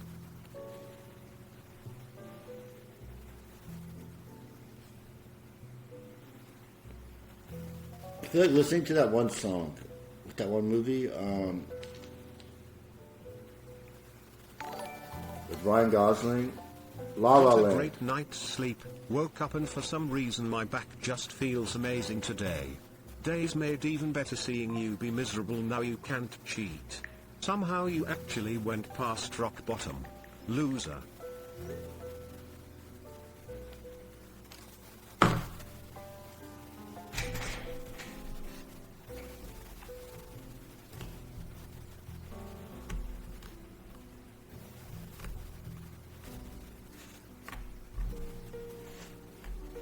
Can someone in chat type La La Land for me?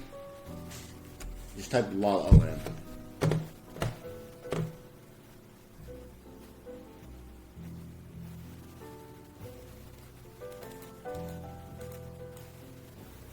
Thank you. Oh, it's first thing in the morning. Do you guys have, like, I know it's you, some of you EU or whatever, but I know some of you are NA, probably from like LA area. First thing in the morning, you're already being toxic as fuck. Keep drinking, King, it will make you You like feel rolled out better. of bed and you're just gonna be toxic as hell. First thing in the morning.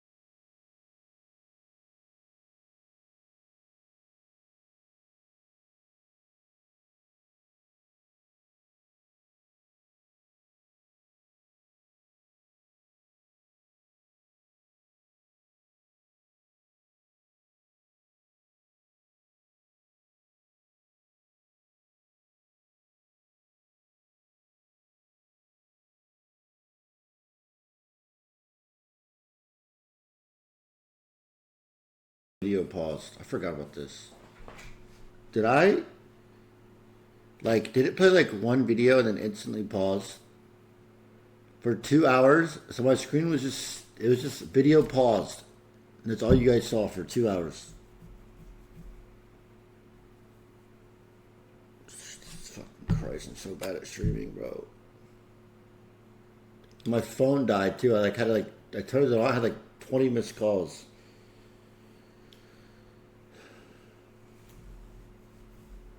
My eyes tried to wake you up. Yeah, my phone was dead. I fell asleep watching a video. We watched the Rings of Redemption documentary for 2 hours. I wanted to watch that now. It's a CX effect? Okay.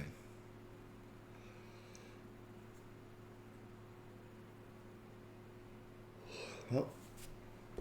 Rerun? No, we're not doing that.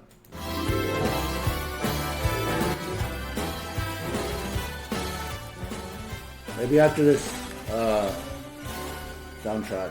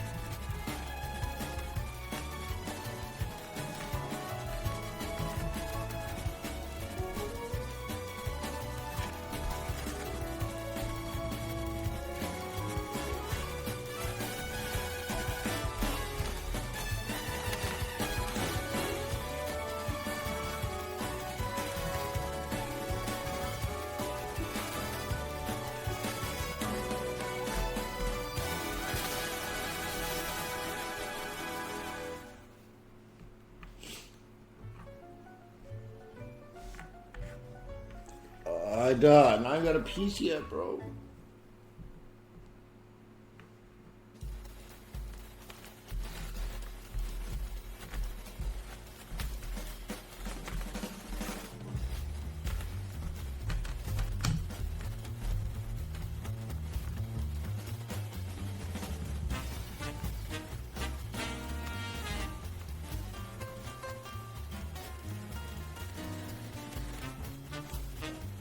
Looks like a wrinkled mole? What do you mean by that? What is that?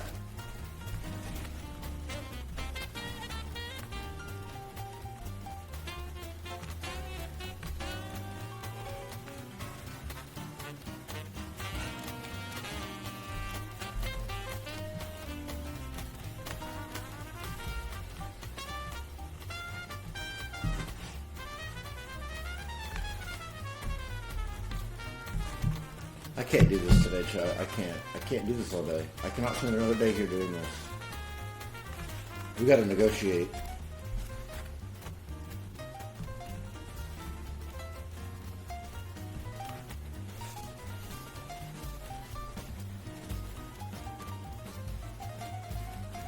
Let's talk about this.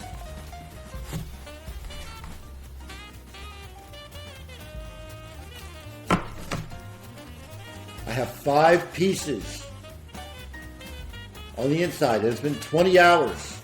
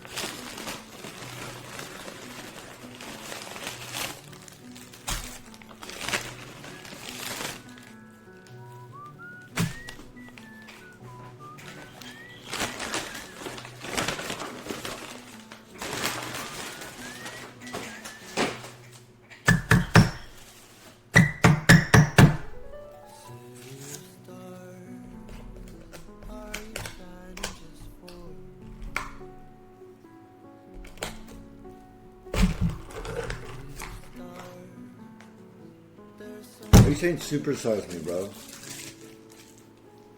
Did you just wheel over to your front door? Yeah, I did. Why is that so funny?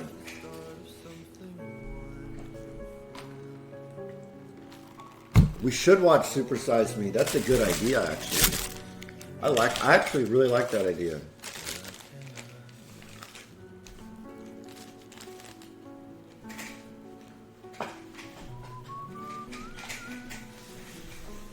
Not right now, though. When I get a piece.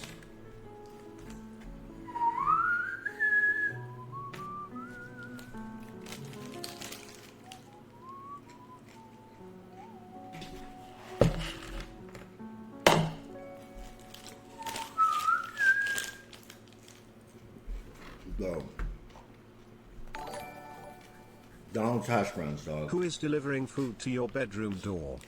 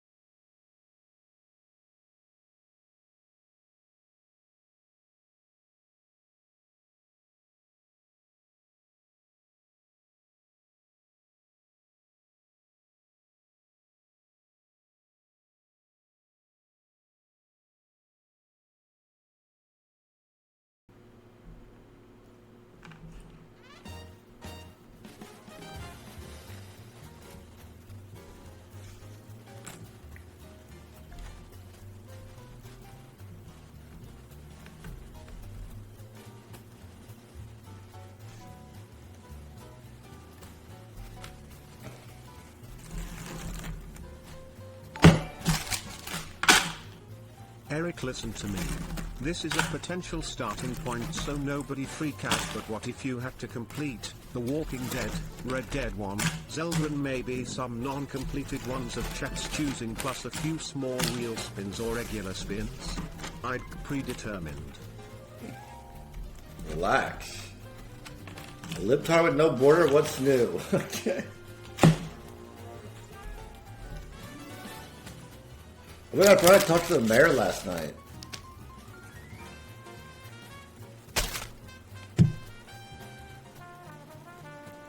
Was last night fun? I don't really remember.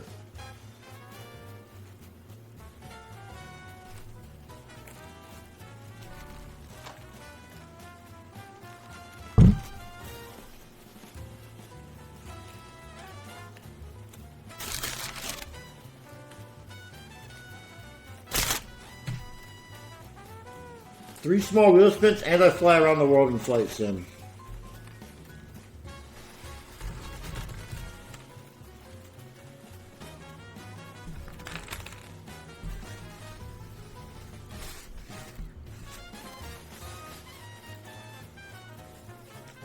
Dude, the McGriddle is the best thing out right now. Like from any restaurant, any time of the day, bro. The McGriddle is the best fucking thing there is. This thing is so good.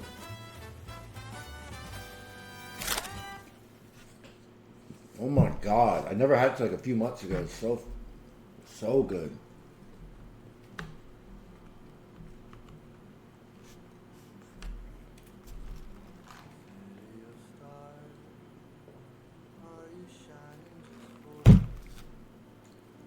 City of Stars.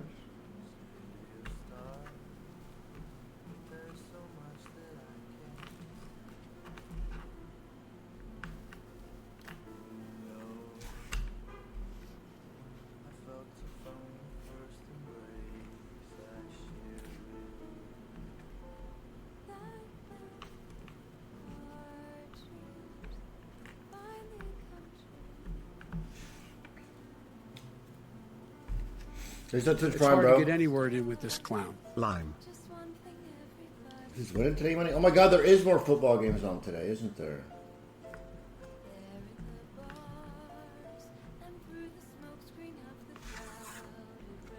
What you guys got today? Why do you complain about your back and then sleep on the couch?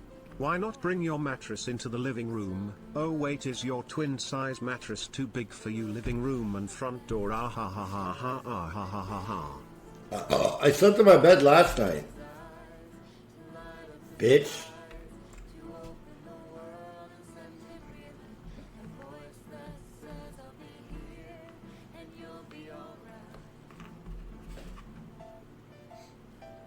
I got Rams winning today, and I got the Ravens winning. No, sorry, no. I got the Eagles winning. Eagles winning, and Bills. Or Ravens. My brain's not working.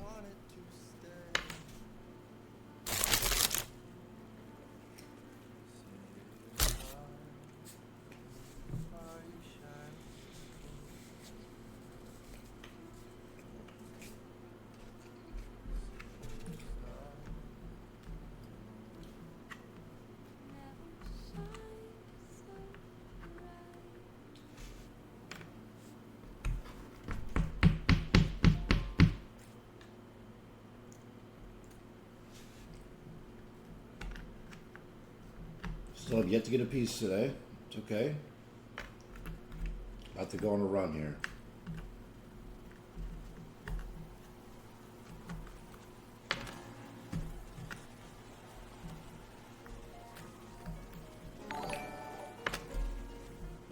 So how long until you cuck rage and scam this one king? I don't know. We're getting kind of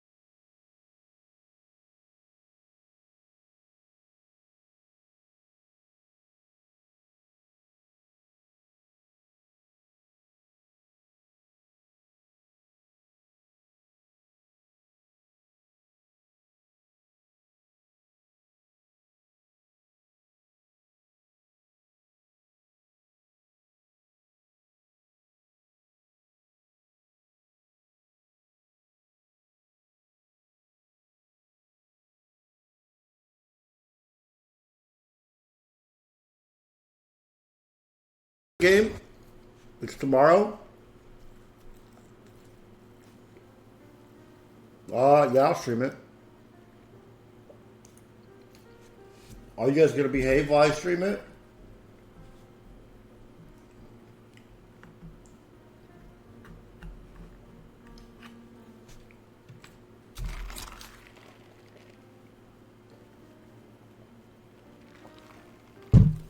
Chat will definitely be insufferable.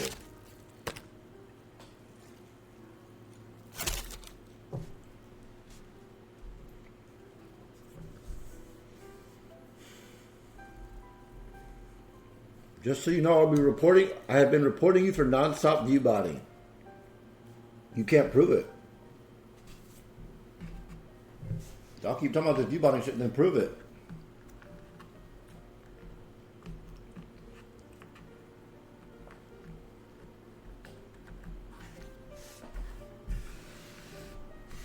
Should I do this or triple threat? Triple threat for sure. Not even close.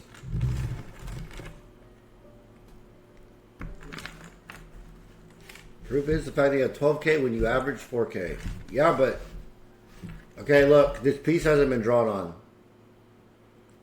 And I don't have my marker.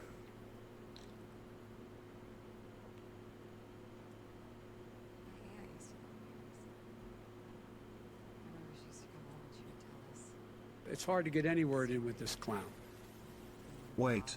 Is he still doing this? Ha ha ha, no way. This will take months.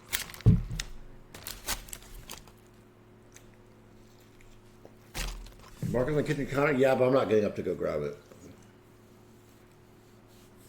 Where you put the marker?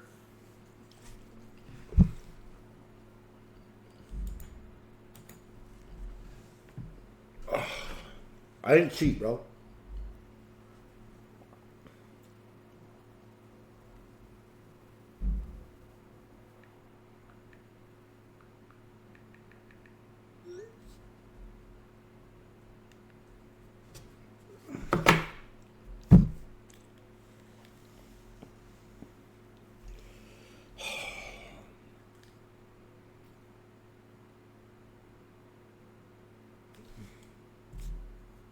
Nice viewbotting reported. I'm so mods. Can you ban the term viewbotting?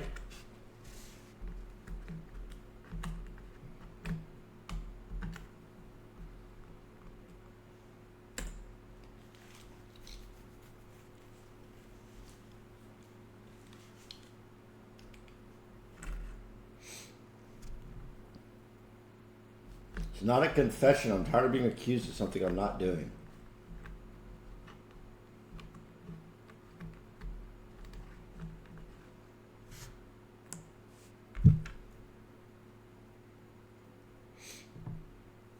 I need music. It's too much. Too quiet.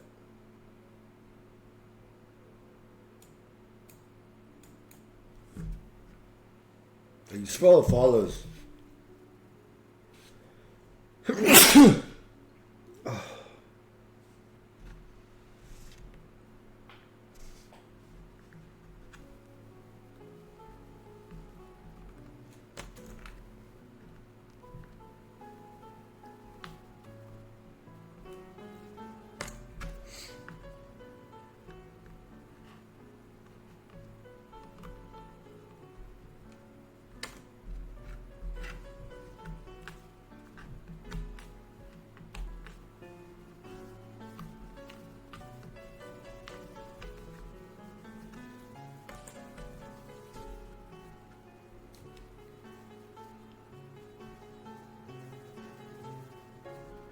McGriddle does hit, to be fair. Your fat ass went and got a McGriddle, didn't you?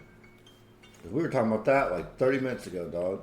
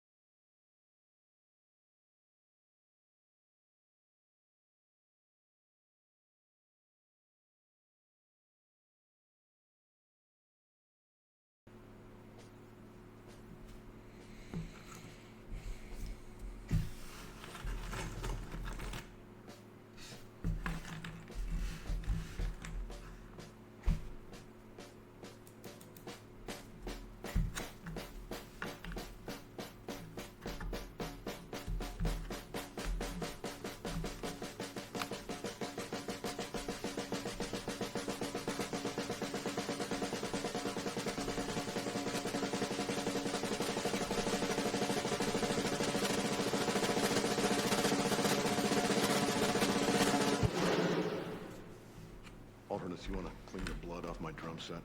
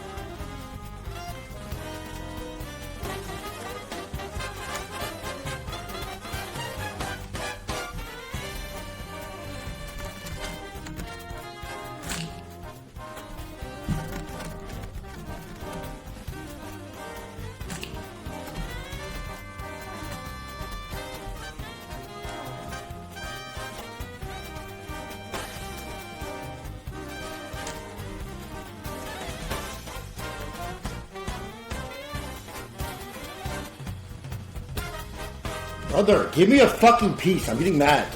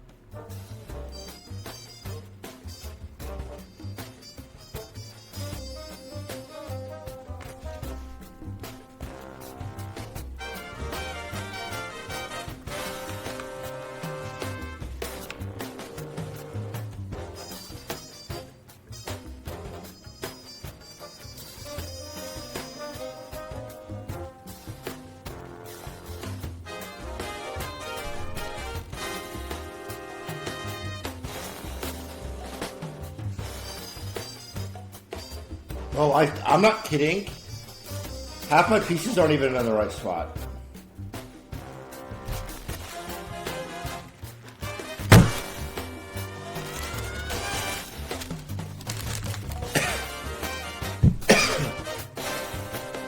Well, you pack up your things and just leave forever. Leave the puzzle and someone else walk in the door and live life. Why would I quit? Why would I do that?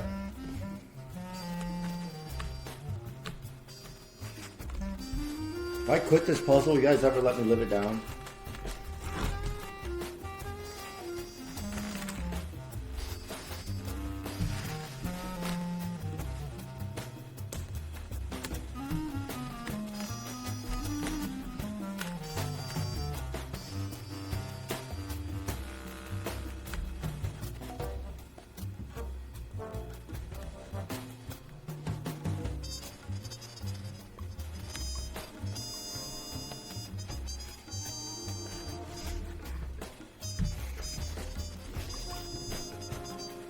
I'm gonna hunt you down, lol.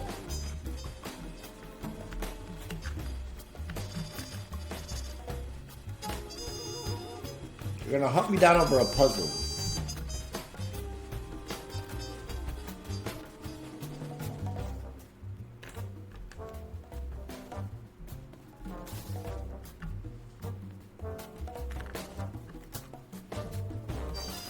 It's just crazy, dog.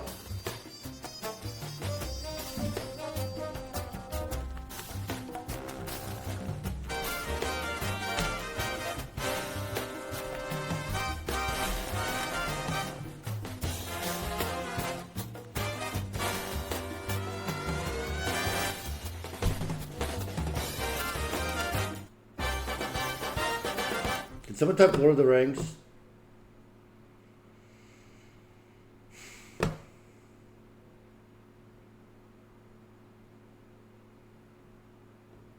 Lord of Wings, Lord of Cucks, Lord of D's. Nice, man. Thank you, Cristiano Ronaldo.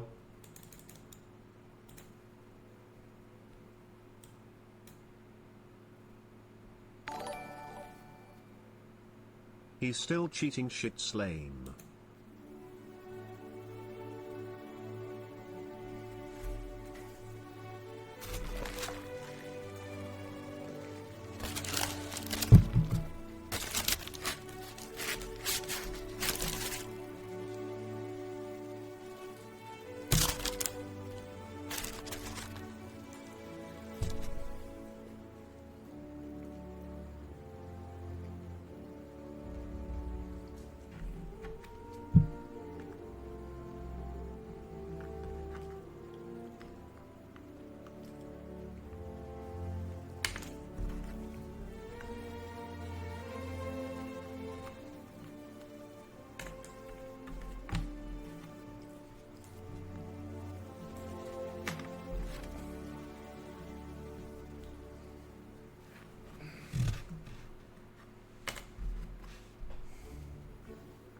Your job is greater than T1. Thank you, dog.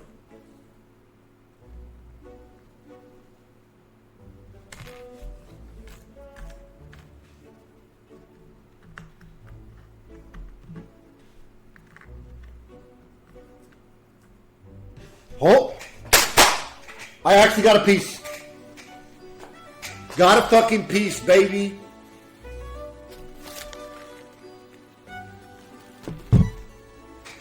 First piece of the day. Nice. Woo! We are currently at 6 out of 870.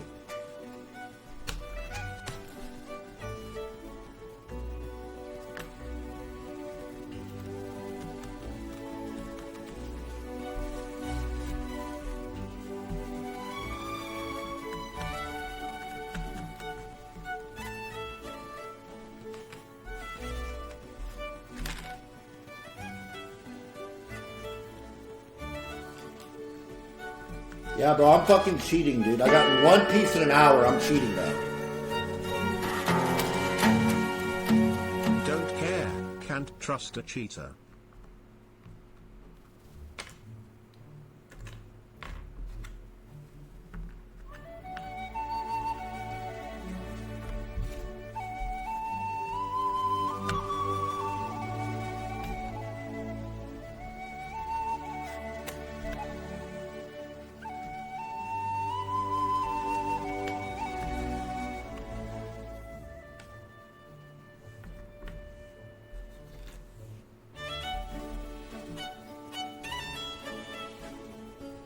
It does remind me of old Greek. People land.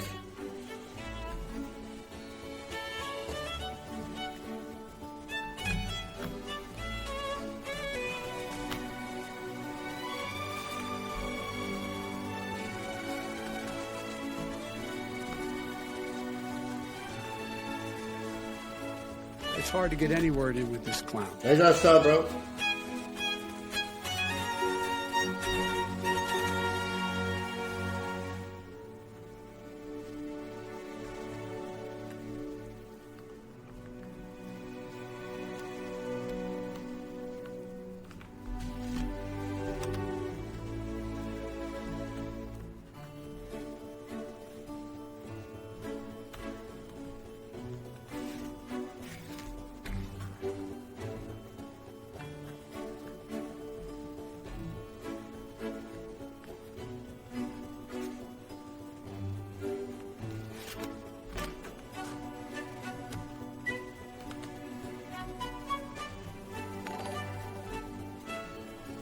If you cheat again, you will be cutting every single piece in half.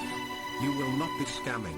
The only possible trade we will make is a wheel spin for every piece left, and the puzzle must be on the wheel. Smile cheaters never win, you fat bitch.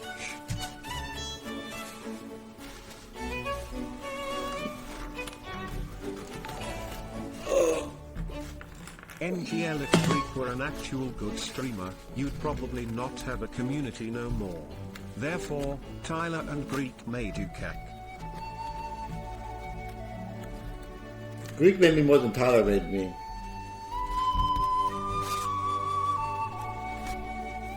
Miz made me more than anybody else.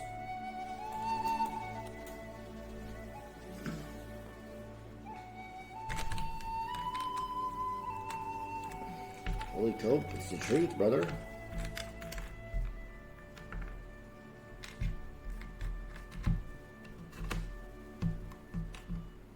Greek used to host me so much. I think Tyler hosted me one time on my birthday, but I told him not to. Ooh, I love this song.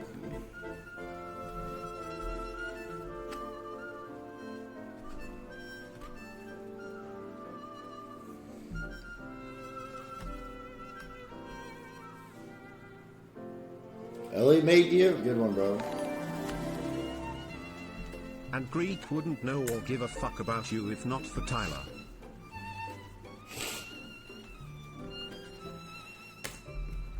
Spare.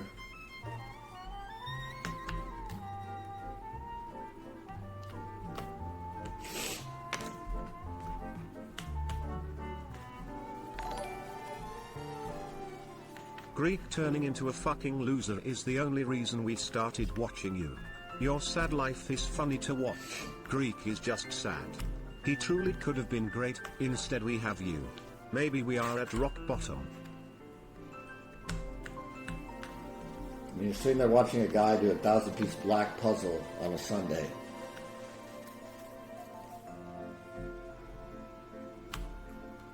I'm barely even talking. I'm doing like sitting here in silence, bro.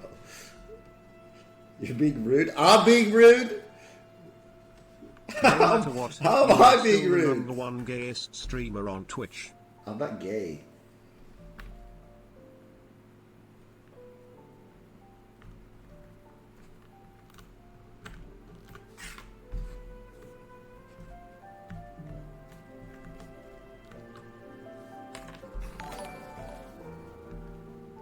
How do you feel about the fact that Owner Pixel, an avid old hate watcher of yours, is now a millionaire pulling 10x your viewers?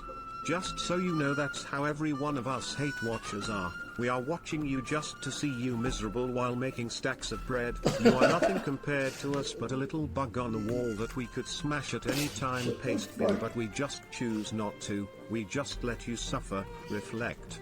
Bridge. Retard. Cut. Fuck yourself, dude. Jesus Christ. That hurts to laugh again. No.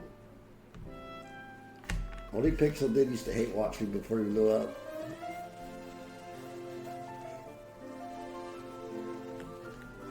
But you guys aren't only Pixel. Don't compare yourself to. Oh! Another piece, baby! Woo!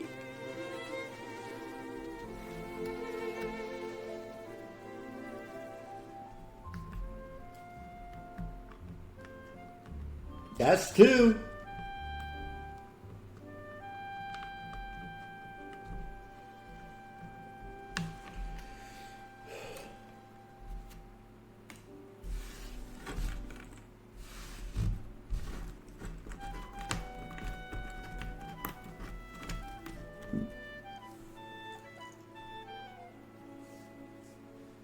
Did you chat try the meme, or are you the saddest man alive? I'm not sad. I live a great life. Hey man, haven't tuned into the stream in What's a up, while. dog? Heard you weren't doing so well. Wishing you all the best in your recovery.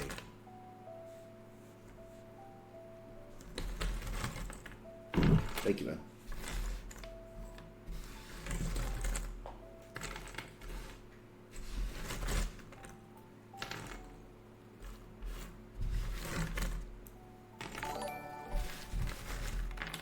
Did you dream about the Wings of Redemption documentary that we were watching? You're at the part after his trip to Kyle's house for the big weight loss journey. You two follow the same destiny. You are one. Wings 221. Or the name I prefer. Rob of Redemption. Same glasses, hair, beard, weight, reactions, temper, lifestyle. Collab when? I don't know. I like Wings. I think he's so funny. Bro is actually just shoving the pieces trying to see if they Oh, fit. It's yeah, like I am. one of those shape toys. Fucking hell. Also, let's be clear, his life is fucking miserable. The fact he denies it just makes it worse. For him at least. I'm tired of these donos.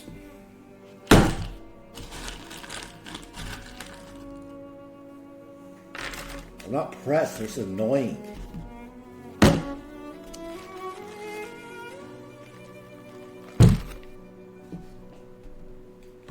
Papa mad? I'm not mad.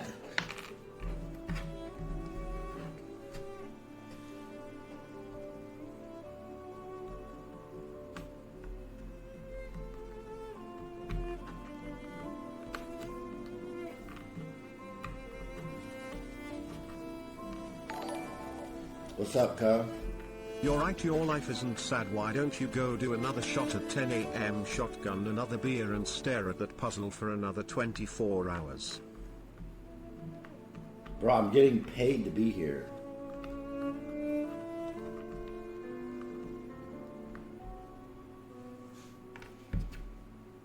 Every single one of you, I don't care what you say, if you had a chance to do this for money, you would take it. It's not that bad.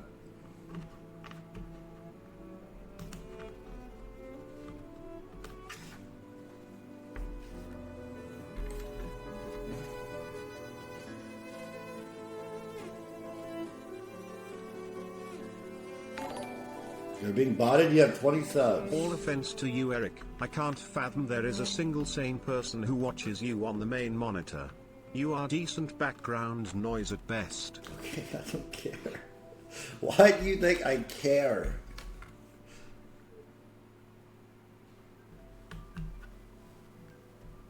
No one's even talking about that.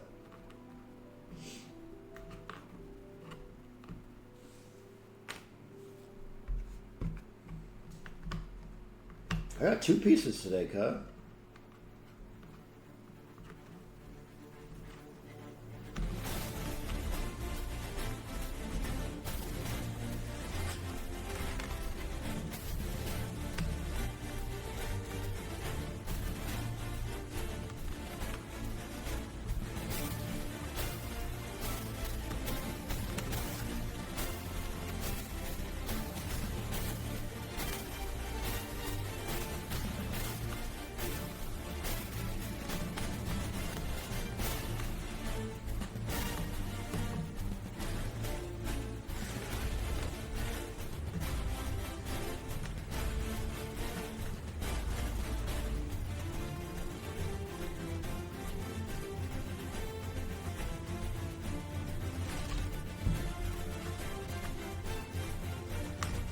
Come on, bro. This is the piece.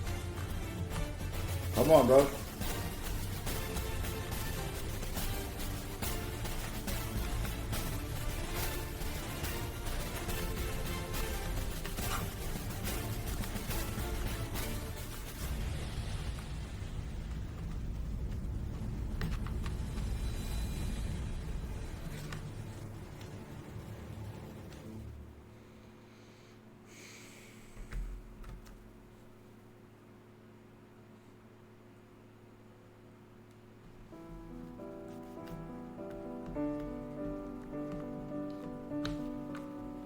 I want to play the piano.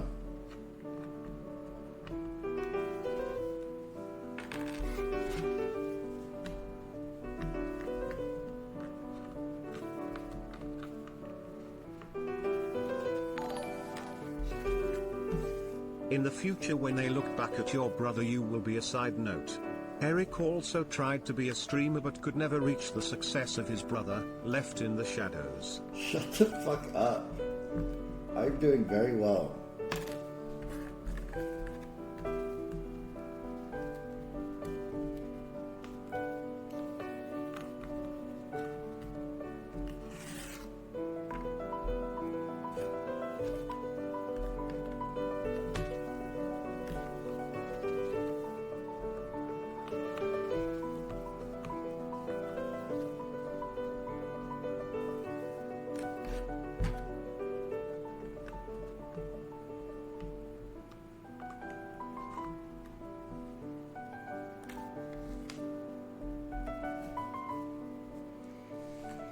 You guys having a good morning?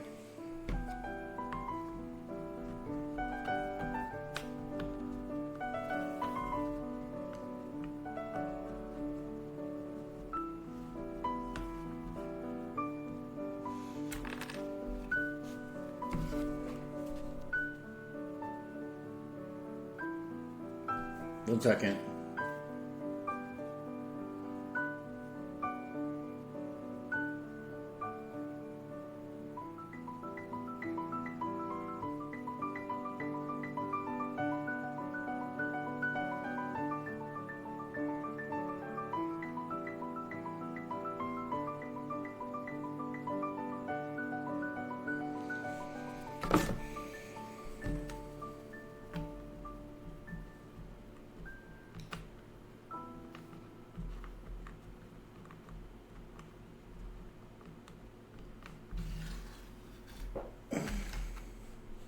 Funny thing is, Twitch won't pay you ads money because you are botted. I still get ads from the normal people that are here, and I'm not botting.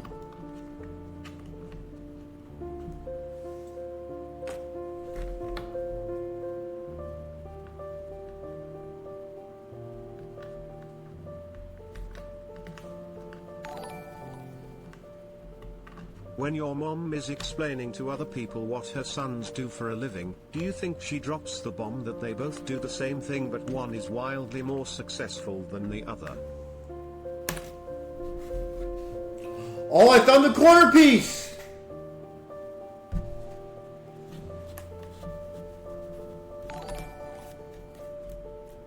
I don't know why they do these studies on the human psychology when they can just watch Brad bash his head against a wall for 50 hours plus. We got the bottom down. It's another piece, bro. 3 pieces. So we're at 40 plus 40, 80. 25 plus 25, 50. So it's 130. Okay, 1,000 minus 130, 870, 869, 868, 867, 865, 64, 63, 62. 861 pieces left. This shit's fraudulent.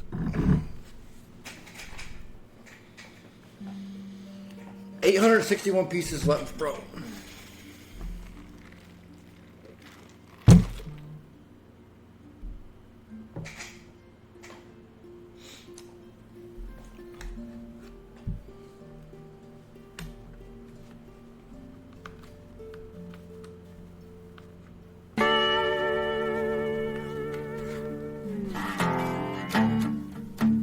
What is truly sad is people will look at the timer thinking you are pathetic at only having that done in 21 hours. What they don't know is you are so much slower. A full 48 hours before you reset the timer. Ha ha ha ha ha, what is that behind you? Don't make me laugh, bro, it hurts. I'm at 68 hours and 43 minutes.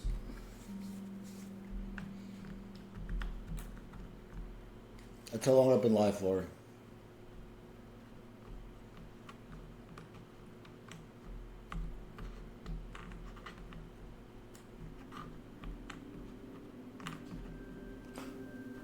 I love this song. I have ad block on? Okay. Why are you telling me?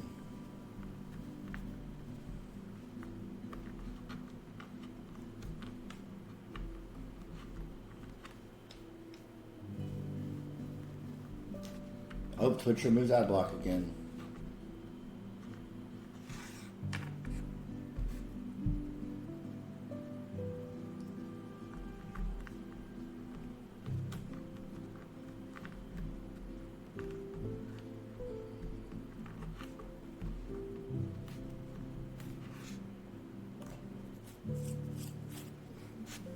I have 2 ad blocks on while watching you just in case one fails.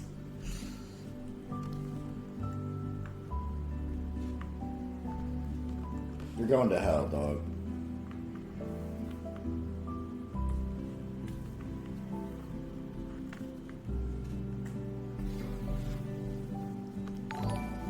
What up, cuz?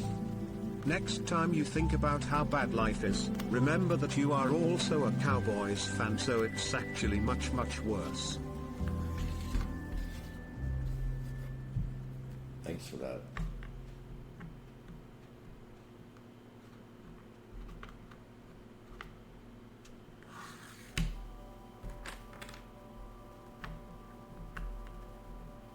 This is my favorite song right now.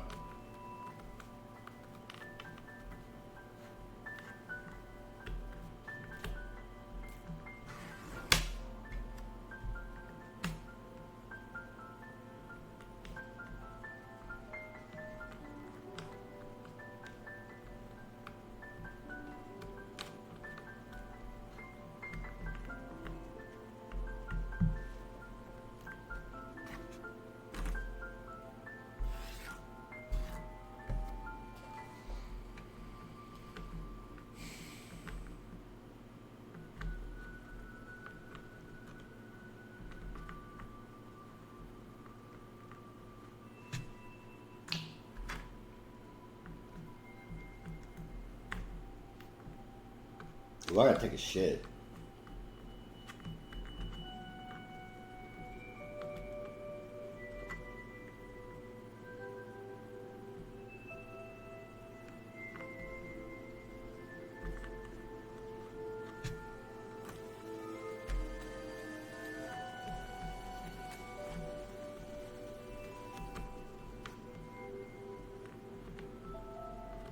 Come on, bro. Give me another piece, man.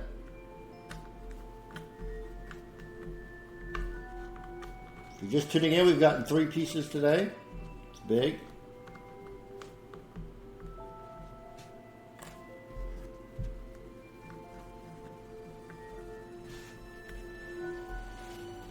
Make that 4.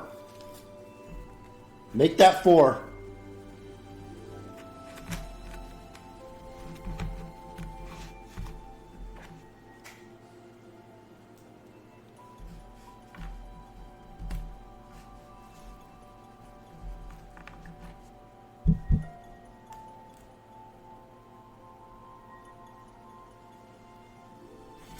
Never mind.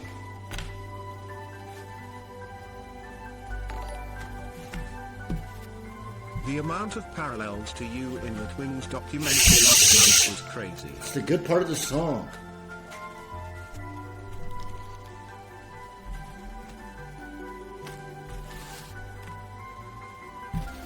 TikTok's back.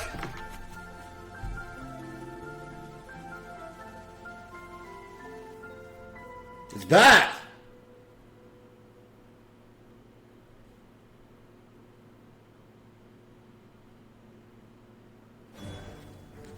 Oh shit. There's a spider on my desk.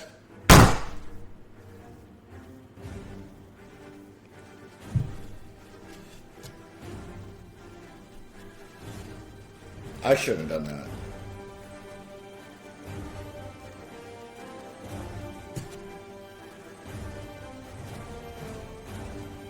It was literally so small. I feel guilty.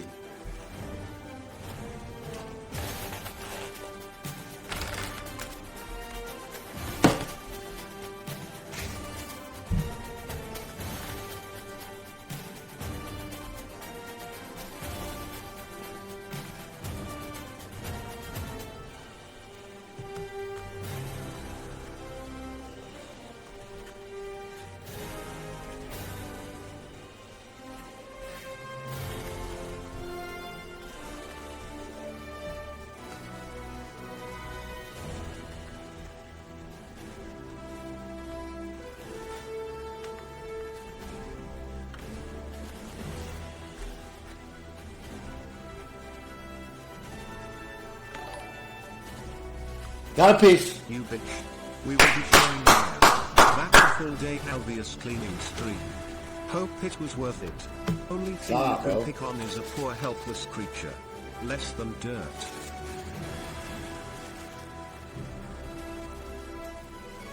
Let's go. Got another piece, bro. It's hard to get anywhere. That's 4 today. Pain.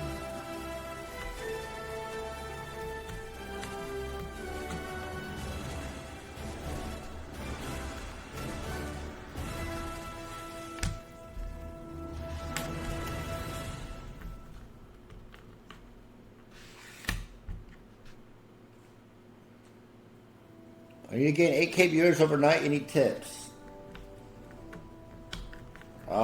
Go viral.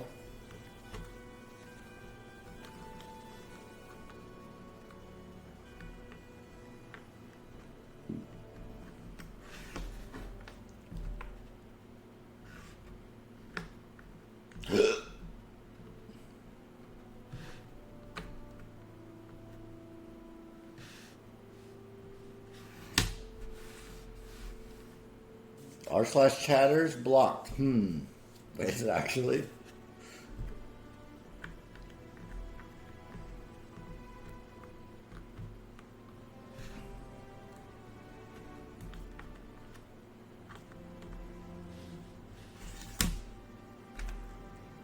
$5,682 unique chatters. It's because people are watching, they're not logged in, like on the TVs.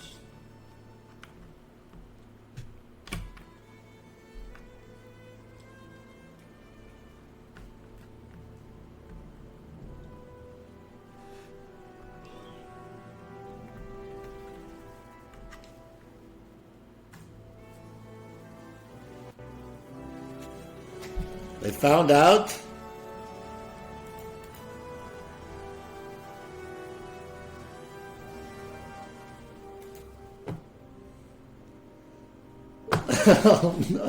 No, dog. Everyone's gonna be like, how the fuck do you cheat on a puzzle?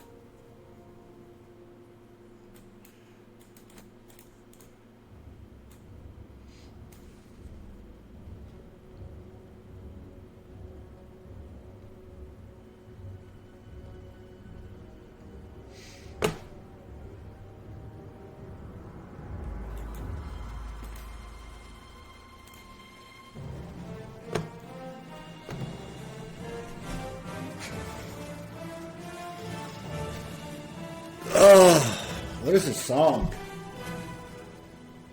Fuck, man.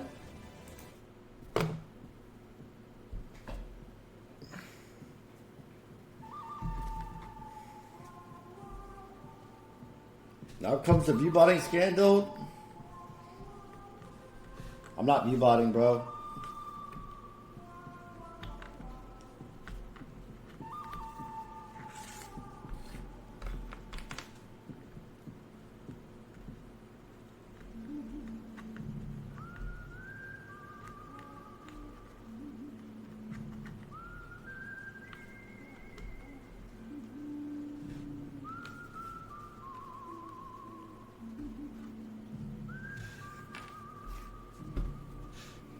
We level 30 in WoW by now with this puzzle time.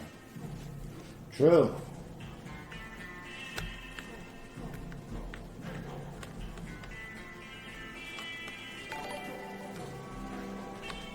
Someone said there's a rumor that I am viewbotting.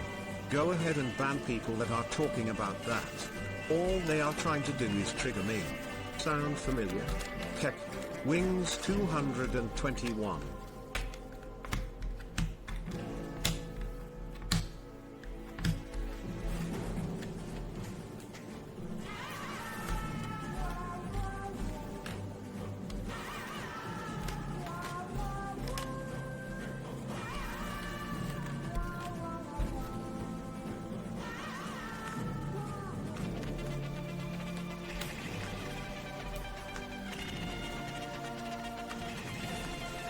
Oh!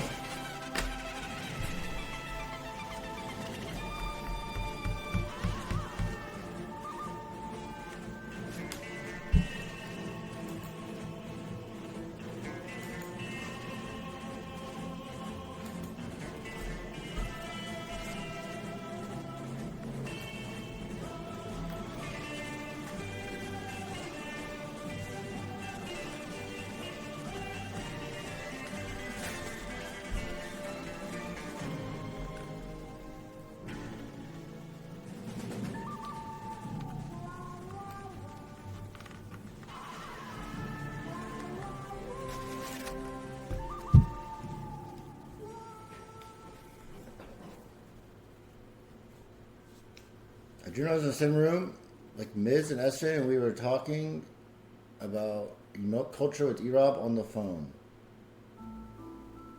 What the fuck wrong with you?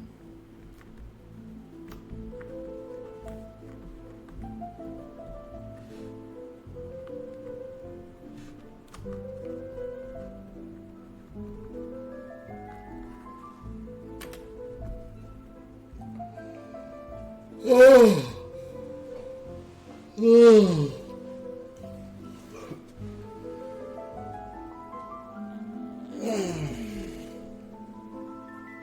Which Iron Man is the best movie? I don't know. 2, I guess. I don't remember them.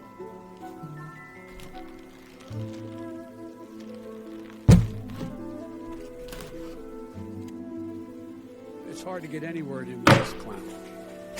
Good luck with this, Rob. But Thanks, also bro. fuck you.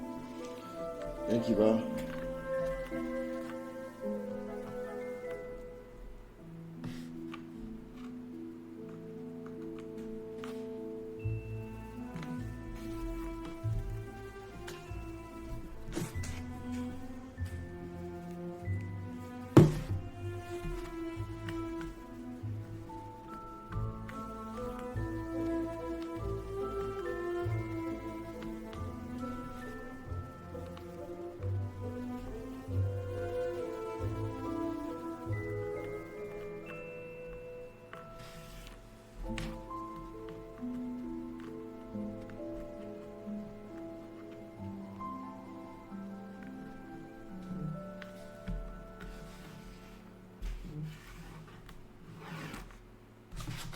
I'm talking.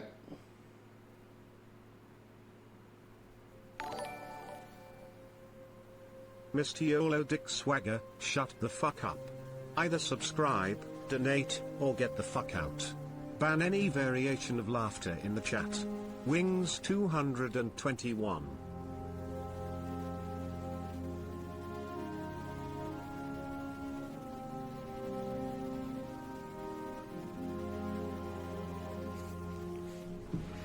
It's hard to get any word in with this clown. You got this, King. Slow and steady money 7.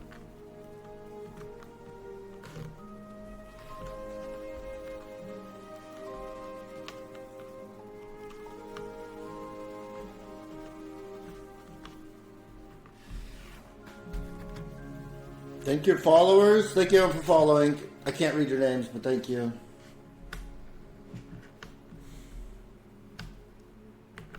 I need to go take a shit.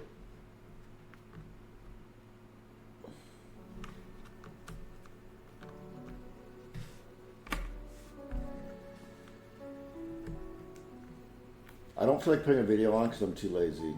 You guys be good to just sit here and stare at the nothing?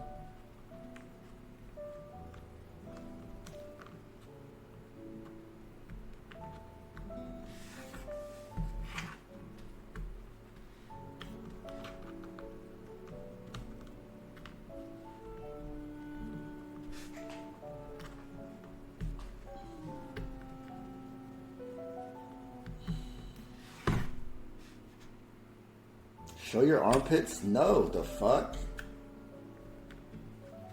Fuck wrong with you?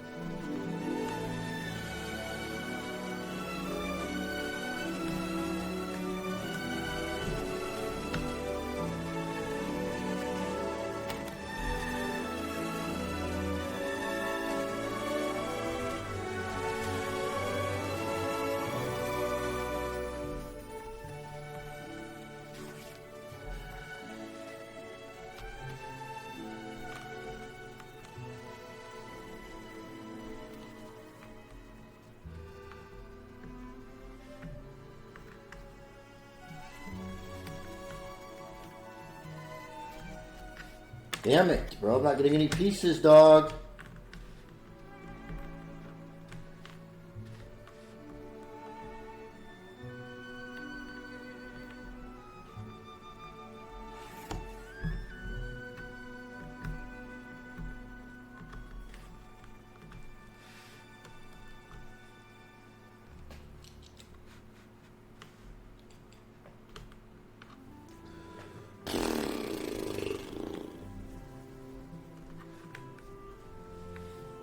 Alright, I'm gonna use the bathroom. Admit you're wrong about the commanders. I was wrong, bro.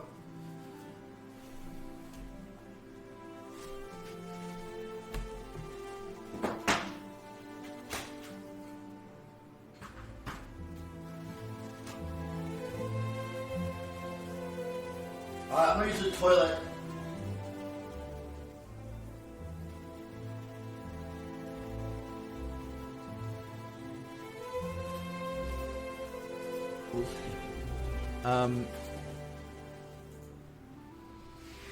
He's so gross. How?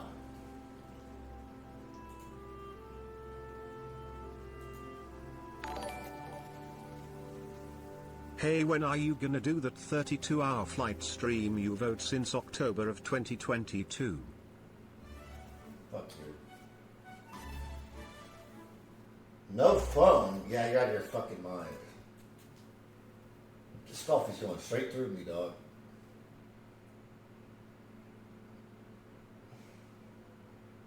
Bro. Moist Critical made a video about this chase I watched today. He has 1.5 million views.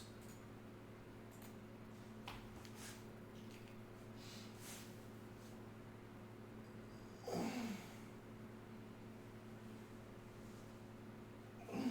gotta take notes. We should watch this one.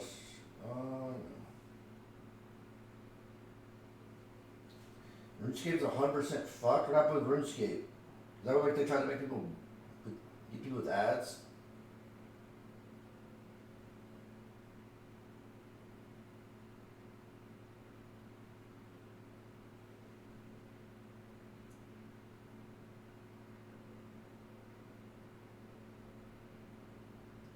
Fuck, I don't know. I'll be right back in like 5 to 10 minutes.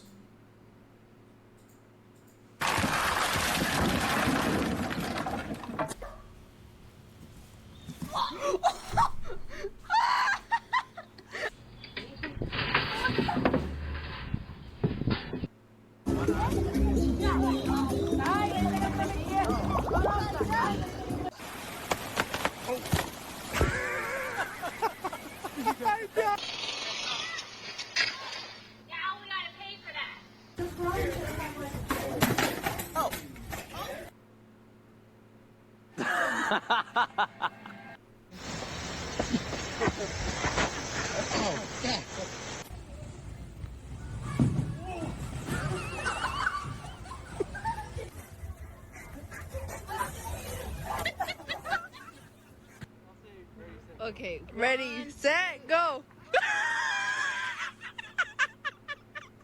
Big air.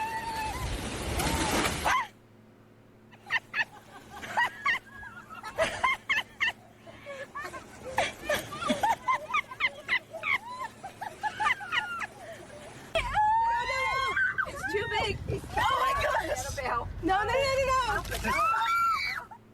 Oh, you got your bag. It's so...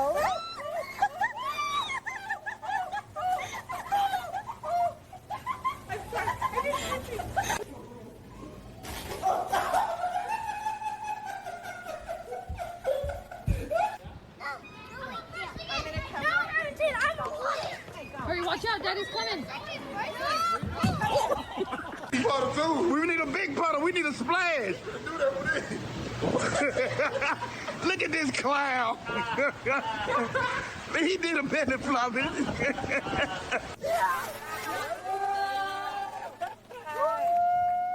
Drop, lads, drop, drop.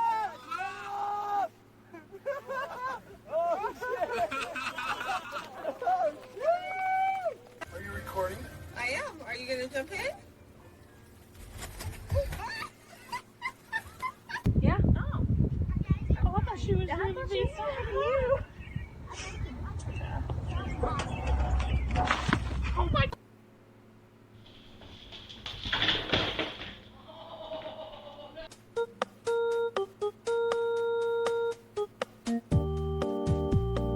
Look at the frog.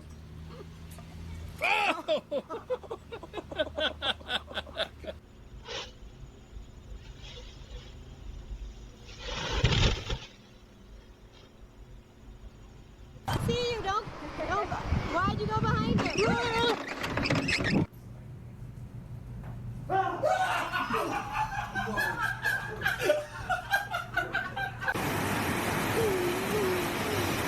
It wants it. Here comes, here comes.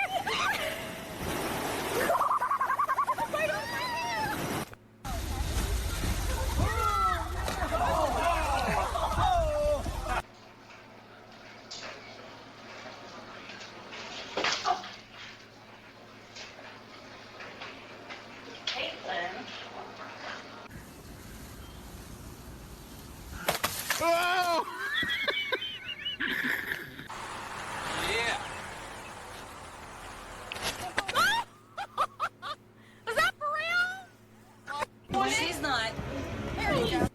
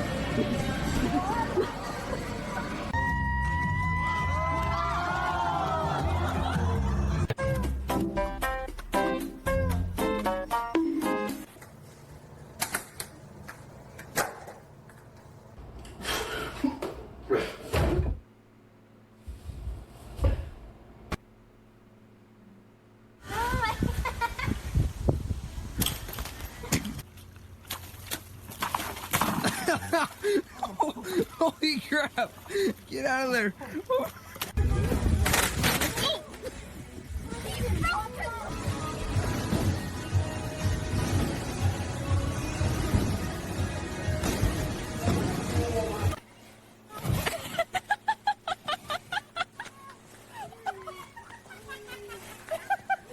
That's definitely not how it moves. You ready? I get scared. You have to.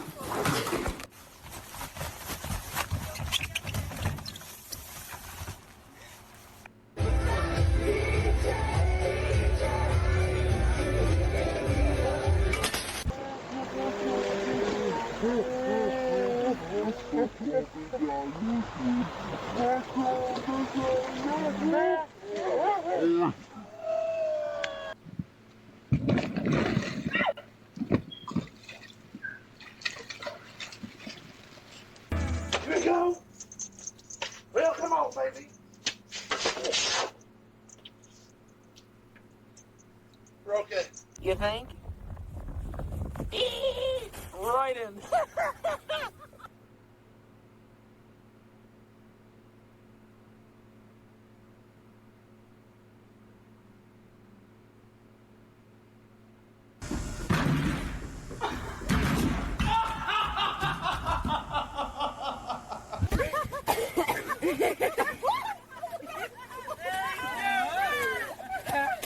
Funniest time video! I guess, Grandma, you just...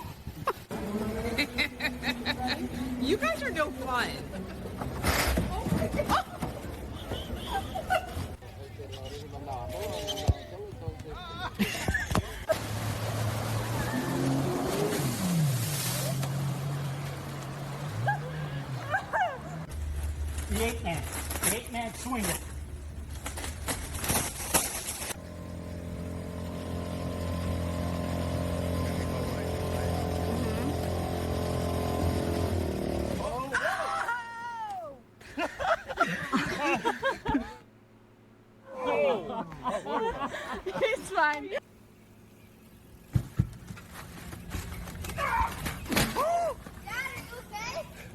Fine.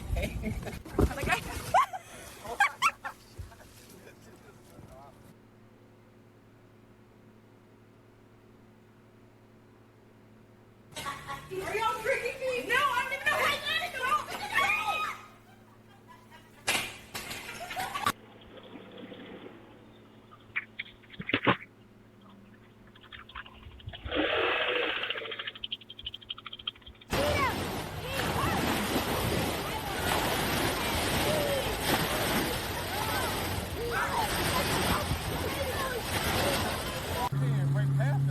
The problem is.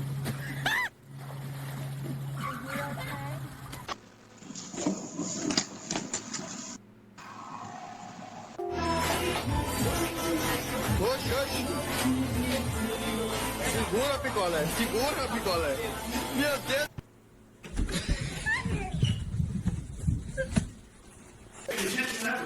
I'm going to put word in my life. Wow. I'm so sorry. Oh.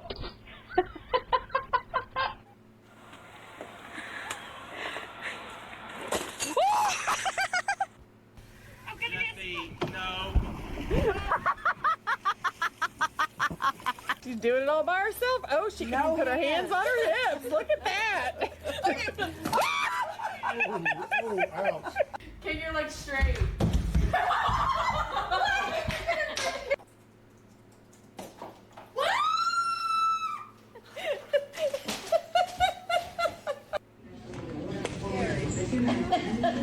Drop your weapon.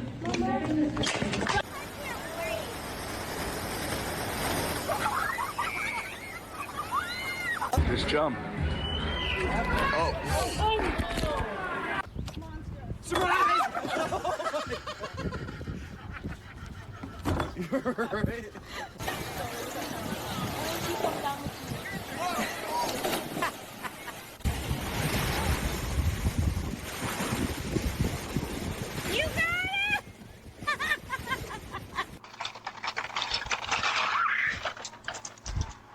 Alright?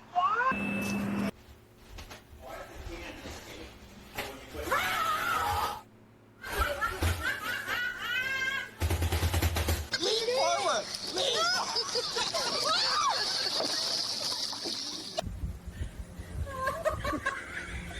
Don't break it.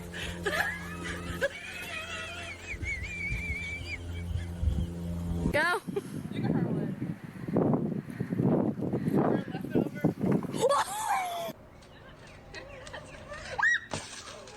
Oh, there's one on your head.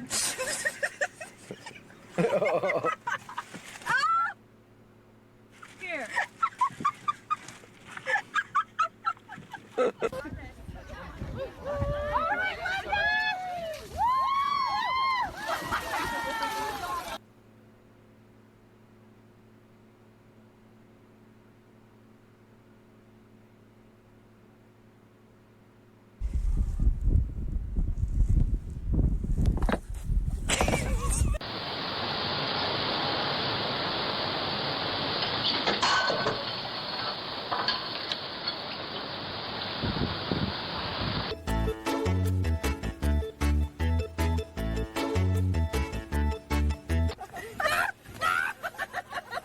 Oh, wow, this was an idea, folks. How you doing?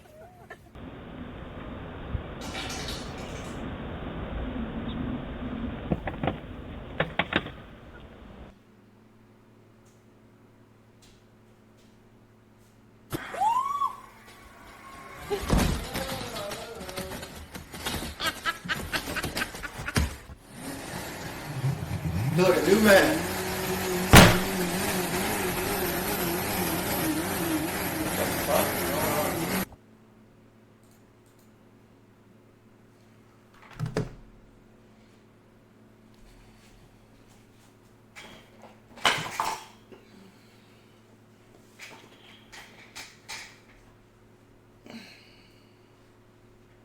Do you think you could take a 14-inch penis? I'll be honest, normally I do. But I'm streaming it, and it takes too much time when I'm streaming it before I play the game. What up, cuz? Fuck the Eagles. Fuck Eagles fans. Fuck the city of Philadelphia. Fuck cheese steaks. Fuck the Liberty Bell. Fuck Rocky Balboa. Fuck the Philadelphia Zoo. Bro, Fuck that- everything that has to do with that dog shit city. I wish nothing more than for them to lose today. Melon. Fucking hurts Did so you bad have a to good laugh. shit, bro? Yeah, I did. True, man. Fuck Philly. I'm just laughing, bro.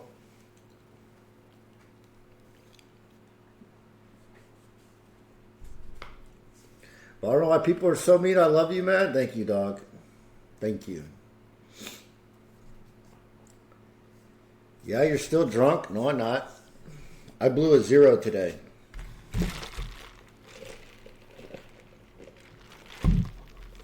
Hey, man, I have a question. What's up?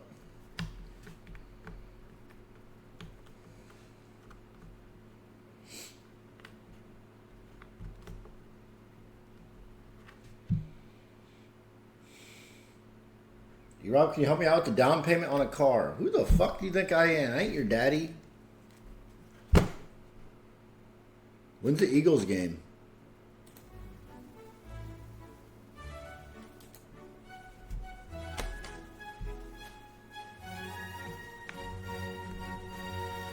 I got my own bills to pay, dog.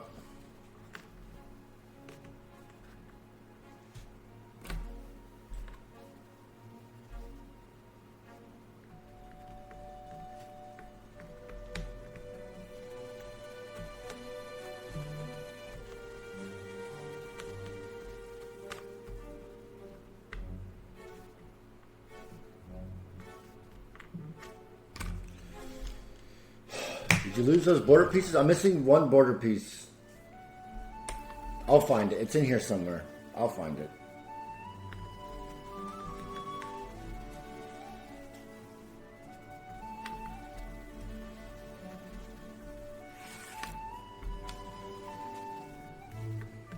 I need more ibuprofen. It's wearing off. I should probably go to the doctor today for my back. I was thinking about it this morning.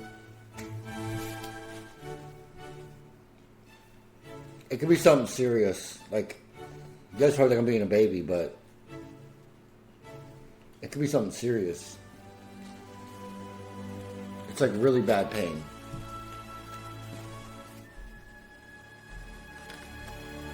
It's like really, like, I'm not even exaggerating. Like, I can barely move. I like when I was sleeping last night, I could not move.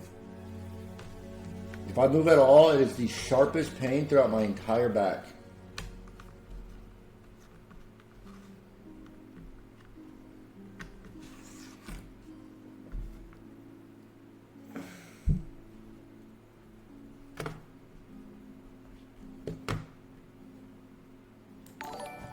I know it's my posture. I know that's why. Hopefully it's for life. That's insane. What an insane comment.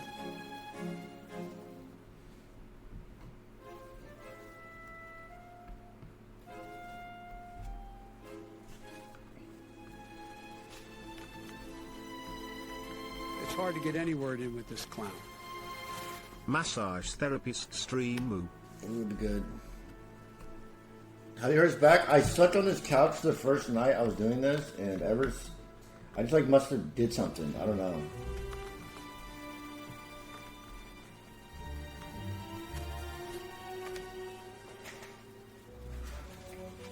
It didn't hurt last night when I was drunk, though.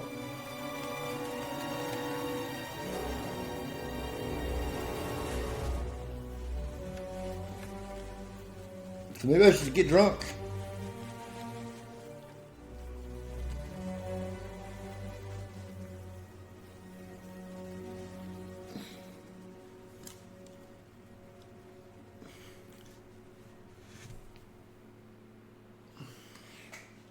Solving the puzzle awfully fast there, you money. Are you being a smart ass?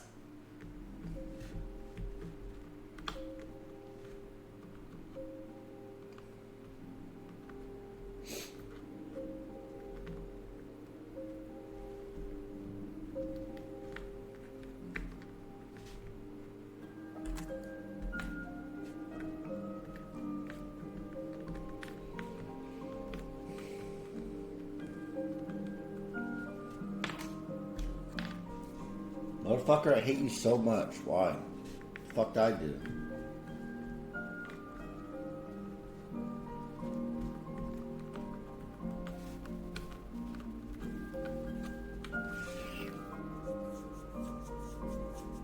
Skyrim playthrough, I don't like Skyrim. I think it's fun for a few hours and then it's just repetitive for me.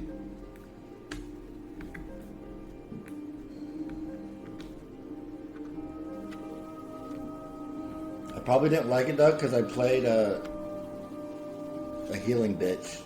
I just healed Lydia the whole time.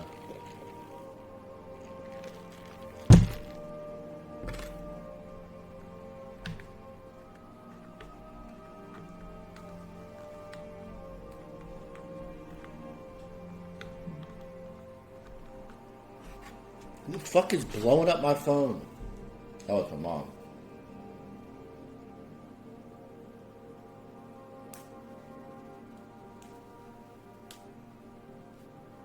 Shit.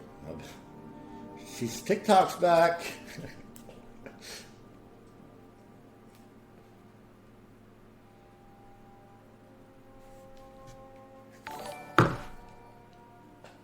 Tell your brother to go live. I can't watch this shit anymore.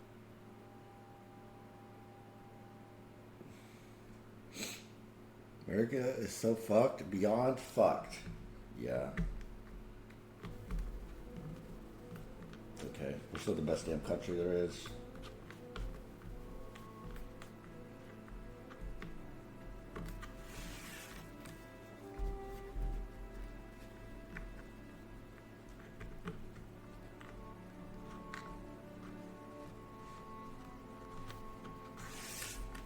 When are you getting a new girlfriend so we can make fun of you when she breaks up with you? Lemon.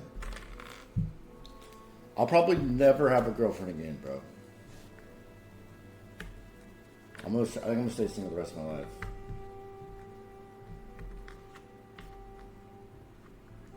Why? It's not worth it, bro.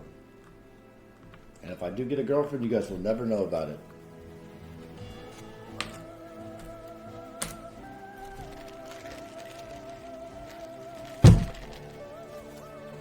And you'll probably figure it out, but I'm never going to tell you.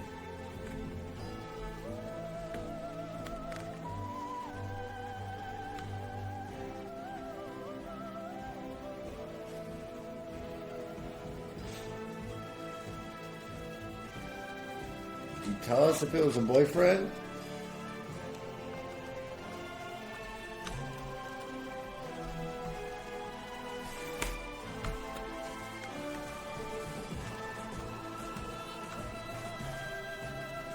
No?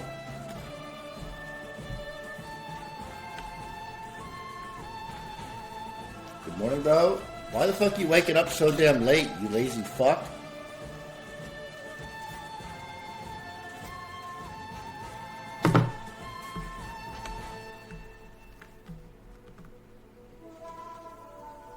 It's Sunday? Time zone's retarded. Alright, what time zone is it? Where it's 9:55? That's lazy.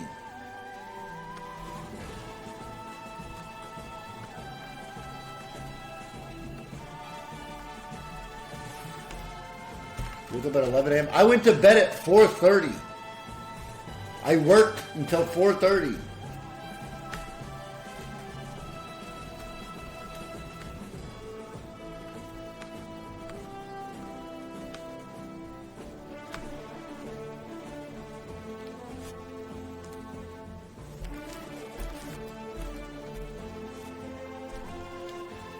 You got drunk talking to friends.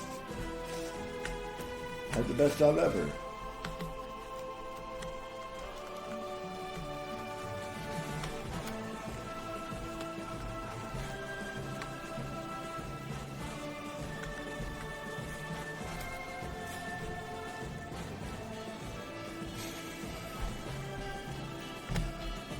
I hate when she would say, I work, shut the fuck up. Wah.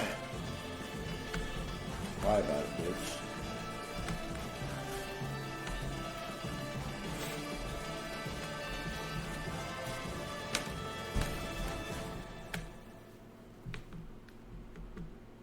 Give me a fucking piece, bro.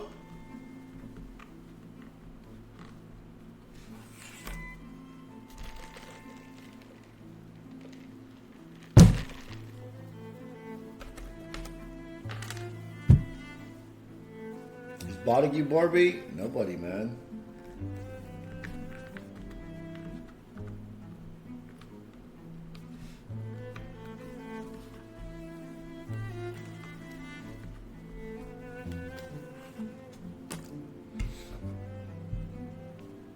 You Bodigue is starting to piss me off, by the way. All right, what do you want me to do about it, man?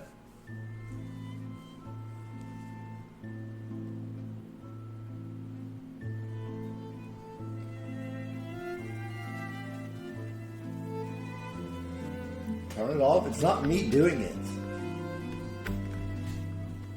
I don't know who the fuck is doing it. I do it while I'm sleeping. Can you just start your GGXOC so I can stop watching you two? Start drama with Angela or something. You could just stop watching me now.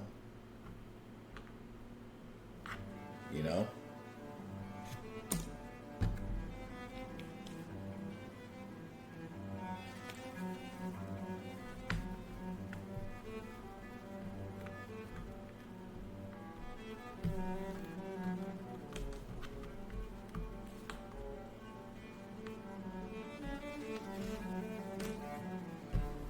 Been almost an hour since I've gotten a fucking piece. I'm getting a little tilted.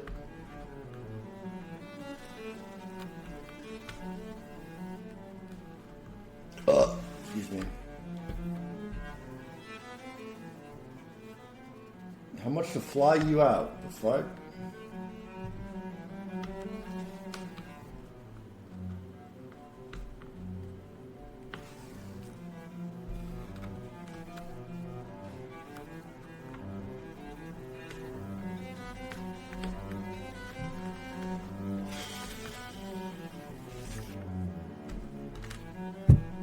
Who you got? Rams or Eagles? I need to know.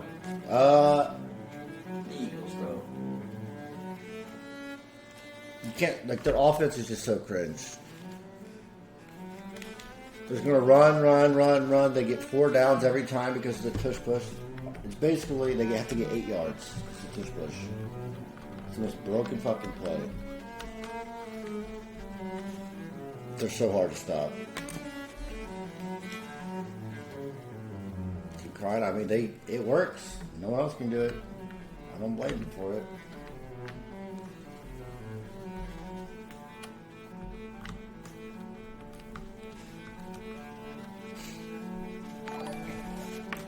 What up? Remember that chatter who was being held at gunpoint unless you finished the puzzle in 16 hours? Pain. You are responsible for this. I actually completely forgot about that guy.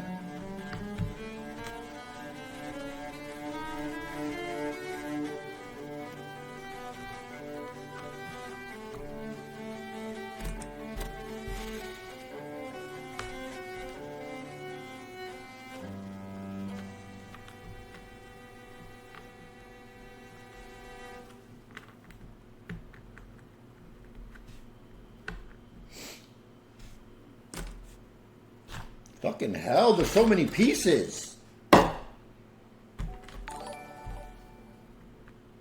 Did you know that they add false jigsaw pieces to the box to make it harder? You will be here forever, peace.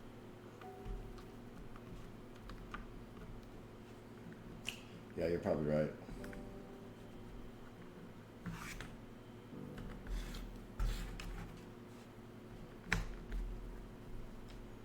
You guys having fun?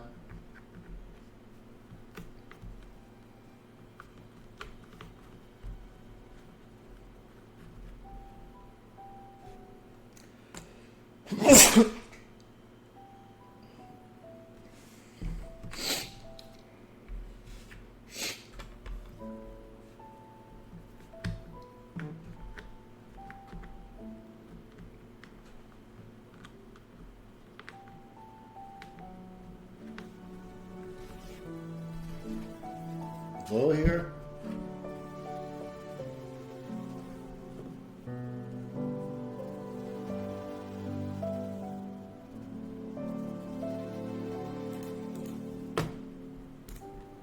What's up, Zoil?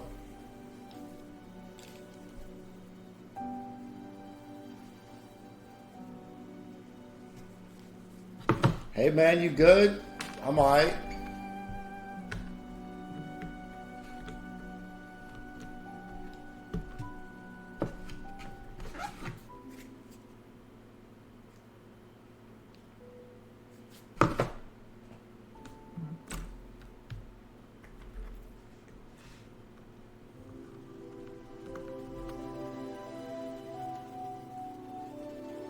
Bro, this piece is broken.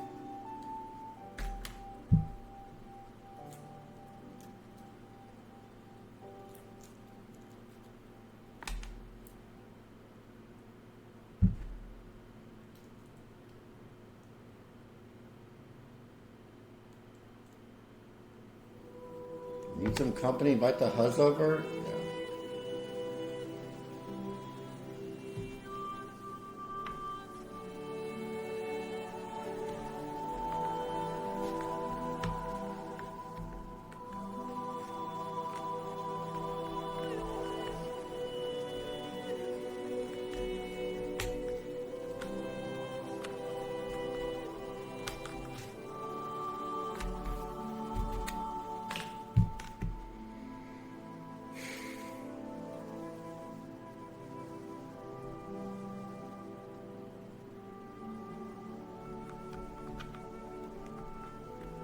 Joe, are you streaming today?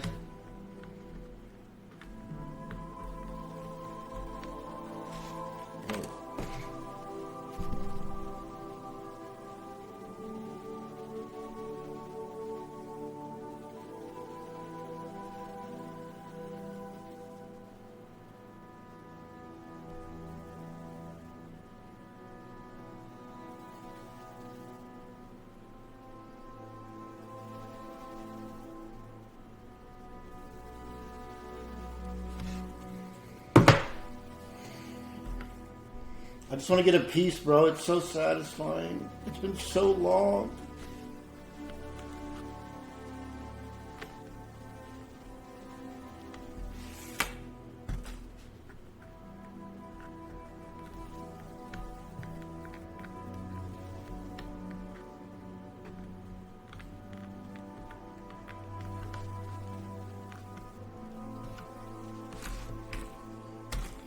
Up to 12K, so deserved and so real. Thanks, man.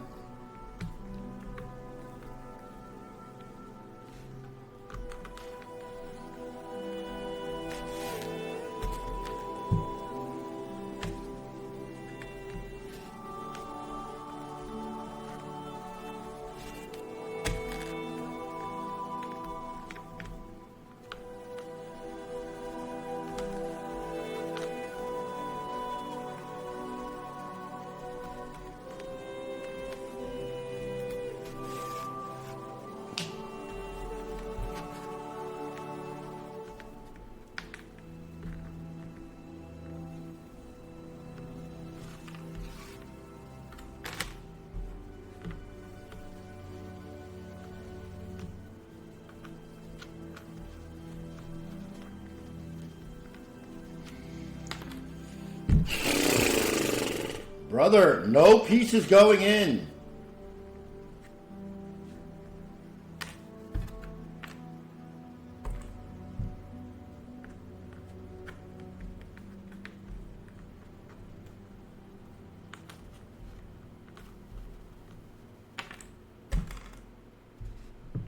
Will you tell your therapist about these last 70 hours?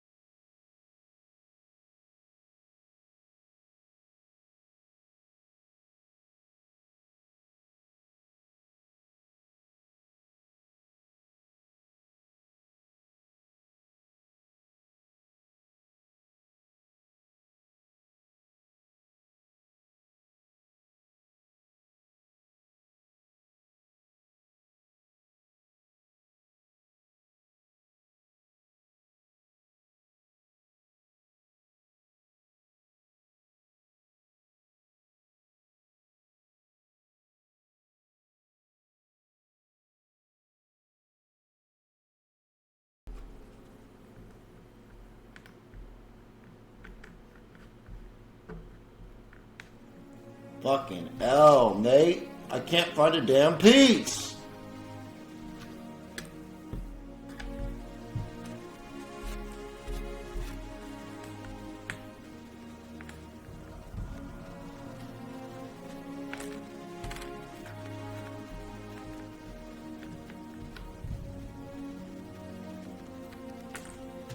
Can you put a picture of him next to you to compare? No.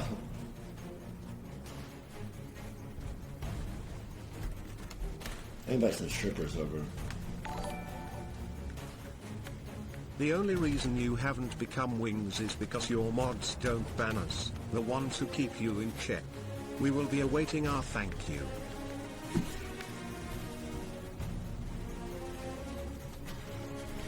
Can't I think my mods?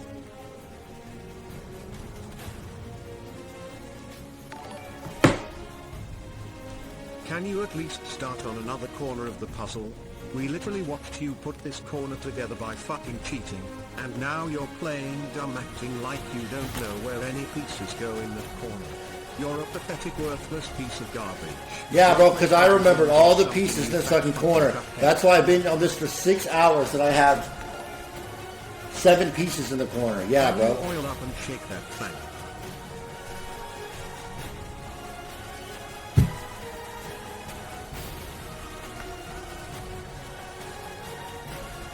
Honestly, it could be a different corner. Who fucking knows? It's all black.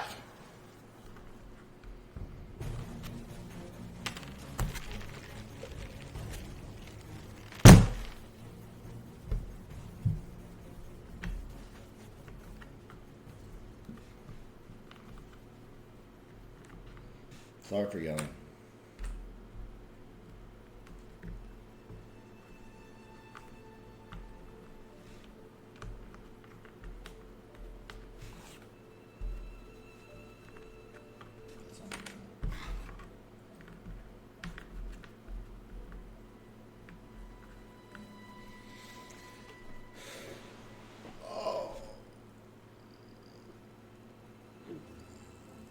Does heat help with swelling?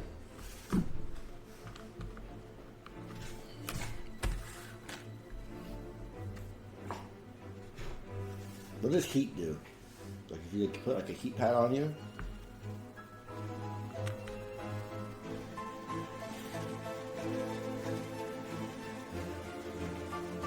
Increases blood flow. Thank you, man.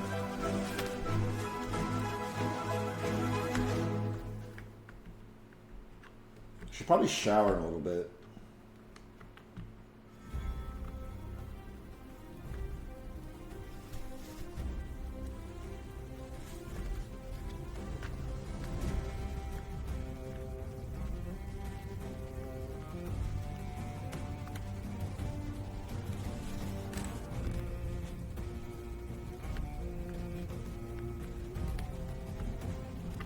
I'm telling you, this is the best playlist out there.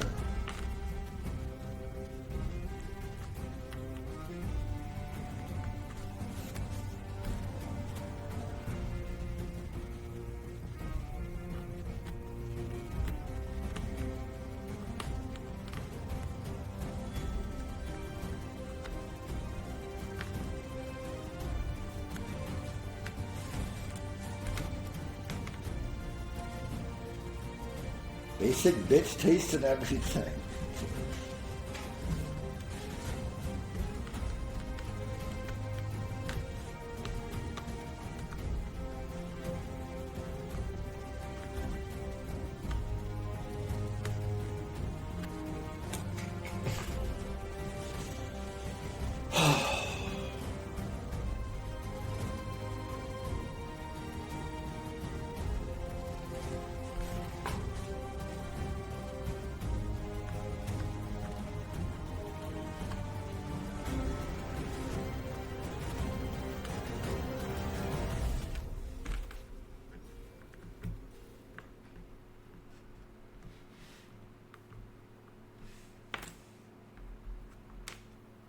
Just do one day of full focus and see what happens. That's literally what I'm doing right now, bro. I mean, I got 4 pieces today. I listened to the song 3 separate times. I'm skipping it.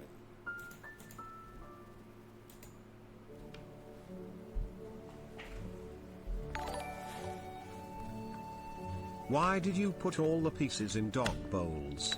I literally have those same exact bowls for my dog. Do you eat out of those? Is it because you know you're a good little pup? Fucking loser. I got them from Target, bro.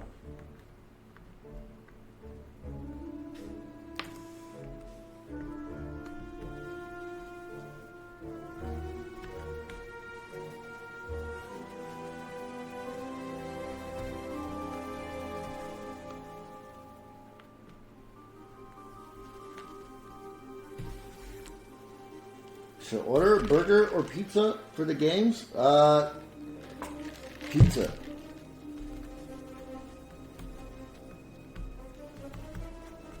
What time do the games start?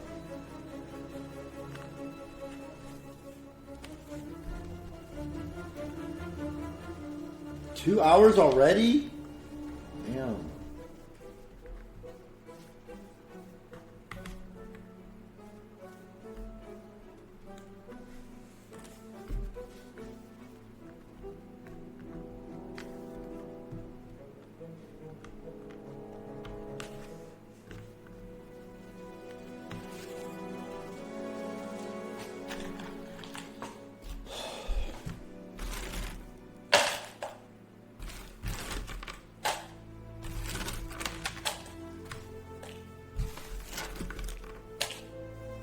Here's the deal to get this out of this puzzle. 5 small wheel spins and around the world in flight sim with the slowest aircraft.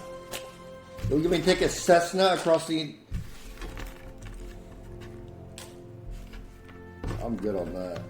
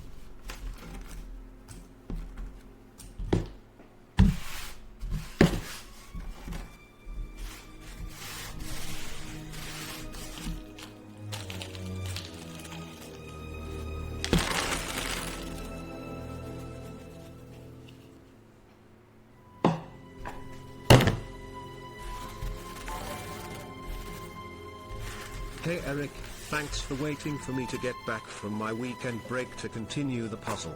I left on Thursday and am glad to have gotten back before you found another piece.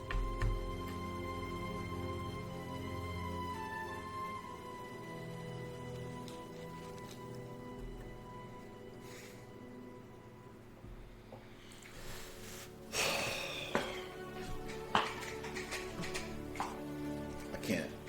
I need more slugs.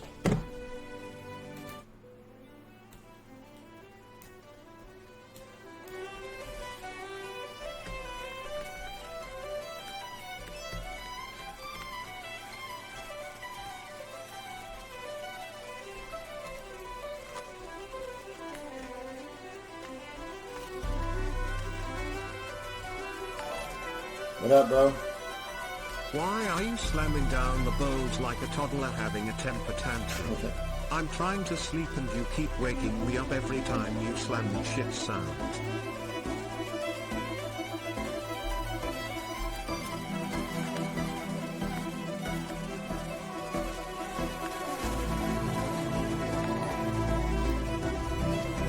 Wait, what happened?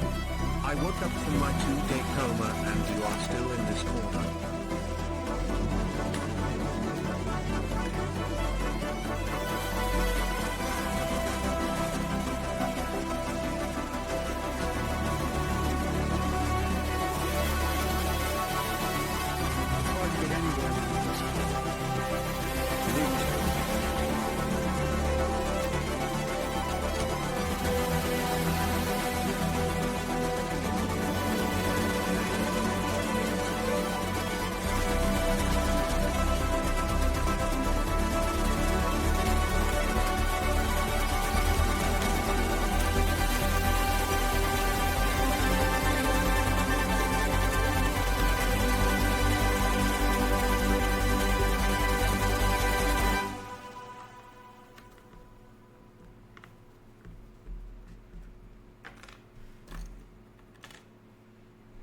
Are you almost done?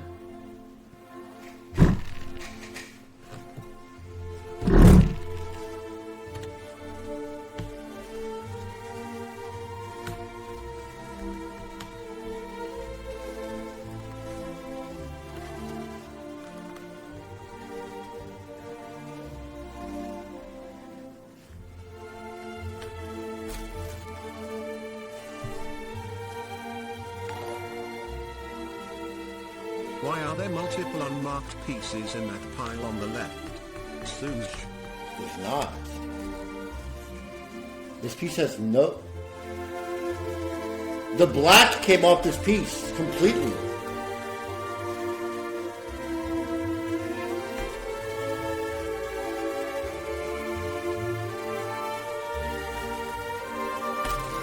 Same with this piece.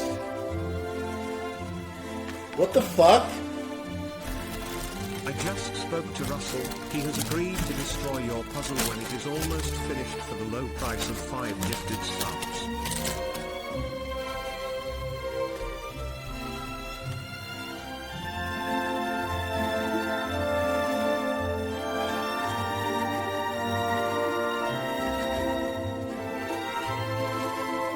This one's just the back came off. It's fine. Wait, maybe it's the same piece. Wait. Oh, never mind. We're good. A permanent. I'll say again, permanent marker happened to not be so permanent. Scammer.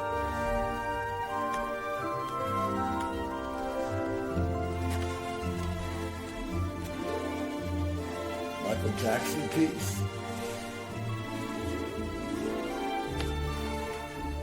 The puzzle's falling apart. The pieces are cut. The cardboard is coming off.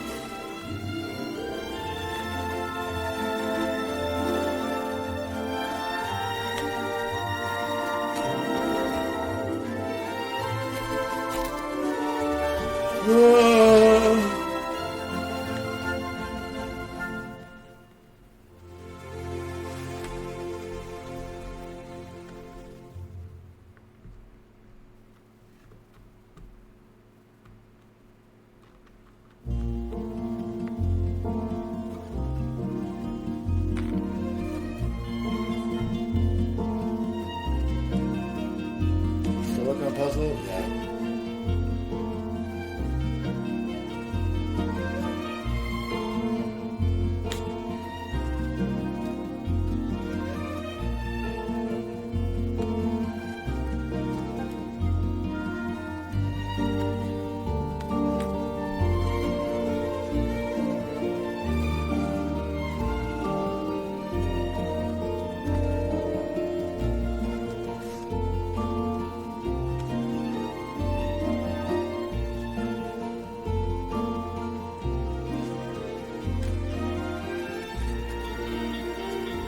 It's hard to get any word in with this clown. Keep going, King.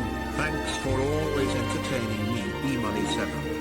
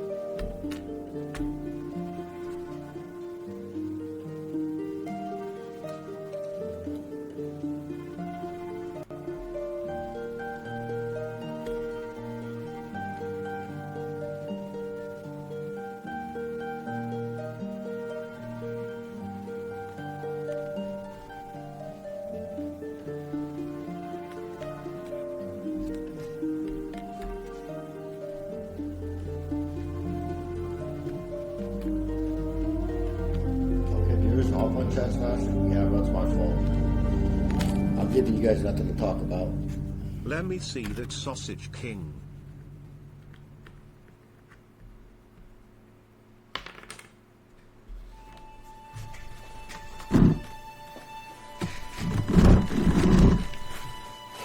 You need a hug? I would actually, legitimately, no troll, love a hug right now, man.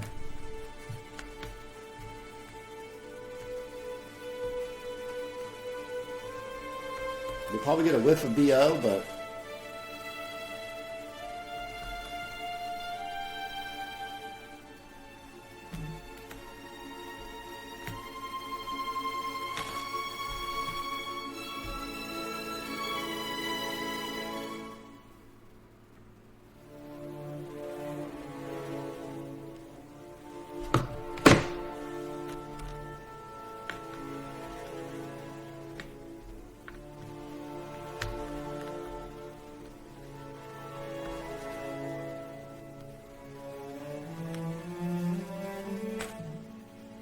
How come a guy or a girl from Zoil? A big guy, like a nice teddy bear type of guy.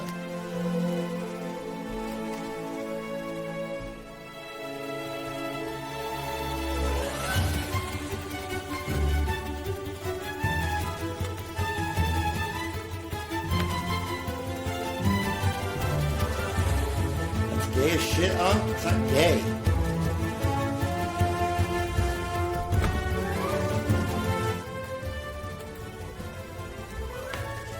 You ever play a Silent Hill remake or 1000-piece black puzzle? I would rather do Silent Hill.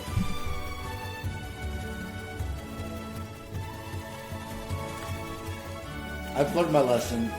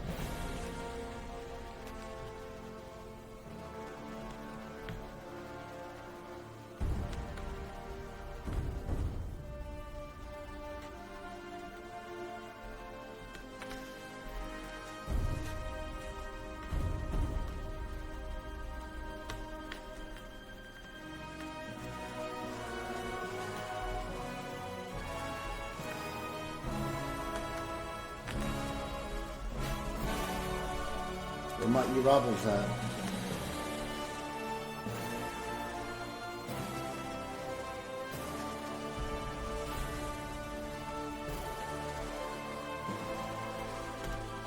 God peace!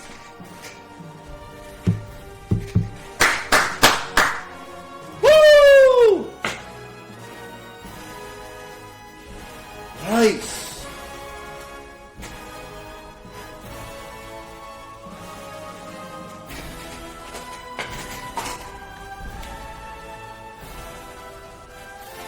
Got a piece, baby.